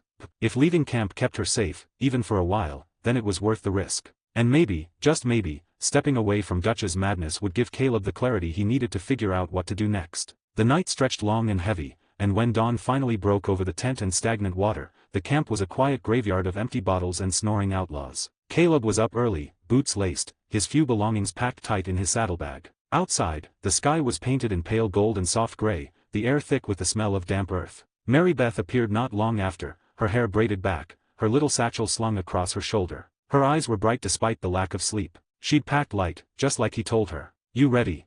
Caleb asked softly as she approached. Ready, she said with a nod, a flicker of excitement curling at the corners of her lips. But under it, he saw the nerves too. She'd never done something like this before, leave camp without the whole family knowing exactly why. All right, he murmured. Let's find Grimshaw and Hosea. They found Miss Grimshaw first, predictably already up and moving through camp like a storm in skirts, collecting laundry and barking orders at the few souls sober enough to hear her. Her sharp eyes cut to Caleb and Mary Beth the second they approached. What is it? She demanded, arms full of linens, suspicion already lacing her tone. Don't tell me you two are sneaking off for some foolishness. Mary Beth stepped forward before Caleb could speak, her voice calm but carrying that earnest edge Grimshaw respected. Miss Grimshaw, I wanted to talk to you about something important. I've been thinking about ways I can help the gang more than just chores. You know I've found good leads before, and I was thinking, if I go with Caleb to Valentine for a while, I can talk to the ladies there. Places men can't go without looking suspicious. Maybe dig up information, like banks, stage schedules, anything useful. Miss Grimshaw's eyes narrowed to slits. Valentine? And why would you need Caleb for that? Caleb stepped in, calm and steady, his voice carrying that easy charm that had saved his hide more than once. Because it ain't safe for her to go alone, Miss Grimshaw. Town's rowdy, full of drunk cowboys and worse. I'll keep her safe, make sure no trouble finds her. Miss Grimshaw crossed her arms, tapping one finger against her elbow, the wheels in her head spinning. And why now? Mary Beth jumped in smooth as silk. Because we can't just sit and wait for Dutch's plans all the time. I want to contribute more. Like the Scarlet Meadows train lead. Her tone was firm but respectful, reminding Grimshaw of her past success. This could help the gang. Miss Grimshaw stared at her for a long, sharp moment, then shifted her gaze to Caleb. Her eyes bored into his like twin bullets. He met that gaze steady, unflinching. Finally, with a sharp exhale through her nose, Miss Grimshaw turned away. Fine, she muttered, tossing a sheet into a washtub. But you keep her out of trouble, Caleb. And you both check in when you can. Yes, ma'am, Caleb said with a little tip of his hat. You have my word.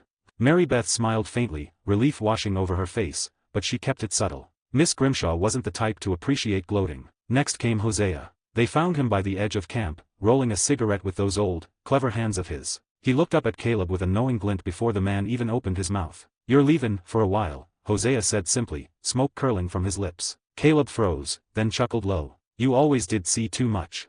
Hosea smiled faintly, eyes twinkling. Just don't do anything Dutch will lose his mind over. Lord knows we don't need more tension around here. Don't worry, Caleb said softly. This ain't about Dutch, just business. Hosea studied him for a beat longer, then nodded. All right, take care of her. She's a good girl.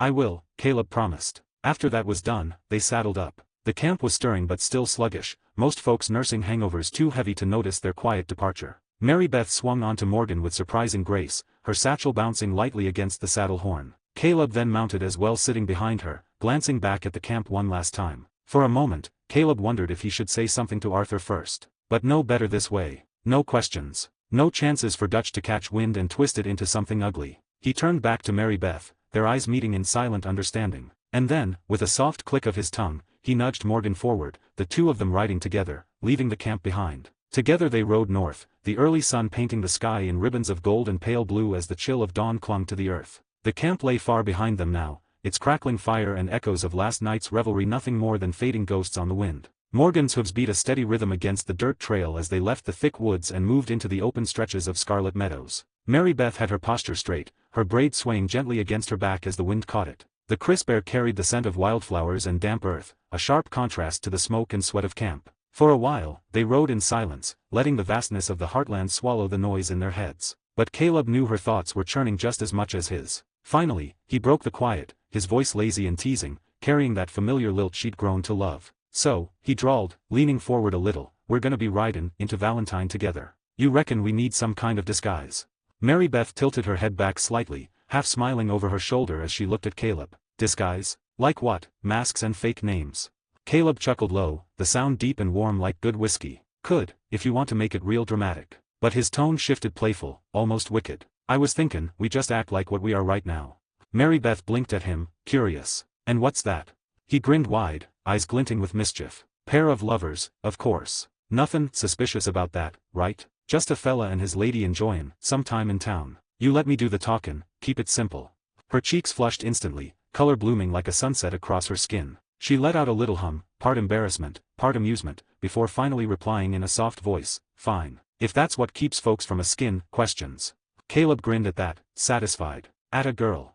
They rode on, conversation slipping into easy chatter as they passed through the rolling green expanse of Scarlet Meadows. Wild deers grazed in the distance, and every so often a cluster of birds lifted from the marshes, wings beating against the morning light. From there, they crossed Dewberry Creek. The trail wound onward, cutting through the grassy heartlands, where herds of wild horses galloped free in the distance, their silhouettes moving like spirits against the horizon. They passed Twin Stack Pass, its twin peaks casting long shadows across the plain, and finally rode past the looming stone spine of Citadel Rock, the last sentinel before Valentine. As they crested the ridge, the little town sprawled below them, bathed in mid-morning light. Smoke curled from chimneys, the sound of hammers rang from the smithy, and the distant whistle of a train cut sharp through the air. Mary Beth let out a soft sigh as the familiar sight filled her eyes. Funny, she murmured, a gentle smile tugging her lips. I didn't think I'd miss this place. But it feels good to be back.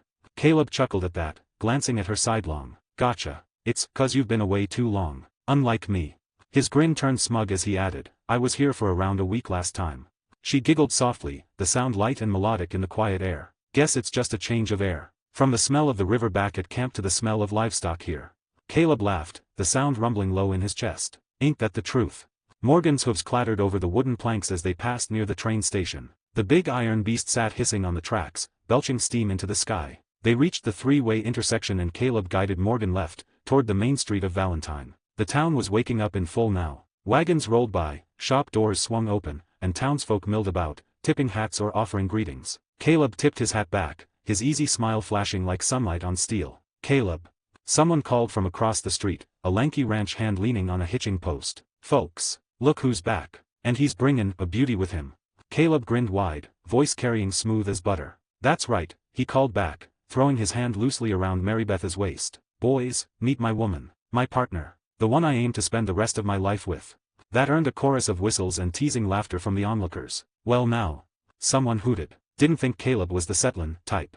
Marybeth's face flared crimson, hot enough to put the sun to shame. She could only wave awkwardly, mumbling polite greetings while Caleb basked in the good-natured ribbing like it was a summer breeze. Name, Caleb Thorne. Age, 23. Body attributes. Strength, 7/10. Agility, 7/10. Perception, 8/10. Stamina, 7/10. Charm, 6/10. Luck, 6/10. Skills. Handgun, LVL3. Rifle, LVL3. Firearms knowledge, LVL3. Past life memory, LVL max. Knife, LVL2. Blunt weapon, LVL1. Sneaking, LVL3. Horse mastery, LVL4. Poker, LVL4. Hand-to-hand combat, LVL2. Eagle eye, LVL1. Dead eye, LVL2. Bow, LVL2. Pain nullifier, LVL1. Physical regeneration, LVL0. Crafting, LV2. Persuasion, LVL2. Mental fortitude, LVL max. Cooking, LVL2. Teaching, LVL1. Germanic language proficiency, LVL max. Inventory system, permanent, 5x5x5. Acting, LVL2. Alcohol resistance, LVL max. Money, $1,656.60. Inventory, $3,245, 7 gold nuggets, 8 gold bars, 7 silver rings, 1 double action, 1 Schofield, 2 large bags of jewelry, 4 gold rings, 2 silver rings, 4 silver pocket watches, 3 gold buckles, 1 gold pocket compass, 2 platinum pocket watches, and 2 Colm Schofields. Bank, 192. Introducing Marybeth. That earned a chorus of whistles and teasing laughter from the onlookers. Well now. Someone hooted. Didn't think Caleb was the settlin' type.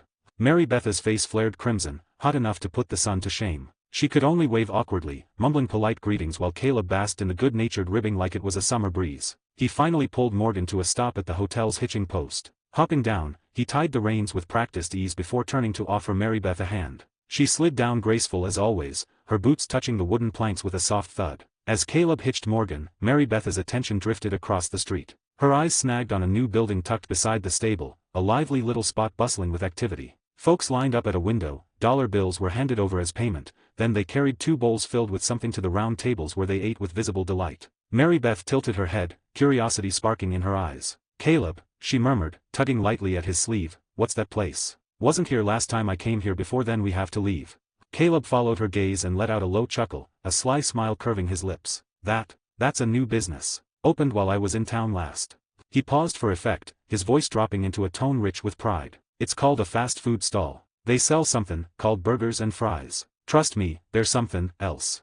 Her brows furrowed in puzzlement. Burgers and fries. Yup, Caleb said, grinning. Best damn food you'll ever taste. That place is half the reason I wanted to come back here. Marybeth blinked, then her eyes widened slightly as realization struck. Wait, is that why you wanted to come back so bad? Just to taste that food again? She asked, assuming his interest was that of a customer. Caleb laughed, deep and warm, his eyes glinting with mischief. You'll see soon enough. Come on. First things first, we get you a room.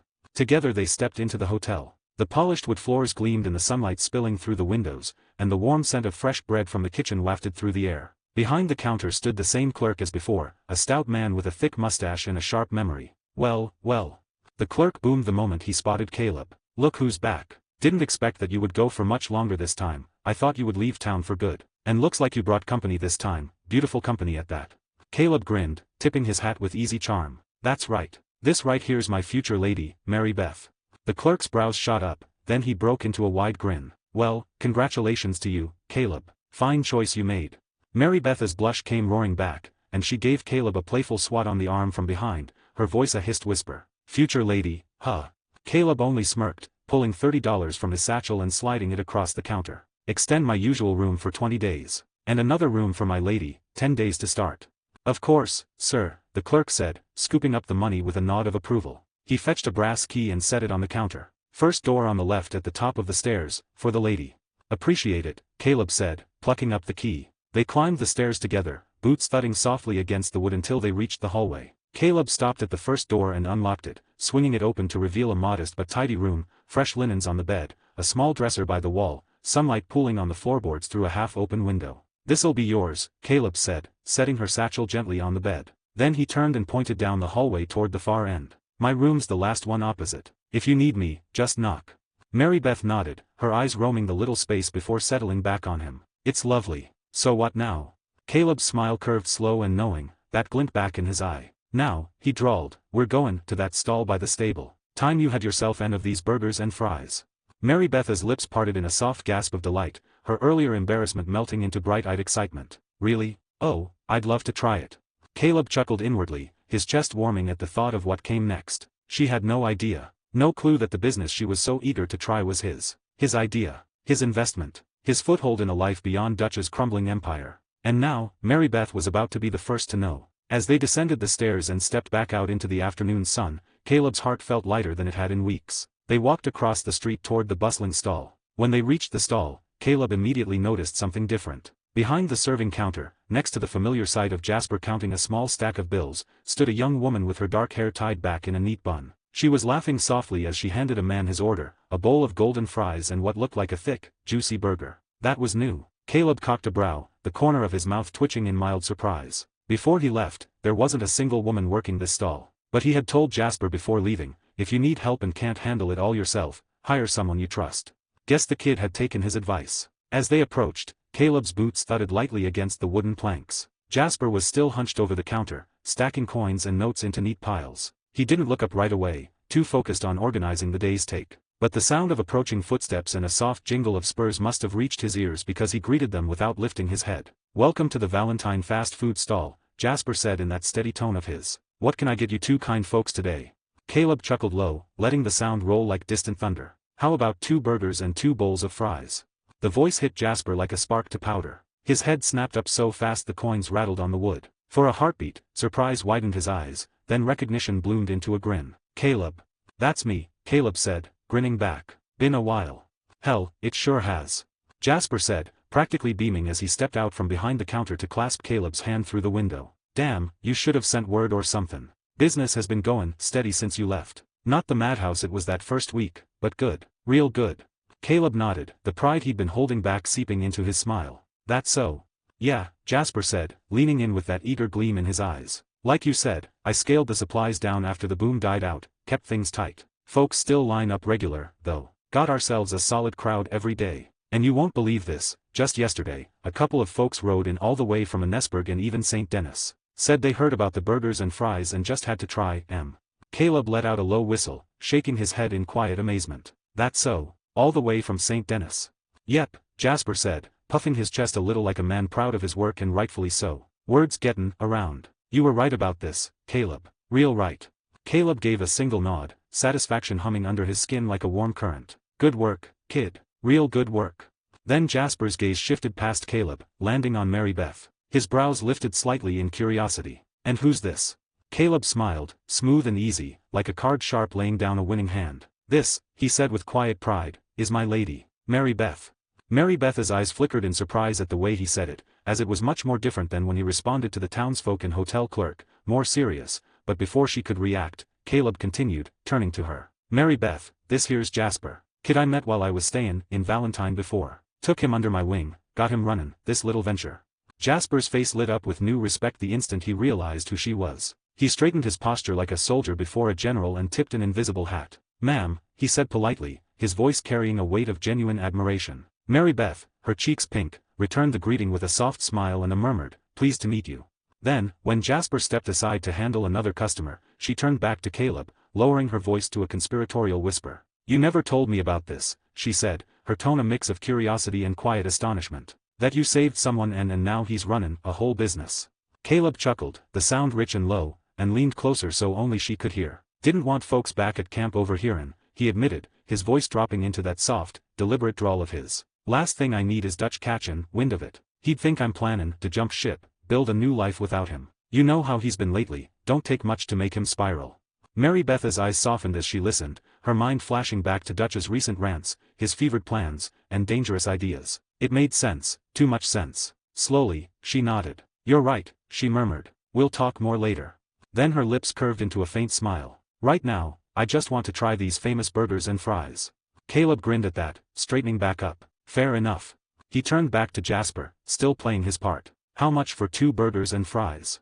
Jasper's instinct was to wave it off. Caleb was the owner of this business after all, but the wink Caleb shot him stopped that thought cold. Jasper caught on immediately, a sly smile tugging at his mouth. $9 for everything, he said smoothly. Caleb reached into his satchel without hesitation, peeling off the bills and setting them on the counter. Jasper took them with a nod, then gestured toward the tables by the side of the building. Find yourselves a seat. I'll have someone bring it over.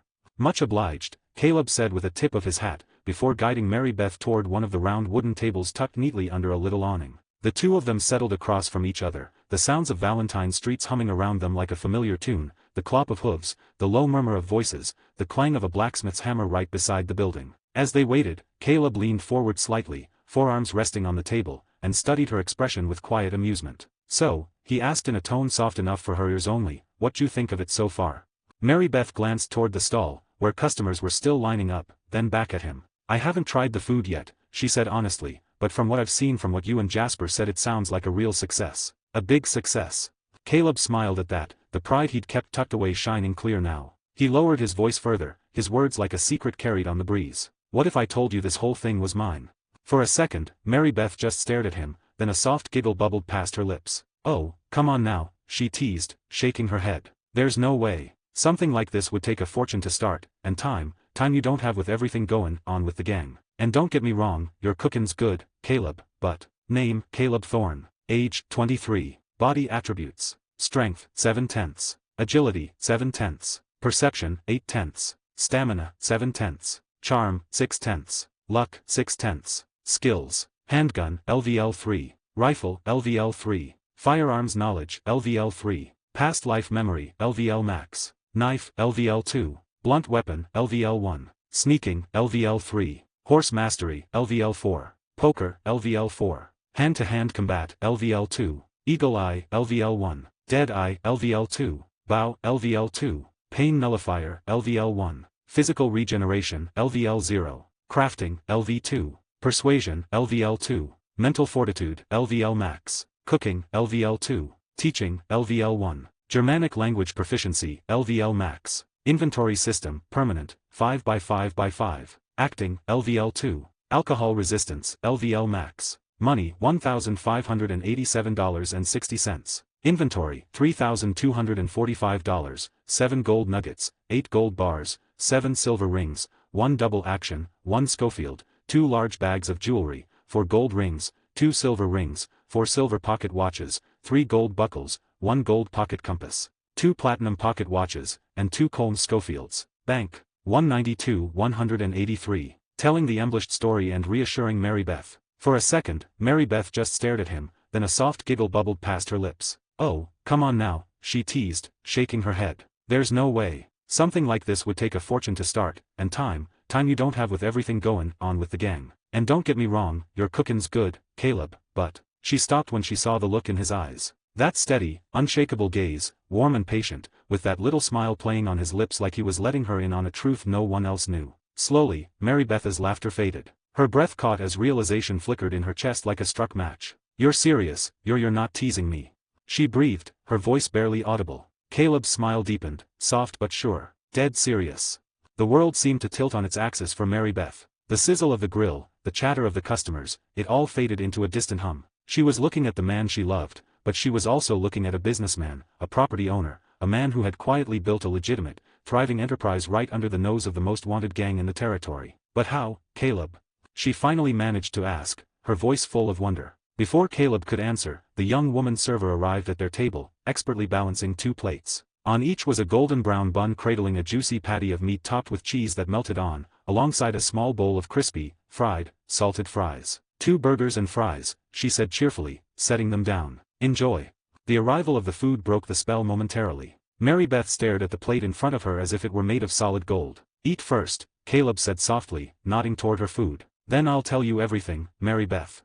Tentatively, Mary Beth picked up the burger. She took a small bite. Her eyes flew open wide as the flavors exploded in her mouth, the savory beef, the melted cheese, alongside the sharp taste of creeping thyme inside the meat, and the soft yet sturdy bun. It was unlike anything she had ever tasted. "Oh, my goodness," she mumbled around the mouthful, her manners forgotten in her astonishment. "Caleb, this is incredible."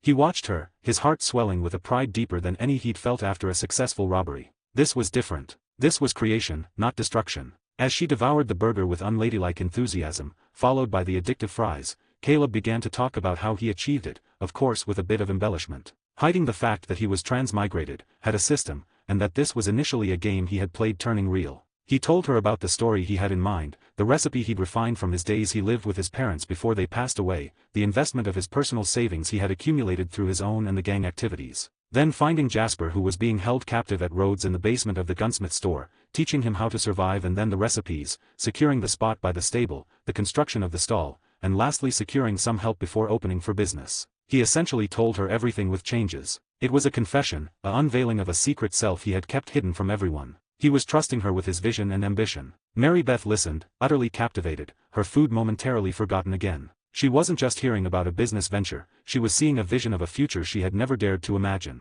A future of stability, of honesty, of building something together that wouldn't end in bloodshed or a frantic flight into the night. When he finished, she was silent for a long moment, simply looking at him, her eyes shimmering with emotions she couldn't name. Then, she reached across the table and took his hand, her grip firm. "This is amazing, Caleb," she whispered, her voice thick. "You're amazing."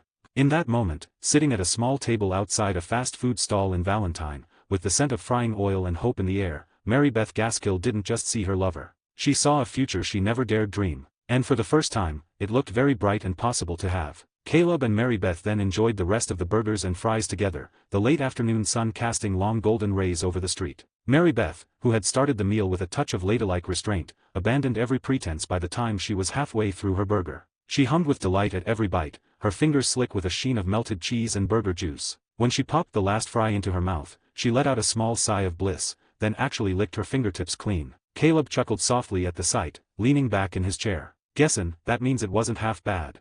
"Half bad?" Mary Beth laughed, cheeks flushed and bright eyes sparkling. "Caleb, this is the best thing I've eaten in my life. Honestly, I could eat 3 more. She dabbed her mouth with a napkin she had and grinned at him, still glowing from the experience. "Now I understand why people are lining up for this." Caleb smirked, the warmth of pride stirring in his chest. Before he could answer, Mary Beth's expression softened and turned pensive. She placed her hands in her lap, fidgeting slightly as if wrestling with a thought. "What's wrong?" Caleb asked, leaning forward. She hesitated, then lifted her gaze to his, a shadow of doubt flickering behind her eyes. "Caleb, what's your plan now? I mean, you've got all this." She gestured toward the bustling stall, the customers still crowding around, Jasper moving quick at the window while the woman carried orders to tables. "This ain't just some little scheme. This is something real. Something big. You could have a whole new life here, better than any of us back at camp could dream of. If you wanted, you could just stay, disappear, leave all that behind." The words hung between them like a storm cloud. Caleb could feel the weight behind them, the fear and the uncertainty creeping into her voice. A few minutes ago, she was glowing with happiness, but now her mind was racing ahead to what this meant, what it might change, and she was afraid of losing him. Caleb reached for a napkin from his satchel, wiped his hands clean, then leaned forward and took both of Mary Beth's trembling hands in his. His touch was steady, warm, grounding her like roots holding fast in the wind. His gaze locked on hers, gentle yet unyielding. "Mary Beth," he said softly, voice low and thick with conviction. "I ain't goin' anywhere. I'll stay with everyone. They're my family. I'd never abandon them." He gave her hands a reassuring squeeze, his next words coming out like a solemn vow. "And I sure as hell ain't ever leavin' you." Mary Beth's throat worked as she swallowed, eyes wide and shimmering. "Really?" she whispered, almost afraid to believe it. "You mean that? You wouldn't abandon all of us, abandon me?" "Yes." Just one word, but it carried the weight of iron, a promise forged and sealed in his soul. For a heartbeat, she just stared at him. Then the tension melted from her body like ice under the sun. A long, shaky sigh escaped her lips, and she smiled, a small, fragile smile at first, then one that bloomed bright and relieved. "I'm sorry," she murmured, eyes dropping as guilt colored her cheeks. "Sorry for doubtin' you. You don't deserve that, not after everything you've done." "It's okay," Caleb said gently. "Ain't nothin' to apologize for. It's normal, feelin' like that. I understand." Mary Beth's eyes softened, touched beyond words. Then, acting on impulse, she stood, circled around the little table, and stopped beside him. With a blush that could have rivaled the evening sky, she leaned down and pressed a quick kiss to his cheek in full view of everyone. When she pulled back, her face was crimson, but her voice was light, almost playful. "That's your reward," she said, her lips curving into a grin. "For being so kind and so patient with me." Caleb's smile widened, slow and tender. "Guess I'll take it." He rose to his feet, brushing the top of her head with his palm in a gesture so affectionate it made her heart skip. Then his eyes gleamed with that mischievous spark she knew too well. "Come on," he said. "I wanna introduce you to my other folks here. Jasper ain't the only one holdin' the fort." Mary Beth, still a little flustered but now grinning ear to ear, nodded eagerly. "I'd like that." So he led her back to the stall, weaving through the crowd of customers until they reached the service side. First, Caleb waved over a lanky man in a faded army coat with only one arm, Mickey, the Civil War vet. "Mary Beth, this here's Mickey. Hell of a man. Keeps things movin' smooth when folks get rowdy." Mickey gave a little salute with his remaining hand, grinning wide. "Ma'am," he said warmly, his voice carrying the rasp of age and too much tobacco. "And this," Caleb continued, nodding toward a solidly built man stacking supplies near the counter, "is Troy. Used to be a ranch hand. Good with horses, better with a six-shooter. Helps Jasper keep the peace." Troy tipped his hat politely. "Pleasure, ma'am." Both men were quick to exchange hearty greetings with Caleb, their faces lighting up with genuine happiness at his return. They swapped a few words, jokes, and Caleb promised they'd catch up proper later. Then he guided Mary Beth through the back door of the stall into the modest kitchen. Heat rolled out to meet them along with the rich scent of sizzling oil. A man stood over a cauldron of fries, stirring them with practiced ease. Simon, another former ranch hand now turned cook. Caleb clapped him on the shoulder. "Mary Beth, meet Simon. Fella makes the best fries in here after me." Simon chuckled, nodding respectfully. "Ma'am." Finally, Caleb turned to Jasper, who had just stepped in, wiping his hands. "Now, Jasper," Caleb said, "why don't you introduce us proper to the new face out front?" The young woman from before appeared then, carrying an empty tray. She had a lively spark in her eye and a touch of defiance in her posture. Jasper cleared his throat and gestured to her. "This here's Jessie," he said. She used to work at the saloon, but things weren't goin' too good for her there. So I offered her a spot here." Caleb raised a brow, smirking. "Oh, and how exactly did you know she was failing miserably, huh, Jasper? Don't tell me you've been hiring workin' girls now. Didn't think you had it in you, son. Guess you finally stepped into manhood while I was gone." Jasper went red as a beet. It ain't like that," he stammered, waving his hands. She was sittin' on the saloon porch lookin' all down, so I asked what was wrong. She said she couldn't do her job right and wasn't makin' enough money to feed her folks, so I figured why not give her a chance here." At that, Jessie giggled softly, clearly amused by Jasper's flustered state. She came to his rescue, stepping forward with a smile. "He's tellin' the truth, Mr. Caleb. He's been nothin' but a gentleman." Caleb chuckled, letting the kid off the hook. All right. Just givin' you hell, Jasper." Everyone laughed, the tension breaking into easy camaraderie. After a bit more chatting, Caleb finally straightened, his voice turning brisk but warm. "All right, folks, keep up the good work. I'm headin' to the saloon for a drink. Name, Caleb Thorne. Age, 23. Body attributes. Strength, 7/10. Agility, 7/10. Perception, 8/10. Stamina, 7/10. Charm, 6/10. Luck, 6/10. Skills. Handgun, LVL 3. Rifle, LVL 3. Firearms knowledge, LVL 3. Past life memory, LVL max. Knife, LVL 2. Blunt weapon, LVL 1. Sneaking, LVL 3. Horse mastery, LVL 4. Poker, LVL 4. Hand-to-hand combat, LVL 2. Eagle eye, LVL 1. Dead eye, LVL 2. Bow, LVL 2. Pain nullifier, LVL 1. Physical regeneration, LVL 0. Crafting, LV 2. Persuasion, LVL 2. Mental fortitude, LVL max. Cooking, LVL 2. Teaching, LVL 1. Germanic language proficiency, LVL max. Inventory system, permanent, 5x5x5. Acting, LVL 2. Alcohol resistance, LVL max. Money, $1,587.60. Inventory, $3,245. 7 gold nuggets, 8 gold bars, 7 silver rings, 1 double action, 1 Schofield, 2 large bags of jewelry, 4 gold rings, 2 silver rings, 4 silver pocket watches, 3 gold buckles, 1 gold pocket compass, 2 platinum pocket watches, and 2 Colm Schofields. Bank, 194. Showing his poker skill. Caleb chuckled, letting the kid off the hook. All right. Just givin' you hell, Jasper." Everyone laughed, the tension breaking into easy camaraderie. After a bit more chatting, Caleb finally straightened, his voice turning brisk but warm. Alright, folks, keep up the good work. I'm headin' to the saloon for a drink. He turned to Mary Beth with a grin. Care to join me? Wouldn't miss it, she said, still smiling from all the introductions. So they said their goodbyes to the staff, Jessie giving Mary Beth a friendly wave, and stepped back out into the dusty street. The afternoon light had begun to mellow into the warm hues of early evening as they walked side by side toward the saloon. The batwing doors creaked as they pushed inside, the familiar smells of whiskey and sweat wrapping around them like an old coat. Conversation hummed, glasses clinked, and from behind the polished counter, a booming voice rang out. Well, well, if it ain't the poker king of Valentine. Mr. Douglas roared with a grin, spotting Caleb the moment he stepped through. And look at you, bringing a lady this time. Heads turned, and a few patrons grinned in recognition, tipping hats in Caleb's direction as the hum of chatter picked up. Mary Beth flushed bright pink again, but Caleb just laughed low and easy, guiding her toward the bar like he owned the place. Still dealing bad hands, Mr. Douglas. Only to folks who deserve 'em. The bartender laughed. What'll it be for you and the lovely lady? First ones on the house, for old time's sake. As Caleb ordered 2 beers, Mary Beth leaned into him, her voice a whisper. Poker king. Caleb shrugged, a modest smirk on his face. I might have gotten lucky a few times, that's all. It helped fund the stall big time. Mary Beth just shook her head in wonder, watching him. With every passing minute, the man she loved revealed another layer, another surprising skill. He was an outlaw, a protector, a businessman, and apparently, a card sharp. And he was choosing to share it all with her, making her smile deepen. Mr. Douglas returned with 2 bottles of beer in his large hands, setting them down on the polished counter with a thud that drew Mary Beth's eyes to the bottles of glass. The bartender grinned wide, his booming voice carrying easily over the murmur of the saloon. There you go. One for the man of the hour. He slid the first bottle toward Caleb with a flourish. And one for the fair lady he's brought along to grace our humble establishment. Caleb chuckled, inclining his head in thanks. Appreciate it, Mr. Douglas. Mary Beth, cheeks already pink from the attention, murmured a soft, thank you, her voice barely above a whisper as she reached for her drink. The barkeep's sharp eyes twinkled with curiosity as he leaned an elbow on the counter. And what's the name of this fair lady, if you don't mind me asking? Mary Beth smiled shyly but answered with grace. Mary Beth, she said. Mary Beth Gaskill. Well now, a pleasure to meet ya, Miss Gaskill.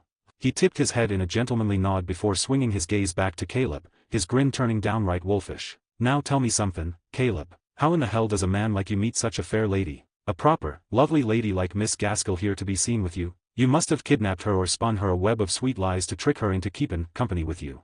He roared with laughter at his own joke. Caleb had just taken his first sip of beer, and the words made him choke mid-swallow. He coughed violently, pounding his chest as Mary Beth's hand flew to his back, patting gently with wide-eyed concern. Are you okay, Caleb? She asked softly, while Mr. Douglas roared with laughter, clearly enjoying himself. When Caleb finally caught his breath, he waved his hand to show that he was okay. Before then he fixed the bartender with a narrowed stare, voice dry as desert dust. What the hell do you mean by that, Mr. Douglas? You think I can't win a fine lady like Mary Beth through honest courting?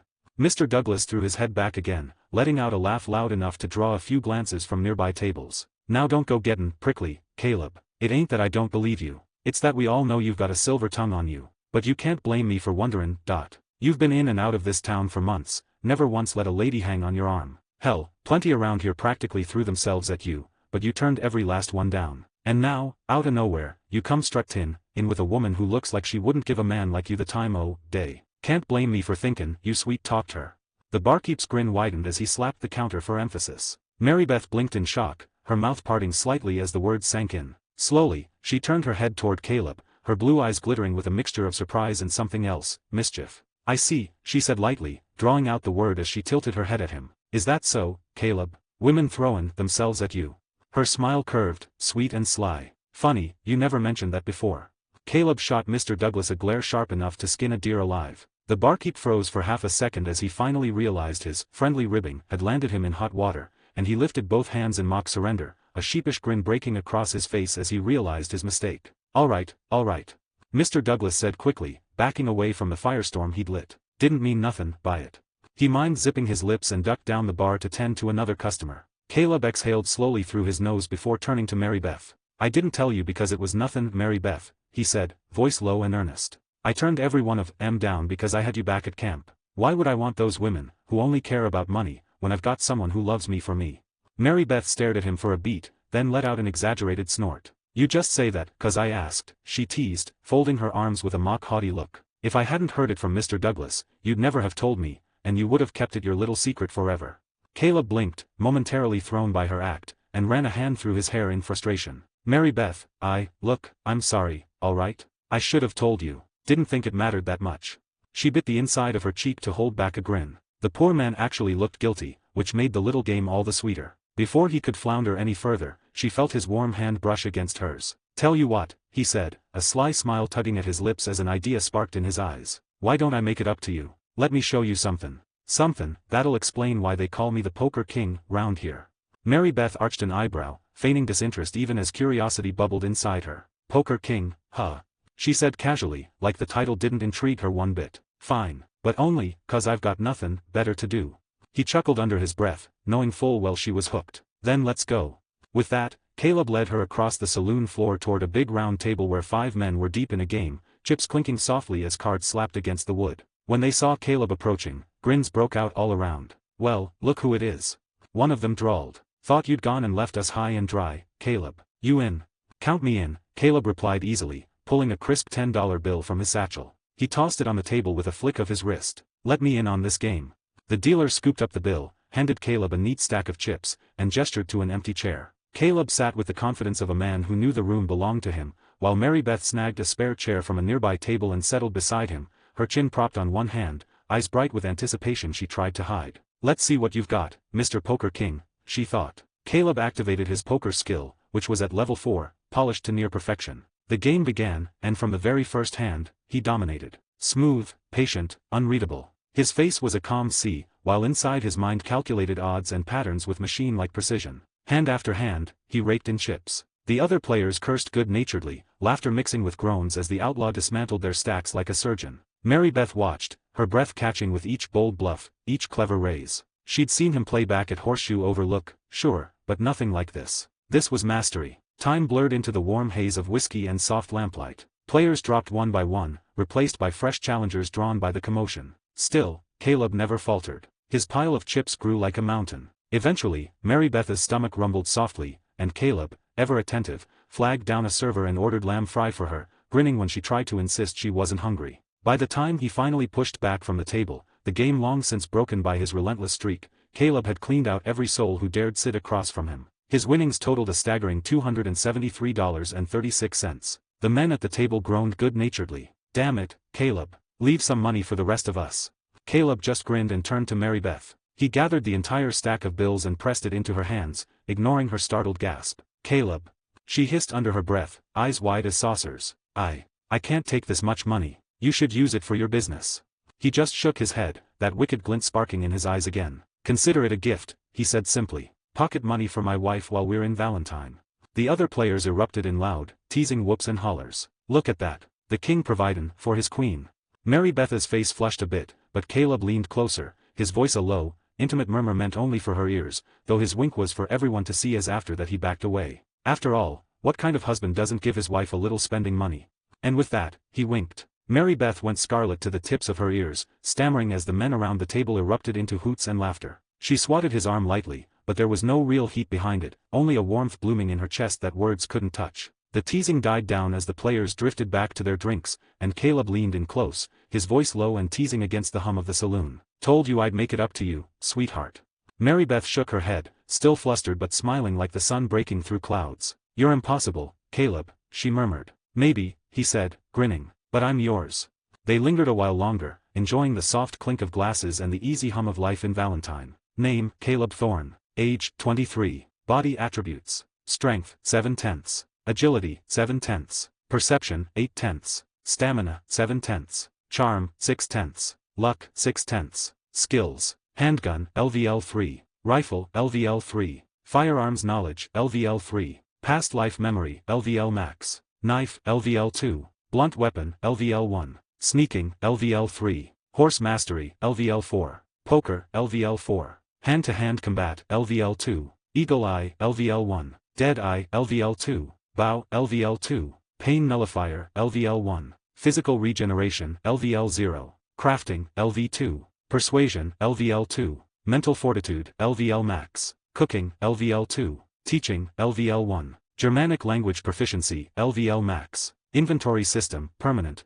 5x5x5. Acting, LVL 2. Alcohol resistance, LVL max. Money $1,582.60. Inventory $3,245, 7 gold nuggets, 8 gold bars, 7 silver rings, 1 double action, 1 Schofield, 2 large bags of jewelry, 4 gold rings, 2 silver rings, 4 silver pocket watches, 3 gold buckles, 1 gold pocket compass, 2 platinum pocket watches, and 2 Colm Schofields. Bank $194,185. Just the working girls being jealous and their first day finally coming to an end. Mary Beth shook her head, still flustered but smiling like the sun breaking through clouds. "You're impossible, Caleb," she murmured. "Maybe," he said, grinning, "but I'm yours."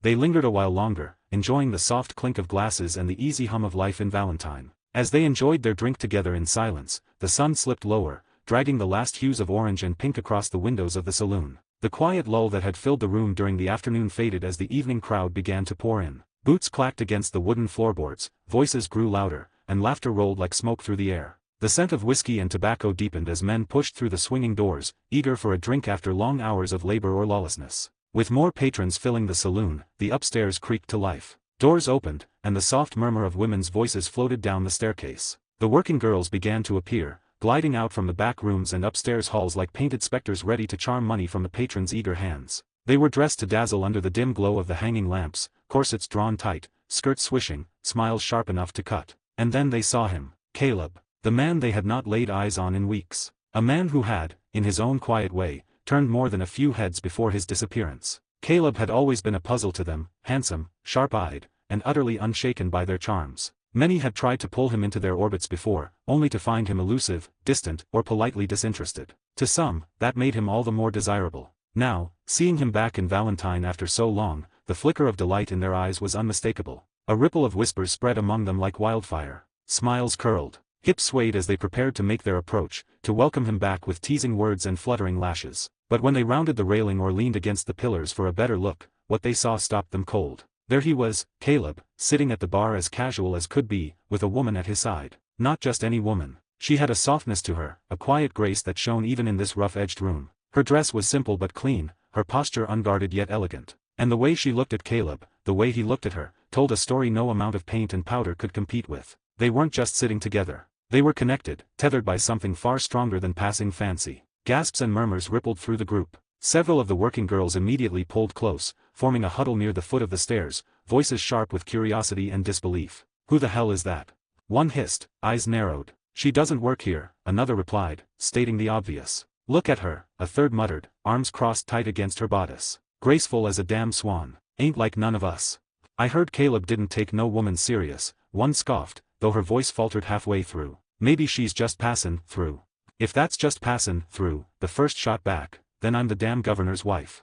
They stole glances at the pair again. Caleb was leaning in slightly, a faint smile tugging at his lips as he spoke low to the woman, Mary Beth, they'd later learn. She laughed softly, tucking a strand of hair behind her ear, cheeks warm with a blush that looked far too genuine to fake. The knot of women buzzed with questions, speculations flying like sparks from a fire. After a heated round of guesses and half-baked theories, one of them, the boldest of the bunch, peeled away from the group and stalked toward the bar, hips swinging like a challenge. Her hips swayed like pendulums as she approached Mr. Douglas, who was busy lining up drinks for a crowd of impatient cowboys. The bartender caught her reflection in the mirror, smirking even before she opened her mouth. "Evenin', darlin'," he said without looking at her, setting a foamy beer down with a practiced flick. "What can I do for you?"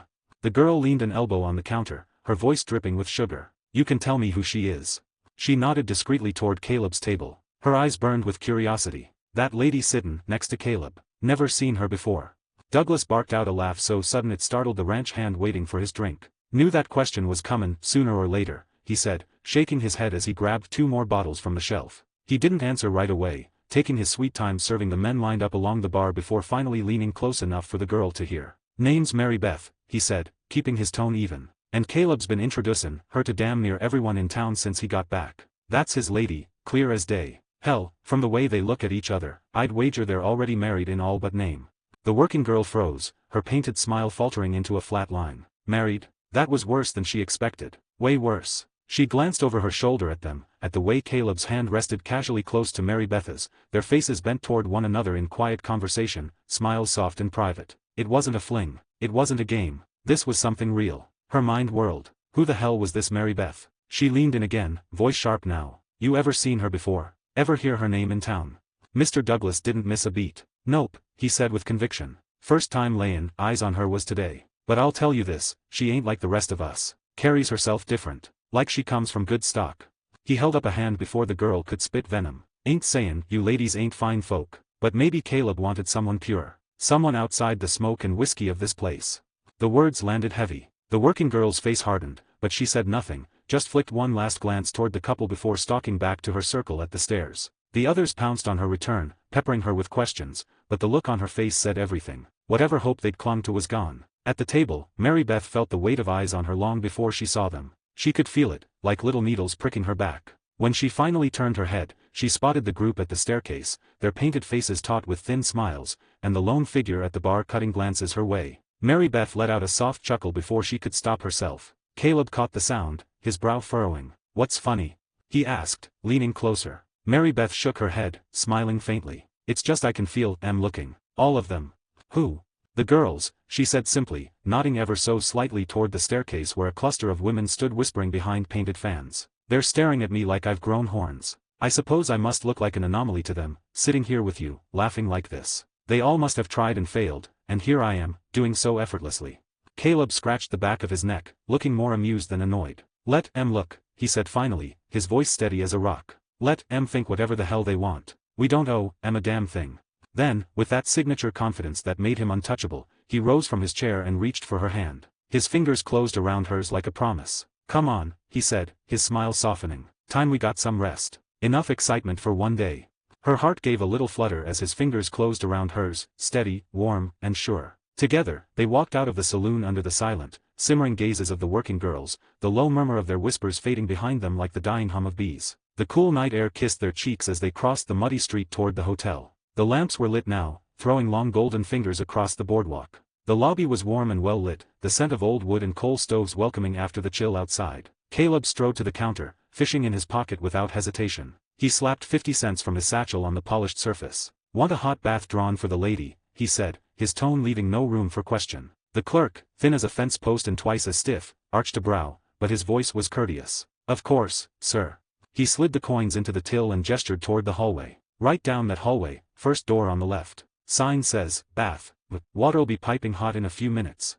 Mary Beth blinked, caught off guard by the sudden arrangement. Before she could form words, Caleb leaned close, his breath warm against her ear. "You ain't had a proper bath back at camp for Lord knows how long," he murmured. "Figured you'd like the chance while we're here." Temptation struck swift and sweet. Her lips parted on a soft laugh. "Thank you, Caleb," she said, sincerity shining in her eyes before she disappeared down the hall, skirt swaying lightly. Caleb leaned against the counter, exhaling slow. For a rare moment, he let himself relax. But peace never lasted long in his world. The doors banged open behind him, letting in a gust of cold night air and a familiar figure. Jasper stepped inside, boots scuffing the floor, a lockbox tucked under one arm. His sharp eyes found Caleb instantly, and he grinned. "Look who's standin' pretty over here," Jasper exclaimed, striding over. Caleb pushed off the counter and patted his friend's shoulder in greeting. "Jasper." Jasper leaned in closer, voice dropping to a hush. "Got somethin' for ya. All the money from these past weeks you've been gone." Caleb's eyes flicked to the lockbox, then back to Jasper. He nodded once, firm. "Go on up to your room. I'll meet you there as soon as I'm done here." Jasper didn't argue, just tipped his hat and slipped toward the staircase, his shadow stretching long across the floor before vanishing upstairs. Caleb stayed where he was, the hum of the lobby settling around him like distant thunder. He had decisions to make. Too many, and not nearly enough time. The hotel lobby was quiet save for the ticking of an old clock on the wall and the occasional murmur from the clerk behind the counter. Caleb stood there, arms crossed loosely, eyes flicking toward the hallway every so often. He'd been waiting for about half an hour now, maybe a little more, but he didn't mind one bit. Every tick of the clock brought him closer to her. Finally, footsteps echoed faintly down the hallway. The sound stirred something in Caleb, anticipation, warmth, a strange sense of pride he didn't often let himself feel. When Mary Beth appeared, framed by the glow of the hallway lamps, Caleb's breath nearly caught in his throat. The change was subtle, yet striking. Her chestnut hair was damp at the ends, curling slightly from the steam. Her cheeks glowed a natural rose, and the fine tendrils of hair that clung to her temples gave her a softness that nearly undid him. Her dress clung a little differently now that the dust and wear of travel were gone, and the faint scent of lavender and soap drifted around her like a whisper. Caleb let out a low whistle, unable to stop the smile tugging at his lips. "Wow, would you look at yourself," he drawled, voice carrying a note of genuine admiration. "You're downright radiant, Mary Beth. Thought you were somethin' before, but now." His grin widened. Now you're something else entirely. Name, Caleb Thorne. Age, 23. Body attributes. Strength, 7/10. Agility, 7/10. Perception, 8/10. Stamina, 7/10. Charm, 6/10. Luck, 6/10. Skills. Handgun, LVL 3. Rifle, LVL 3. Firearms knowledge, LVL 3. Past life memory, LVL max. Knife, LVL 2. Blunt weapon, LVL 1. Sneaking, LVL 3. Horse mastery, LVL 4. Poker, LVL 4. Hand-to-hand combat, LVL 2. Eagle eye, LVL 1. Dead eye, LVL 2. Bow, LVL 2. Pain nullifier, LVL 1. Physical regeneration, LVL 0. Crafting, LV 2. Persuasion, LVL 2. Mental fortitude, LVL max. Cooking, LVL 2. Teaching, LVL 1. Germanic language proficiency, LVL max. Inventory system, permanent, 5x5x5. Acting, LVL 2. Alcohol resistance, LVL max. Money, $1,582.10. Inventory, $3,245, 7 gold nuggets, 8 gold bars, 7 silver rings, 1 double action, 1 Schofield, 2 large bags of jewelry, 4 gold rings, 2 silver rings, 4 silver pocket watches, 3 gold buckles, 1 gold pocket compass, 2 platinum pocket watches, and 2 Colm Schofields. Bank, 195, 186. The 2 weeks earning from the stall. Caleb let out a low whistle, unable to stop the smile tugging at his lips. Wow, would you look at yourself, he drawled, voice carrying a note of genuine admiration. You're downright radiant, Mary Beth. Thought you were something before, but now. His grin widened. Now you're something else entirely. Color bloomed in her cheeks immediately, and she ducked her head, flustered by the intensity of his gaze. The hotel clerk raised an eyebrow but said nothing, clearly entertained by the exchange. Mary Beth swatted at Caleb's arm weakly, her voice trembling with laughter and embarrassment. Oh, hush, Caleb, she murmured, glancing toward the clerk. You'll embarrass me. That's so. Caleb teased, tilting his head as if considering whether to press his luck. But then, with a small chuckle, he let it slide, for now. He offered his arm with old-fashioned grace. Come on, darlin'. Let's get you upstairs. They ascended the carpeted staircase side by side, their steps slow and unhurried, as if neither wanted the day to end just yet. At the landing, Caleb stopped outside her door and turned to face her fully. Mary Beth lingered with her hand on the doorknob, her eyes shimmering like liquid gold in the dim hallway light. Caleb, she said softly, almost shyly, this has been the best day of my life. Truly. Thank you. For today. For all of it. It's even better than our date in Rhodes. That admission hit him like a bullet, sharp and deep, but in a way that made him feel alive rather than broken. His lips curved into something softer than a smile, something rare. Best day, huh? He murmured. Guess that makes 2 of us. It's only the beginning, sweetheart.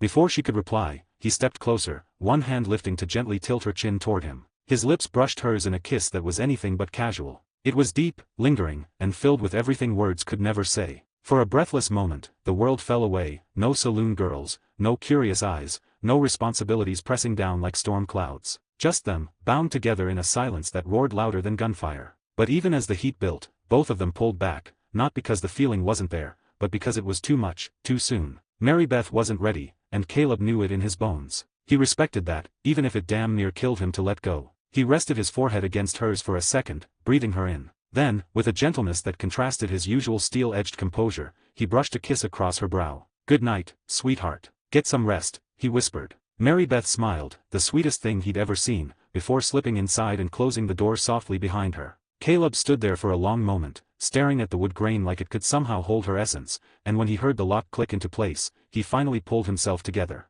2 doors down, business waited. And business never liked to be kept waiting. He rapped his knuckles against Jasper's door, and it swung open almost immediately, revealing Jasper's broad grin. It's you, boss. Come in, Jasper said with a chuckle, stepping aside to let him in. The room smelled faintly of tobacco and paper, and on the bed sat a lockbox, its contents spread out like a dragon's hoard, stacks of bills, and also neat piles of coins gleaming under the lamplight. Just about finished countin', Jasper said, returning to his seat at the edge of the bed. His fingers moved quick, nimble despite their size, sliding coins into tidy rows. Caleb shut the door behind him with a soft click. How much we talkin'?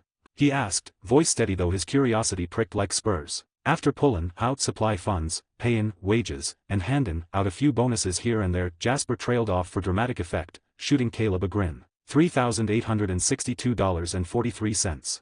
The number hung in the air. Caleb stared, his carefully maintained composure cracking for a second. He'd expected a good profit, but this was staggering. This was life-changing money earned from selling burgers and fries, not from robbing a train or a bank. "Say that again," Caleb said, his voice low. Jasper's grin widened. $3,862.43, boss. I counted it 3 times. I thought I was seeing things at first, too. Caleb let out a low whistle, running a hand through his hair. Christ, Jasper. That's more than the take from some of our best scores. I knew it was doing well, but this. I know. Jasper exclaimed, his excitement contagious. It died down after the first week like you said it would, but it didn't drop off a cliff. It settled into a rhythm. A damn good one. People keep coming back. Every day. Imagine if it had lasted a full week like you planned. Yeah, imagine, Caleb murmured, a glint of thought flickering behind his eyes. He then shook his head in disbelief. I wasn't thinking it was lower. I'm just surprised. This is more than the saloon and the general store probably make in a month combined.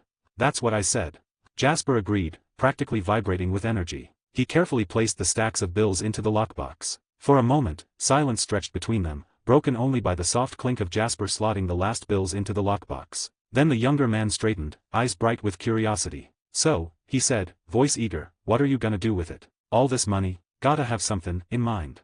Caleb's grin returned, sharp and sure. Expansion, he said simply. Expansion, Jasper repeated, like a kid tasting a new word. You mean, the sitting area is too small. We're turning people away when it gets busy, or they have to take their food and leave. We need more tables, more chairs. Caleb cut in smoothly. We're bursting at the seams as it is. If we want steady traffic and repeat customers, we give them space, comfort. Make the place so good they can't stay away. Jasper's excitement practically vibrated through the room. He leaned forward, firing off questions like bullets from a Gatling gun. Where would the new tables go? How much extra staff do they need? Maybe they can start serving breakfast. Those fries would be good in the morning, with some eggs and also maybe the patties without the buns. Caleb chuckled, holding up a hand to stem the excited flood. Whoa, slow down, son. All that's for us to figure out tomorrow. Right now, you need to get some rest. You've earned it. Jasper nodded, his enthusiasm barely contained. Yes, sir. Caleb stepped forward and closed the lockbox, latching it securely. I'll take this for safekeeping tonight. I'll bring it back to you first thing in the morning, and we'll go to the bank.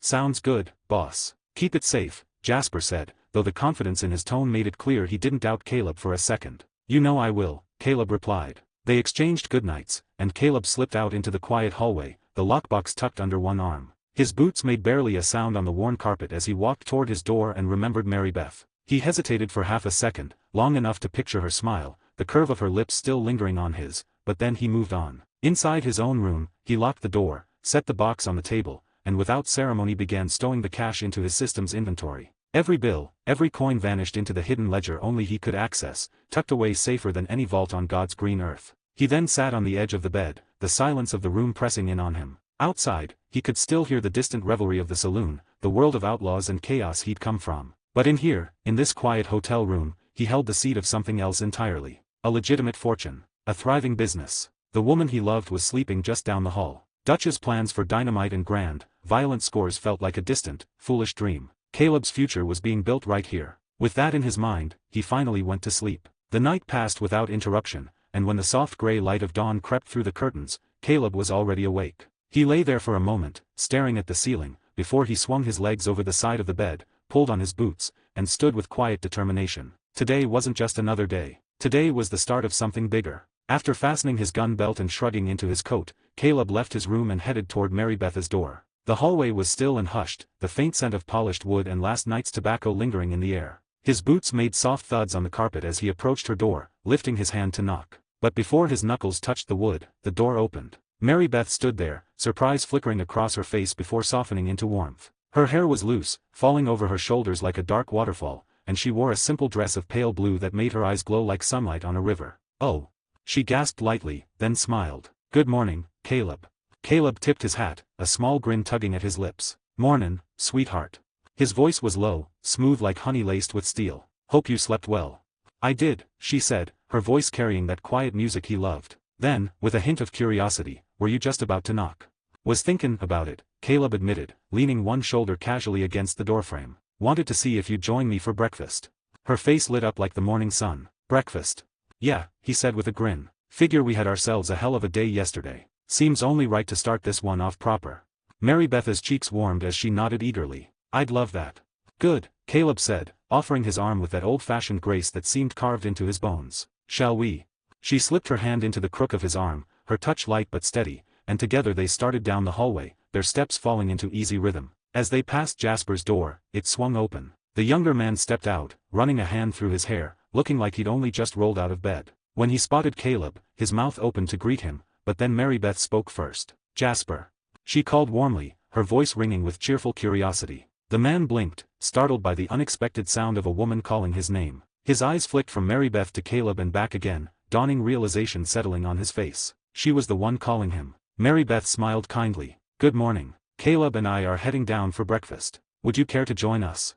Jasper froze mid-step, glancing at Caleb as if to ask silently, "Am I interrupting something here?" But Caleb caught the look and gave a small, easy nod that said clear as day, "It's fine, come along." Relief washed over Jasper's features, and he returned Mary Beth's invitation with a broad grin. "Well, ma'am, I'd be honored." "Wonderful," she said brightly. "Come on, then." And so the three of them descended the staircase together and stepped out into the crisp morning air. The town was just waking, wagons rattling down the main street, merchants unlocking their doors, the smell of bread baking drifting from somewhere close. Their destination was clear, the saloon. When they entered, the atmosphere was quiet compared to the night before, a few early risers nursing coffee and soft conversation. The poker table near the door sat empty save for scattered cards, a silent reminder of last night's games. Jasper, ever the eager helper, straightened his shoulders. "I'll handle the order, boss," he said quickly. "You two grab us a table." Caleb nodded, appreciating the initiative. "Thanks, son."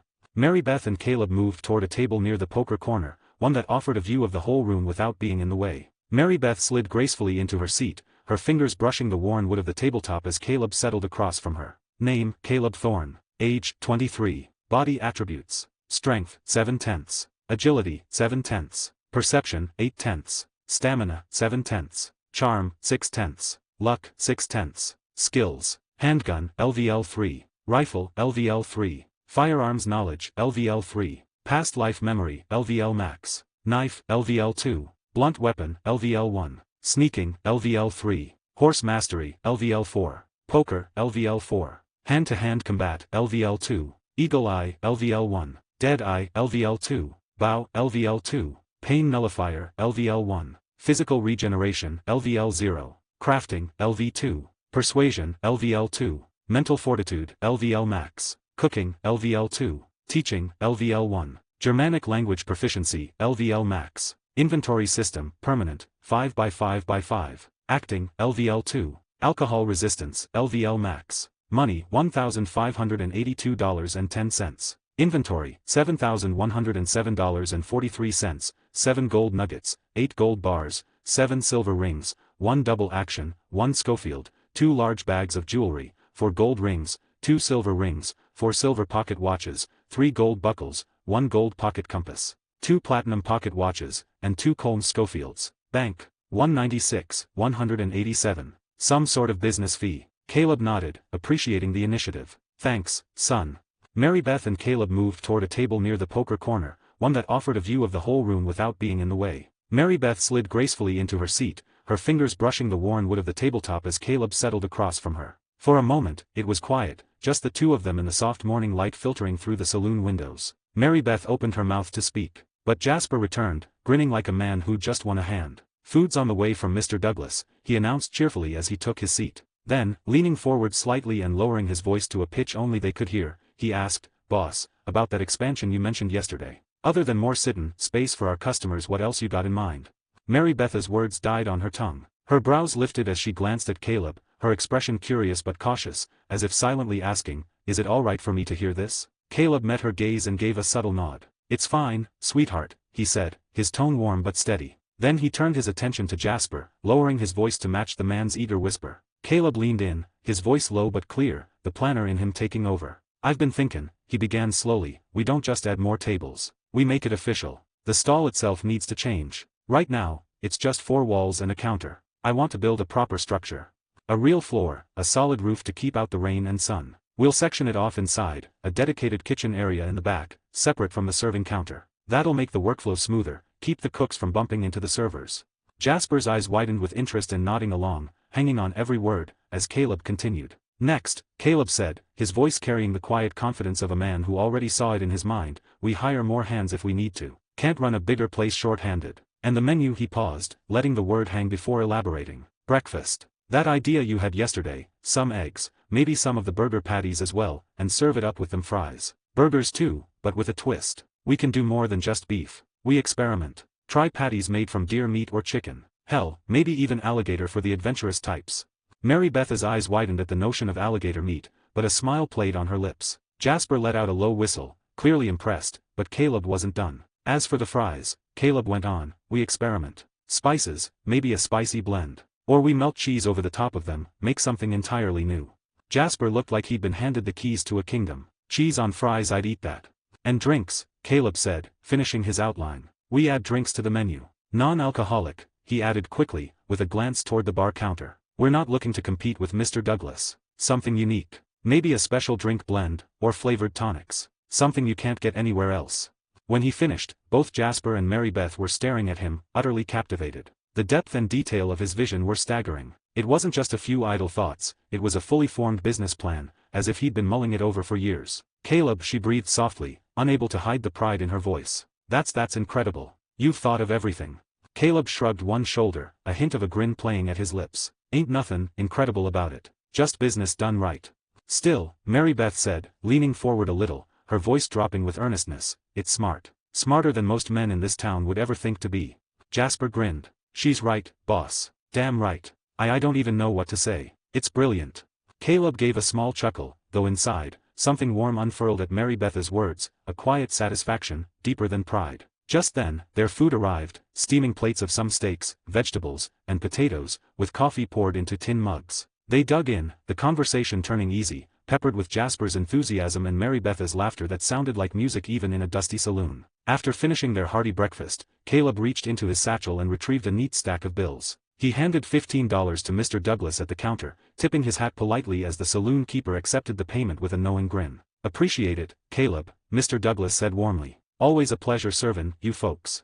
Caleb gave a short nod, adjusting his vest as he turned back to the others. Come on, he said to Mary Beth and Jasper, leading them toward the swinging doors. The three of them stepped out into the cool morning air, the sun already climbing high enough to spill light over Valentine's Main Street. Once they were a few paces away from the saloon, Caleb turned to Mary Beth with a gentler tone. Sweetheart, he said, you go do whatever you like for the day. Jasper and I got some things to handle, expansion plans, meetings with carpenters, that kind of work. Don't want you stuck in all that mess.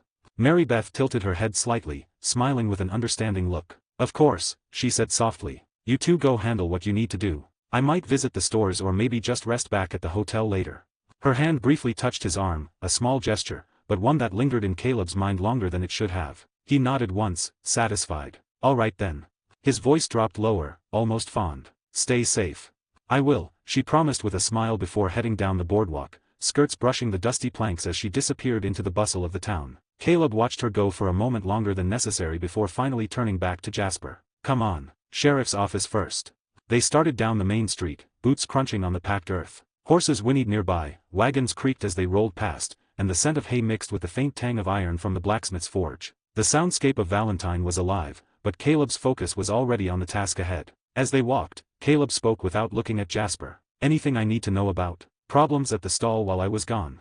Jasper, hands shoved into his coat pockets, shook his head. Nothing major, he said. A couple of scuffles here and there. Fellas argin', 'cause someone cut the line or somebody thought they got shorted on fries. Usual nonsense. But no robberies. No intimidation attempts. Caleb grunted softly. Good. Jasper hesitated for a beat, then frowned like a memory had just jabbed him in the ribs. He stopped walking and turned to Caleb. Well, there was something, now that I think about it. Caleb's steps slowed, his expression sharpening. Go on. Jasper scratched at his jaw. About a week back, some fella came around saying he was with the O'Driscolls. Claimed Valentine's under their protection. Said we owed em a fee. Caleb's jaw tensed at that. This should have happened before he and the gang killed Colm. But better safe than sorry, and at this point his voice was cooling like a blade left in snow. And you told him what? I told him to shove it, Jasper said plainly. Fella didn't take kindly to that. Started barkin' about breakin' the stall apart. Then Troy and Simon came out with their revolvers in hand, and I drew mine too. Told him if he wanted a fight, we weren't scared. Caleb's brows knit. And? Jasper's mouth twitched into a humorless grin. He pulled his gun. A couple of his boys did too. But then, lucky for us, Sheriff Malloy and a couple of deputies showed up for lunch right then. They asked what was going on. O'Driscoll and his boys saw the badges and cleared out fast.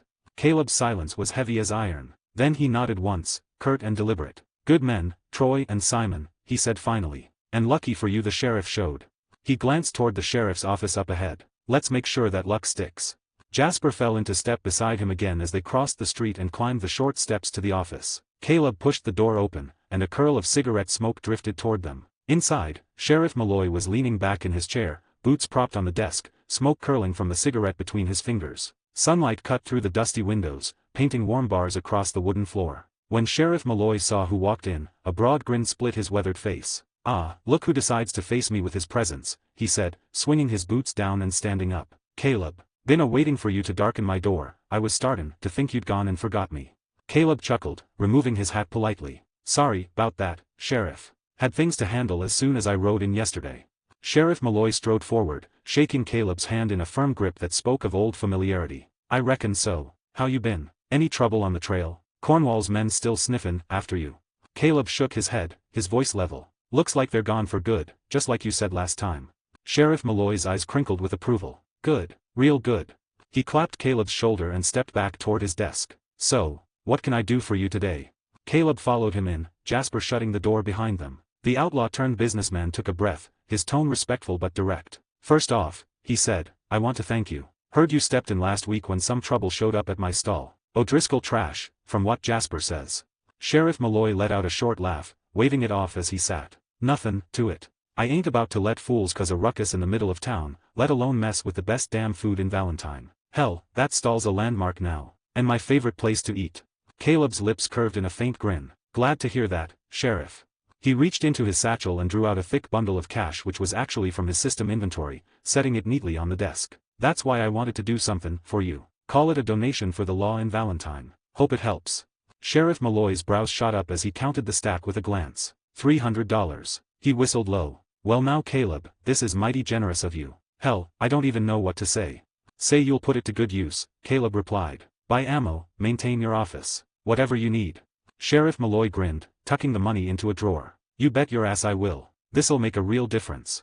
But Caleb wasn't finished. He leaned an elbow on the desk, his voice easy but carrying weight. "One more thing. From now on, you and your deputies. Free lunch at my stall. 1 burger and a bowl of fries each. No charge. Every day if you want." Malloy's grin widened into a laugh. "Now that's a deal I can't refuse." His tone sobered slightly, though, eyes locking with Caleb's. "You want me to keep an extra eye on your place, don't you?" Caleb didn't flinch. "That'd be appreciated. Last thing I need is more O'Driscoll or some other pest sniffin' around." Hearing that, Sheriff Malloy nodded his head. "You got it," he said firmly, extending his hand again. "You'll see me and my boys there most days. And if any more O'Driscolls or anyone else gets any ideas, they'll have to answer to us." Caleb laughed and shook his hand, sealing the unspoken agreement between them. Name, Caleb Thorne. Age, 23. Body attributes. Strength, 7/10. Agility, 7/10. Perception, 8/10. Stamina, 7/10. Charm, 6/10. Luck, 6/10. Skills. Handgun, LVL 3. Rifle, LVL 3. Firearms knowledge, LVL 3. Past life memory, LVL max. Knife, LVL 2. Blunt weapon, LVL 1. Sneaking, LVL 3. Horse mastery, LVL 4. Poker, LVL 4. Hand-to-hand combat, LVL 2. Eagle eye, LVL 1. Dead eye, LVL 2. Bow, LVL 2. Pain nullifier, LVL 1. Physical regeneration, LVL 0. Crafting, LV 2. Persuasion, LVL 2. Mental fortitude, LVL max. Cooking, LVL 2. Teaching, LVL 1. Germanic language proficiency, LVL max. Inventory system, permanent, 5x5x5. Acting, LVL 2. Alcohol resistance, LVL max. Money, $1,582.10. Inventory, $7,107.43. 7 gold nuggets, 8 gold bars, 7 silver rings, 1 double action, 1 Schofield, 2 large bags of jewelry, 4 gold rings, 2 silver rings, 4 silver pocket watches, 3 gold buckles, 1 gold pocket compass, 2 platinum pocket watches, and 2 Colm Schofields. Bank, 197,188. Buying the land under the food stall. Hearing that, Sheriff Malloy nodded his head. "You got it," he said firmly, extending his hand again. "You'll see me and my boys there most days. And if any more O'Driscolls or anyone else gets any ideas, they'll have to answer to us." Caleb laughed and shook his hand, sealing the unspoken agreement between them. After that, Caleb took his hands off and said to Sheriff Malloy, his voice carrying a calm but serious tone, "Sheriff, there's one last matter I'd like to discuss with you, something important." Sheriff Malloy, who who had just closed the drawer and locked away the funds Caleb had given, turned his full attention to him. His expression was open, curious, and with a hint of that affable grin still tugging at his lips. "One last matter, huh? Well, after what you've done for me and my boys today, cash in our pocket and free lunch of burgers and fries every damn day, I reckon you've earned more than just a few minutes of my time." He leaned back in his chair, lacing his fingers across his belly. "Anything I can do to help, you just say the word." Caleb smiled faintly, appreciating the sheriff's willingness to cooperate. He took a slow breath before speaking, choosing his words carefully. "I want to take over the land where my stall sits. Permanently. Not just rent it, own it outright." For a moment, silence hung in the office like smoke after a gunfight. Sheriff Malloy's brows shot up, surprise plain as day on his rugged face. His body straightened, as he blinked once. "You serious about this, Caleb?" Caleb nodded firmly, his expression calm but resolute. "Dead serious. I've got plans, Sheriff. Big ones. That stall of mine ain't gonna stay a little stall forever. I'm thinkin' of turnin' it into a real establishment. A proper building, something folks can walk into, sit down, eat, maybe even play a little music. Hell, I've got ideas. But..." He paused, leaning forward slightly, elbows resting on his knees. "If I pour all my time and money into buildin' something like that, I don't want the rug pulled out from under me someday because the land ain't mine. Last thing I need is someone else buyin' it, and me tearin' everything down after sinking a fortune into it. That's a fool's loss, Sheriff. And I ain't no fool." Sheriff Malloy's face softened with understanding. He let out a low whistle and nodded slowly, scratching his chin with his thumb. "Can't say I blame you there. That'd be a damned nightmare. Even a man without a lick of business sense could see that plain as day. And you," Sheriff Malloy chuckled, "you got a sharp head for business, Caleb. I respect that." Caleb gave a small grin. "Appreciate it. Thing is," Sheriff Malloy continued, sitting up straighter, "that land ain't under my control. Rentin', that I handle. But buy-in, that's under the Valentine administration. Different matter altogether." Still he glanced toward the door, then back at Caleb. "Lucky for you, I can make things easy. I'll get the land clerk here, Mr. Gracht. He's the one who handles deeds and such. We'll do it right here, right now, if you've got the money. How's that sound?" Caleb's grin widened slightly, his eyes glinting with quiet satisfaction. "Sheriff, if you could do that, I'd be mighty grateful." Sheriff Malloy slapped the desk lightly, grinning. "Then it's settled. You and Jasper, have a seat. Make yourselves comfortable." He turned his head and barked toward the door. "Deputy, get in here." The door creaked open a moment later, and a young deputy with a neatly trimmed mustache stepped inside, hat in hand. "Yes, Sheriff. Go fetch Mr. Gracht, the land clerk. Tell him I got business that needs his attention pronto, and tell him it's worth his while." "Yes, sir." The deputy tipped his hat and disappeared out the door without another word. Caleb leaned back slightly, exchanging a look with Jasper, who raised his brows in quiet surprise but said nothing. The air in the sheriff's office seemed to settle into a more relaxed rhythm as the three men, Caleb, Jasper, and Sheriff Malloy, talked idly while they waited. Sheriff Malloy shared a couple of stories about rowdy saloon fights and how half his deputies nearly got tossed into the trough last Saturday. Caleb chuckled at the right moments, though his mind was already running figures and plans. 5 minutes passed, then the sound of boots on wood echoed from the hallway. The door swung open, and in stepped the deputy, followed by a middle-aged man in a dark brown suit and spectacles perched on his nose. He carried a black leather suitcase in his right hand and looked mildly annoyed, as if being pulled from his warm office for urgent business had soured his mood. Malloy stood, arms wide in a welcoming gesture. "Mr. Gracht, glad you could make it." The man adjusted his glasses and gave Malloy a thin smile. "Sheriff, you said it was important. I had appointments back at the office, you know."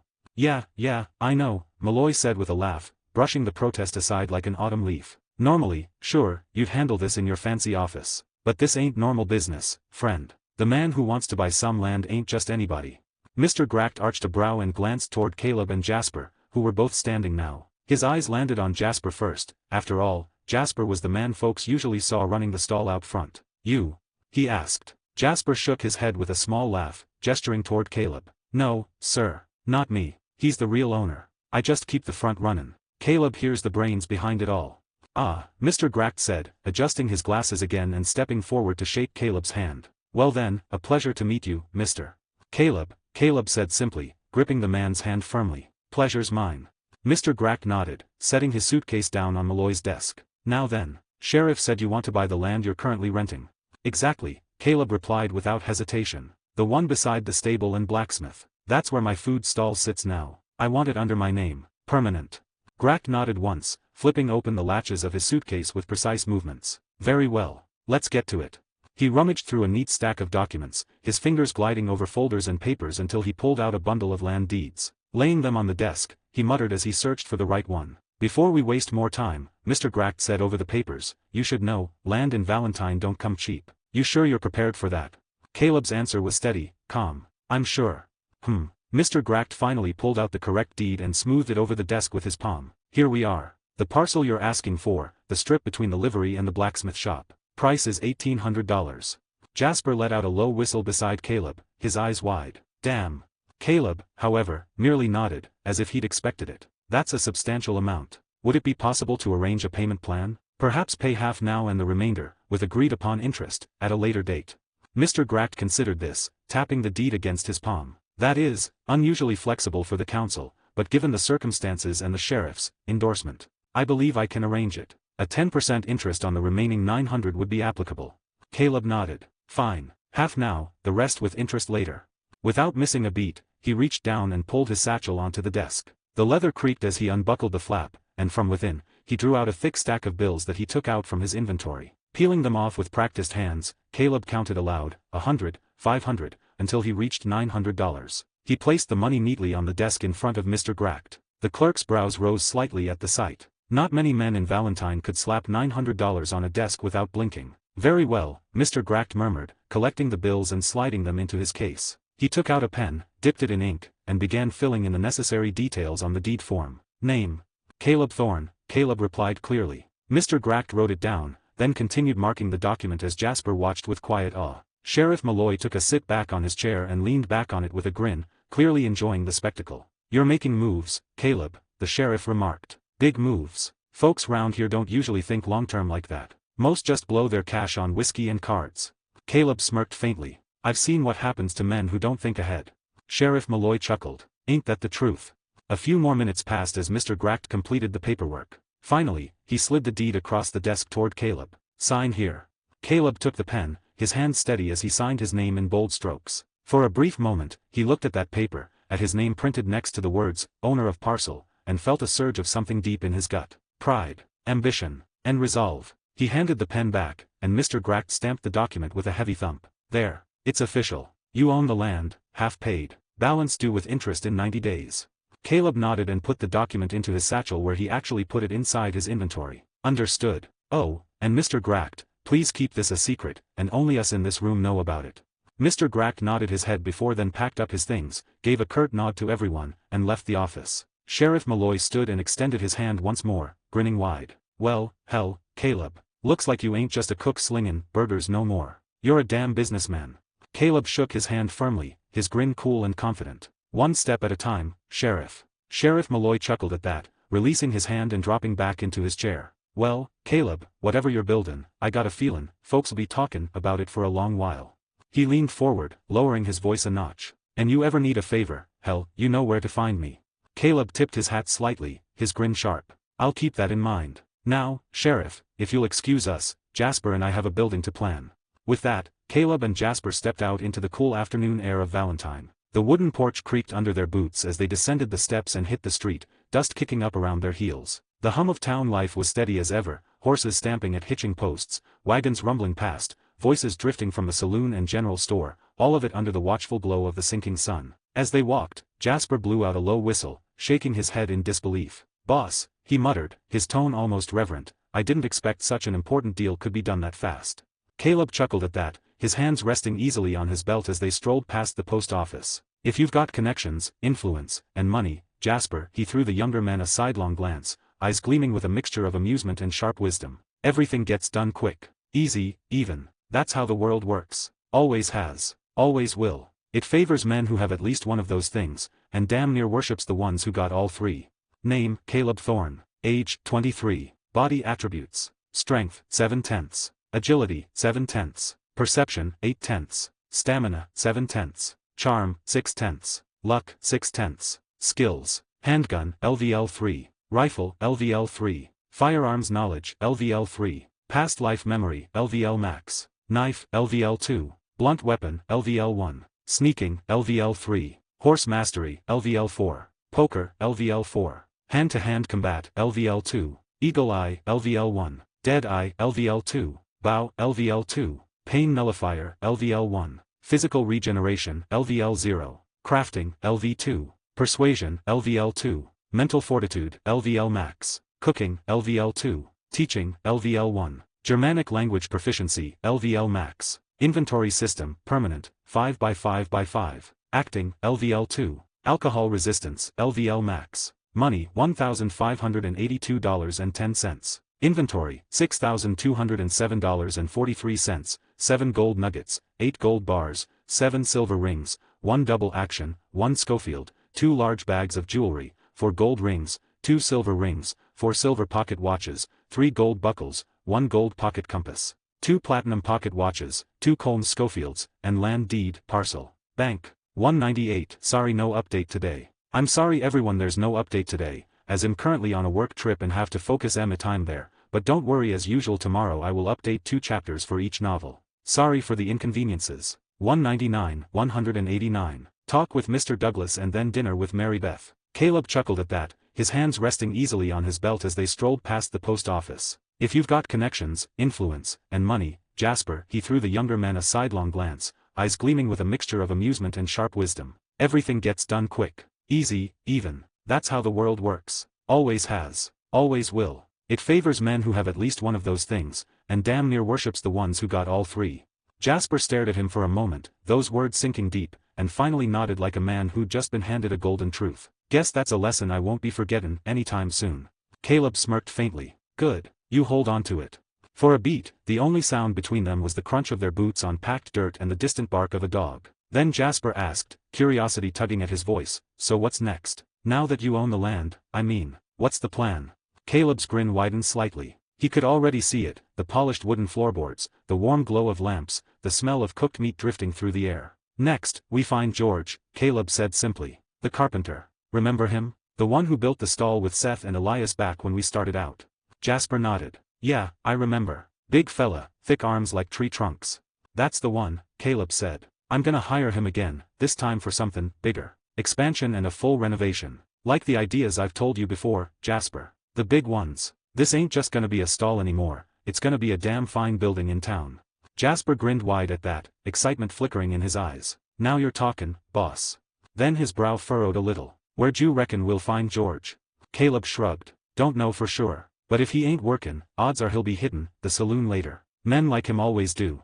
He flicked a glance toward the familiar shape of the watering hole up ahead. We'll leave a message with Mr. Douglas at the bar. If he hears from Mr. Douglas tonight, he'll know where to find me in the morning. Jasper nodded. Sounds fair enough. Then his expression shifted slightly, like a thought just crossed his mind. But, boss, if it's all the same to you, I'd better head back to the stall now. The others will be waiting on me to open up, and if we keep them hungry much longer, they'll string us up. Caleb let out a quiet laugh. You're not wrong.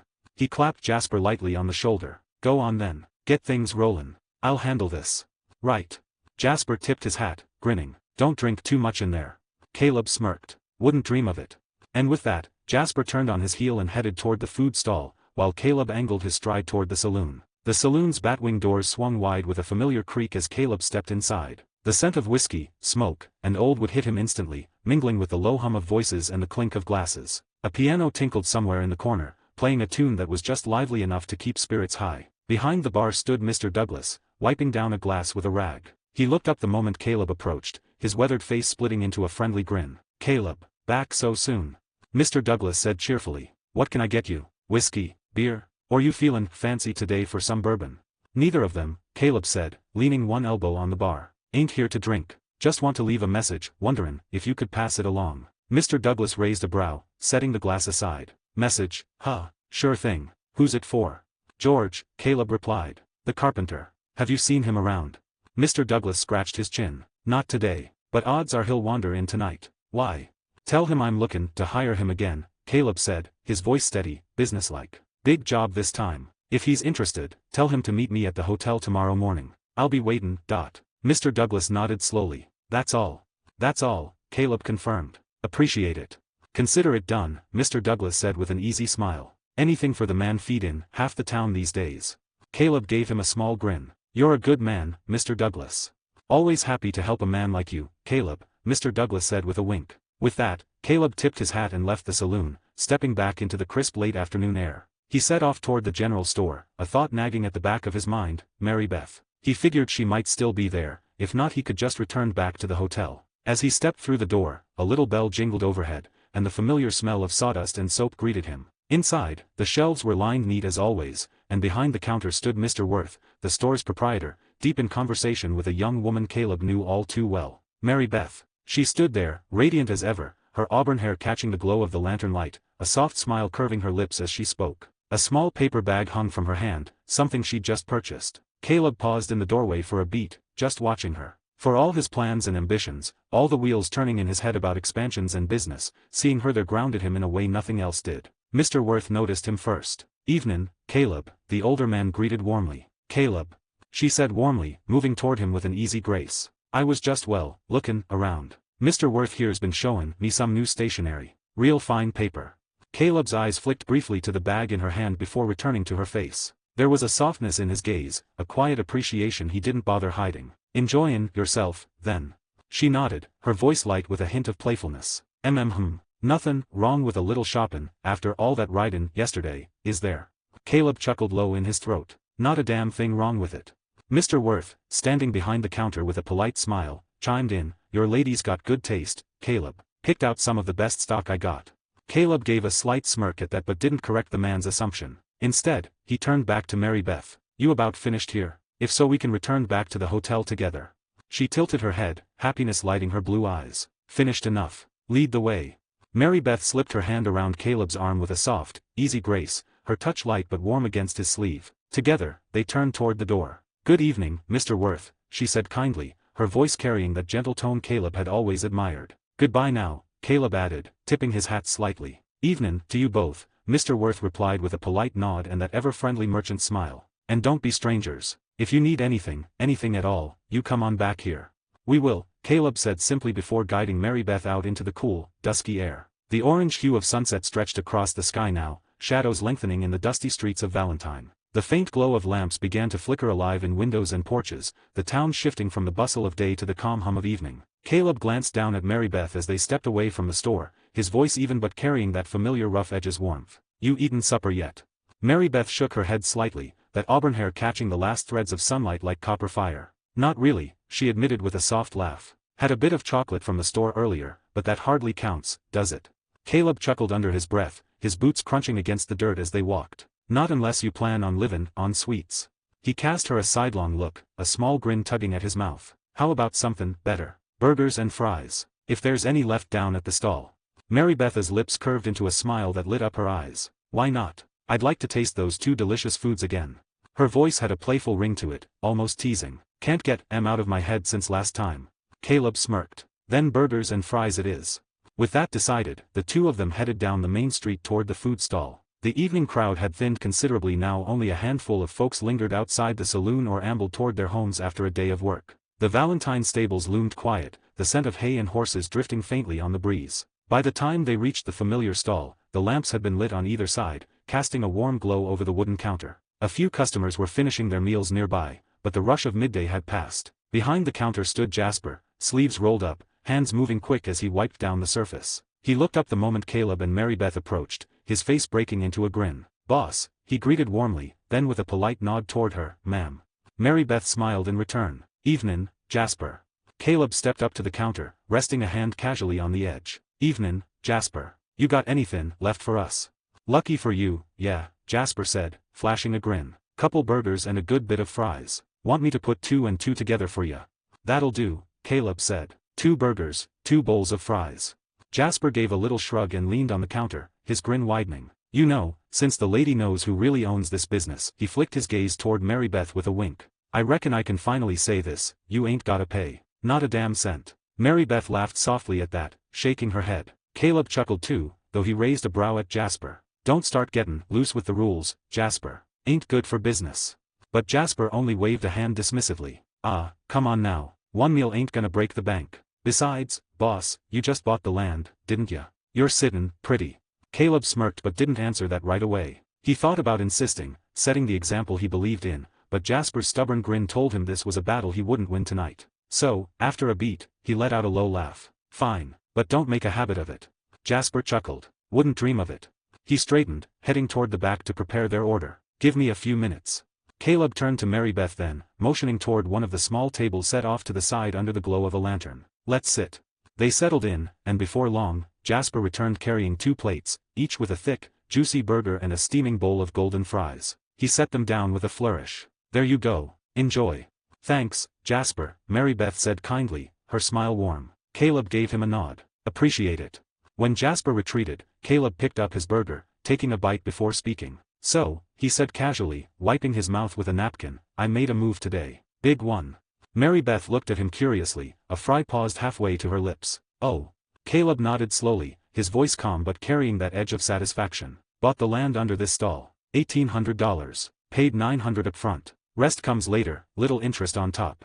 Mary Beth blinked, surprise flickering across her face. You bought it? For that much?"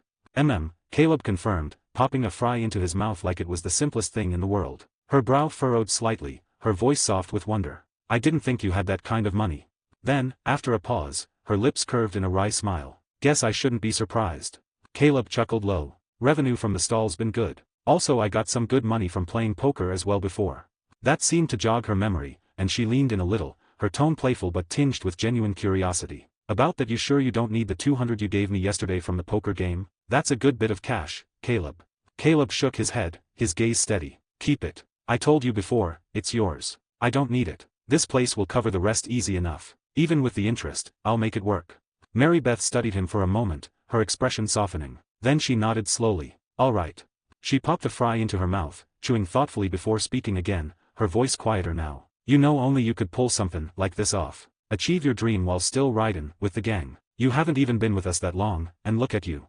Name, Caleb Thorne. Age, 23. Body attributes. Strength, 7/10. Agility, 7/10. Perception, 8/10. Stamina, 7/10. Charm, 6/10. Luck, 6/10. Skills. Handgun, LVL 3. Rifle, LVL 3. Firearms knowledge, LVL 3. Past life memory, LVL max. Knife, LVL 2. Blunt weapon, LVL 1. Sneaking, LVL 3. Horse mastery, LVL 4. Poker, LVL 4. Hand-to-hand combat, LVL 2. Eagle eye, LVL 1. Dead eye, LVL 2. Bow, LVL 2. Pain nullifier, LVL 1. Physical regeneration, LVL 0. Crafting, LV 2. Persuasion, LVL 2. Mental fortitude, LVL max. Cooking, LVL 2. Teaching, LVL 1. Germanic language proficiency, LVL max. Inventory system, permanent, 5x5x5. Acting, LVL 2. Alcohol resistance, LVL max. Money, $1,582.10. Inventory, $6,207.43.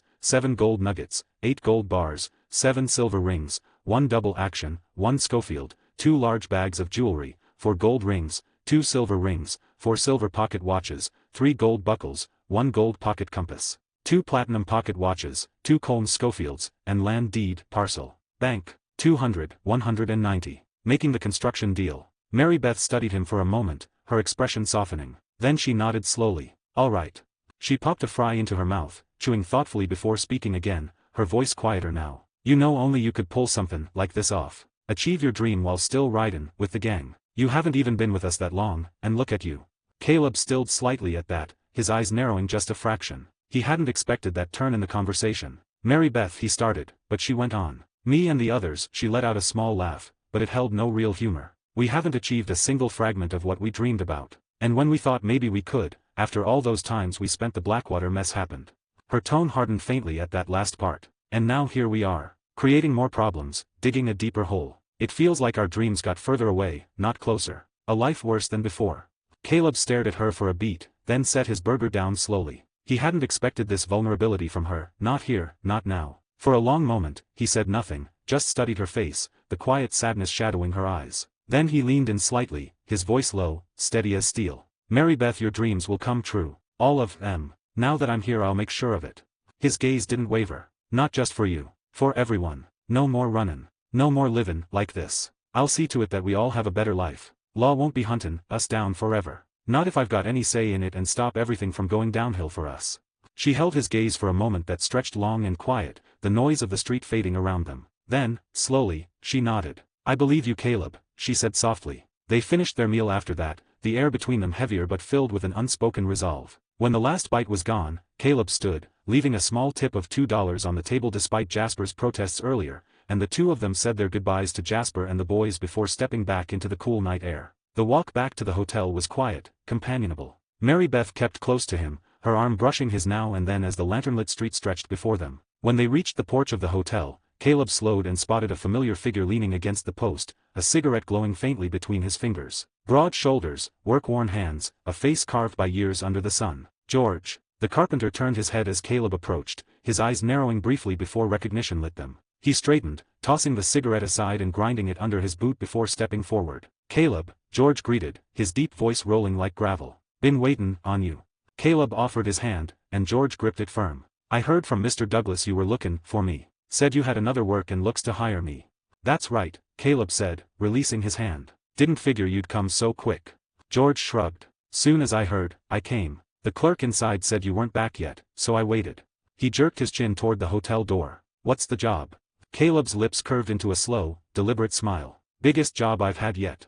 His voice dropped, low and certain. "I just bought the land where the stall sits. I want a building there. Not just wood nailed together, a proper establishment. Some solid walls, a real roof, a raised wooden floor. Big space inside. I want it sectioned inside, a dedicated kitchen in the back, completely separate from the serving area. Bigger windows up front. Maybe even a covered porch area for outdoor seating. I want it to feel permanent. Impressive. Something folks in Valentine ain't seen before." George whistled low, scratching his chin. "That's a tall order, Caleb. Materials alone: lumber, nails, glass, not to mention the labor. It'll cost you." "I know what it'll cost," Caleb said, his gaze steady. "I'm not looking for cheap. I'm looking for quality. You built the stall, and it's held up perfectly. I want you to head this project. Hire whoever you need, Seth, Elias, others you trust. You're the foreman. You give me a quote for materials and labor, and if it's fair, we have a deal." George studied him for a long moment, seeing the determination in Caleb's eyes. This wasn't a pipe dream, this was a man with a plan and the means to see it through. A slow grin spread across the carpenter's face. "All right, Caleb," he said, extending a calloused hand. "You've got yourself a deal. I'll get you a quote by tomorrow morning. We'll build you something this town won't forget." Caleb's grin widened, sharp and certain. "Good. Tomorrow morning, we talk more details." "Fine by me," George said. Then he cast a brief glance at Mary Beth before nodding back to Caleb. "I'll be here bright and early."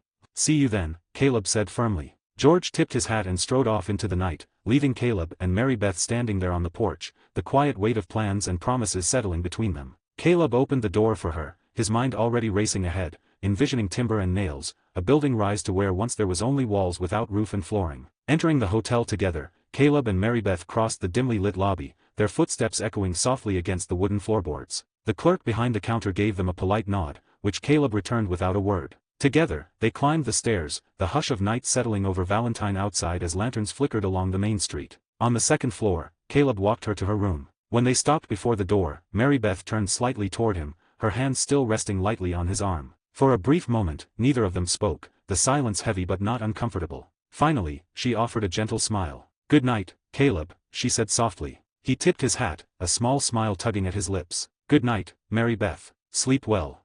She lingered a second longer before slipping inside, the door closing with a quiet click. Caleb stood there a moment, his gaze lingering on the wood before turning toward his own room down the hall. Once inside, he shut the door and let out a long breath. The day had been full, deals made, plans laid out, promises given. And tomorrow would demand even more. He unbuckled his gun belt, setting it carefully on the small table beside the bed, then tugged off his boots. The mattress creaked as he lowered himself down, and within moments, exhaustion claimed him. Sleep came quick and deep. Morning broke with a pale light spilling through the window. Caleb stirred, sitting up with a low groan and stretching the stiffness from his limbs. Sliding from the bed, he opened the wardrobe and changed into his vaquero outfit, a sharp, practical choice that spoke of both style and authority. His old clothes vanished into his system inventory with practiced ease. After adjusting the brim of his hat in the small mirror, he stepped out, boots thudding softly down the stairs and onto the porch. The crisp morning air greeted him and so did George. The carpenter was already there, broad-shouldered and solid as ever, leaning against the railing with arms crossed.